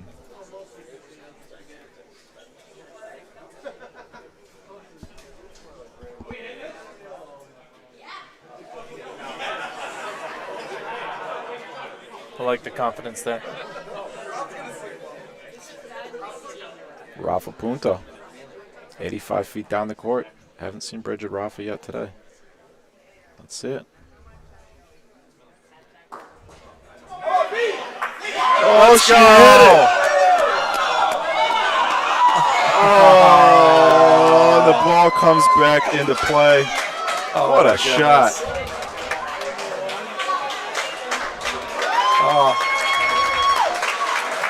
Oh, we missed the shot. That's all right. She gave the crowd what a shot. What a game.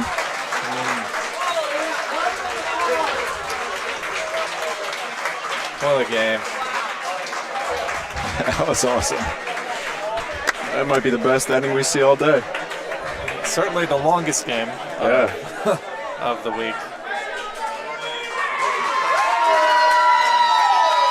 Very bittersweet. You know, she hit her shot and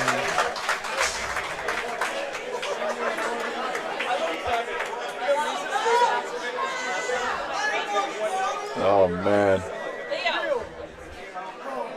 So Chicago Highwood moves on to face Team Bernardi in the quarterfinals.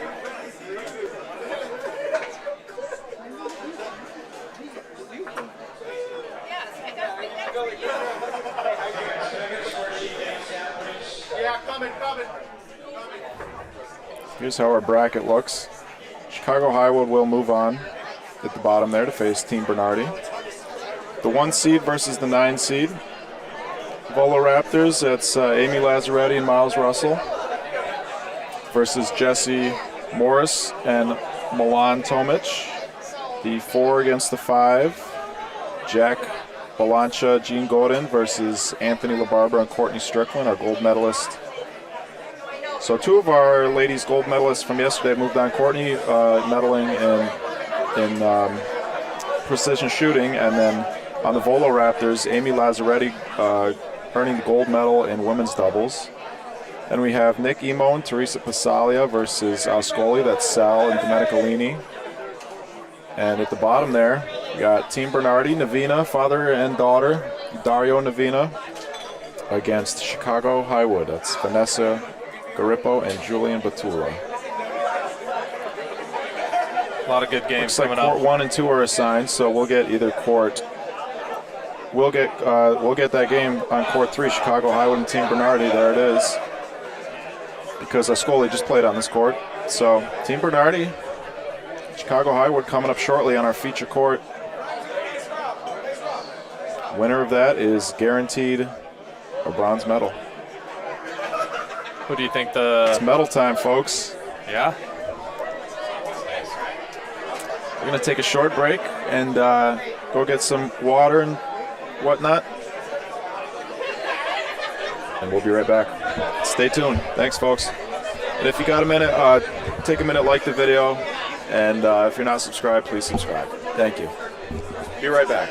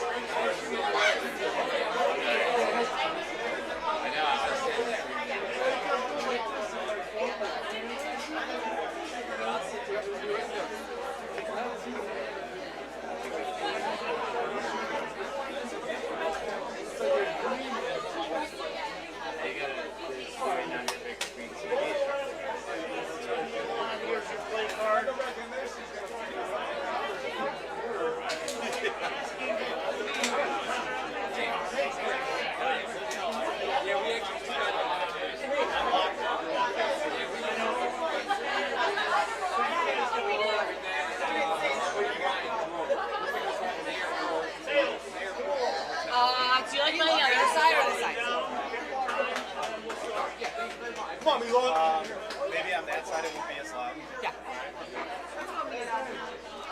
Thank you, Lord. Nice seeing you guys here.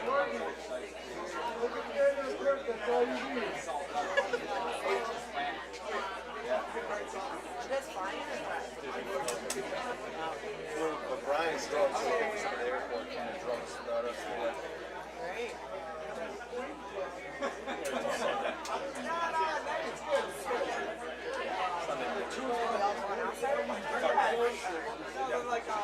None of us are going out.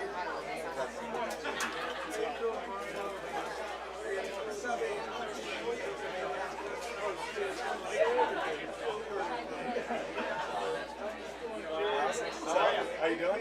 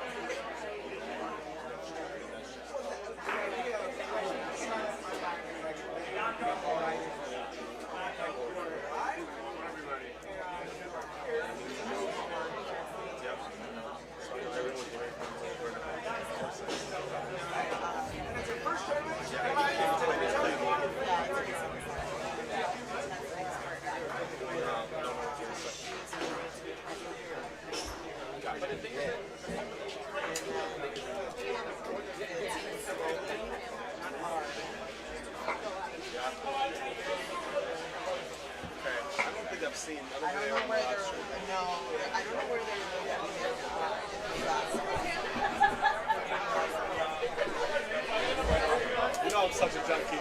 I watch on the just to say, hey, what's up, Bob? How you doing? Good to see you. How you been? You're doing a great job. Loving it. You gotta be.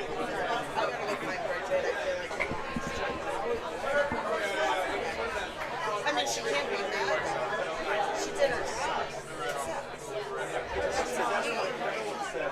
All these things, it doesn't matter. Less luck. But all these things, somebody running to go to the ball line to throw it up. Yeah, I know. It's a game. It's luck. Okay. Michael has called me in from the bullpen to start this game. We're going to be watching a game in the quarterfinals of the mixed doubles. We're going to be watching Team Bernardi against Chicago Highwood. Team Bernardi is Dario and his daughter Novena. And Chicago Highwood is Julian and Vanessa, who just won a very exciting match over on court 4.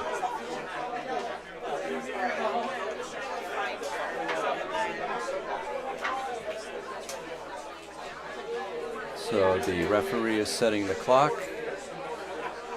and we begin.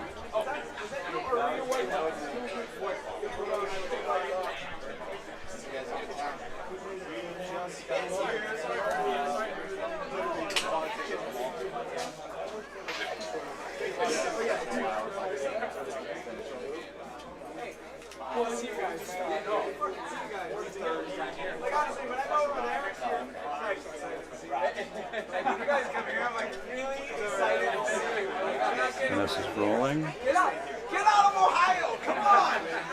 Might be a little strong.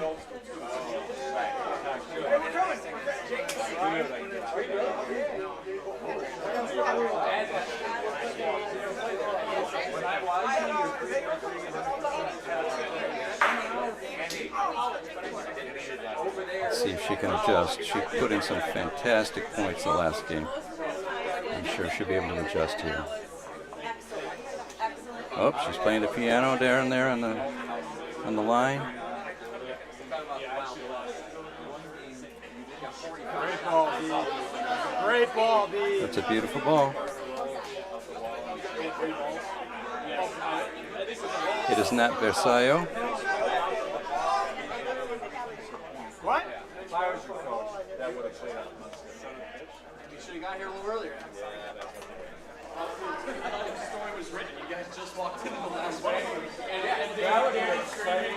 That would have been exciting. What happened before that? They were deciding whether to No, he was shooting the ball, so and he hit the Paulino. So his ball comes out. I'm sure Michael has explained this. And the other balls get reset.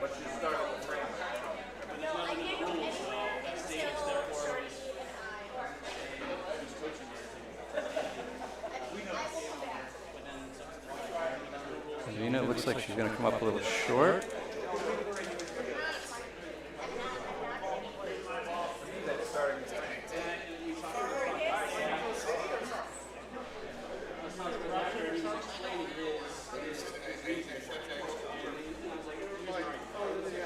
That's got a nice looking ball there. It's not in, but it's in a very good position. It's an impedish, as cousin Mario would say. There's Julian.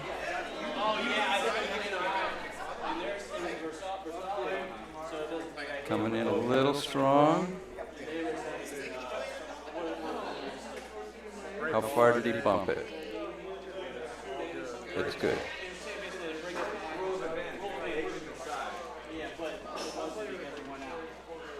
Looks like they're laying 2 points.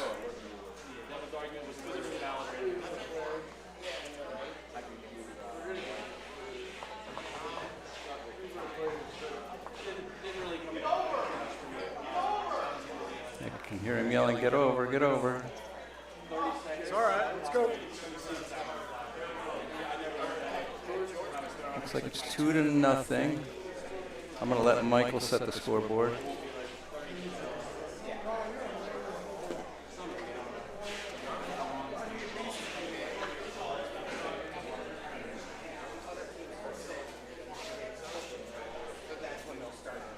So Vanessa, let's see where she likes the Paulino.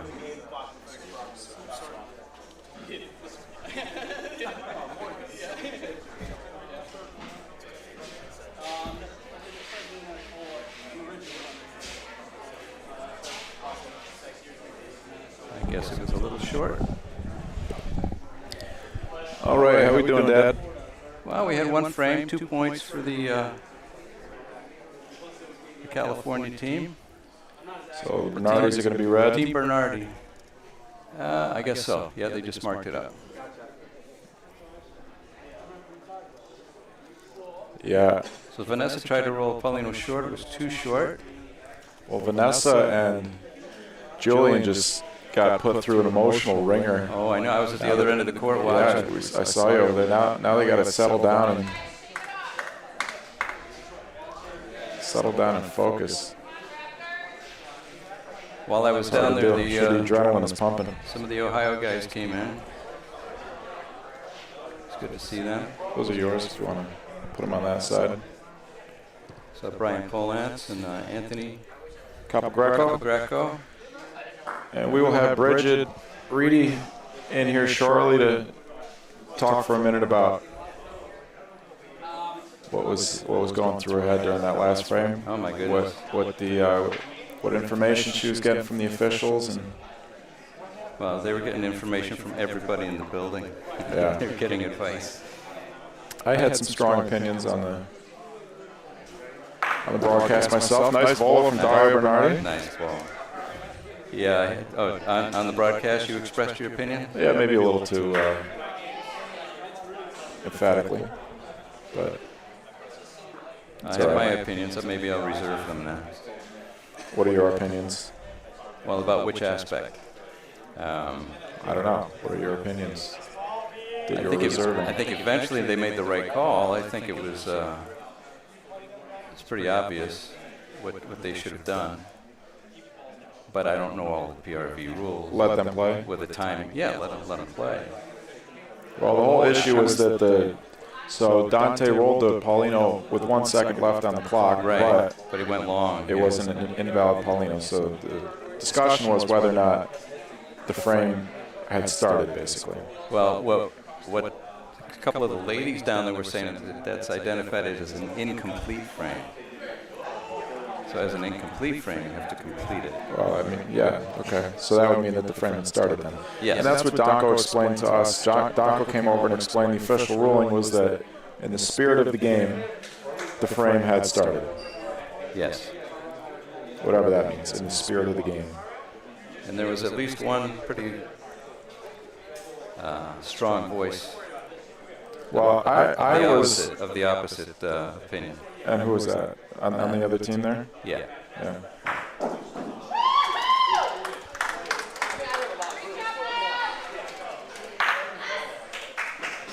So that ball was Bersaglio with Paulino, so it's available. It's eligible for a Rafa. Good Rafa from Julian. Leaves Paulino and their point there. This is ball number 4 for the Bernardis, huh?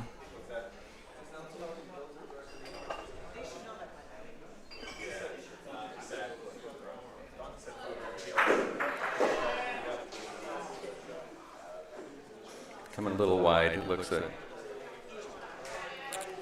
Storta. So it should be an easy 2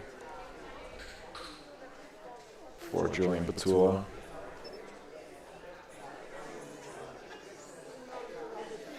If I recall correctly, Julian and Vanessa were in the finals last year at the Palazzo. Yes, they were, with Anthony LaBarbera and who else was on their team? Oh boy, I'm not good Maurizio, with no. all the names. No, I could have been, but I honestly don't remember. I don't remember either. They put up a good fight, but it's tough to beat that home team. Yeah, tough to beat Jose at the Palazzo. But fun to play him there. It is. We hope to see him again this year. Jose, if you're listening, we hope you're able to play again this year. Speaking of the Palazzo, I'm just wondering, have you had a chance to talk to Dr. Joe yet today? No, I haven't. Do you remember Dr. Joe from the first time we were at the Palazzo? I remember the name. I'm sure I would remember the face if I saw it. Well, he's here.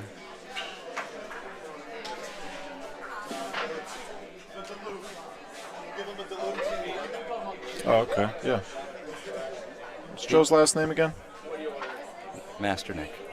Mm-hmm. Dr. Joe Masternick. He only lives 2 minutes from the Palazzo, and he was so kind to meet us there when we were traveling across the state of Michigan. And we played a few games, had a lunch. It was very nice.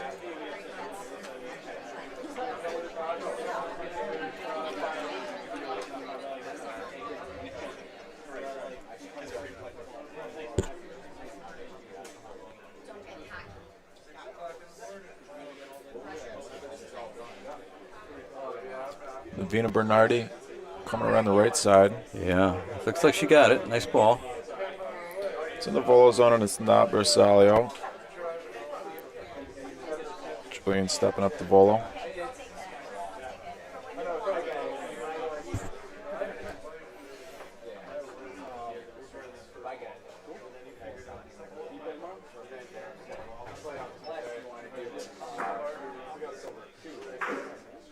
Salini taking a shot on the next court, so Julian had to wait. Nice volo. Good shot. You see our new stinger transition for the replays, Dad? I didn't notice. Watch this.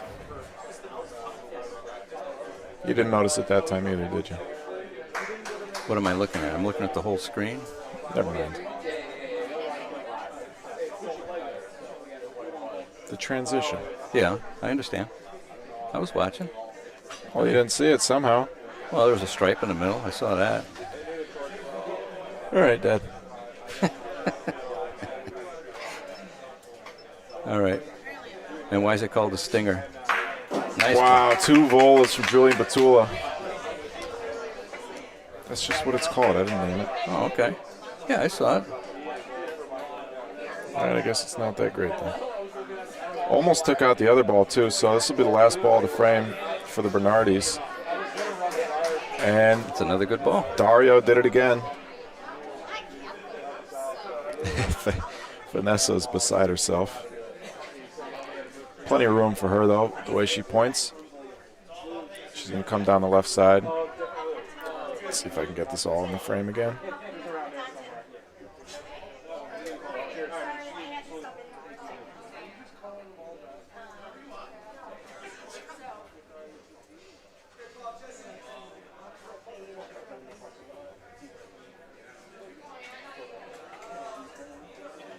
It's a little strong, doesn't it? They always look a little strong on the screen because of the frame rate. I think she just got it. I think she made it. It's a clutch shot from Vanessa Garippo. So, 5. Oh, the Bernardis got 3 more points coming back this way. They get 2. That was long.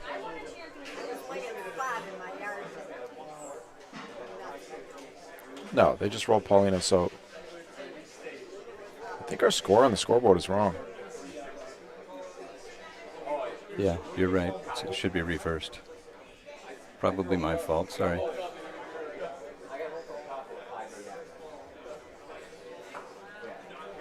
Wait a minute.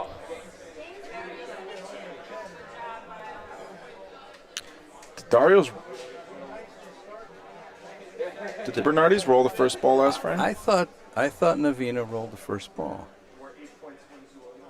Well, we're going to mark up the score the way that they have it on the scoreboard right now. Yeah.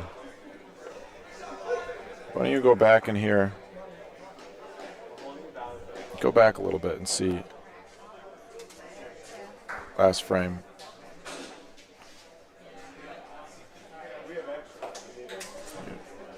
Just go like this.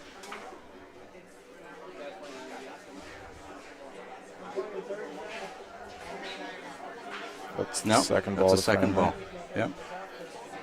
I was wrong. Okay, so it is 5-0 for Julian and Vanessa.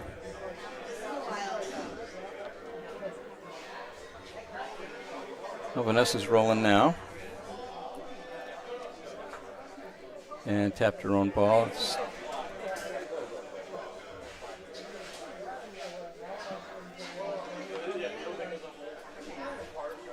So good, nothing really moved. Having announced for the last few days, you must be quite familiar with all the rules. Yes, I am, more than some of the referees. That's We've another. seen some referees make some pretty damning mistakes. Yeah, I've seen a few myself. But including, unfortunately, some of the players don't know the rules, so they trust the referees, and they don't know enough to correct them. Yeah. Joining us in the booth, Bridget Reedy. Sure, we can start talking. Yep. Let's start talking. Bridget's going to strap in for a minute. Yeah, is it off?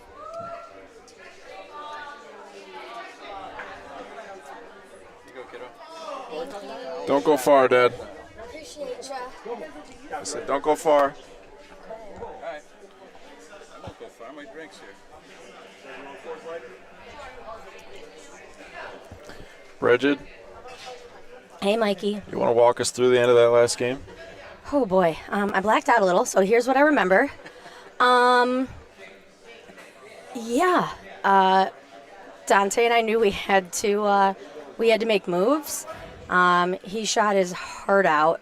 But unfortunately, when you only get 2 shots per side, I was left with a Rafa. I had to take it was very far.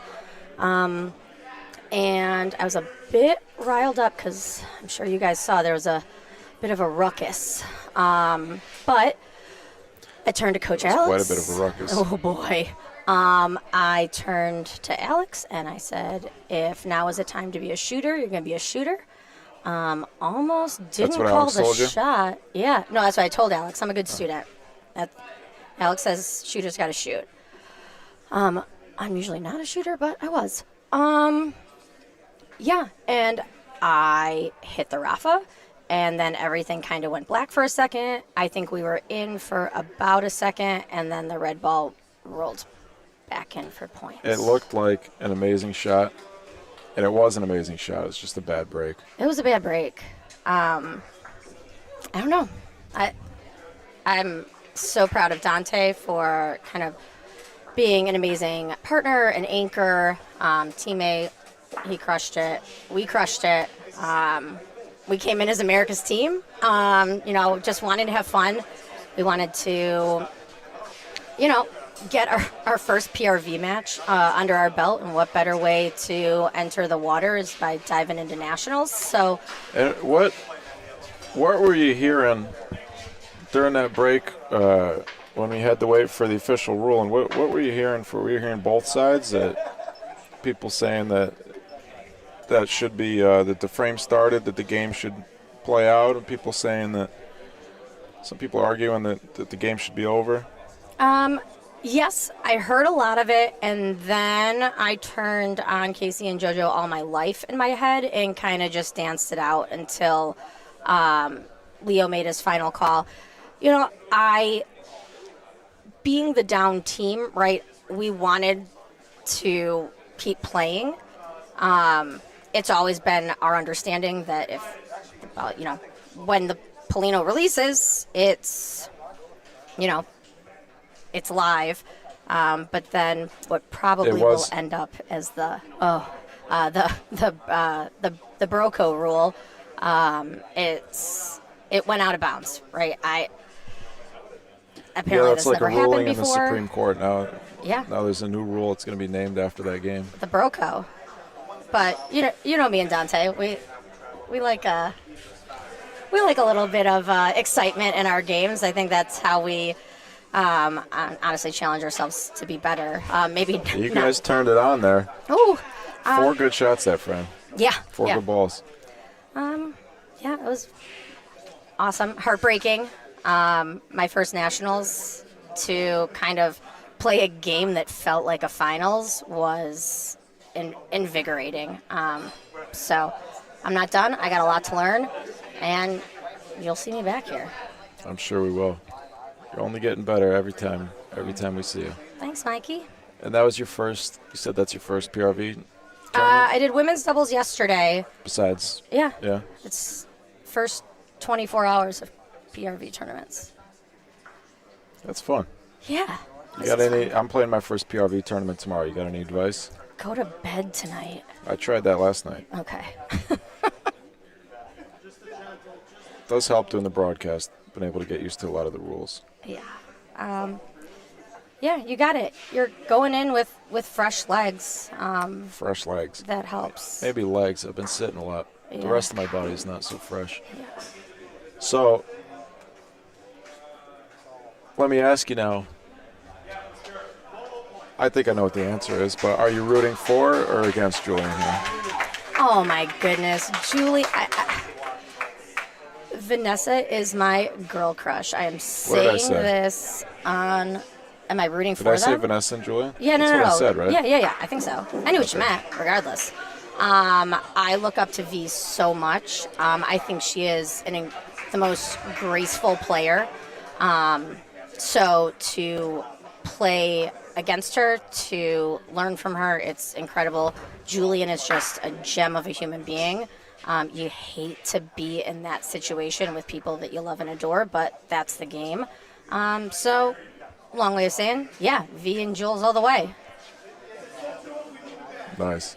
Well, anybody that you'd like to say hi to, or not that one, this one. Camera's right here. Oh. If you want to say hi to any of your friends or family. I don't know. Who knows? Probably there's a bunch of sticky bandits out there. The world. All right. Hopefully we made our ABC family proud, our Highwood family proud, Bocce Bros, all you guys. We love you, and Dante and I will be back next year. You made a lot of people proud. You got a lot of fans in the chat. What? Y'all are too sweet. It's because I dance a lot, right? That helps. It's because I dance a lot, Lou. People need to dance more in bocce. That's what I'm Because you saying. hit those clutch shots 85 feet down the court. Oh, right, the technical portion of the game. It all contributes. Okay.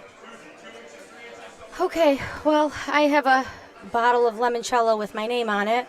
And thanks, everybody. Keep tuning in. We got a lot more good stuff coming up.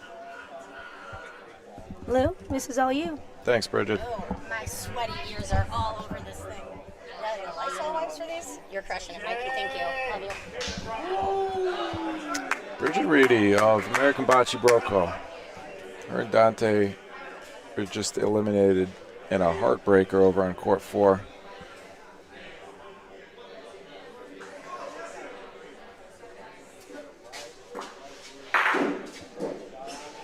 Meanwhile, court 3, the team that beat them, Chicago Highwood, is up 8-3 on Team Bernardi. Novena and Dario, like I said before, daughter and father in that order.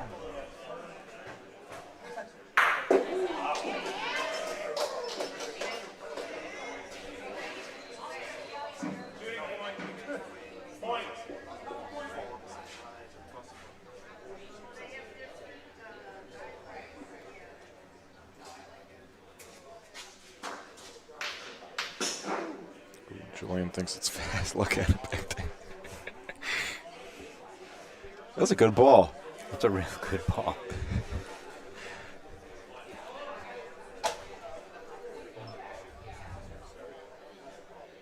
Here comes the Volo. All right, let's see it. Let's see if I can get it on. Oh, jeez. The ref's head was in the way. I was trying to get too ambitious with the camera work. Michael, I've forgotten if there's a Volo when they mark the arc in front, is that 40 centimeters? Yeah, 40. So I remember years ago it used to be 50. It used to be half a meter. Did it? Yeah. In fact, they had half-meter sticks.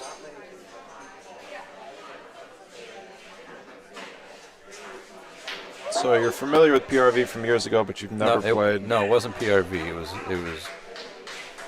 the Italian rules? Yeah, I think so.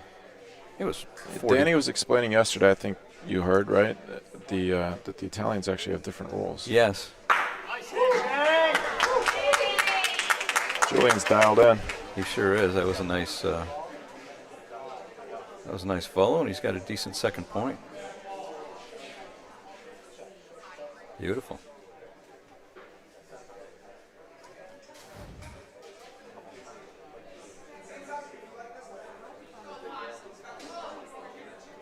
No, she doesn't like it. Vanessa didn't like her ball either, but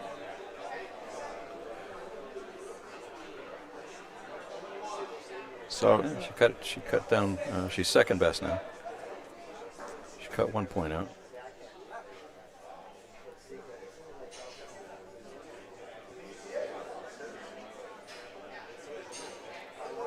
Looks like Dario's ball's going off to the side. our live stream just ticked over 9 hours, so with more than two rounds of games left, probably going to have to cut this stream after the semifinals and restart it. Maybe I'll cut it. I think I'll cut it after this game and restart it for the semifinals and finals, because otherwise YouTube's going to cut us off at 12 hours. 3 hours, might be able to do it. We'll see how much time is left when this game ends.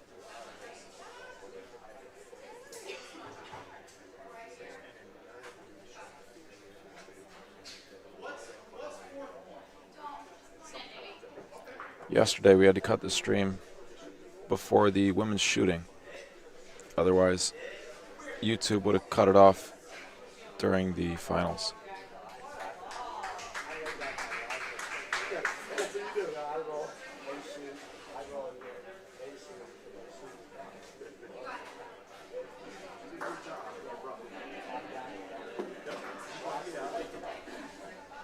going to be a second. Oh, maybe not. They're all good. 3 points. A couple inches short of a secondary. 3 points for Chicago Highwood at 11-3. Game point. Dario is not happy, but he's also not too discouraged.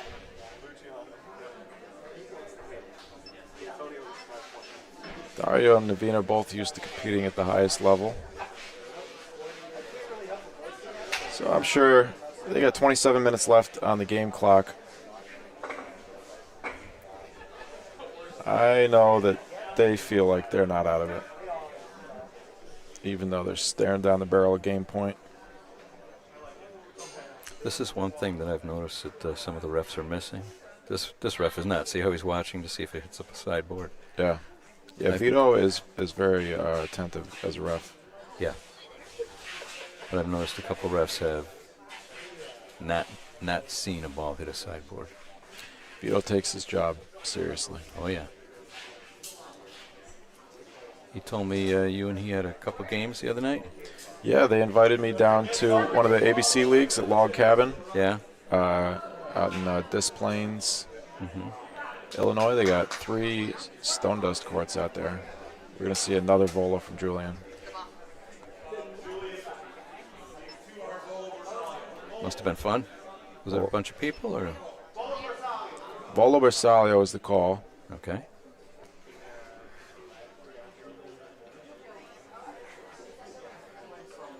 So those two, the Paulino is clearly not Bersaglio. Those 2 balls are Bersaglio. They're going to call timeout, actually. Now, when the timeout is called, do they stop the game clock too, or they just keep it running? Do you know? I believe the game clock keeps running. Yeah, the game clock is still running right now.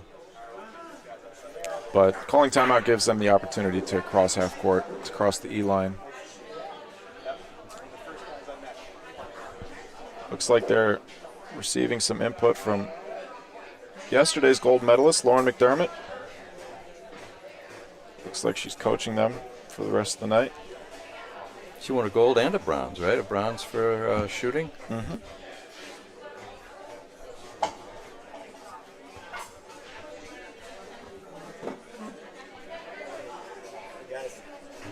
Alan Knox. Hey, Alan.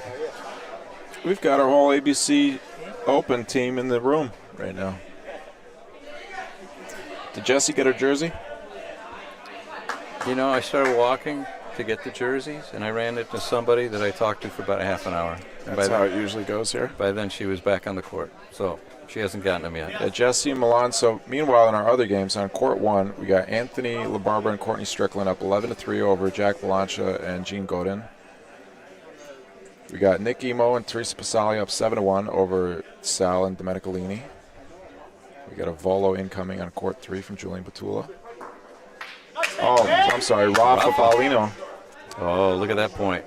Beautiful. Rafa Paulino. Vito said it landed short. Let's check the replay. Ooh, that's right on the line. That's right on the line. I think you might be right. If it's on the line, if it's on the line, it's short. It's void, right? Yep. Let's see that again.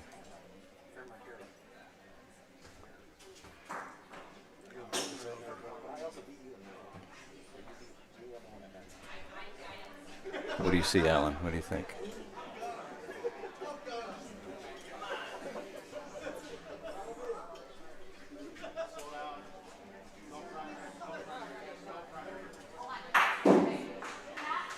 I think Vito's right. I think it's on the line. That's really close. I don't think there's enough evidence to overturn whatever the call was. I would agree. Call is not confirmed, but it stands. In baseball, they have to go to the booth in New York. Football, too, right? Who cares about football? Well, they have to go to the booth in New York, and now we are the New York booth here. Yes, we are. Mobile. New York booth is mobile. So on court 1, looks like that game just wrapped up. Anthony LaBarbera and Courtney Strickland moving on to the semis, guaranteed at least a bronze medal. And I started to say, let's see, court 4, we got Nikki Mo and Teresa Passalia up 7-1 over Sal and Domenicalini. And actually, I think I did cover all the games. On court 2, Volo Raptors, it's Amy Lazzaretti and Miles Russell against Jesse Morris and Milan Tomic. Milan and Jesse are up 7-5.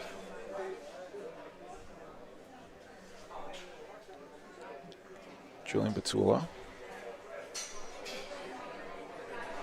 This is the last ball of the frame for their team that won't hit the sideboard and may rest inside of that ball. That's a perfect ball, nearly. Perfect ball probably would have been to rest it right on their ball so it can't be shot.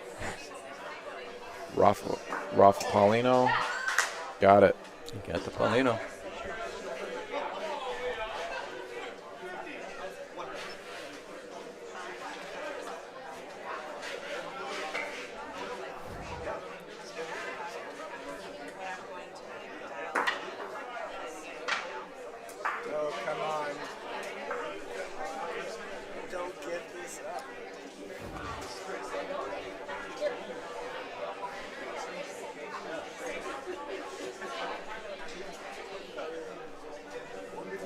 So, very sportsmanlike of Julian and Vanessa to tell Dario not even to bother to roll his balls. 3 points for the Bernardis.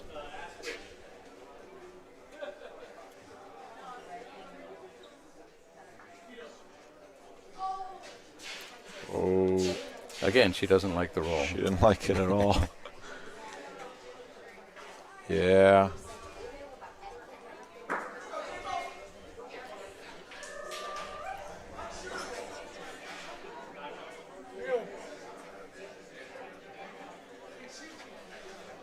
Dario's facial expression never changes. At least not when he's playing.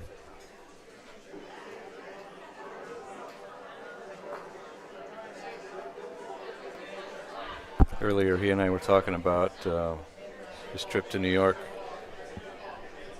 when he came our way when Novena was looking at colleges. And they stopped by. And they played in a doubles tournament in Amsterdam. We had to play against them. They went to Saratoga, to the racetrack, went down to the city. He was kind of reminiscing about that.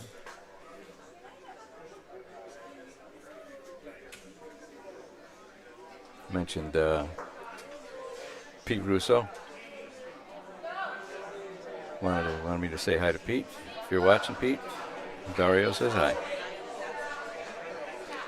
Navena's upset with herself because her ball is touching Paulino.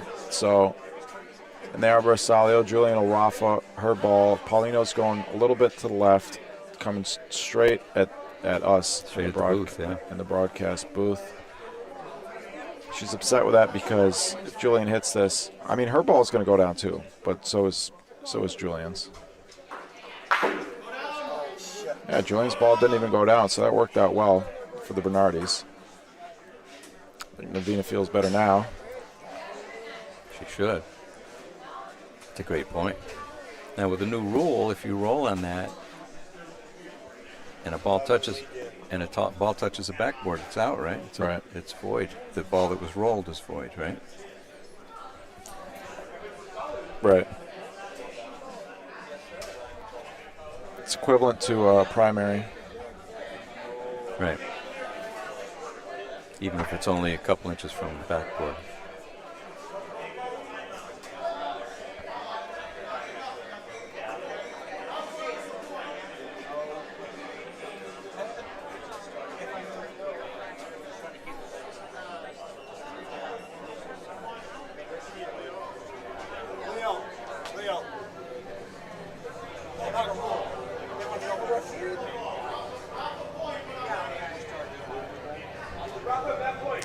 For the point.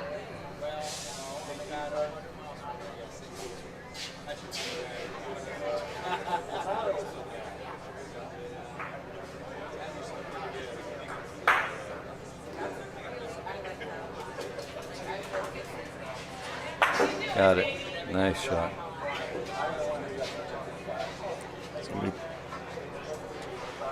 I'm not sure who's going to have the point there.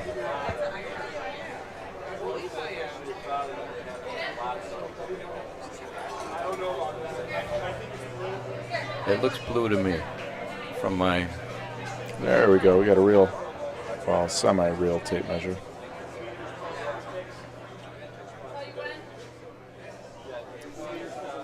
Have you seen him measuring with the stick and then they have to flip the stick? All the time. I hate it. What's that called? What do they call that? Do you call it a measurement? Come on. There's got to be a name for it. Oh, yeah, however you say measurement in Italian.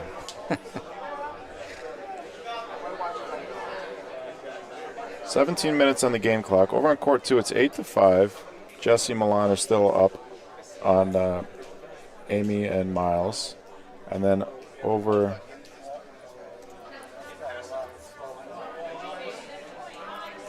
on court 4, game is 8-1. Nick Emo and Teresa Basaglio over Sal and Domenico Rini. Burn. And that ball, bang, burned. It's all the balls for Chicago Highwood. The Bernardis, 2 balls back, should be 3 points. That's 2. It's game tightening up. Yep.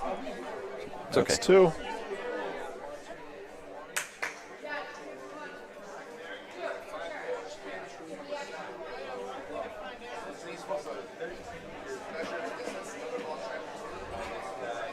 Uh-oh, he's throwing his hands up. She's stomping her feet.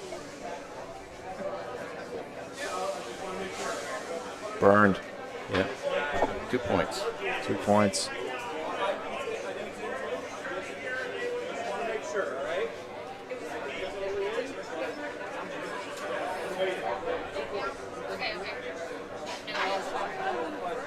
Points, 16 minutes.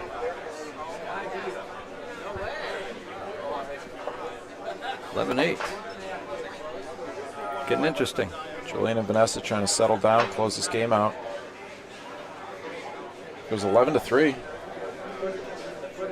Yes, like I said at the time, though, Bernardi's know they're never out of it until it's over. Anybody can get to 11. That's right.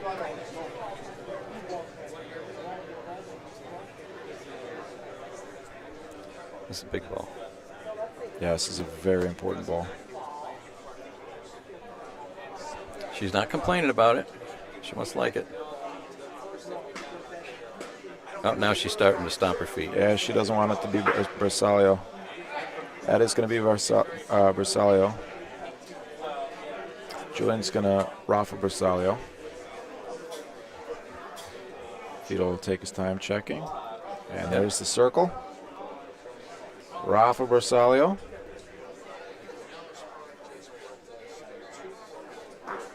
And we had a Rafa come in the other direction on the other court, so Julian's going to restart. I've seen him do it several times. Understandable. Gets it well over the line that time.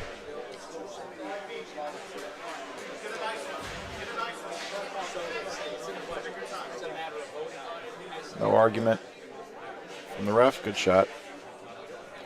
See how Vito stands right on the D-line? Well, I guess he wasn't right on the D-line, but he stands very close to the line when he's watching the Rafas. Some refs, we've noticed, are not doing that, and they can't see as well whether or not that ball's crossing the line. We've had a few calls that, looking on the replay here, we can see that the call is incorrect, but if the other team doesn't argue it, then it's not going to get overturned. Has anybody come to the booth to check a replay on a call? No, the other team hasn't. The other team has just whatever the ref says. So in PRV, you're not allowed to argue with the ref, but PRV rules are not designed with instant replay in mind. So you can challenge the ref on some major things, I suppose. We've seen that where the ref has had to refer to a higher official. But I asked Leo about that, and he said, because we had a very nice ball from Dario. Mm-hmm. It's well hidden. He's high-fiving. He's high-fiving his imaginary friends. Vanessa's going to point. Oh. That's interesting. Yeah, she points on the blue balls. I would have expected probably a Rafa Paulino from Julian. Yeah. Oh, probably Dario's got a ball left. Never mind. I like this call pointing. It's a very close game. Don't want to let him get more than 1 point. I don't know if that's going to get over there. She's trying to steer it. Oh, I think it's just barely would have. Oh, maybe wouldn't have gotten it. She might have sold the point if that was decent speed.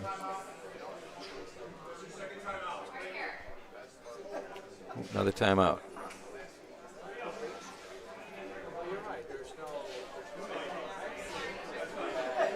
"12 minutes left." But yeah, we had a shot earlier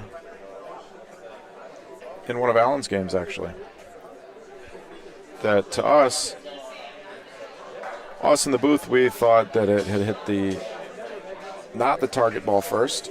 So we checked the replay, and indeed it had struck another ball first, but that was the team that Alan was playing against because Alan and Joanne didn't raise an objection. Then the call stood.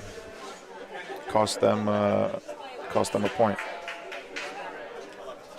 Cost them, well, it was a 2-point swing. Instead of 1 point for them, it's 2 points for the other team. So that's a 3-point swing, right? What did I say? Instead of 1 point for them, it's 1 point for the other team. Oh, 1 point for the other team. Okay.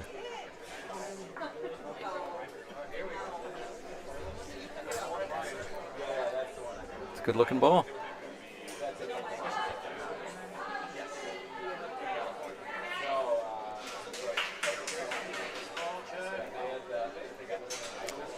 Great ball from Julian. It's a little behind Paulino.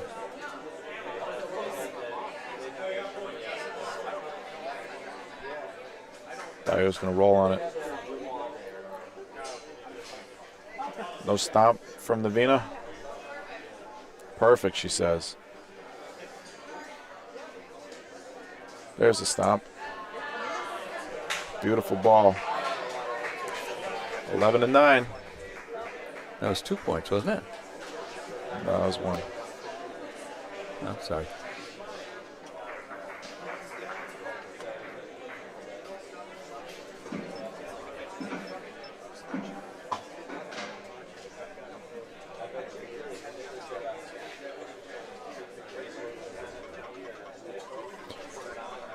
Discussing where to put Paulino now. Julian has hit a few volos. I don't think we've seen him miss a volo yet this game. So they'll probably go beyond the volo zone. Nope, they're in the volo zone. Right at the end of the volo zone. This is one rule, something that I noticed, which is apparently a rule in PRV. A different person, whoever throws Paulino, doesn't have to throw the first ball. I think that's typical in Italy. In international play? Or the shooter. We're getting a lot of comments. The shooter rolls the Paulino? Yeah, because the shooter puts the ball where he wants it, or he or she wants it. Oh, that's interesting. So that's something that we can use. I don't know if it's a rule, but I've noticed that. It's something we can use tomorrow if we choose to. But a lot of people in the comments were saying that in their part of the country that's legal. That what's legal? Even in open butch, it's legal for one person to throw Paulino and another person to throw the first ball.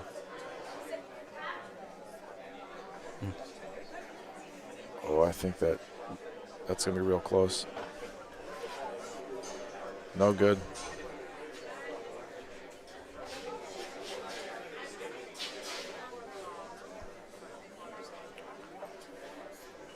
It's a big decision.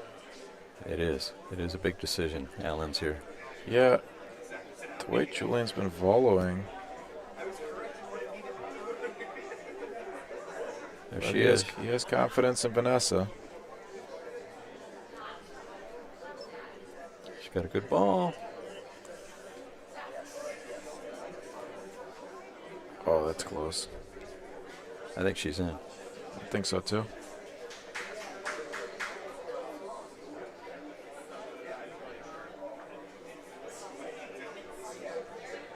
No good. Oh, really? Yeah, a little bit of space there in the measurement. Now do you shoot it? Yeah, see if you can tap Paulina, I guess. Yeah. No, it's off center. It's not going to move Paulino. 3 great points. Now you got a decision to make. Right. Bernardis need 3 points for the game. Surprised they don't. Yeah, okay, he's going to take a minute to think about this.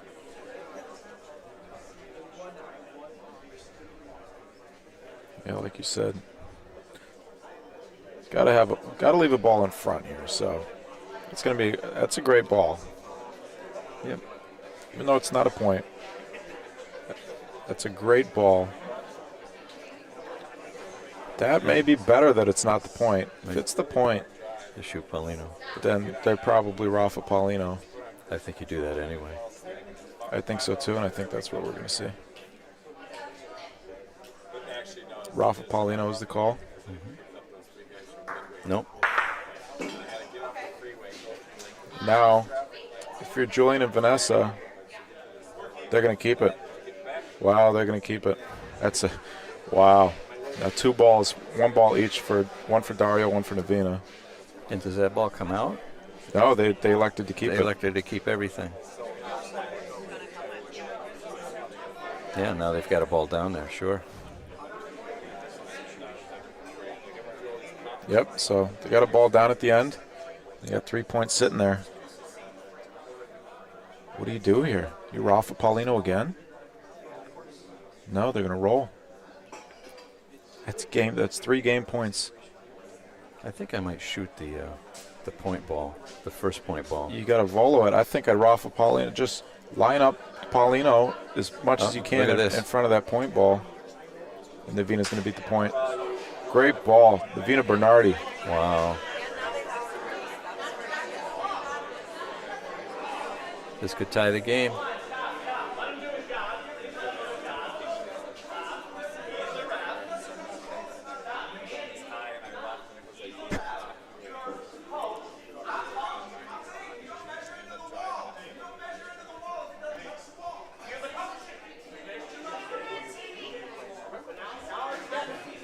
What did Dario do in that? I was watching the other court. That was short. We have an argument on the other court about a measurement.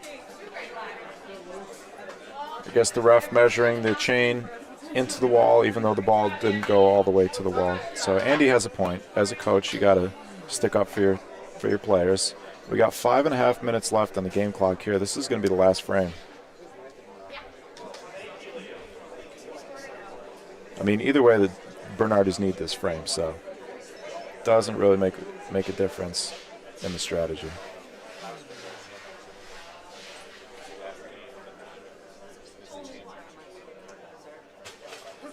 This is it. This is for a medal. Winner of this game is going to medal. Loser isn't. This frame right now is for a medal. Well, if they get 1 and tie it, then we would go to another frame. For the Bernardis, this frame right now. Right. Well, yes. Whatever. Either way. It was 11-3. The Bernardis have scored 7 straight points.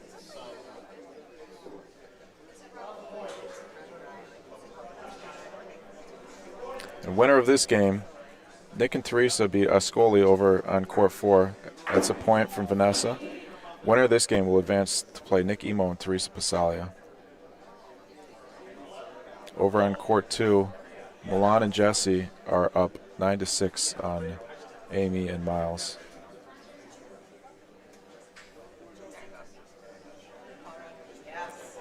Yep.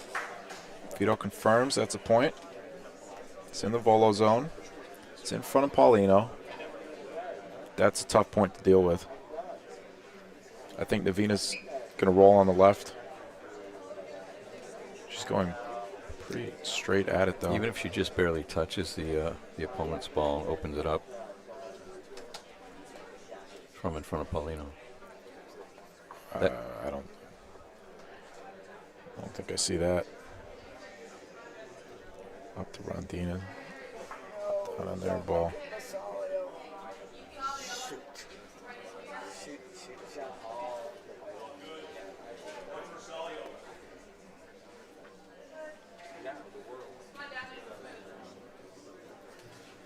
Dario's going to go down the right wall. Rafa Bersaglio.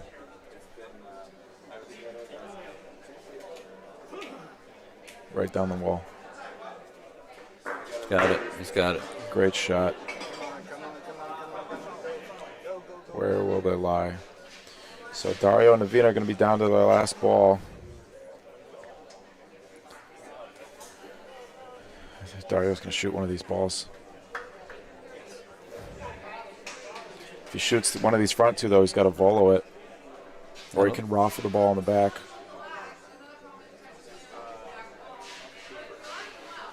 I think he's going to roll. Yeah, might be a roll. What a game, what a game. It's been a great comeback.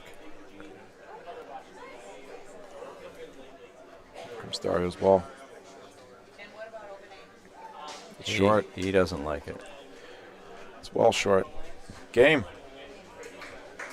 A valiant comeback from the Bernardis. It was 11-3. And Vanessa Grippo and Julian Batula on to the semifinals against Nikki Mo and Teresa Pasalia. And they're in the medal rounds. Everybody who's made it this far is guaranteed a bronze medal. Meanwhile,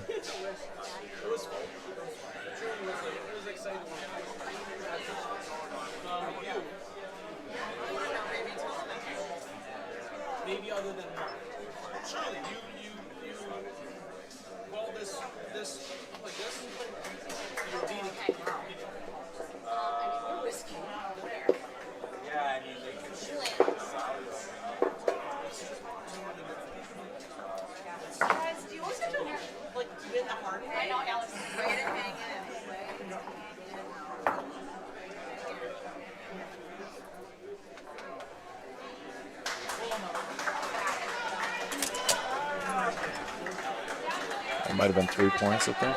I don't know. I was trying to look over the 3 points, tie ball game. Really, 9-9.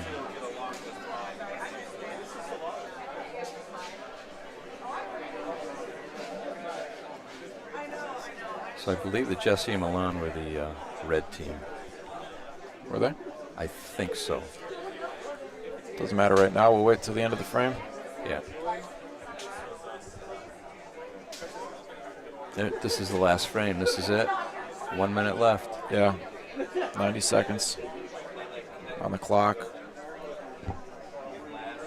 Biggest ball of the day from Amy Lazzaretti. She leaves it a little bit short.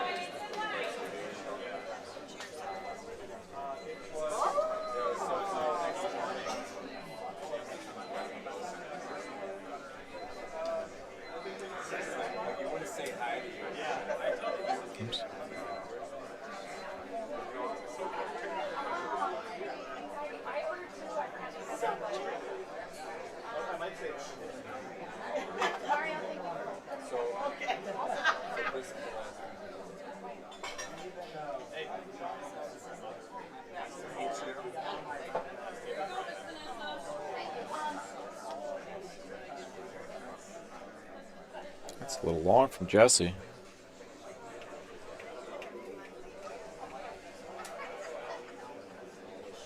It's uncharacteristic of her. Uncharacteristic of both these ladies. Yes. And here we have our nonsense measurement. Oh, okay. He's just gonna mark.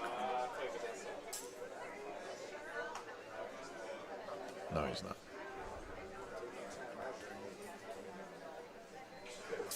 That's in. The measurement works when it's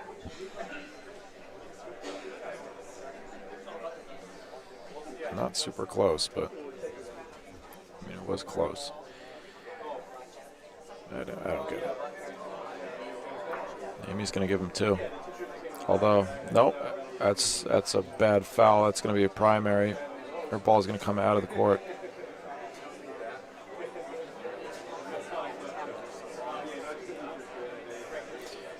So the game is 9-9, but this is, like you said, Dad, this is going to be the last frame no matter what. 2 balls left now for Miles and Amy. 3 balls for Milan and Jesse. Miles and Amy were our 2 singles representatives for the United States last year in Turkey. Yeah.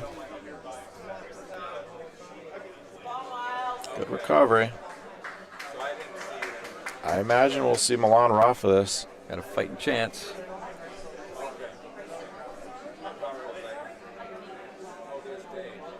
I don't see how there's that much to talk about. You got 3 balls, the other team's got 1. Yeah, make them use their last ball. Get that ball out of there. Doesn't matter how far away they are, in my opinion.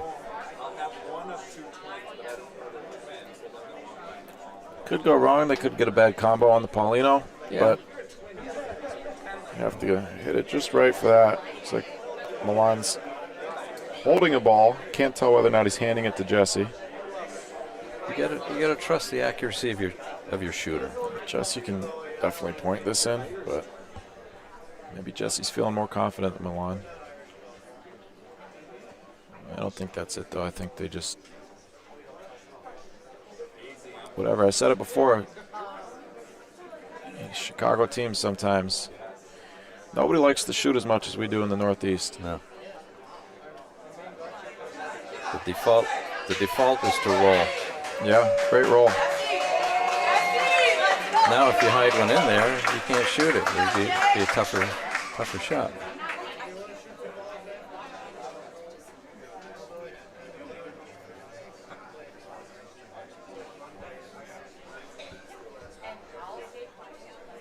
Well, it adds another element to the situation. If you shoot that ball, he rolls another ball and you shoot it again. Not much to think about. Yeah, but it could be hidden. Now there's more possible obstacles. That's why. And the plan's going to work out. Jesse and Milan on to the semifinals to face Anthony LaBarbera and Courtney Strickland.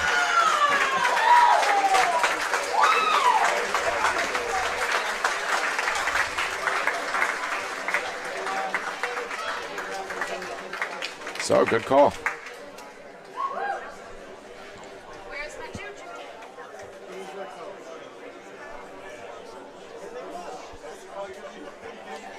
you want to see if I can get one of them in the booth? Do you want to talk to one of them? No, they have to play. Right away? Oh, yeah, I guess you're right. They'll be on court 3. Really? We'll have... Oh, actually, no, because the finals be on court 3. They'll be on court 1. I think 1 and 4 or 1 and...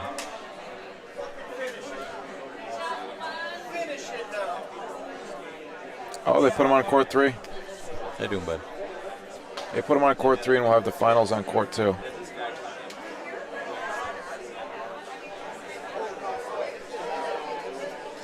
Oh, right in front of us. Isn't that nice?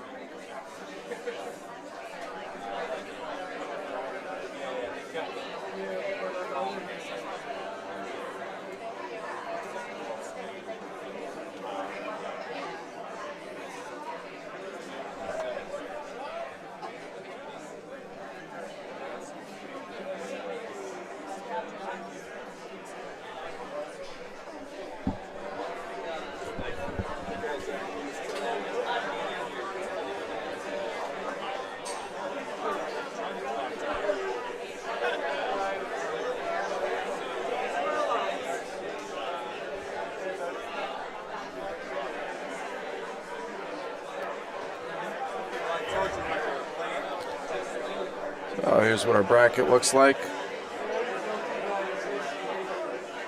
Going into the finals.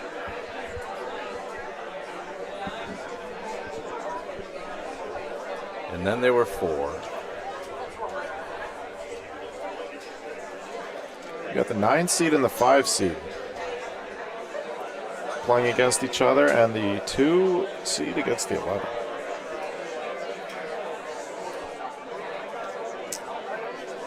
And Vanessa and Julian narrowly qualifying, narrowly moving on.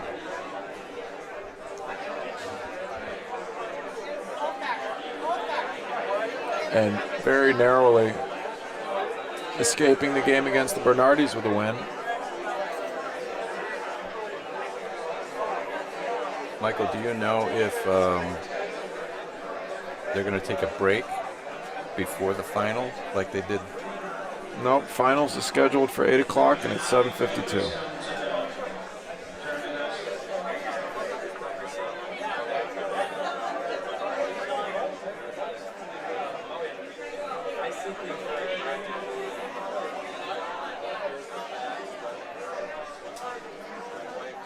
Yeah, so they did just change it to court 1 and 2, and they'll have the finals on court 3. That's something we'll see all week. Semis in courts 1 and 2, finals on a feature court, court 3.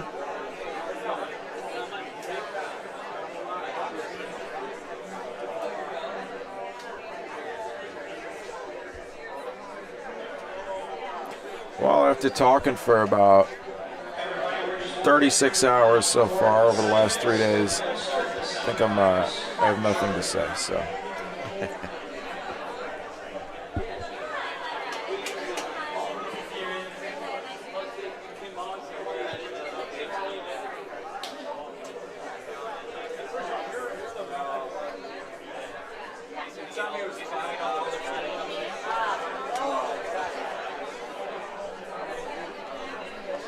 Jesse, did you get your jersey? We have our jerseys for Open A.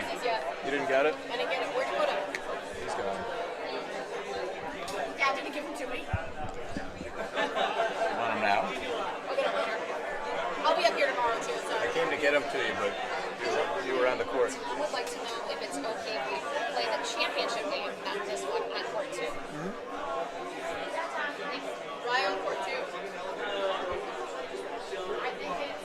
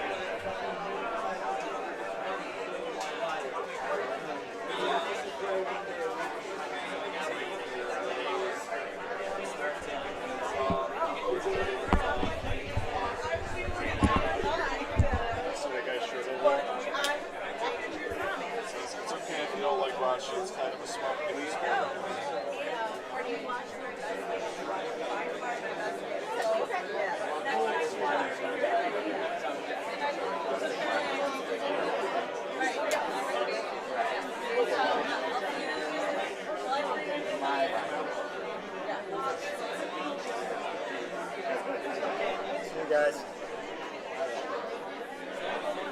Are you leaving? I gotta get my beauty rest.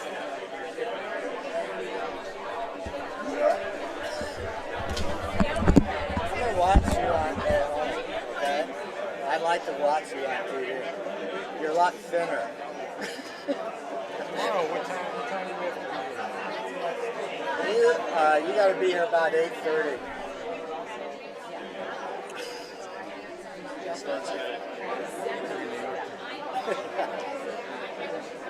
There's no practice, too.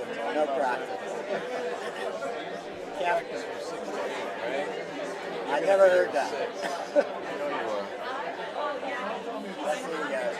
Good night, Alan. See you tomorrow.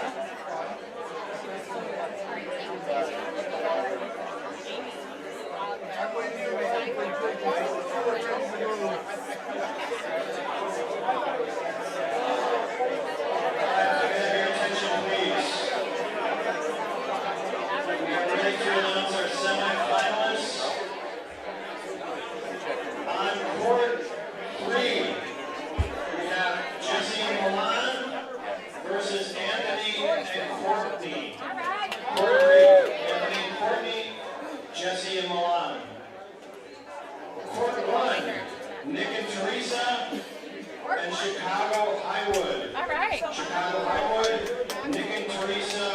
Court one.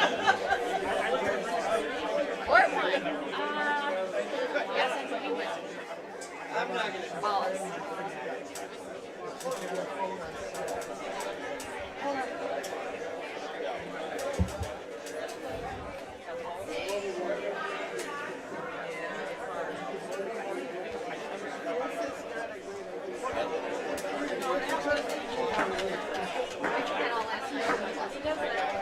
He does that.